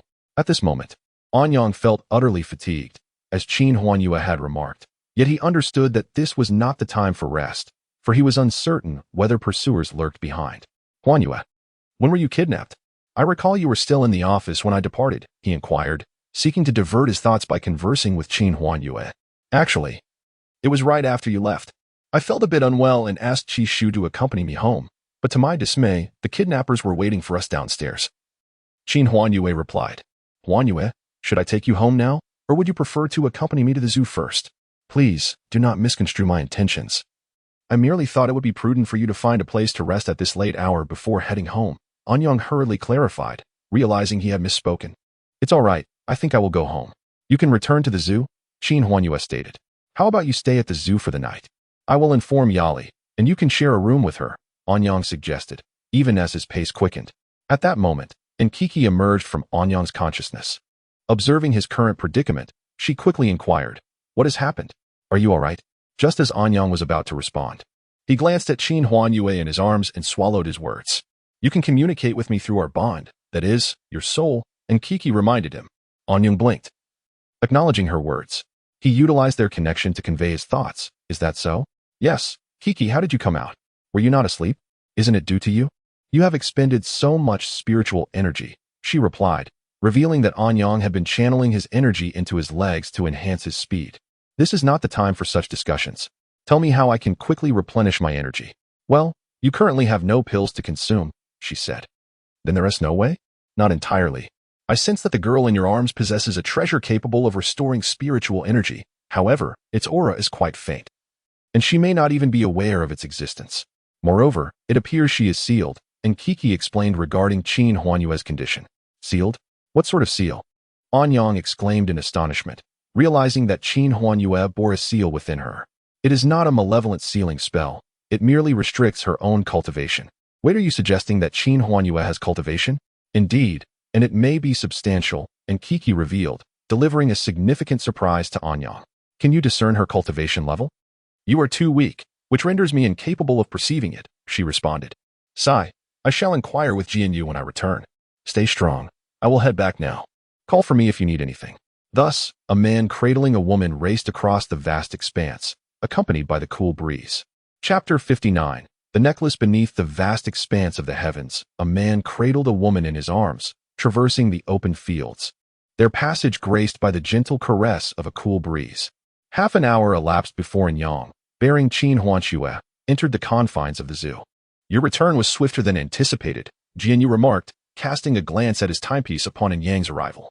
"You are quite the scoundrel," Anyang retorted. "Anyang, now that we have reached a secure location, would you permit me to borrow your mobile device?" "I wish to contact someone to retrieve me," Qin Huanxue inquired. "Madam Qin, as the twilight descends, I would advise against your departure. Furthermore, we have an event scheduled for tomorrow at the zoo and would be honored by your presence. As for your other affairs, allow me to attend to them on your behalf. I must now excuse myself to attend to pressing matters. So I shall leave you to your reunion," Jianyu stated with a subtle smile, as he deftly relieved Anyang of his phone and presented it to Qin Huanxue. Anyang, upon hearing Jianyu's words, was rendered momentarily speechless. "Reunion? It has merely been a few hours," he mused.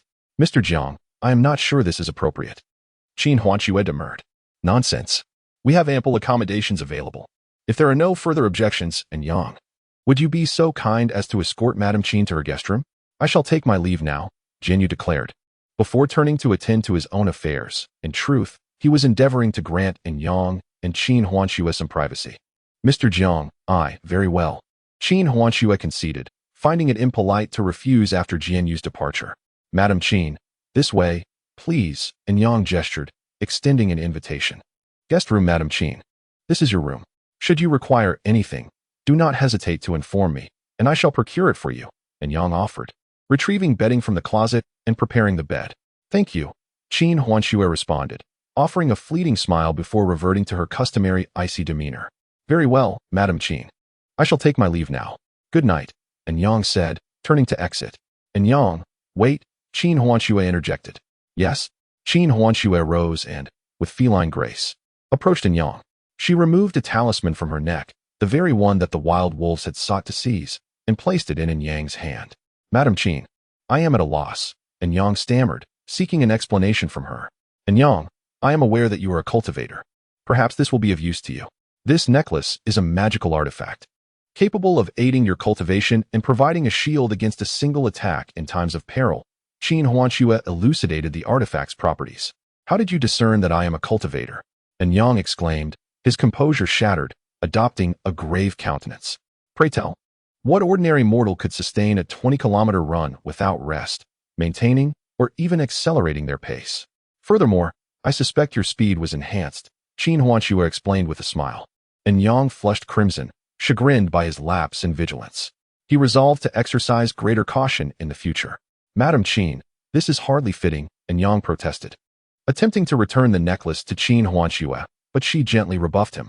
Now, begone, Qin Huanxue said, ushering in Yang out the door. Just as the door was about to close, she offered a warm smile and said, and Yang, thank you.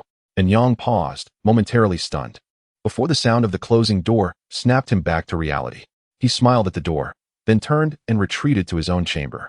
Lying upon his bed, and Yang stared blankly at the necklace in his hand. At that moment, Kiki, seemingly sensing something, emerged from a yang sea of consciousness in a somnambulistic state. She floated towards the hand holding the necklace and performed an astonishing act. She nestled her chubby cheeks, imagine the face of an infant, against the necklace, rubbing it with fervor. Hey, what are you doing? Get down from there, and Yang exclaimed, snatching Kiki from his hand and using his clothing to cleanse the necklace. What are you doing? Do you not know it is impolite to disturb one's slumber? And Kiki cried, startled by Yang's actions. I should be asking you that. Sleepwalking onto my magical artifact and shamelessly rubbing your face on it. I would never. And Kiki vehemently denied, asserting that such behavior was beneath her dignity as a handsome spirit. It seems you are itching for a beating, and Yang threatened, brandishing a gesture of punishment. Come at me. I am not afraid. And Kiki retorted, rolling up her sleeves and charging towards Yang. Some time later, and Kiki sat upon the bed, rubbing her handsome face, glaring daggers at Yang. And Yang, likewise, massaged his face, returning Kiki's malevolent stare. Curse you. How did I end up with a master like you? And Kiki muttered under her breath. Humph. And Yang retorted, ignoring Kiki and resuming his meticulous cleaning of the necklace. Observing Yang's tender care of the necklace, Kiki surreptitiously glanced at it. To her astonishment, it was the very artifact she had previously mentioned. How did it end up in this scoundrel's possession? Did he steal it? Impossible. Should I inquire? Ugh, this is vexing. She pondered. What are you staring at? And Yang demanded, noticing Kiki's gaze fixed upon the necklace, wary of a repeat of the earlier incident. I was not peeking. Who can prove it? And Kiki's voice trailed off. What are you doing then? Admiring your beauty, if you must know. But you should examine that necklace more closely. And Kiki advised, turning away from Yang. Examine it closely? What could be amiss with this artifact? And Yang wondered aloud. Ah, you have come to the right person. I shall enlighten you. And Kiki exclaimed, seizing the opportunity to approach Yang and begin her boasting. From my observations, this artifact can replenish your lost spiritual energy. However, such abilities often come at a cost. Did the woman mention anything when she gave it to you? She said it could accelerate my cultivation and provide a shield against a single attack, but she did not specify the level of power it could withstand, and Yang replied, give it to me. I shall examine it more closely. Do not devour it, and Yang cautioned, carefully handing the necklace to Kiki. Do you take me for such a creature? Wait a moment, let me conduct my research. I shall provide you with an answer in the morning, and Kiki declared, before returning to Yang's sea of consciousness. Hey, are you truly planning to eat it? I swear, if you devour it, I will fight you to the death. And Yang threatened, watching Kiki vanish before his eyes. Finally, realizing that Kiki would not emerge regardless of his entreaties, and Yang reluctantly lay upon his bed, staring at the ceiling in a daze. Meanwhile, in Wang Qizhong's office, "Senior, what brings you here?" Wang Qizhong inquired, rising to greet Jian Yu upon his arrival. "Am I not permitted to visit?" Jian Yu responded blandly. "Of course, Senior is always welcome. May I inquire as to the purpose of your visit?" Wang Qizhong asked cautiously. "Nothing of great import. I merely wish to inform you that Qin Huanxue has been rescued, so you may cease your rescue operations. As for the bandits' lair, it is located in an abandoned factory to the southwest." "Very well, I understand. I shall issue the orders immediately," Wang Qizhong replied, betraying no surprise at Jian Yu's words, as if it were the most natural thing in the world. "I shall take my leave then. Remember, Qin Huanxue escaped on her own accord. As for the manner of her escape, whether it was due to infighting among the bandits or some other circumstance, I leave that to your discretion," Jian Yu said, before vanishing from the office. Upon witnessing the disappearance of the sword feather, Wang Qizhong promptly rose to attend to the matters entrusted to him by the sword feather. As for why Wang Qizhong failed to recognize the sword feather earlier, it was due to the application of minor spells on him. "Lao Liang, hasten to gather your team and proceed to the abandoned factory in the southwest. Those bandits are in disarray," Wang Qizhong instructed as he dialed Captain Liang's number, succinctly relaying the information imparted by the sword feather. The following morning, Anyang awakened swiftly. "Aha!" Kiki exclaimed, emerging from Anyang's consciousness, clutching a necklace nearly as tall as herself while standing by Anyang's pillow. What is the matter? What time is it?" Anyang mumbled sleepily. "Forget about the time for now. I must tell you, the news I bring will undoubtedly astonish you," Kiki said, brimming with excitement. "What news?" Anyang lazily stretched and inquired. "This magical artifact is an auxiliary type. Once it recognizes its master, it will assist in converting spiritual energy into pure spiritual power. Remember, pure spiritual power. Additionally, you can feed it spiritual stones, which it will also transform into pure spiritual power." Pure spiritual power?" Anyang echoed. "Pure spiritual power, as the name suggests, is exceptionally refined. To illustrate, if the original spiritual energy can be likened to 1, pure spiritual power represents 2 or even more." "I see now. It truly is a treasure," Anyang remarked, gazing at the necklace in his hand. "However, Anyang, I have a question." Just as Anyang was reveling in his discovery, Kiki interrupted him. "What question?" "To my knowledge, no one on Earth or in the spiritual realm has yet succeeded in refining a magical artifact that offers 100% conversion of spiritual energy." "What do you mean?" Anyang responded, perplexed by Nkiki's words. "It implies that the individual who gifted you this artifact may not hail from the earthly realm." Nkiki, observing Anyang's expression, shook her head in dismay. "I forgot you wouldn't grasp this. Simply put, the person who presented you with this artifact might be akin to those individuals from the outside world, much like those in a zoo." "I recall now. It seems that necklace was indeed given to her by the director," Anyang suddenly realized, hastily patting Nkiki. "What? The director gave it?" Nkiki exclaimed in surprise. "Yes, and I suspect that the director is the very old man who sent you to me." "Oh dear, how terrifying," Anyang declared. "Regardless of who she is, I shall pursue her fervently," he proclaimed with determination. "What a devoted man you are," Nkiki teased. "That is because you have yet to encounter someone you cherish," Anyang replied, a hint of dissatisfaction in his voice. "Perhaps so. The future may hold such encounters. Who can say for certain? Enough of this. I must hasten to work now." With that, Anyang rose and made his way to the cafeteria. Upon arriving, he spotted Qin Huanyue engaged in cheerful conversation with Yali over breakfast, and he couldn't help but marvel. Time passes so swiftly. I trust you all understand without further elaboration. Chapter 60. Yunyang Restaurant. Upon arriving at the cafeteria, Anyang noticed Qin Huanchua engaged in cheerful conversation with Yali over breakfast, prompting him to exclaim how swiftly time passes. "Anyang, maintain order once the restaurant opens," Jian Yu instructed. "Understood," Anyang replied. After the construction crew's tireless efforts, the Yunyang Restaurant at the Fantasy Zoo is finally inaugurated. The official announcement had long been made, revealing that the restaurant's design embraces a refined, traditional Chinese aesthetic, adorned with lush greenery, an artificial rockery, and a clear stream complete with a water wheel, creating an otherworldly ambience. The ingredients utilized in Yunyang Restaurant are sourced from the zoo's own vegetable garden, while the meat comes from local farms around Tianhai City, ensuring that all produce is organic and freshly harvested. After a day of exploration at the zoo, visitors can unwind at Yunyang Restaurant, indulging in wholesome cuisine.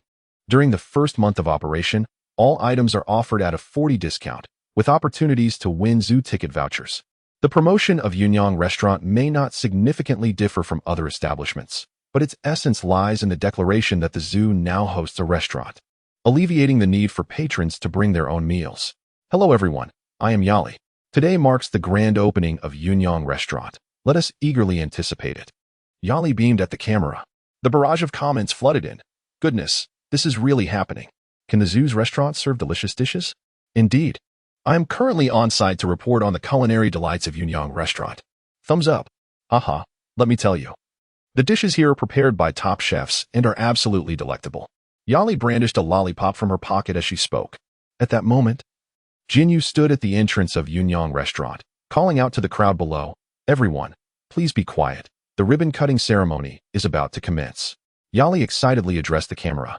"Everyone, it's about to begin. Are you excited?" The comments erupted. "Don't tease us, host." Just then, Luo Qingwu emerged from the restaurant, gliding gracefully like a lotus blossom unfurling on the water's surface. In an instant, the entire zoo fell silent, all eyes drawn to her. With her shoulders partially exposed and a radiant blue gem resting on her chest, she exuded an ethereal glow. The matching gemstone earrings swayed gently with her movements, accentuating her porcelain-like skin. The elegantly curved strapless dress complemented her slender waist, while her high, dark bun harmonized beautifully with her snow-white gown, sculpting a flawless silhouette. The delicate folds of her long skirt danced lightly with her steps, resembling a fairy gliding through the soft, golden light. Distinguished guests and friends, greetings. Today is a momentous day as we celebrate the opening of Yunyang Restaurant. On this joyous occasion, I would like to extend a warm welcome and heartfelt gratitude to all the leaders and friends present. Thank you for your warm attention, support, and hopeful anticipation. For many years, Yunyang has consistently adhered to an innovative business philosophy, continuously implementing technological advancements while infusing cultural elements to enhance the allure of our culinary offerings. Becoming pioneers in gastronomic exploration. In the future, we shall remain steadfast in our commitment to integrity and legality, providing first-rate management, service, brand reputation, and reliability to the public. I believe that in the near future, Yunyang Restaurant will boast a more illustrious history, and we shall be witnesses to this legacy. Finally, I wish Yunyang Restaurant a grand opening, prosperous endeavors, and a bright future. Congratulations to all the leaders, friends, and family members who have supported and assisted us. May you enjoy good health, smooth work, happiness in your families, and all your wishes come true. Thank you. With that, Luo Qingwu offered a slight bow to the crowd before gracefully re-entering the restaurant. Haha, everyone, today all expenses at the restaurant are half off, Jinyu proclaimed. Taking the microphone from Luo Qingwu's hand, the crowd erupted into applause. All right, everyone, let us go inside and enjoy our meal, Yali announced to the camera.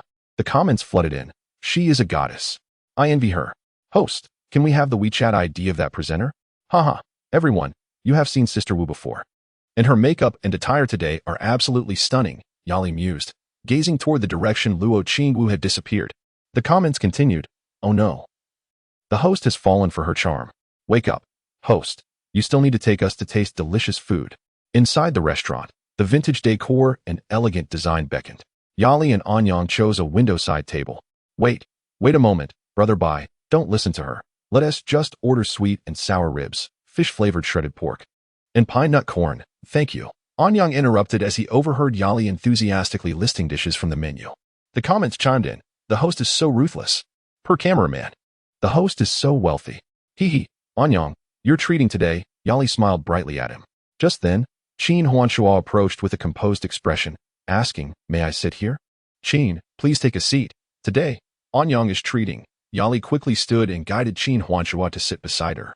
Qin, feel free to look at the menu and order what you like, Anyang offered, sliding the menu toward her. No need. I shall treat for this meal, Qin Huanshua replied. No, I insist. Let this be a token of gratitude, Qin Huanshua smiled faintly. All right then, Anyang conceded. The comments buzzed. Goodness, does this zoo produce beauties? I'm so envious. Why does she seem so familiar? Upstairs, don't say. She is indeed quite familiar. I remember now. She is the executive president of Tengfei Group. Goodness. A real-life female CEO, how stunning.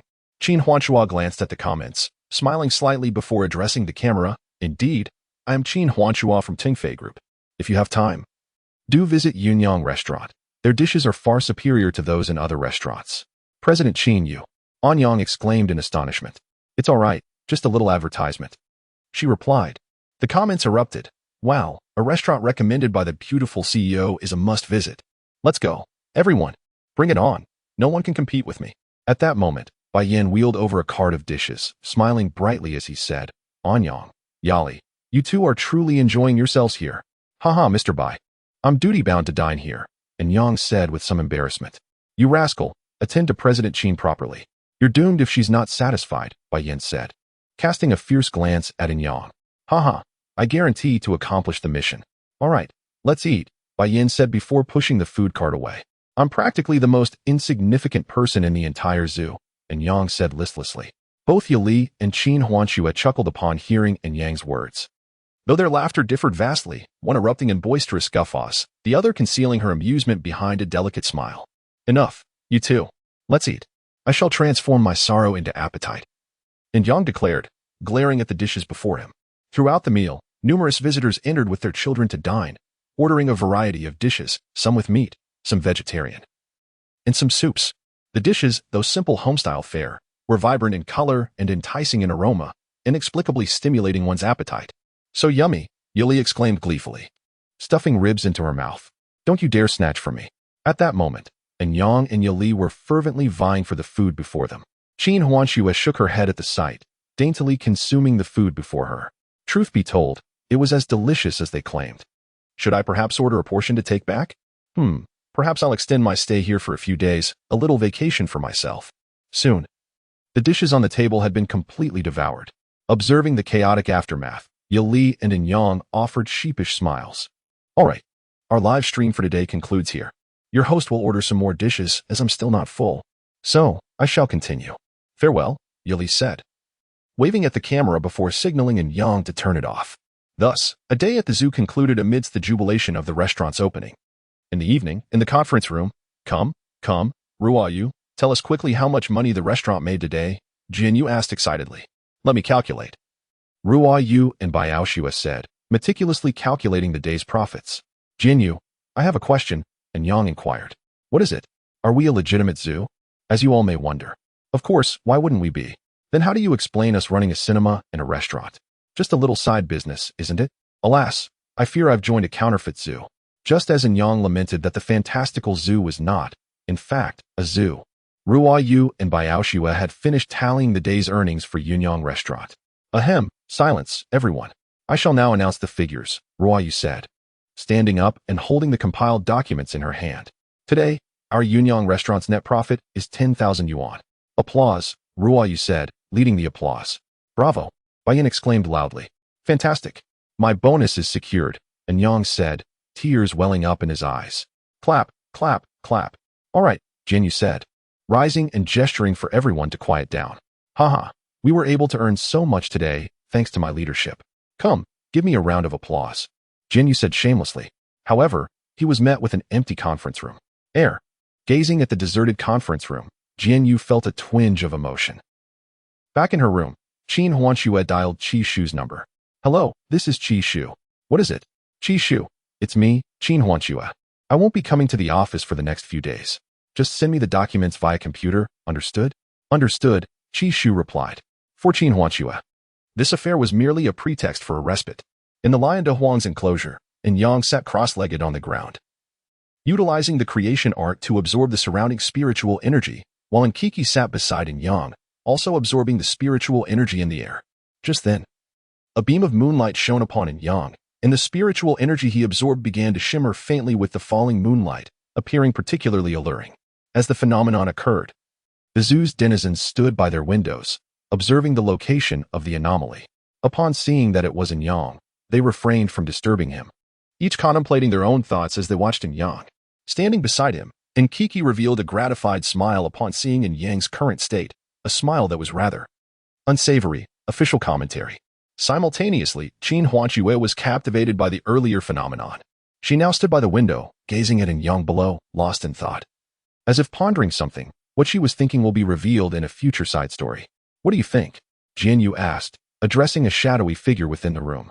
Mediocre, barely passable. Alas, what constitutes passable in your eyes? Jinyu retorted.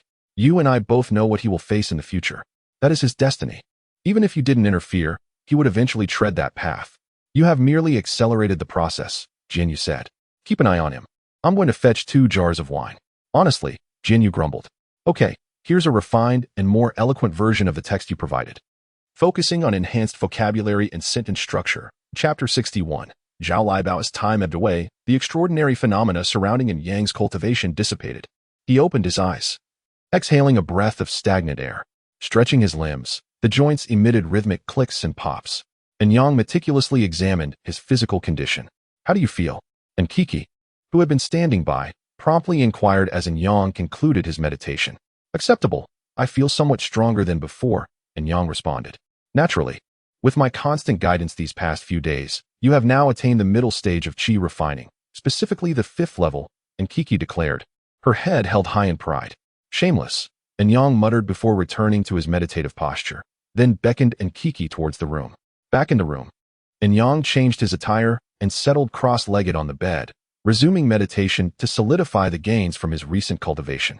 And Kiki, having followed Yang, did not remain by his side but instead fluttered to the desk, where she retrieved a copy of My Daily Life at the Zoo and began to read. As dawn broke, a refreshing gust of air swept in through the open window. Accompanied by streaks of golden light, the sun emerged, casting a benevolent smile. And Yang, clad in his work uniform and carrying a vegetable basket, made his way to the animal park's rear hillside. Consulting his customary menu, and Yang glanced at the listed vegetables and commenced the harvesting process. The kitchen garden was a sight to behold. Lush, verdant vegetables densely covered the terrain. Tomatoes swelled in clusters, chili peppers glowed like embers, and cucumbers were so green they seemed to drip with moisture. Swarms of bees hummed softly, while butterflies danced gracefully upon the golden blossoms. In short order, Yang had filled his basket with produce. He strolled along the tranquil, cool path, carrying his bounty. Suddenly, a pair of gleaming eyes pierced through the dense thicket. Sensing an anomaly, Yang instinctively turned, meeting the luminous gaze head-on. Squeak, squeak, it's you. I thought you weren't coming back. How many vegetables did you bring for me this time? A brown squirrel darted from the undergrowth. Recognizing the squirrel from a previous encounter, Yang, startled, clutched his basket and fled towards the animal park. Squeak, am I really that frightening? The squirrel had undergone a transformation, the specifics of which involved considerable hardship. Beneath a towering tree on the hillside, Yang placed his basket down and turned to scan the hillside. Searching for the squirrel, reassured by its absence, Yang sighed in relief, only to find the brown squirrel perched on a branch behind him. Squeak, squeak, why are you running so fast? I wasn't going to eat you. Good heavens, stay away. Yang exclaimed, startled by the sudden sound. He quickly located the squirrel behind him. Squeak, squeak, don't be so jumpy. Yang, it's just a squirrel, isn't it? And Kiki yawned as she floated out. You're a cultivator capable of soaring through the heavens and diving into the earth. How can you be afraid of a mere squirrel? Oh my word, a treasure-seeking rat. And Kiki, while mocking Yang, inadvertently glanced at the squirrel and exclaimed, treasure-seeking rat? What's that? As the name suggests, this species possesses an innate attraction to treasures. And Kiki explained, but the zoo is full of treasures. Why hasn't it gone after them? Because its bloodline is still awakening. Awakening? Awakening is. Squeak. Squeak. Are you even listening to me? Are you deaf? How dare you ignore me? I'll bite you to death. The squirrel, irritated by Yang's disregard, jumped down from the tree, approached Yang, and began scolding him. Yang, quickly, find a way to form a contract with it and make it your spirit pet. And Kiki urged excitedly. Oh right. Esteemed rat, what did you wish to say? Yang immediately adopted a more ingratiating tone. Squeak. Squeak, stay away from me. The squirrel was unnerved by Yang's proximity and recoiled in fear. Oh, don't be like that, esteemed rat. What did you want from me? Yang coaxed. Squeak, squeak, stay away. The squirrel was genuinely terrified by Yang's demeanor, its tiny legs trembling. Yang, act normal. You're being repulsive. Even if the treasure-seeking rat isn't nauseated, I'm about to be, and Kiki interjected. Ah, right? Esteemed rat, what were you saying? Yang, reminded by Kiki, chuckled awkwardly. Squeak, squeak, I tasted something delicious at your place before, and I want more. Get me some, and I guarantee you'll be rewarded. Esteemed rat. It's hard to get those things now. Squeak, squeak, what's hard to get? Just tell me what you need, and I'll find it for you. How about this? Give me a treasure, and I'll exchange it for what you want. How does that sound? Squeak, squeak, all right, Wait a moment. I'll be right back. The squirrel spun around and dashed towards its abode. Wow, have treasure-seeking rats become this easy to negotiate with? And Kiki asked, astonished. Is it really that difficult? And Yang wondered. Difficult? Do you know how many cultivators in the cultivation world would fight tooth and nail for a treasure-seeking rat? Not only are they rare, but they are also notoriously reluctant to form bonds, and Kiki explained. Heavens, did I just stumble upon a great opportunity? Absolutely. After a while, the squirrel returned, dragging an axe. Squeak, squeak, is this good enough? An ordinary mortal artifact. It's useless, and Kiki remarked dismissively. Esteemed rat. Do you have anything better? Squeak, squeak, this is the best I can offer. Esteemed rat, this won't do, and Yang said helplessly. Squeak, squeak, what? If I can't eat that, my life is meaningless. The squirrel stared blankly at the sky, lost in thought. Actually, there might be a solution, but... And Yang said, pretending to be deep in thought. Squeak, squeak, what solution? Tell me. As long as I can do it, I'll do anything.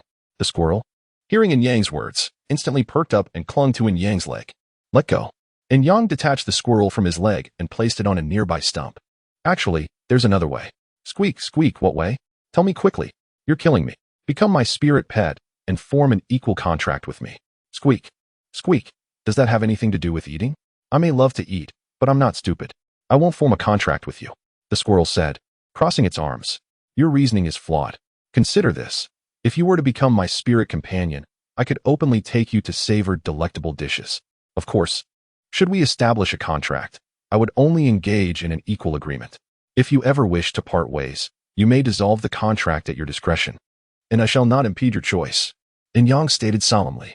Chirp, chirp, chirp. Very well, but you must promise me that once the contract is signed, you will definitely take me to enjoy delicious food. It's a promise. Chirp, chirp, chirp. It's a promise.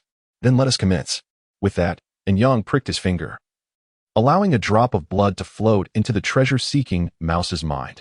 The mouse mirrored In Yang's actions, and upon completing the contract, In Yang felt the agreement within his consciousness and smiled faintly. My heavens, was that truly so effortless? A mere meal secured your loyalty? And Kuka marveled. What is your name, esteemed mouse? And Yang inquired. Chirp, chirp, chirp. Listen closely. I am Zhao Liebao, though I prefer to be addressed as Mouse Lord. Zhao Liebao declared, thumping his chest. Zhao Liebao, splendid name indeed. And Yang chuckled. Allow me to introduce, this is Kuku, my spirit companion, and Kuku interjected. One of my spirit companions, alongside another named Xiongda, a panda, whom I shall introduce to you later. Chirp, chirp, chirp. Wait, are you deceiving me? There's no such creature. Greetings, I am Kuku. Like you, another spirit companion of In Yang, she said as she materialized. Ah, you startled me. Phew, hello. I am Zhao Liebao. Zhao Liebao recovered quickly from the surprise of Kuku's sudden appearance. Let us return, In Yang said, picking up the vegetable basket from the ground. Chirp, chirp, chirp. Let us hurry, I am famished. Zhao Liebao rubbed his belly. Another glutton, I see, In Yang remarked with resignation. At the zoo cafeteria? Oh, In Yang, why did you bring back that squirrel? Let me play with him later, Yali exclaimed, her eyes sparkling with excitement as she gazed at Zhao Liebao. Chirp, chirp, chirp. No. Mouse Lord would rather not play with her. Zhao Liebao hastily declined upon sensing Yali's friendly gaze while munching on his food. Mouse Lord, you mustn't refuse. I cannot resist her charm either, and Yang communicated telepathically. Chirp, chirp, chirp. What? It's over for me. Perhaps my time is nearing its end. And Yang, when it comes to that, please find me a nice burial place. Zhao Liebao communicated, a hint of despair in his tone. Rest assured, Mouse Lord, I will surely find you a fine resting place. The wind howled coldly, reminiscent of a valiant warrior who sets forth, never to return. Zhao Liebao's current demeanor mirrored that of a gallant hero facing his fate. Mouse Lord, what are you afraid of?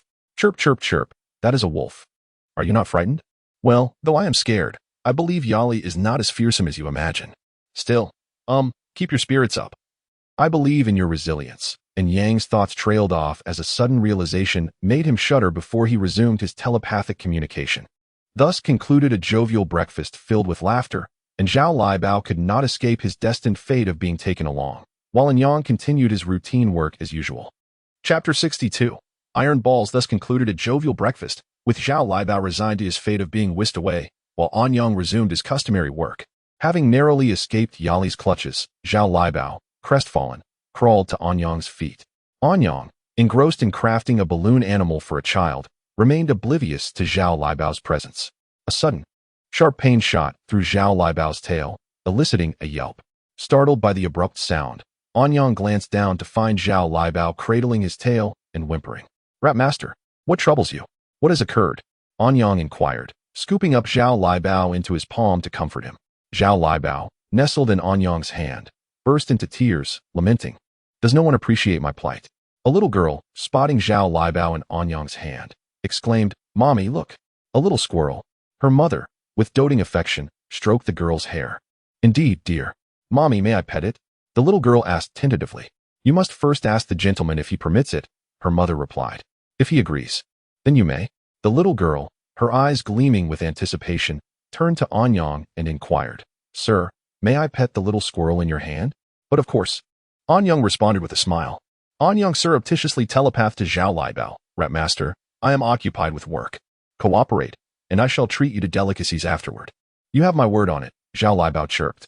Straightening up, he turned his gaze toward the little girl. "Little squirrel, come hither," the little girl coaxed, extending her hands with utmost care, lest Zhao Libao recoil from her touch. Zhao Libao, feigning a hint of trepidation, hesitated to approach the girl's hands. "Go ahead.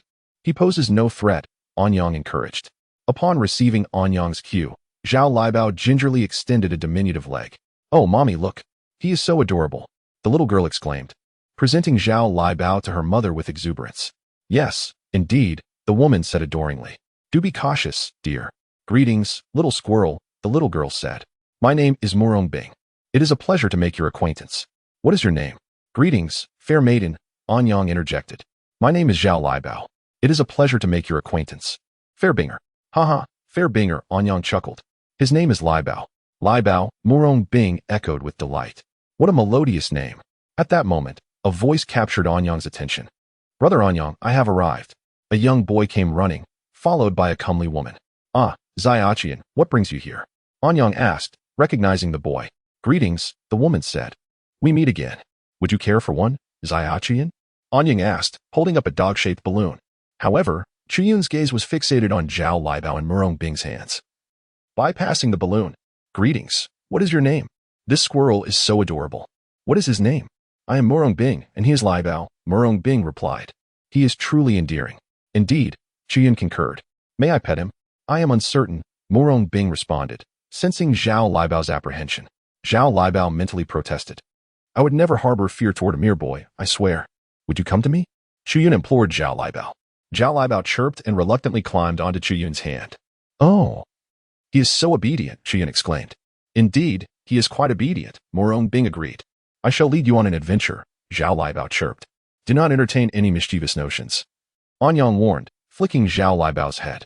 "Brother Anyang, do not strike Libao," Murong Bing protested, shielding Zhao Libao with her hand. "Very well," Anyang relented. "Shall we proceed? I am unencumbered and shall serve as your guide." "Splendid," the two women replied in unison. And so, Anyang and the two women trailed behind Murong Bing and Chuyun as they made their way toward the zoo's hinterland.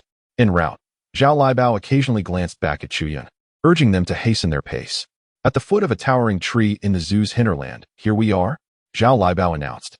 "Follow me, and I shall lead you to hidden treasures." "Libao, attend to them," Anyang called out. "Should any mishap occur, you shall bear the consequences."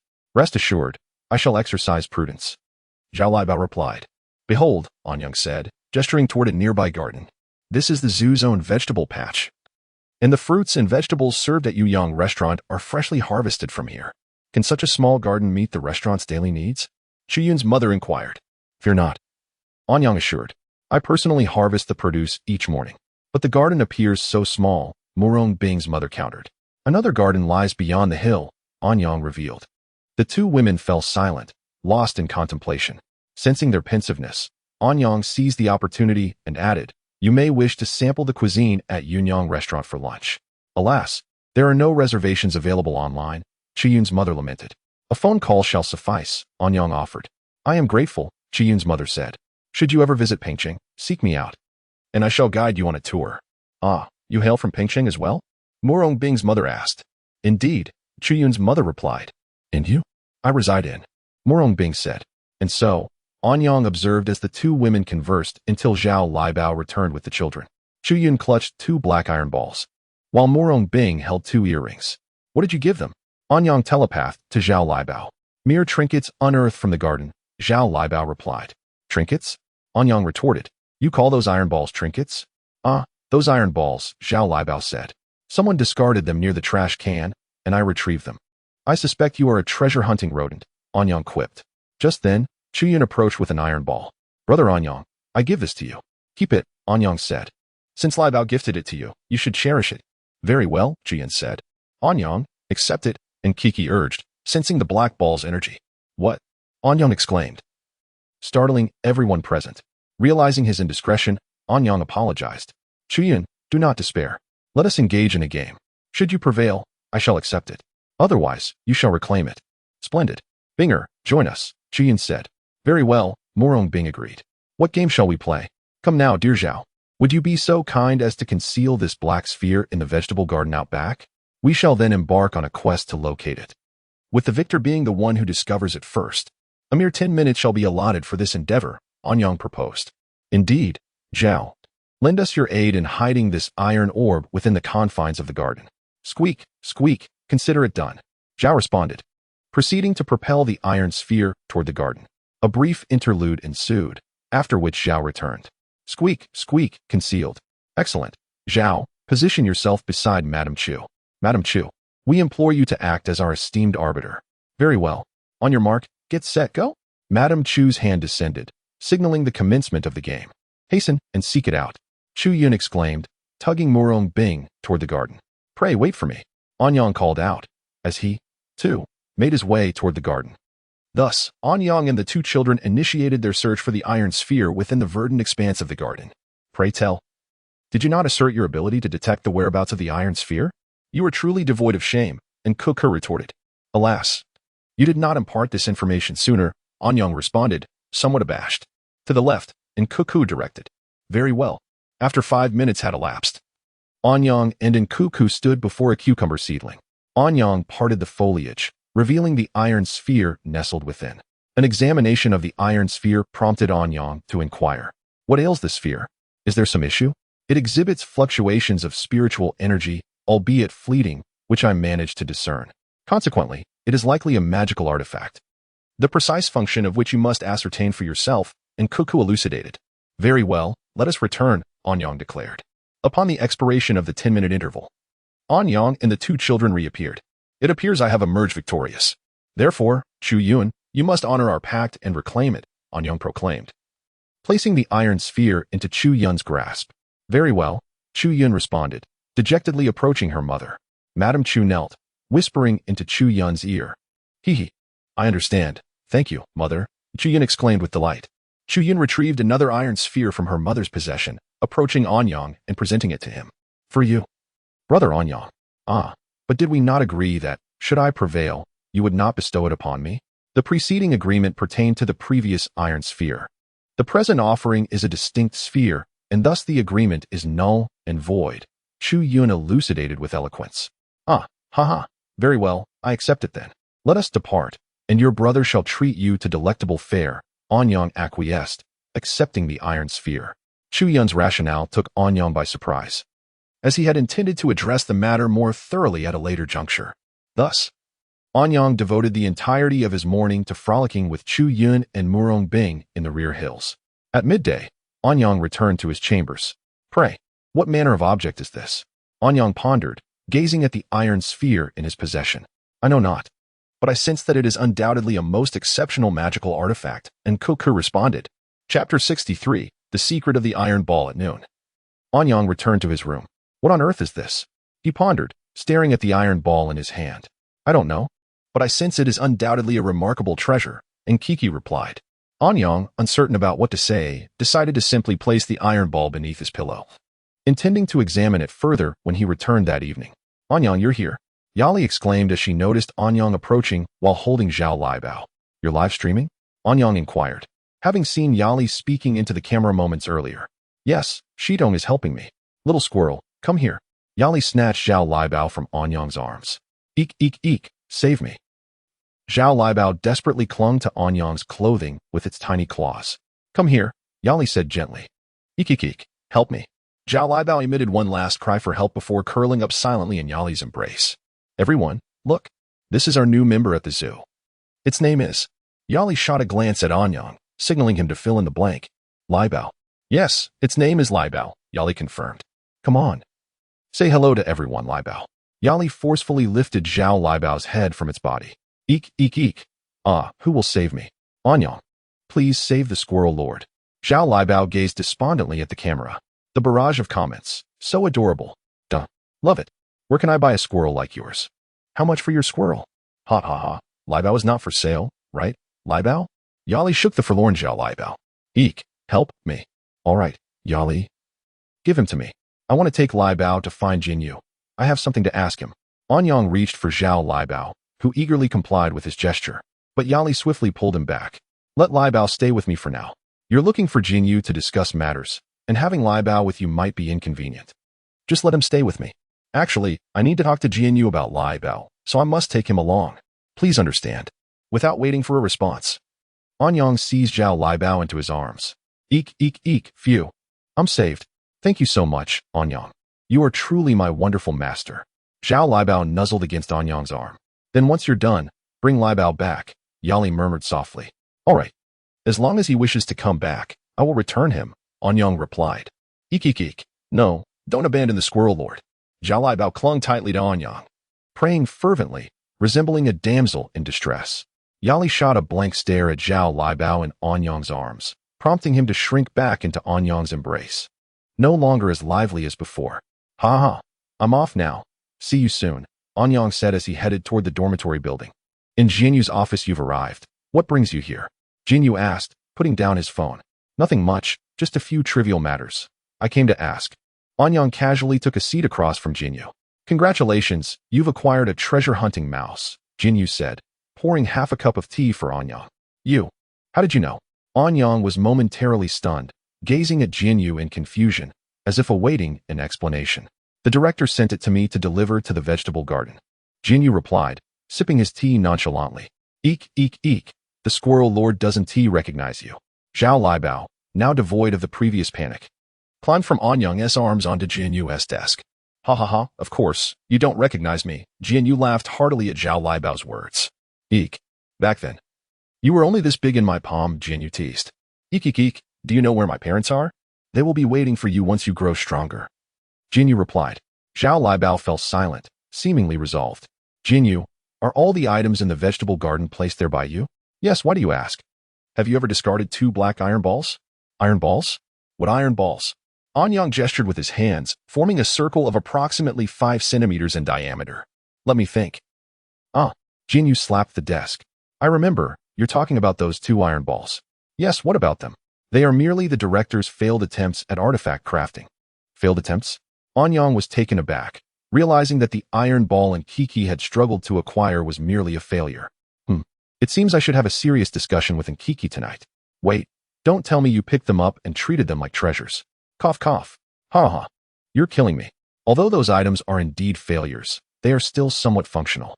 Functional despite being failures? Yes, why not? For someone at our level of cultivation, they are failures, but for you, they remain usable. Haven't you heard the saying, even the smallest mosquito is still meat? Besides, even if they are flawed, they are still celestial artifacts, Jinyu explained. Really? How do they work? Anyang asked.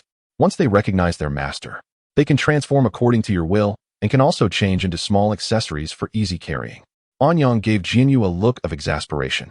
Keep up the good work. Since there's nothing else, you may leave.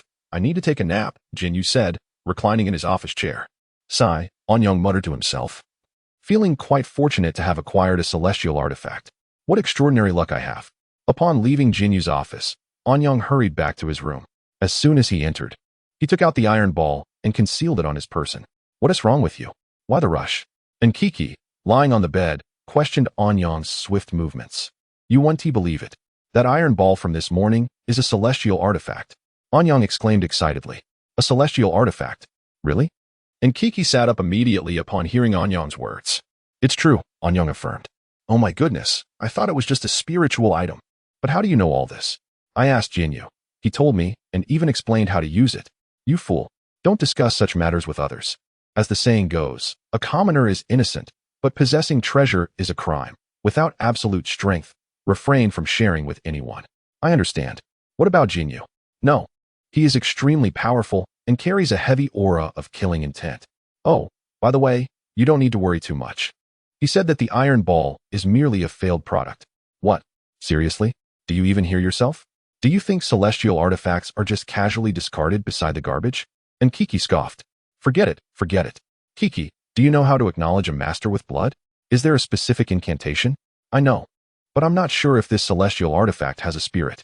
Why don't you try infusing some spiritual energy into it first? Let me attempt this. And Yang channeled a wisp of spiritual energy from within, meticulously guiding it into the iron sphere. After several minutes elapsed without any discernible change, and Yang turned to Nkiki, his expression questioning. What could this signify? It may require a blood pact to unlock its potential, Nkiki suggested. Then let me perform the ritual. Instruct me on how to proceed. Simply apply a drop of your blood to the sphere. No incantations are necessary, Nkiki explained. Very well. And Yang pricked his finger, allowing a droplet of blood to fall upon the iron sphere. Upon contact, the sphere emanated a faint halo of light. Though its black hue somewhat diminished its brilliance. It has worked. Test its capabilities, Nkiki exclaimed with fervor. I shall endeavor to do so. And Yang cradled the sphere in his hand, mentally envisioning it transforming into a sword. As if in response to his thoughts, the sphere morphed into a black blade, resting firmly in his grasp. Elated, and Yang rose to his feet and began brandishing the black sword within the confines of the room. It was not that Yang's room was small, but perhaps a bit cramped for swordplay. Quickly, Yang, test its edge against this piece of wood, Nkiki urged, producing a wooden stake from seemingly nowhere. The blade barely grazed the wood before it cleaved cleanly into two halves. Witnessing this, Nkiki stood frozen in astonishment. What is it? It was merely an ordinary piece of wood, was it not? And Yang inquired, noticing Nkiki's stunned expression. Do you realize what kind of wood that was? That was spirit rhinoceros wood, renowned in the cultivation world as one of the top 10 hardest materials. And you have just bisected it so casually, Nkiki lamented. But you instructed me to cut it, did you not? Indeed. But I did not anticipate the sword being quite so sharp, Nkiki replied, still reeling from the shock. Very well, I shall take my leave then. You may continue. And Yang said, departing the room and leaving Nkiki in her bewildered state. Thus, Yang, cradling Zhao Liebao, returned to Yali's livestream location. Ah, Liebao, you have returned. Bring him to me, Yali exclaimed upon seeing Yang approach, swiftly relieving him of Zhao Liebao. Squeak, squeak, save me. Ah, Zhao Liebao's cries echoed throughout the zoo. Ha ha ha, Yali cackled maniacally. Standing nearby, Yang found himself at a loss for words. And so, another beautiful day drew to a close, giving way to the enchanting embrace of night. The following morning, Yang awoke from his meditative state, stretched his limbs, donned his work attire, and carried Zhao Liebao towards the cafeteria. For the denizens of the zoo, it was another day of promise, but for Zhao Liebao, it was yet another day of despair. After breakfast, everyone dispersed to their respective posts, some to livestream, others to feed the animals, and still others to prepare meals. Such is life, filled with both hardship and joy, yet the beauty of each day perseveres. Chapter 64, Lion Fragrance. After breakfast, everyone proceeded to their respective duties. Those who were to broadcast began their live sessions, those tasked with feeding tended to the animals, and those responsible for cooking busied themselves with their culinary endeavors. Life continued, filled with both discomfort and joy, as the beautiful day unfolded. And Yang hurriedly carried the animals' food through the enclosures, with Zhao Liebao perched on his shoulder. Upon reaching the enclosure of the lion, De Huang and Yang, as usual, placed the food in the feeding bowl and proceeded to groom De Huang's fur. Upon completing the grooming, De Huang would joyfully nuzzle against Yang until he left the enclosure. However, today, as Yang stepped inside, he found De Huang lying in a corner of the enclosure. Noticing this, Yang quickly moved closer to examine De Huang's condition. After a thorough check, he found nothing physically amiss, yet he remained perplexed. Oh, Master Mouse, do you have any idea what has happened to De Huang? Yang inquired as he turned to Zhao Liebao on his shoulder. Squeak, squeak, squeak. Master Mouse was equally uninformed. Perhaps we should summon Jinyu for a consultation. Roar. Yang, you've arrived. At that moment, De Huang lifted his head and weakly roared at Yang. What troubles you? Roar. I had a quarrel with my girlfriend. What caused the disagreement? Yang placed the food into the feeding bowl and sat beside De Huang, stroking his soft fur. Roar, roar, roar. I had a girlfriend, a lioness, and it was love at first sight. But just last night, when I went to see her, I was promptly turned away at the door. De Huang lamented with a mournful expression. What was the reason? Did you clarify? Roar, roar, roar. She went out to play with her sisters during the day, and when asked about her recent boyfriend, they revealed to her parents that she was seeing someone. Her parents wanted to meet me, and when she told me about it, I completely forgot, leading to our quarrel. Alas, how could you forget such an important matter? Roar. Roar, roar. I'm not usually forgetful, but yesterday it slipped my mind. Son, didn't you explain that you were at work? Or did you never mention that you were a lion at the zoo? Roar, roar, roar. I didn't mention it. She doesn't know I'm a lion in the zoo for human spectators. Shall I accompany you to clarify? Roar, roar, roar. No need. The beast folk generally harbor animosity towards humans. That's all right. I recall the zoo has protective talismans. I could request one from Jian Yu to bring along. Roar. Very well, we shall go tonight. I'll tidy up. De Huang replied before heading into his personal space. There's no need. De Huang, we'll leave shortly. I'll first inform Jian Yu. And Yang called after De Huang before turning and swiftly making his way towards the dormitory building. On the way, Yali noticed Yang rushing towards the dormitory and called out, Hey, Yang, what are you up to? However, Yang had already entered the building, oblivious to her inquiry. Yang, when you return, I shall have words with you. Yali muttered with a hint of melancholy. In Jian Yu's office, Yang sat opposite Jian Yu, who looked at him curiously. What is it this time? Jian Yu asked nonchalantly. De Huang had a quarrel with his girlfriend, and I'm going to check on him. Why do you feel the need to intervene in De Huang's quarrel? Well, De Huang quarreled over work commitments yesterday, and I thought I could serve as a witness. Didn't he mention to his girlfriend that he works at the zoo? He did not, and I believe we should organize a matchmaking event. Look, our zoo has numerous single creatures who can only venture out at night due to their work. Who would dare to meet for a date at night? Furthermore, if they are not single, their families might be unaware of their zoo employment, leading to misunderstandings. Thus, I propose we host an evening event that includes matchmaking opportunities and a chance for the married ones to clarify their situations. And Yang shared his plan. You make a valid point. For now, assist De Huang with his personal matters, and I shall contemplate the rest. All right, I shall take my leave. And Yang stood up and headed towards De Huang's enclosure. Wait a moment, take this. Just as Yang was about to depart, Jian Yu called him back, tossing a jade pendant his way.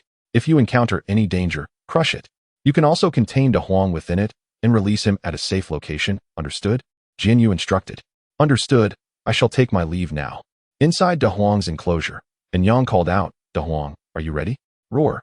I'm ready, let us go. Hearing Yang's voice, De Huang emerged from his personal space. Roar. How shall we proceed?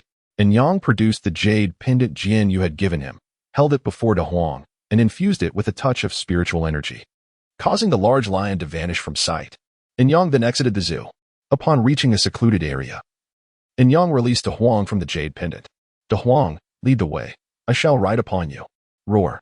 Climb aboard. De Huang resumed his original form, towering 2 stories high, and crouched to allow Yang to mount him. Yang leapt onto De Huang's back, gripping the fur tightly. After a brief moment of dizziness, De Huang carried Yang into the spiritual realm. Shortly thereafter, they arrived at the territory of the lion tribe. As they entered the domain, 2 equally massive lions blocked their path. Roar, roar. Leave this place, lest we show no mercy, one lion growled. Roar, roar. I am De Huang of the lion tribe, returned at last. De Huang declared his identity. Roar, roar, roar. So, the disgrace of the lion tribe has returned. Hurry inside and stop scaring the wits out of us. Ha ha ha. The other guard laughed. Do not resort to violence. It's all right. I'm accustomed to this. Let us proceed. De Huang sensed Yang's inclination to retaliate and quickly conveyed a message to deter him. Very well, but mark my words, someday you shall regret your taunts. Yang silently vowed. Upon entering the inner sanctum of the lion tribe, De Huang sought out his girlfriend. Roar. Xiang Er. I have returned. De Huang approached Xiang Lan to greet her. Why have you come back? Leave. I wish not to see you. Xiang Lan ignored De Huang and continued her tasks. Xiang Lan is one of the tribe's elite prodigies, having advanced to transformation at an early age. Roar. Roar, roar. Please, hear me out. De Huang stepped forward to block her path. Explain what? Explain how you made me wait an entire day without a trace. May I interject? At that moment, Anyang stood up on the back of De Huang and gazed at Shixianglan, exclaiming, "A human? You dare to bring a human here? Do you wish to court death? If discovered by our kin, you shall meet a grim fate. Depart at once." Observing Anyang's sudden emergence, Shixianglan hastily pressed her back into the fur of Shida Huang. Despite her deep-seated animosity towards humans, she sensed a potent aura of Shida Huang emanating from Anyang. This human before her must share a profound connection with Shida Huang. Such a strong essence could not be mere coincidence. "Wait, you must be Big Huang's girlfriend, right? I have something to discuss with you," Anyang asserted as she pushed aside Shixianglan's hand, her demeanor turning serious. "Were it not for Shida Huang's favor, you would already be dead," Shixianglan retorted, her gaze fixed upon Anyang in a menacing manner. "Do you not wish to learn of the recent tales surrounding Shida Huang?" "What tales?" Anyang inquired, her curiosity piqued. "Tales about you. Would you like to hear them? About me? Is it true, Big Huang?" Shixianglan questioned, her eyes locked onto Shida Huang beneath her feet. "Roar. Anyang, this is not your concern. You should hide for now. Did I not come to explain things to you?" Roar, roar, roar. Upon seeing Xiang'er earlier, I realized the truth of their words. I am but a waste of the Lion clan, striving to catch up to Xiang'er in cultivation. Fully aware that I cannot, yet I would rather beg others to let me train in their sacred grounds. I am indeed a fool. With that, Shida Huang let out a furious roar towards the heavens. "There may be some truths from the past here, a hint from the author." "What do you mean? Clarify yourself," Shixianglan demanded, having descended from Shida Huang's form to confront him. Roar. "It means nothing, Xiang'er. I am weary. Let us conclude this matter here." With that, Shida Huang dejectedly turned away, leaving the scene behind. As for the reasons behind this turmoil, upon Shida Huang's arrival in the Lion clan's territory, countless rumors surrounded him. Furthermore, Xiang'er was the daughter of the clan's grand elder. What merit did he possess to be worthy of her? It would be better to depart without her parents knowing who he truly was. "Big Huang, you are mistaken. Do you not realize that, regardless of my status, be it your caretaker or confidant, I have already come to regard you as family? There is a saying among humans, no matter the mistakes one has made, family will always stand by your side to support you. So, why give up? Why forsake such a beautiful sister-in-law? That would be foolish. Moreover, I gleaned from your words that you believe your low cultivation renders you unworthy of her, which is truly foolish. In our realm, you are well aware of the abundance of spiritual energy. Your stagnation in cultivation is not solely your fault. Someone once told me, the person from the past, and Kiki, settling is to lay a strong foundation. Perhaps you are merely in this phase. Do not self-destruct or abandon hope. The future is uncertain and holds endless possibilities. Anyang comforted him. Chapter 65. Extortion. From your words, I discern that perhaps your cultivation is insufficient to match your younger siblings. Truly, you are a fool, a great fool. You are well aware of the density of spiritual energy in our realm. Your stagnation in progress is not solely your fault. A wise person once told me, and Kiki, that accumulation serves as a foundation for future growth. What if you were simply in that phase? Do not self-destruct or abandon hope. The future is unpredictable, as Anyang consoled. Moreover, while I am unaware of how your demon can perceive age, I do know that when two people in love are together, there is no guarantee they will remain united. Yet even if they part, their thoughts of each other linger, much like the principal and his wife. Thus, rather than yearning, it is far better to cherish the present moments of beauty. Upon hearing Anyang's words, Lion Da Huang fell into contemplation. Just then, a lion bearing a scar across its face approached, spotting Anyang on Lion Da Huang's back, and let out a thunderous roar, "Intruders among us." Upon hearing the alarm, the Lion clan swiftly gathered, encircling Lion Da Huang, Lion Xianglan, and Anyang.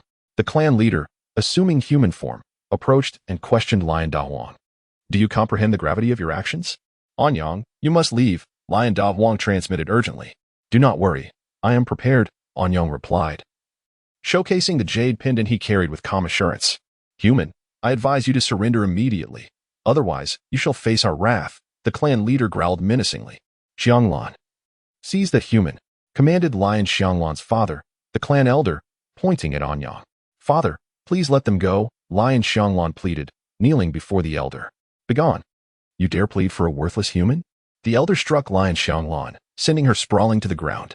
"Xiang'er, you wretched old man, dare you harm her? I will not stand idly by." Lion Da Huang roared, enraged at the sight of Lion Xianglan's suffering, charging at the elder with a fierce resolve. However, as a mere initiate, he stood no chance against the elder, who was at a higher level of transformation. As Lion Da Wang approached, he was swiftly struck aside by the elder's hand. Crashing to the ground, blood spilling from his mouth, Lion Xianglan rushed to Lion Da Wang's side, checking his injuries. Anyang. In the chaos, Anyang had been thrown to the ground, and upon witnessing Lion Da Wang gravely wounded and fading, he was consumed by guilt. Had he not insisted on coming to explain, perhaps this calamity would not have befallen Lion Da Wang. At that moment, Nkiki emerged from Anyang's consciousness, perched on his shoulder, urging him to remain calm. Stay composed. Your physical state is exceedingly precarious. No, it is all my fault. If not for me, Da Wang would not be in this plight.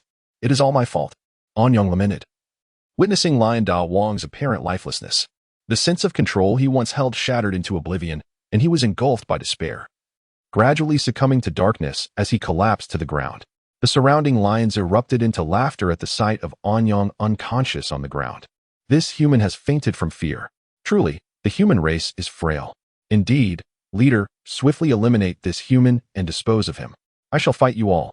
Lion Xianglan, wiping her tears, rose and concentrated her entire energy into her fists, striking at her father, the elder, as the ground beneath her cracked.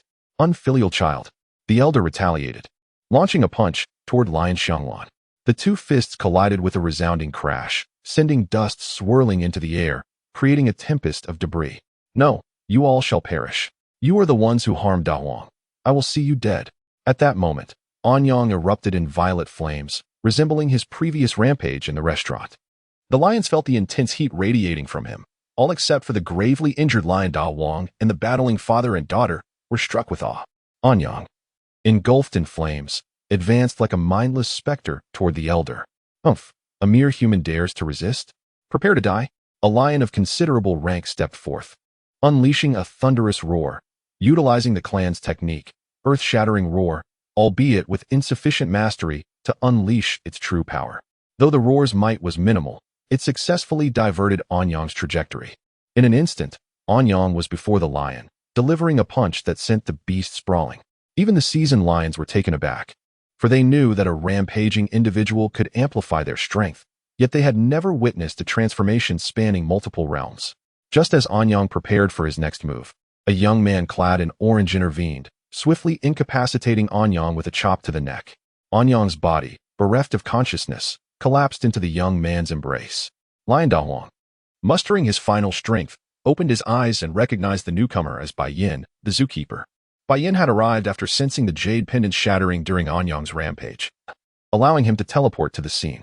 Bai Yin hoisted Anyang onto his shoulder and approached Lion Da Wang, retrieving 2 pills from his spatial ring, tossing them into the mouths of Lion Da Wang and Anyang without hesitation.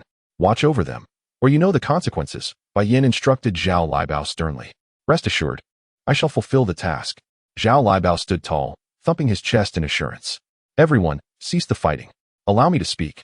Bai Yin addressed the battling Lion Xianglan and her father. Although his words seemed casual, he infused them with the essence of natural law. The lions, sensing the overwhelming pressure, fell to their knees in submission, not due to coercive force, but merely a fraction of Bai Yan's bloodline power. Forgive my intrusion, esteemed elder. May I inquire about your purpose here? The clan leader asked cautiously, fearing the mysterious figure might obliterate their entire clan. Bai Yin, reclining on an inexplicably procured chair, nonchalantly trimmed his nails while observing the kneeling lions.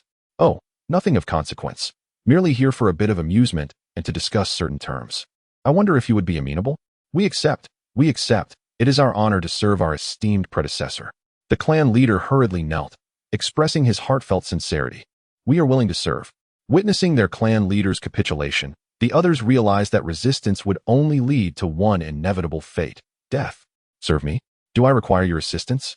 Bai Yin inquired nonchalantly, his hands continuing their work without interruption. Then, esteemed predecessor, what brings you to our humble abode? Please, enlighten us, the clan leader cautiously probed. Enlighten you? I would not dare, for I wish to seek your guidance instead. I wonder if you would be inclined to teach me, Bai Yin replied, adopting an unusual demeanor, a smile that seemed neither genuine nor false. And no, we possess nothing worthy to instruct you, esteemed predecessor, the clan leader stammered, perspiration pouring down his brow at Bai Yan's words. Is that so? You have nothing to impart to me? Then let me ask, may I learn from you? Please. Esteemed predecessor, be explicit, the clan leader implored. Very well, then, instruct me on how to exploit the weak. Ah, forgive us, we were mistaken. We did not realize they were your people. We humbly request your leniency. Leniency? I dare not impose penalties, yet it does not mean there won't be consequences. Allow me to proclaim a few rules. Please, proceed, they urged. Listen closely. First, you have grievously injured one of our zoo employees and an animal, rendering them incapable of performing their duties. Thus, compensation is required. Second, you have grievously injured one of our zoo employees and an animal, rendering them incapable of performing their duties. Thus, compensation is required. Third, you have grievously injured one of our zoo employees and an animal, rendering them incapable of performing their duties. Thus, compensation is required. Ah, esteemed predecessor, these are all identical, the clan leader lamented. Is that so? I beg to differ. Bai Yin remarked, a smile playing on his lips as he gazed at the clan leader. Very well, they are the same, the clan leader conceded, defeated. Now, if there is nothing further, I shall take my leave. Oh, and do not forget to deliver the compensation to the Fantasy Zoo in Tianhai City, understood? Bai Yin glared at the clan leader. Understood, understood, understood. Ha ha. Bai Yin approached the lion, Da Huang, and playfully kicked the one feigning unconsciousness on the ground. Roar. Da Huang sprang up, puffing out his chest as he regarded Bai Yin with arrogance. Bring along in Yang, we shall depart. With that, Bai Yin mounted Da Huang's back. Roar. Esteemed predecessor, I have a favor to ask of you. Da Huang seized the opportunity to voice his request. What is it? Could you bring Xiang'er to the zoo? Rest assured, you need not pay me. Her wages can be directed to her instead. Xiang'er? Roar. Yes.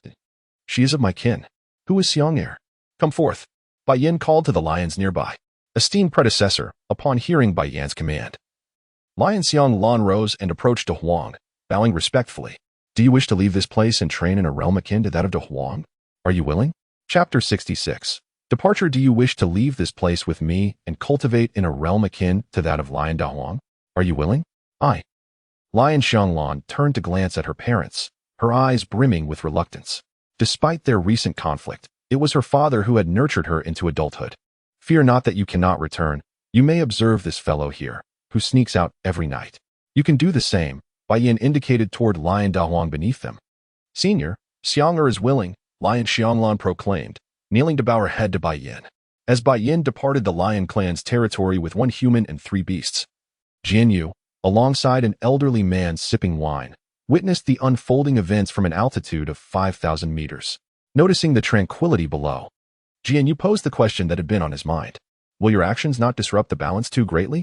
It should not, I suppose. Winky face, after all. I've only contributed a minuscule fraction, merely a billionth. We shall observe. If it proves ineffective, I shall retrieve it. I must take my leave now. The elder's words trailed off as he vanished from the sky, leaving Jian Yu to observe the lion clan as they cleared the remnants of the recent battle. The following morning, Yang rubbed his heavy head and sat up. Glancing around his surroundings, he discovered he was in his own bedroom, bewildered. Was I with the lion clan? How did I return here? Alas, my head aches terribly. What transpired? Kiki, are you there? Yang attempted to reach out to Nkiki in his consciousness.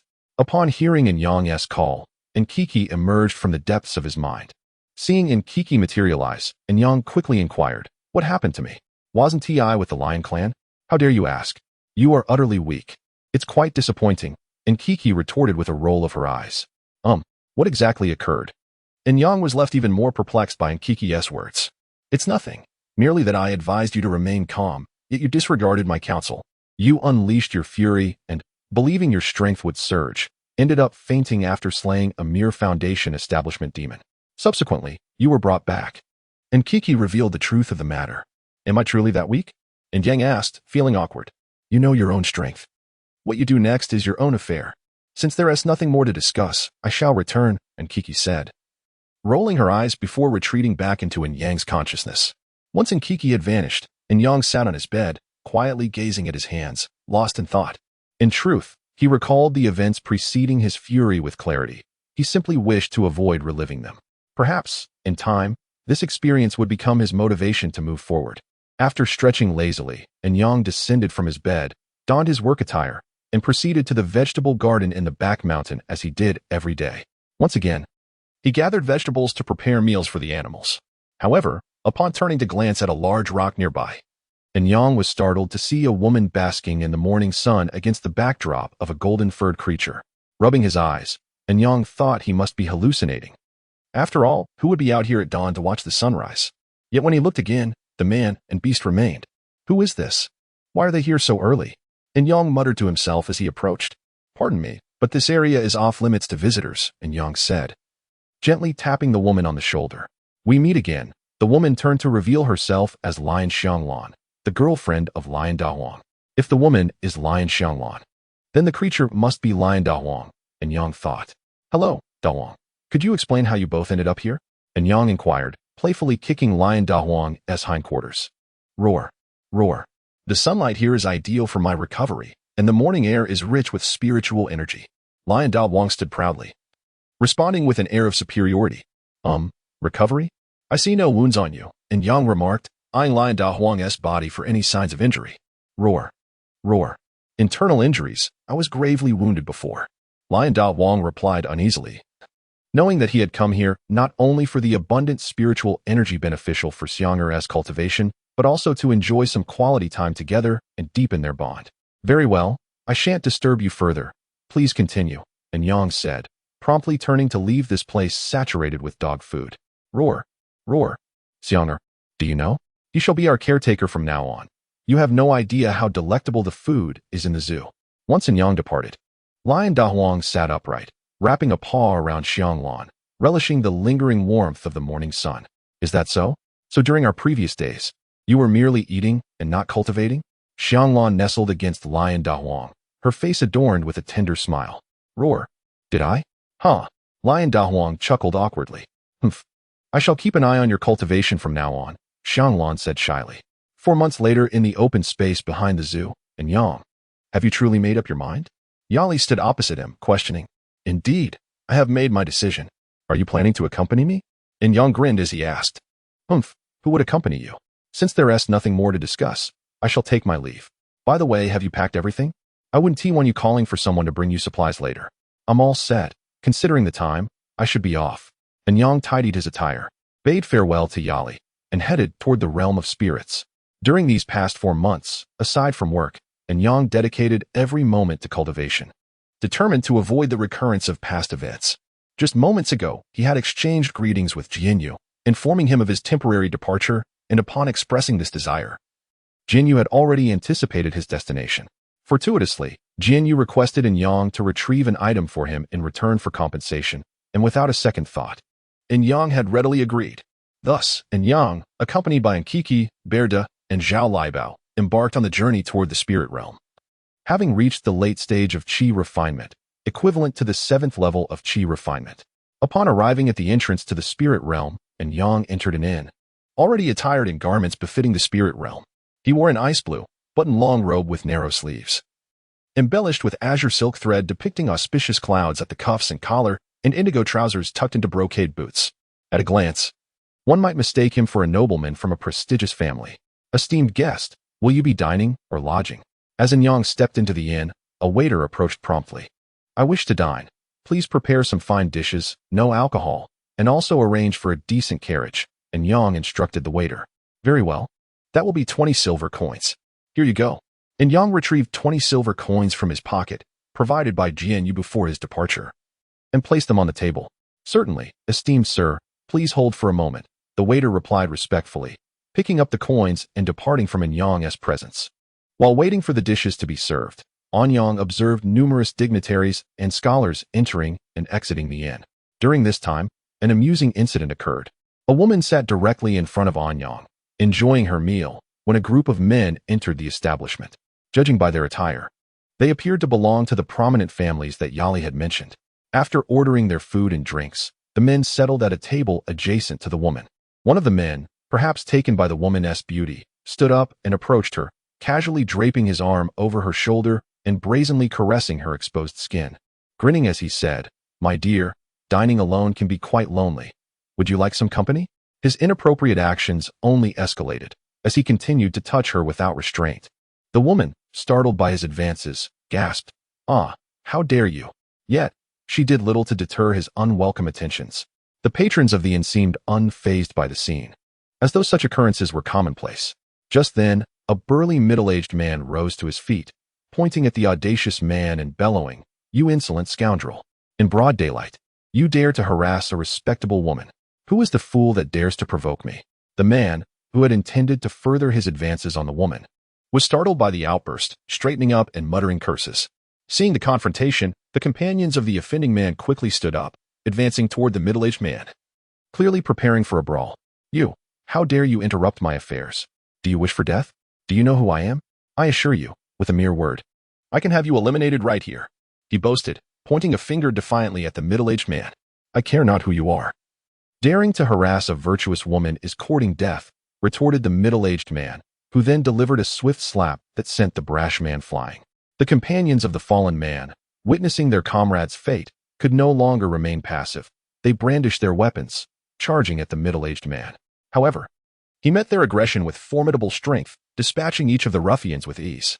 Once the scoundrels were subdued, the middle-aged man approached the woman with a smile, assuring her, "You are now safe. The danger has been averted." To his dismay, the woman did not express gratitude, but instead berated him. "What were you thinking, interrupting my affairs?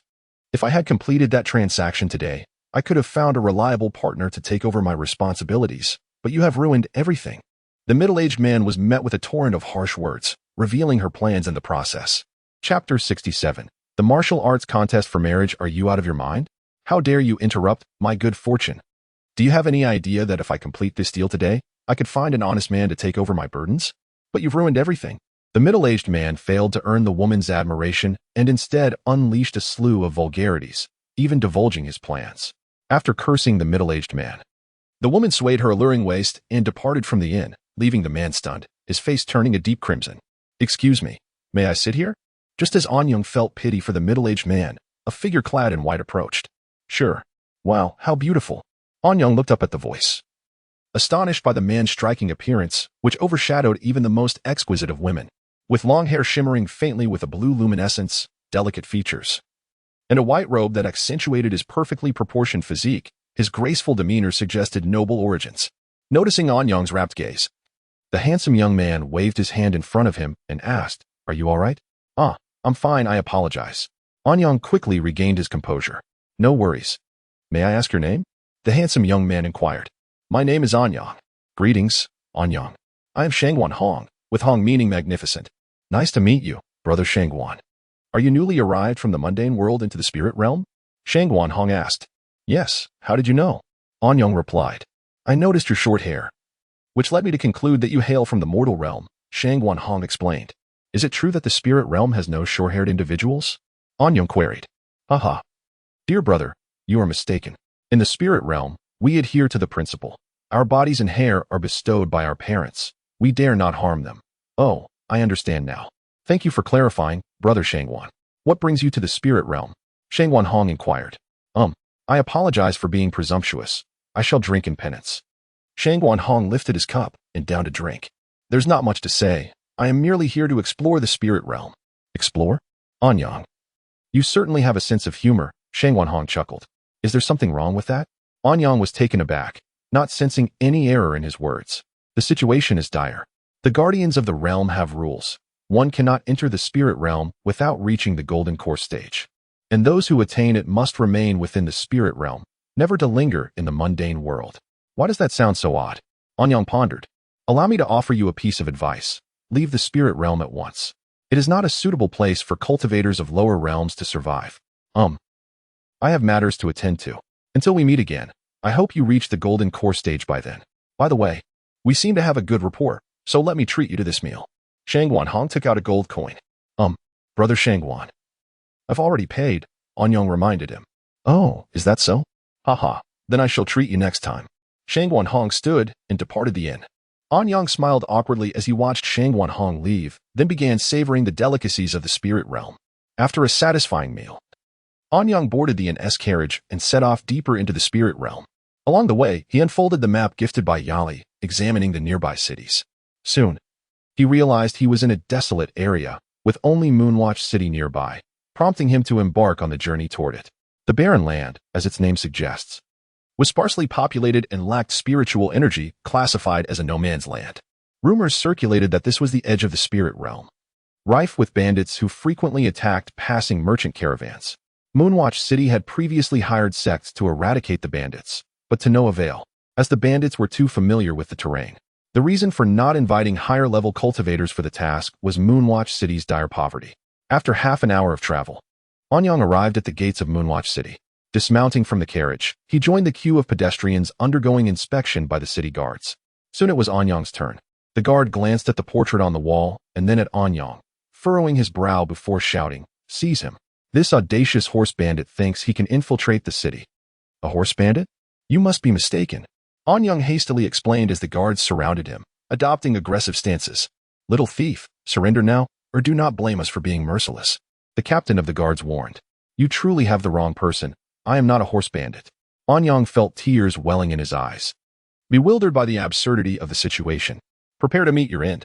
The soldier lunged forward, ignoring Anyang's pleas, but at that moment, a figure landed before him. "Stop. I can vouch that he is not a horse bandit." "Who are you?" the captain demanded. "Brother Shangwan, is that you?" Anyang exclaimed, recognizing the very man with whom he had shared laughter at the inn. Shangwan Hong produced a token and presented it to the captain. Upon receiving the token, the captain immediately knelt in fear, prompting his subordinates to follow suit. The captain began, but Shangwan Hong silenced him with a glare, causing him to swallow the rest of his words. "Sir, I did not know you were here. Please accept my apologies." "That's all right. This man is my friend," Shangwan Hong stated calmly, his tone devoid of the warmth he had previously shown Anyang. "However, sir, he closely resembles the person in the portrait." "Are you questioning me?" Shangwan Hong asked, a hint of anger in his voice. "And no, I wouldn't dare. I'll let him go right away." The captain quickly acquiesced, sensing Shangwan Hong's displeasure. "Very well, since there is no issue, we shall take our leave," Shangwan Hong said, leading Anyang into the city. After watching them depart, the captain hurriedly instructed his subordinates to inform the lord of the city that the prince had arrived. "I apologize for the trouble," Shangwan Hong said. "It's no problem. We meet again, brother Shangwan." "Indeed. Didn't I advise you to leave the spirit realm? What brings you into the city?" Shangwan Hong chuckled. "Haha. I mentioned I was here for leisure. How could I leave before enjoying myself? Besides, I have visited the spirit realm before. It's just that." Anyang recalled the awkwardness of his previous visits, chuckling sheepishly. "Oh, is that so? By the way, brother Shangwan, what brings you here? Did you not leave first?" "I came to attend to some matters and happened to encounter you," Shangwan Hong replied. "Oh, then I must thank you, brother Shangwan." Anyang bowed respectfully. "There is no need for such formalities. Now that you're safe, I'll take my leave. I'll treat you to drinks next time." With that, Shangwan Hong took flight on his sword and vanished. "Truly a whirlwind of a visit," Anyang remarked as he watched Shangwan Hong depart. This day at the Lord's mansion was destined to be extraordinary, as the entire estate was in search of the prince, with even the Lord himself joining the search. After parting from Shangwan Hong, Anyang first found an inn to stay at before venturing out to explore Moonwatch City. Upon arriving at a bustling commercial street reminiscent of modern times, Anyang beheld an array of stalls lining both sides, selling everything from exquisite jewelry to fine fabrics, as well as an assortment of delectable foods. Whatever one could imagine, and even that which one could not, was available on this vibrant street. As Anyang leisurely strolled along, he suddenly stumbled upon an intriguing spectacle at the end of the street. A grand arena stood proudly, adorned with a large banner proclaiming a contest for marriage through martial prowess. Beneath the banner stood a strikingly poised woman, exuding the commanding presence of a battle-hardened general. Curious, Anyang shifted closer to witness this unique contest, for he had never before encountered such an event. The woman, noticing the ample gathering of spectators, called out, "Today marks my martial competition for suitors. I welcome all challengers. Allow me to clarify the rules. Any participant with a cultivation level exceeding mine must match my strength before engaging. Those of lower cultivation will face me at my own level. You may utilize treasures, but only those of the mundane or artifact variety. Now, who dares to ascend the stage?" With that, she produced a gleaming silver spear from her spatial ring and took her stance upon the platform, surveying the crowd. "Huh. Such an amusing affair. If no one else will step forward, I shall." Just as Anyang presumed no one would volunteer, a portly man leapt onto the stage. "I am Lei Zong, at the mid-stage of Foundation Establishment, and my artifact is the Earth-level Tiger Roar Blade. I seek your guidance," he declared, bowing to the woman before adopting an aggressive posture. "Hua Yuxuan, also at the mid-stage of Foundation Establishment, I welcome your challenge," she reciprocated with a respectful bow. As soon as Hua Yuxuan completed her gesture, Lei Zong vanished from sight, reappearing behind her in an instant. Unfazed, Hua Yuxuan deftly turned her spear, aiming its tip towards Lei Zhang's midsection and thrusting forward. Realizing the imminent danger, Lei Zong quickly raised his blade to parry her strike. Not bad. I like your spirit. Just remember not to weep in bed later, he taunted, sidestepping to observe Hua Yuxuan. Humph, behold my spear. Hua Yuxuan retorted, lunging at him with renewed vigor. Lei Zong, distracted by his own bravado, barely evaded the tip of her spear as it came perilously close. Curse you, you shameless wretch. Should you dare to ambush me, I shall ensure you regret it. He bellowed, narrowly escaping her assault. Lecherous fool, prepare to meet your demise. In my name, I freeze this ground, Hua Yuxuan declared, raising her spear high and reciting an incantation. The spear tip glimmered with azure light as the previously sunny day transformed into a chilling tempest. Snowflakes began to fall, gradually morphing into a fierce blizzard. That's not the power one should possess at the foundation establishment stage. You were cheating. Did everyone witness her deceit? Lei Zong shouted, pointing an accusatory finger at Hua Yuxuan. Good grief, why is it so cold? And Kuka suddenly emerged, crossing her arms in discontent. Someone has conjured a blizzard. Anyang explained, gesturing towards Hua Yuxuan on the stage. That rotund fellow is quite insufferable, yet that woman is undeniably beautiful, and Kuku remarked, disregarding Anyang's observation as she turned back to the arena, simultaneously critiquing and praising the competitors. Chapter 68. The elopement, isn't that rotund fellow quite the nuisance? And that woman is undeniably exquisite, and Kuku remarked, not bothering to respond to Anyang. She cast a glance at the two combatants on the arena, alternating between criticism and praise. Are you planning to step up? Anyang asked, a sly grin spreading across his face as he noted in Kuku's admiration. They're utterly feeble.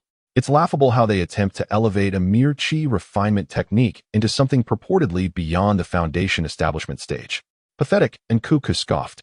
Is that so? Let us keep watching, Anyang replied, dismissing her further comments as he returned his attention to the duel.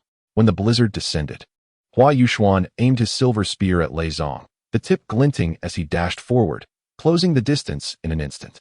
With a flourish, he commanded the surrounding ice and snow to transform into sharp blades that surged towards Lei Zong.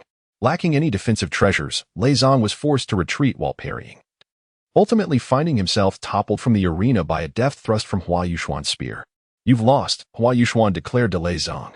Humph, you cheating scoundrel. That technique is beyond the capabilities of a foundation establishment practitioner, Lei Zong spat, pointing an accusatory finger at Hua Yuxuan. Silence, you worthless wretch. Do you not comprehend your own cultivation level? At that moment, a strikingly handsome youth approached. Anyang scrutinized the newcomer, a sense of familiarity washing over him, though he couldn't place the identity. Ah, you coward. You've resorted to using a pretty boy. Everyone, behold the sincerity of the Hua family. Ha ha, Lei Zong mocked, gesturing toward the youth and Hua Yuxuan. Shut your foul mouth. Though you may be inept, your eyes still function well.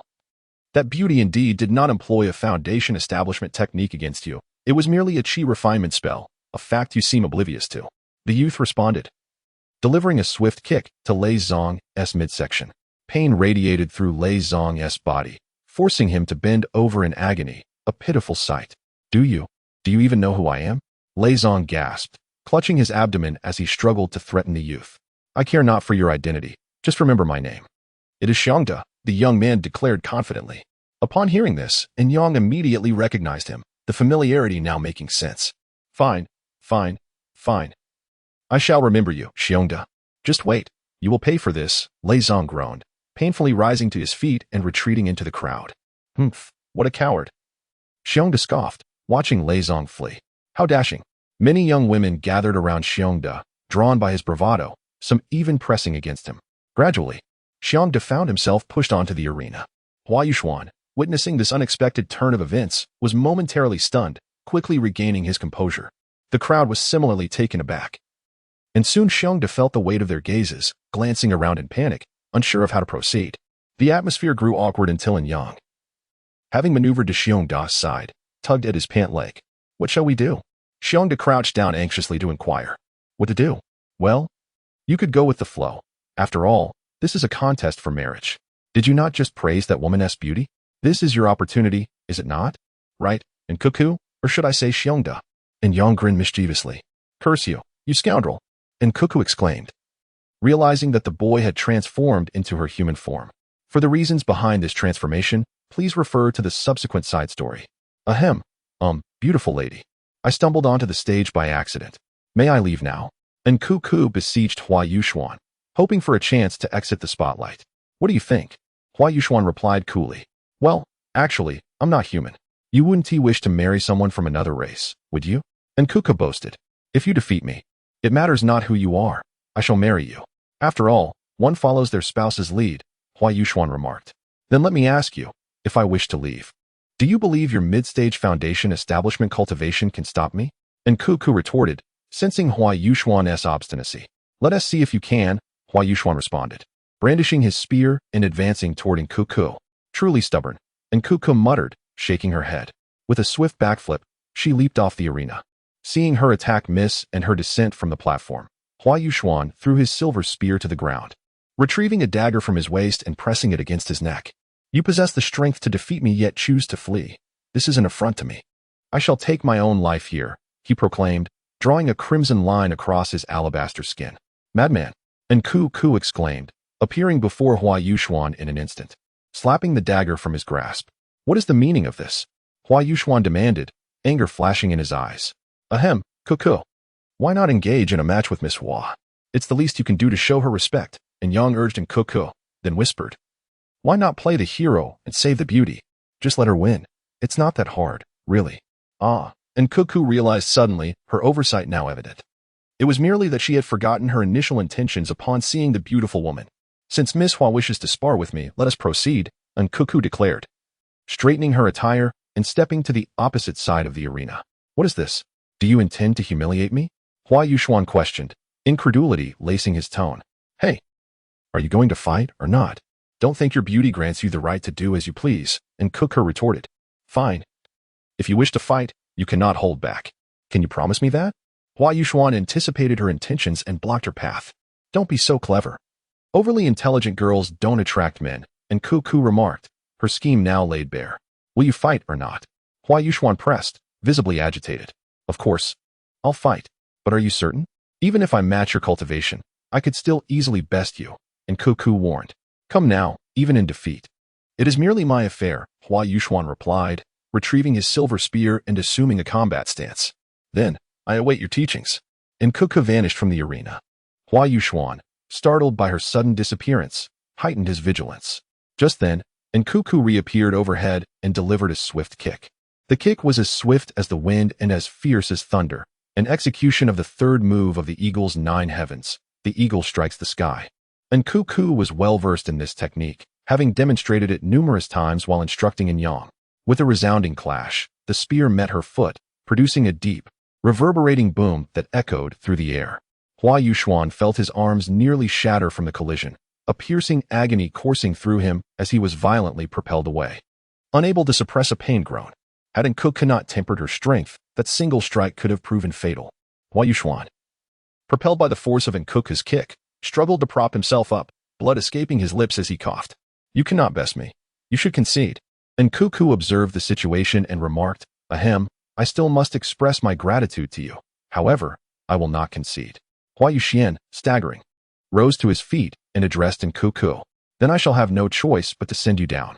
And Cuckoo raised her hand and, with a swift motion, unleashed a powerful gust of wind that sent the already unsteady Hua Yuxian tumbling off the stage. Hey, I told you to take it easy. What are you doing? And Yang hastily communicated. There's no other way. As you mentioned, this is the bare minimum respect one must show towards a warrior. And Cuckoo replied, then leapt down from the stage to stand before Yang, extending her hand. What do you want? And Yang inquired, puzzled. A healing pill, please. I have truly lost both the lady and the troops, and Yang lamented, reluctantly producing his medicinal pills.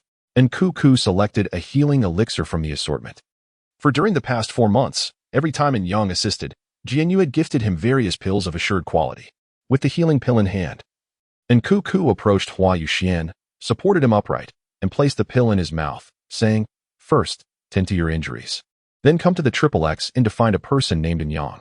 After delivering her message, and Cuckoo transformed into a golden figure and returned to Yang's side. On their way back to the inn, Yang looked at Cuckoo and asked, What are your thoughts? Do you truly wish to become Hua Yuxian's partner? Who said that? This is merely a ruse.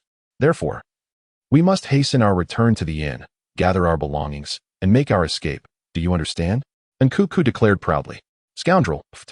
Thus, and Yang swiftly packed his belongings and departed from the inn, setting off towards the next city. An hour later, Hua Yuxian arrived at the inn and Cuckoo had mentioned before her departure. Upon arrival, she sought out the innkeeper to inquire about In Yang's room, only to be informed that In Yang had checked out and left an hour prior. The innkeeper, however, presented her with a letter intended for her. Opening the letter, Hua Yuxian found the following words. Haha, by the time you read this letter, you have undoubtedly arrived at the inn I mentioned. And I suspect you have many questions. First, why did I leave without a word despite our agreement? I am not yet ready for marriage. And I am merely a spirit companion to someone else. You are a strong-willed young woman, and you have your own future to pursue. So there is no need to cling to me. Second, I am not finished having fun. There are countless maidens in this world waiting for me to pursue them. So, you understand. Third, I apologize for deceiving you. But as compensation, let me reveal my true name. I am in Cuckoo. Ha ha ha, farewell. And may we meet again if fate allows. Furious upon reading in Cuckoo's letter, Hua Yuxian tore it to shreds. Since you dare to run away, I shall come for you. You had best flee far, or else you will regret it. Hua Yuxian vowed silently to herself. Chapter 69. Selection. Since you dare to escape, I shall pursue you. It would be wise to run far, lest I find you. Otherwise, you shall face dire consequences. Hua Yuxian vowed silently. Achoo! Damn it! Who is gossiping about me behind my back? I hope I don't catch you. And Kiki cursed as she sat in the carriage, enjoying the breeze. Ha ha ha, I bet it's Hua Yuxian. Or perhaps one of those women you previously entangled. And Yang jeered while driving the carriage. Impossible. I have only teased Hua Yuxian. Cough, cough. The weather is quite pleasant today. And Kiki quickly redirected the conversation upon realizing her slip. Is that so? According to the map, we should reach the next city, which is called Rock City, in about half a day's journey. Is that so? Who cares? Enjoying life is what truly matters. With that, and Kiki leaned against In Yang and fell asleep. Within Rock City, In Yang settled the carriage at an inn and, as usual, ventured onto the bustling streets. As he walked through Rock City, he noticed that the streets were significantly wider than those in Moon Viewing City, with a plethora of goods for sale. Don't miss out. Come and see the freshly steamed buns. Call the vendor from the roadside. Come and take a look. Here are unparalleled divine weapons. And Yang nearly stumbled upon hearing this proclamation. Even a novice like him knew that roadside wares were rarely of quality, let alone for those higher-tier cultivators. And Yang, look over there. So many people. At that moment, and Kiki tapped In Yang's shoulder, pointing at a throng in the distance. Aren't you afraid it might be another Hua Yuxian? And Yang teased, noticing in Kiki's excitement. Perhaps we should pass on that. And Kiki shivered at the thought of past events, and quickly declined. Why do you react like this whenever I mention Hua Yuxian? You're not afraid of her, are you? Roll your eyes. She is merely prettier and has a better figure. But with her temperament, whoever marries her would be destined for tragedy. Do you understand? And Kiki analyzed. Is that so? I think you two make a good match. Ha ha ha. I'm telling you, if you mention her again, our little boat might capsize. Ha ha. Fine, I want to bring it up again. Damn it. Thus, as In Yang and In Kiki exchanged barbs, they found themselves at the forefront of the crowd. In the center stood a platform with an elderly man, who, despite his age, radiated vigor, the only sign of his age being his graying beard. Brother, may I ask what is happening here? And Yang leaned down and quietly inquired of a middle-aged man nearby. Oh, young lad, judging by your attire. You're not from Rock City, are you? This is the Kai Mountain sect recruiting disciples. The elder on the platform is the Grand Elder of the outer sect, and those two beside him, a man and a woman, are the inner sect prodigies known as the Ice Dragon and Flame Phoenix. The middle-aged man explained quietly to In Yang. I see. Humph. How can they even be worthy of the titles Ice Dragon and Flame Phoenix? It's a disgrace to their names. Just then, and Kiki glanced at the two on the platform and scoffed. Ah, really? Are they that weak? And Yang found himself at a loss. What had gotten into In Kiki lately, so inclined to ridicule others? However, that old man does possess some skills. Yet in my view, when you reach his level, you will undoubtedly be hundreds of years younger than him. And Kiki abruptly shifted her praise to the elder, only to almost provoke a reaction from him with her biting words. Cough, cough, is that so? What are their current cultivation levels? And Yang coughed awkwardly before asking. Not high. That old man is at the initial stage of the golden core. The man is mid-stage of the condensation realm. And the woman is at the initial stage of the condensation realm. Is that so? Do you think I should sign up? You're being foolish. Those sects cannot compare to what I can teach you. True, your teachings are superior, but without resources? I've heard from Yali that only by joining a sect or becoming a favored guest of those families can one obtain more cultivation resources, and Yang countered. You have a point, but this sect appears too weak and likely lacks good cultivation resources. Let us look elsewhere. Let us move on for now. And Kiki reflected upon Yang's reasoning, falling into contemplation. And Yang shook his head and continued observing the happenings on the platform. Everyone, please quiet down. The elderly man lightly tapped his cane on the platform, an invisible aura radiating from him. Welcome to the selection for disciples of the Kai Mountain sect. I will now announce the rules. First, no cheating is allowed. Violators will be banned from participating for life. Second, this assessment only allows for a brief demonstration. Violators will also be banned for life. Third, this assessment. Half an hour later, these are the rules for this selection. I must remind you, any violations will result in severe penalties. After announcing the rules, the elder signaled to the two beside him, indicating that they could begin. For the first round of assessment, there will be 10 spirit testing stones placed before you to measure your spiritual roots. Please line up and do not cut in line. Violators will be dealt with according to the rules. Those who qualify may enter the next round of assessment. Now, everyone, please line up and begin. With a wave of his sleeve, 10 identical dark gray stones floated above the platform. Finally, the selection has begun. It was quite the endeavor. I dare say if that old coot kept talking, I might just go up and rip his mouth off, and Kiki threatened, dragging her weary body. Indeed, he is quite tedious. And Yang echoed her sentiments. But as he surveyed the seriousness of those around him, he realized they were utterly captivated, fearing they might miss any crucial information. Perhaps cultivation truly possesses a formidable allure for ordinary folk. Author, only Yang stands as an anomaly in this regard. Kiki, what do you think? Should I give it a try? And Yang, noticing many people already on the platform, suddenly felt a surge of desire to participate. Go ahead, but remember to hold back, and Kiki advised. Understood. With that, Yang began his journey to line up. As Yang raised his head, he saw a queue beside him, leading with a little girl clad in a purple dress, appearing no more than 6 or 7 years old. The girl placed her hand on the spirit testing stone, which emitted a dazzling purple glow upon contact. This is a thunder-type heavenly root. A genius. A prodigy. The elder gasped in astonishment at the color of the stone. Wow, I didn't expect to encounter such a spirit root here. And Kiki was equally taken aback. Wait, something feels off. And Kiki scrutinized for a moment before identifying the anomaly. What's wrong? And Yang asked, puzzled. She possesses a heavenly root, but it is not of the thunder type, as thunder roots emit invisible lightning during the measurement, and hers does not. And Kiki explained, you just said it's invisible to the naked eye. How can you be certain she doesn't have it? Have you forgotten who I am? I possess an affinity for all elements in this world, allowing me to sense their presence, and Kiki clarified. Then according to you, what type of root does she have? A dark root. Though dark roots are predominantly associated with the demon race, they shouldn't appear among humans. Is it so? Perhaps it has mutated as you mentioned earlier. It is improbable. To my knowledge, the dark spirit root does not undergo mutation. Everything possesses a probability, albeit a minuscule one. Perhaps, but such matters are trivial. For it is merely a humble celestial grade dark spirit root. Then why were you so astonished earlier? After all, I have yet to encounter a celestial grade dark spirit root in this realm, excluding the extraterrestrial demon clans. Upon the revelation of the purple-clad girl's spirit root, the already bustling assessment became even more animated. Soon, it was Yang's turn, standing before the spirit testing stone. Yang placed his right hand upon it, just like the others.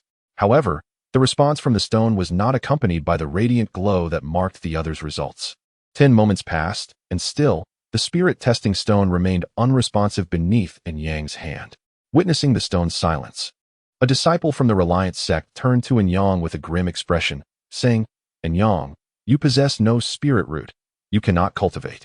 You have been eliminated. Upon receiving the verdict, Yang did not display the sorrow that marked the reactions of others. Instead, he departed the arena with an expression that suggested he had anticipated this outcome. Standing below the stage, Yang curiously inquired, how can I lack a spirit root?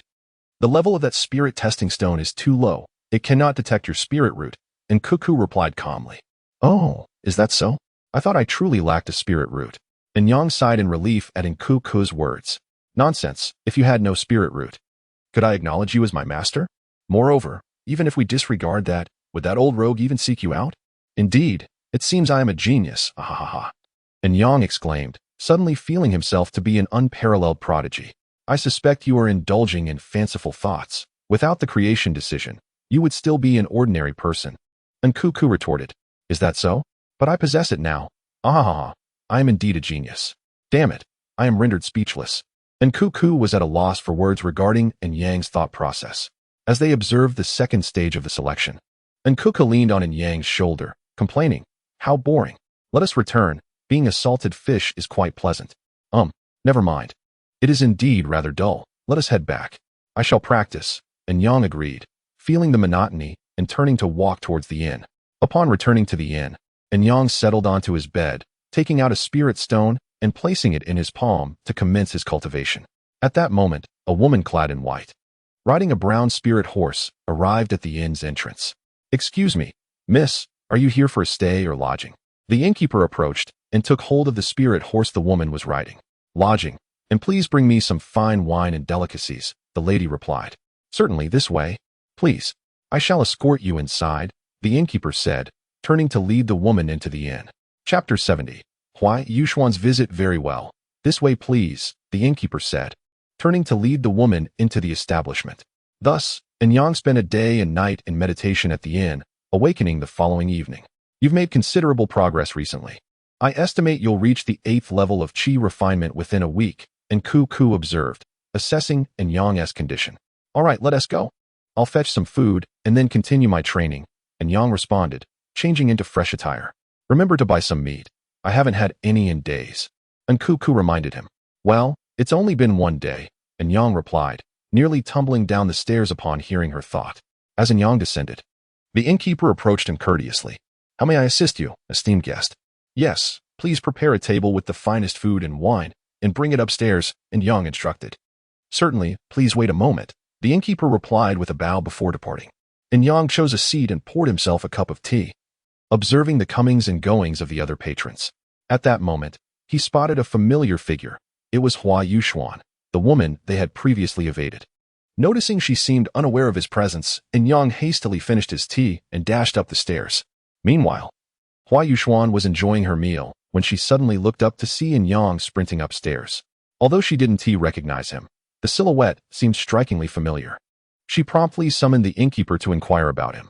The innkeeper informed her that he was not from Yin City, but had come from Wangyue City, stopping here for a rest. Once the innkeeper left, Huai Yuxuan, recalling Wangyue City, suddenly had an idea.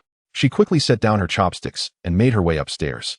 Upon entering his room, Yang swiftly locked the door. Noticing his hurried demeanor, Cuckoo asked, "What's wrong? Why the rush? Something significant has occurred. She has arrived," Yang said excitedly as he packed his belongings. Who has arrived? Speak clearly, Cuckoo replied, bewildered by Yang's frantic actions. It's Huai Yuxuan. Have you forgotten? Yang reminded her. I haven't forgotten, but what of it? She asked downstairs, Cuckoo responded. What? Quickly, pack your things. We must flee.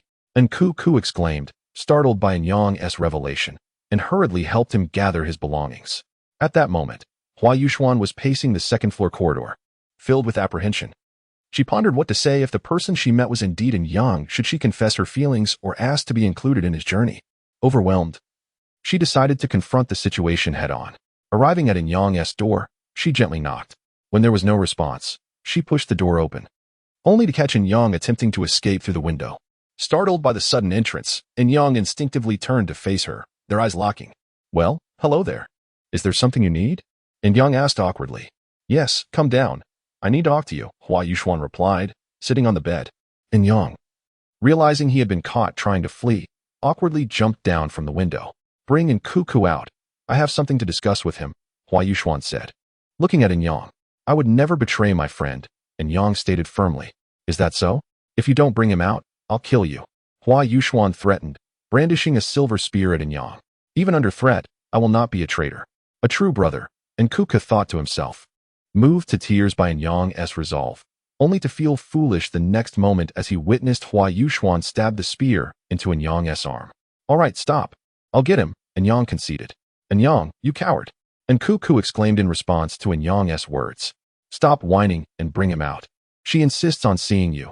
And Yang telepathically urged in Cuckoo. I would rather die than go out. And Yang, you traitor. Our bond has shattered. It's not that I want to betray you. It truly hurts, and Yang replied. You've endured worse pain than this. Can't you handle it? Is that true? How could that be? Come out. It'd be quite rude to ignore her now that she is here. Fine, I'll go, and Cuckoo relented, transforming into his human form to appear before Yang and Hua Yuxuan. You may exit, Hua Yuxuan directed at Yang. Ah, that doesn't seem appropriate. Leave. She commanded, rising to kick Yang out of the room. How rude, he muttered from the hallway. Inside the room, Hua Yuxuan confronted in Cuckoo. Why did you leave without a word? You must have seen the letter I left for you. And Cuckoo replied, taking a seat opposite her. Stand up. Who told you to sit? I read it. What of it? Does it relate to your sudden departure? Hua Yuxuan shouted, feeling a surge of anger at seeing and Cuckoo casually seated. And Cuckoo, startled by her intensity, momentarily lost his composure, questioning his own identity and purpose. Speak, Hua Yuxuan demanded. Oh, I'm merely a spirit pet, not truly human. Besides, isn't there a saying among your kind, those not of my kin must have different hearts? And Cuckoo murmured, I've told you before, from the moment you defeated me, I became yours. I'll follow you wherever you go, regardless of our different backgrounds. You are my fiancé, and I will never marry another. I'll live a life of solitude if you do not take me as your bride, Hua Yuxuan stated resolutely. And Cuckoo was taken aback by her declaration, momentarily speechless. If you're certain, then join us. But you must keep my matters confidential, understood? And Cuckoo decided, realizing he could no longer persuade her otherwise. Very well, I swear that if I leak anything, I shall suffer a most dreadful fate and never enter reincarnation. Hua Yuxuan declared, rising to affirm her vow. A small orb of light then floated into her forehead. Come in, and Yang, stop eavesdropping. And Cuckoo called towards the door. The food hasn't arrived yet. I'll go check on it, and Yang stammered, seeking an excuse to leave. No need. Let us wait a bit longer. We can eat and depart once everything is settled, and Cuckoo said, transforming back into his golden form and reclining on the bed. I'll pack my things, Hua Yuxuan stated coolly as she exited the room. And Yang, seizing the opportunity, approached in Cuckoo with curiosity. You've agreed to her terms? What choice did I have? Didn't you hear? Why ask me again? I only caught the part where you told her to stand up. Alas, my illustrious image is utterly ruined. Anyang, would you like me to perform a surgery for you? And Kikik rose, casting a mischievous glance at Anyang. That's unnecessary. I shall check if the meal is ready first. Anyang replied, hastily retreating. Honestly, how come everyone is like this? And Kikik said helplessly. After dinner, Anyang and Hua Yuxuan departed from Yin City under the cover of night, heading towards the next city. On the journey, Hua Yuxuan suddenly posed a question that left Anyang feeling quite embarrassed. Anyang, are you from a hidden family? No. Do you know about Earth? Anyang inquired. Earth? I've heard my master mention it, but I've never been there, Hua Yuxuan replied, cradling in Kikik in her arms. Hey, what are you two up to? And Kikik's face turned green at the sight of Anyang and Hua Yuxuan enjoying their conversation too much. You don't want to. Yet you two just fed me so much dog food. Don't you keep count? Anyang quipped. Who said I didn't want to? When did we show off our affection? And Kikik retorted. Is that so? Fine. You drive the carriage. I'll go to sleep. Anyang swiftly retreated into the carriage, avoiding the conversation. I can't believe you. I just wanted to ask where you are from, and you got jealous? Hua Yuxuan pinched in Kikik's cheek, realizing how delightful it was to touch her face since she held her. Why would you ask me instead of him? And Kikik replied, visibly annoyed. All right then. Tell me, if you don't clarify today, you'll have to deal with the consequences. Hua Yuxuan said nonchalantly. I was wrong. I'll tell you, all right? We come from a zoo on Earth, and we're here in the spirit realm just to explore and gain some experience, and Kikik explained. Really? I say, can you two keep it down? Don't you realize there's a single dog here? Anyang's voice chimed in. I'll set up a soundproof barrier for you. And Kikik waved her hand, conjuring a barrier around the carriage. Oh, so you're only referring to me? Then where do you come from? And why are you in Wanyue City for the martial arts competition? I am a descendant of a general from the dynasty. As you know, the offspring of generals are expected to go to battle. However, my father only has me as his daughter, and I was born with health issues.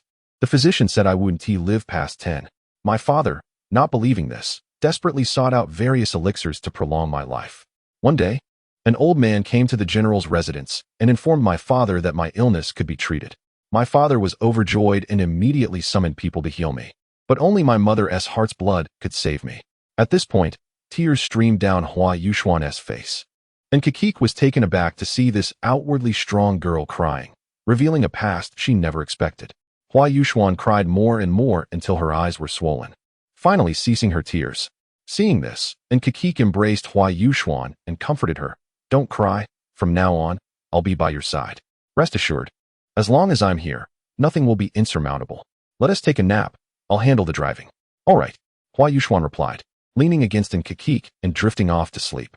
And Kikik, witnessing Hua Yuxuan's state, felt a sense of betrayal but dismissed it as unimportant. Since she had taken her under her wing, it was now her duty to protect her. Chapter 71. Gu Xiyun and Chu Tianlong and Ku Ku felt a sudden sense of betrayal upon seeing Hua Yuxuan's expression, but such feelings were trivial now.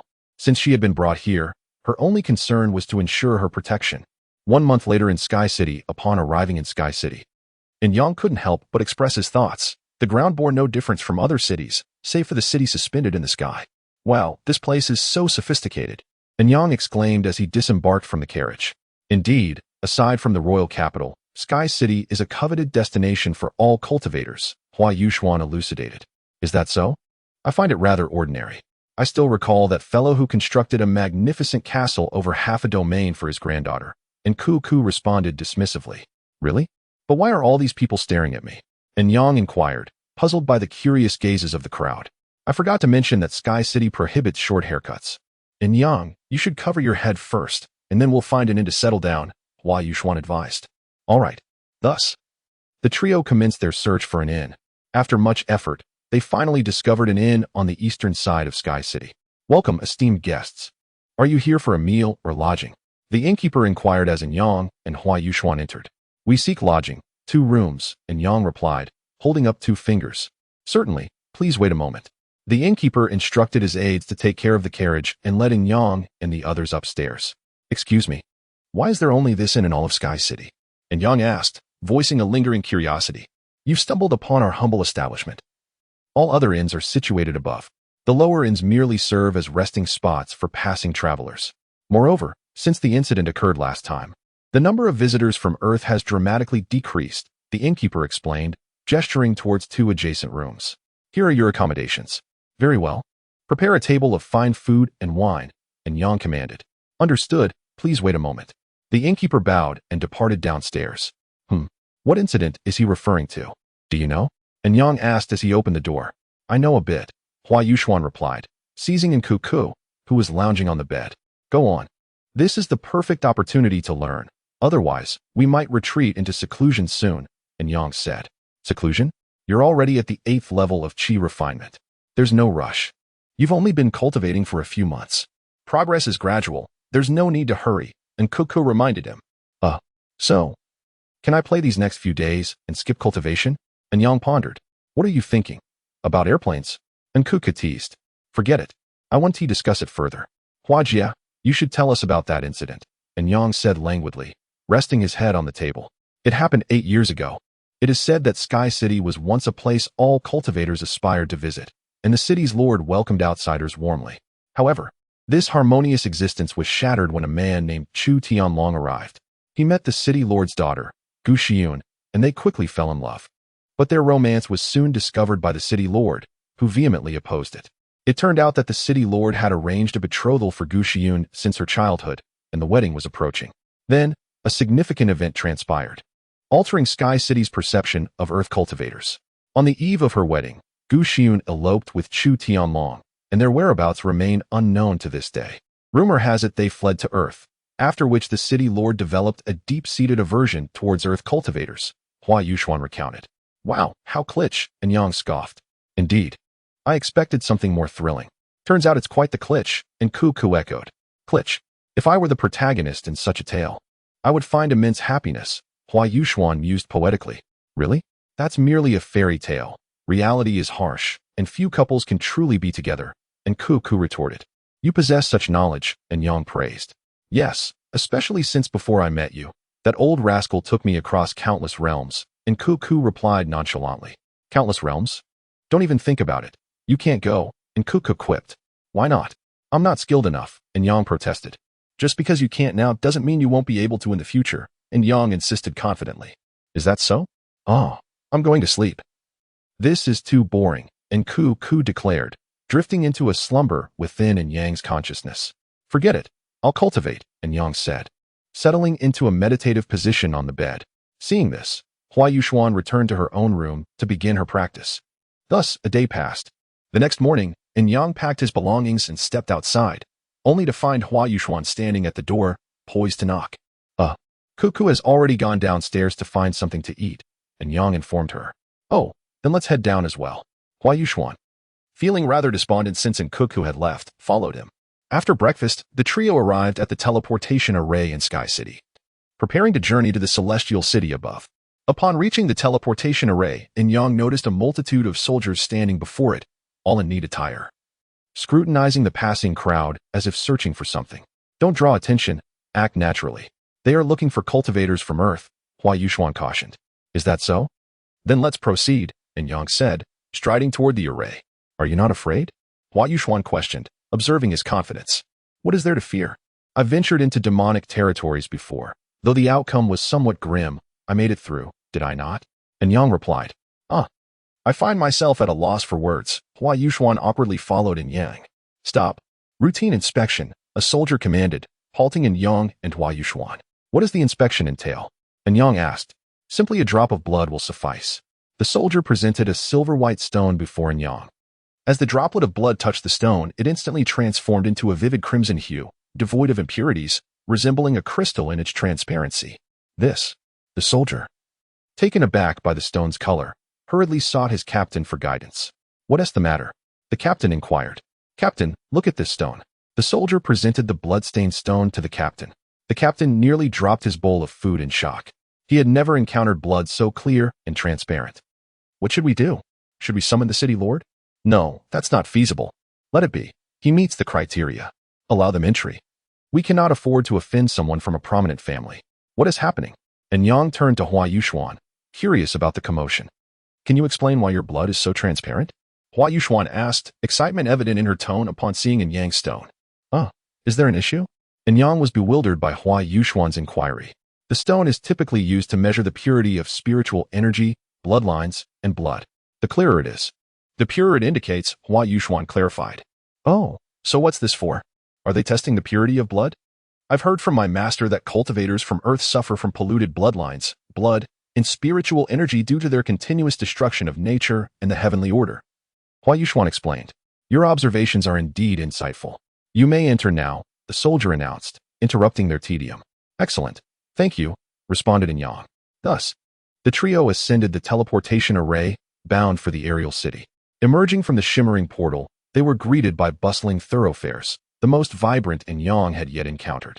The streets were lined with tea houses, taverns, pawnshops, and ateliers. Beneath broad awnings, vendors hawked their wares. The thoroughfares stretched east and west from the teleportation array. Teeming with activity, porters hurried by, oxen-drawn carts delivered goods, donkeys pulled laden wagons, and onlookers paused to admire the panorama below. Dominated by a towering gatehouse, the adjacent buildings, tea rooms, pubs, markets, butcher shops, temples, and offices stood shoulder to shoulder. The group entered an inn. A pair of rooms and a table of victuals, post-haste, Yang said, having mastered the art of ordering in the spirit realm's hostelries. Coming right up, sir, the busy waiter called back. They selected a vacant table. The innkeeper bellowed. Hurry with the wine for the gentleman by the window. Yes, sir, replied a harried server. Shortly thereafter, their repast arrived. Let us partake, Yang declared, as he and Cuckoo fell upon the food with gusto, remarking on its palatability. Just then, a retinue clad in black entered, escorting a girl in a white dress. Look, it's the city lord's younger daughter. Indeed. I wonder what mischief she's planning now. Patrons whispered about the girl as she entered. The city lord's daughter. She strikes me as rather haughty, Yang mused. However did you deduce that? Cuckoo asked, astonished. I have a keen eye for character, Yang replied with pride. Is that so? Then why haven't you yet won over Qin Huanchue? Cuckoo retorted. Irrelevant. Are you not aware that one should not speak while eating? Hua Yuxuan said, regarding them impassively. The two fell silent. What would you care to eat, miss? A man inquired, bowing. Just bring whatever. I have little appetite today, the girl said, toying with her hair. Fetch something at random. The young lady is out of sorts today. Understood? The man instructed the waiter. At once, sir, the waiter said with a bow, hurrying to the kitchens. Not a day you're in good spirits. This is our misfortune. Chapter 72. Guhanchi, dear guest, please wait a moment. The waiter bowed and hurried towards the kitchen, internally lamenting, it seems I have never seen you in such good spirits. Alas, this is quite burdensome for us. After Yang and the others finished their meal, the little girl's food was finally served by the waiter. Seeing that she had arrived first but was the last to be served, the little girl became exceedingly angry. She slammed her hand on the table and shouted at the waiter, "Why is it taking so long? And this food is cold. How am I supposed to eat this? Someone, take him out and feed him to the dogs." Upon hearing the furious demand from this little tyrant, the waiter, terrified, immediately knelt down and begged for mercy. "No, please. I have elderly parents and young children to care for. Please don't feed me to the dogs. Miss Gu, please spare him. He is merely a runner. Since the food is cold, I will have someone prepare a fresh meal for you, and this meal will be on me." At that moment, the innkeeper, who had been assisting in the kitchen, rushed over to plead for the waiter. I don't care. Either he gets fed to the dogs, or your inn can close down," the girl threatened. The innkeeper's face turned pale at her words. Choosing the inn meant sacrificing the waiter, who had been by his side for over a decade. Yet, if he chose the waiter, given the girl's temper, who knew what calamity would ensue. Enough. Have you had your fun? Just as the innkeeper was in a dilemma, a commanding voice resonated from outside the inn. A middle-aged man strode in, flanked by those accompanying the little girl. "Take her back," he ordered the people beside him. "Miss, please come with us," one of the men said respectfully to the little girl. "Enough. Do you ever tire of this? Go back? Back to endure your frustrations? Indeed. I am merely a substitute for that wretched sister of mine." The little girl's voice grew softer, tinged with tears. "Take the young lady back," the middle-aged man instructed. All of you, step aside." Seeing the guards surrounding her once again, the little girl mustered all her strength to shove one of the men aside and bolted towards the inn's exit. "Quick, pursue her," the leading guard shouted. With that command, all the guards present rushed out of the inn in pursuit of the little girl. The middle-aged man surveyed the area, noting the absence of any suspicious individuals before leaving the inn as well. Having witnessed the unfolding events, Yang and his companions felt a surge of curiosity. "That man is the city lord. He certainly exudes an air of authority," Yang remarked. "Do you think everyone is like you, wearing such a smug expression?" And Cuckoo retorted, "Who are you talking about? Look at my unbeatable wild fist." And Yang feigned a dramatic pose, attempting to embrace and Cuckoo affectionately. "Enough. You too. But isn't it quite normal for any leader to have a serious demeanor?" Hua Yuxian interjected. "Is that so? Speaking of which, if all leaders are serious, what about our principal?" And Yang questioned. Can we not speak of him? Though I have never seen his face. I know that even if he were not serious, he would still be quite terrifying in whatever he does." And Cuckoo recalled a vivid image, causing her to shudder. "Indeed, it is quite fearsome," and Yang concurred. "Once an innocent youth, now spoken of as a great menace to the world, at least in the eyes of Yang and in Cuckoo. Hearing you both speak of the principal, your expressions and demeanor seem particularly tense. Who exactly is he?" Hua Yuxian inquired, intrigued. "Honestly, I advise you not to know. Even I am not a match for his little finger," and Cuckoo cautioned. "Really? Is he that formidable?" Hua Yuxian gasped. "In his eyes." And Cuckoo was already considered a remarkable expert, possibly even surpassing his own master. Yet, if Cuckoo could not compare to that person, what level of power did he possess? "Do not burden yourself. After all, that individual is not someone we can contend with," and Cuckoo reassured, patting Hua Yuxian on the shoulder. "I understand, but I will strive for it," Hua Yuxian replied calmly. "By the way, do you really think that child is the city lord's daughter?" And Yang asked. "Indeed, did not the city lord just mention it?" Hua Yuxian responded. "But from what the little girl said, it seems the city lord has raised her as a substitute for the departed Gu Shiyan. How could a father behave so?" And Yang criticized. "I think otherwise. Sometimes, when someone deeply misses another, they often alter those around them to resemble that person, amplifying their memories," and Cuckoo explained. "Is that so?" Hua Yuxian mused, unconsciously casting a glance at Cuckoo. Yet another question arises. Why does that girl carry such an overwhelming aura of death? And Cuckoo pondered. "Do not overthink it. Just smile," Hua Yuxian gently advised, holding Cuckoo close. "Hey, you two, mind your manners. Suddenly feeding me dog food. Have you no sense of public decorum? Could you consider my feelings?" And Yang complained. observing the affectionate display between Nkuku and Hua Yuxian. I think you should hurry and win over Qin Huanyue. Otherwise, who knows how long you will remain in this predicament? Nkuku suggested. Get lost. Huanyue is a faith for me. Do you understand? And Yang retorted. Faith? What good is that? Can it be eaten? Nkuku scoffed. Prepare yourself. And Yang threatened, pretending to rise and pinch Nkuku, only to be swatted away by Hua Yuxian. Do you dare? I can't take it anymore. You two shameless couple. And Yang cried dramatically as he left the inn, looking quite pitiful. Ha ha ha, pay him no mind.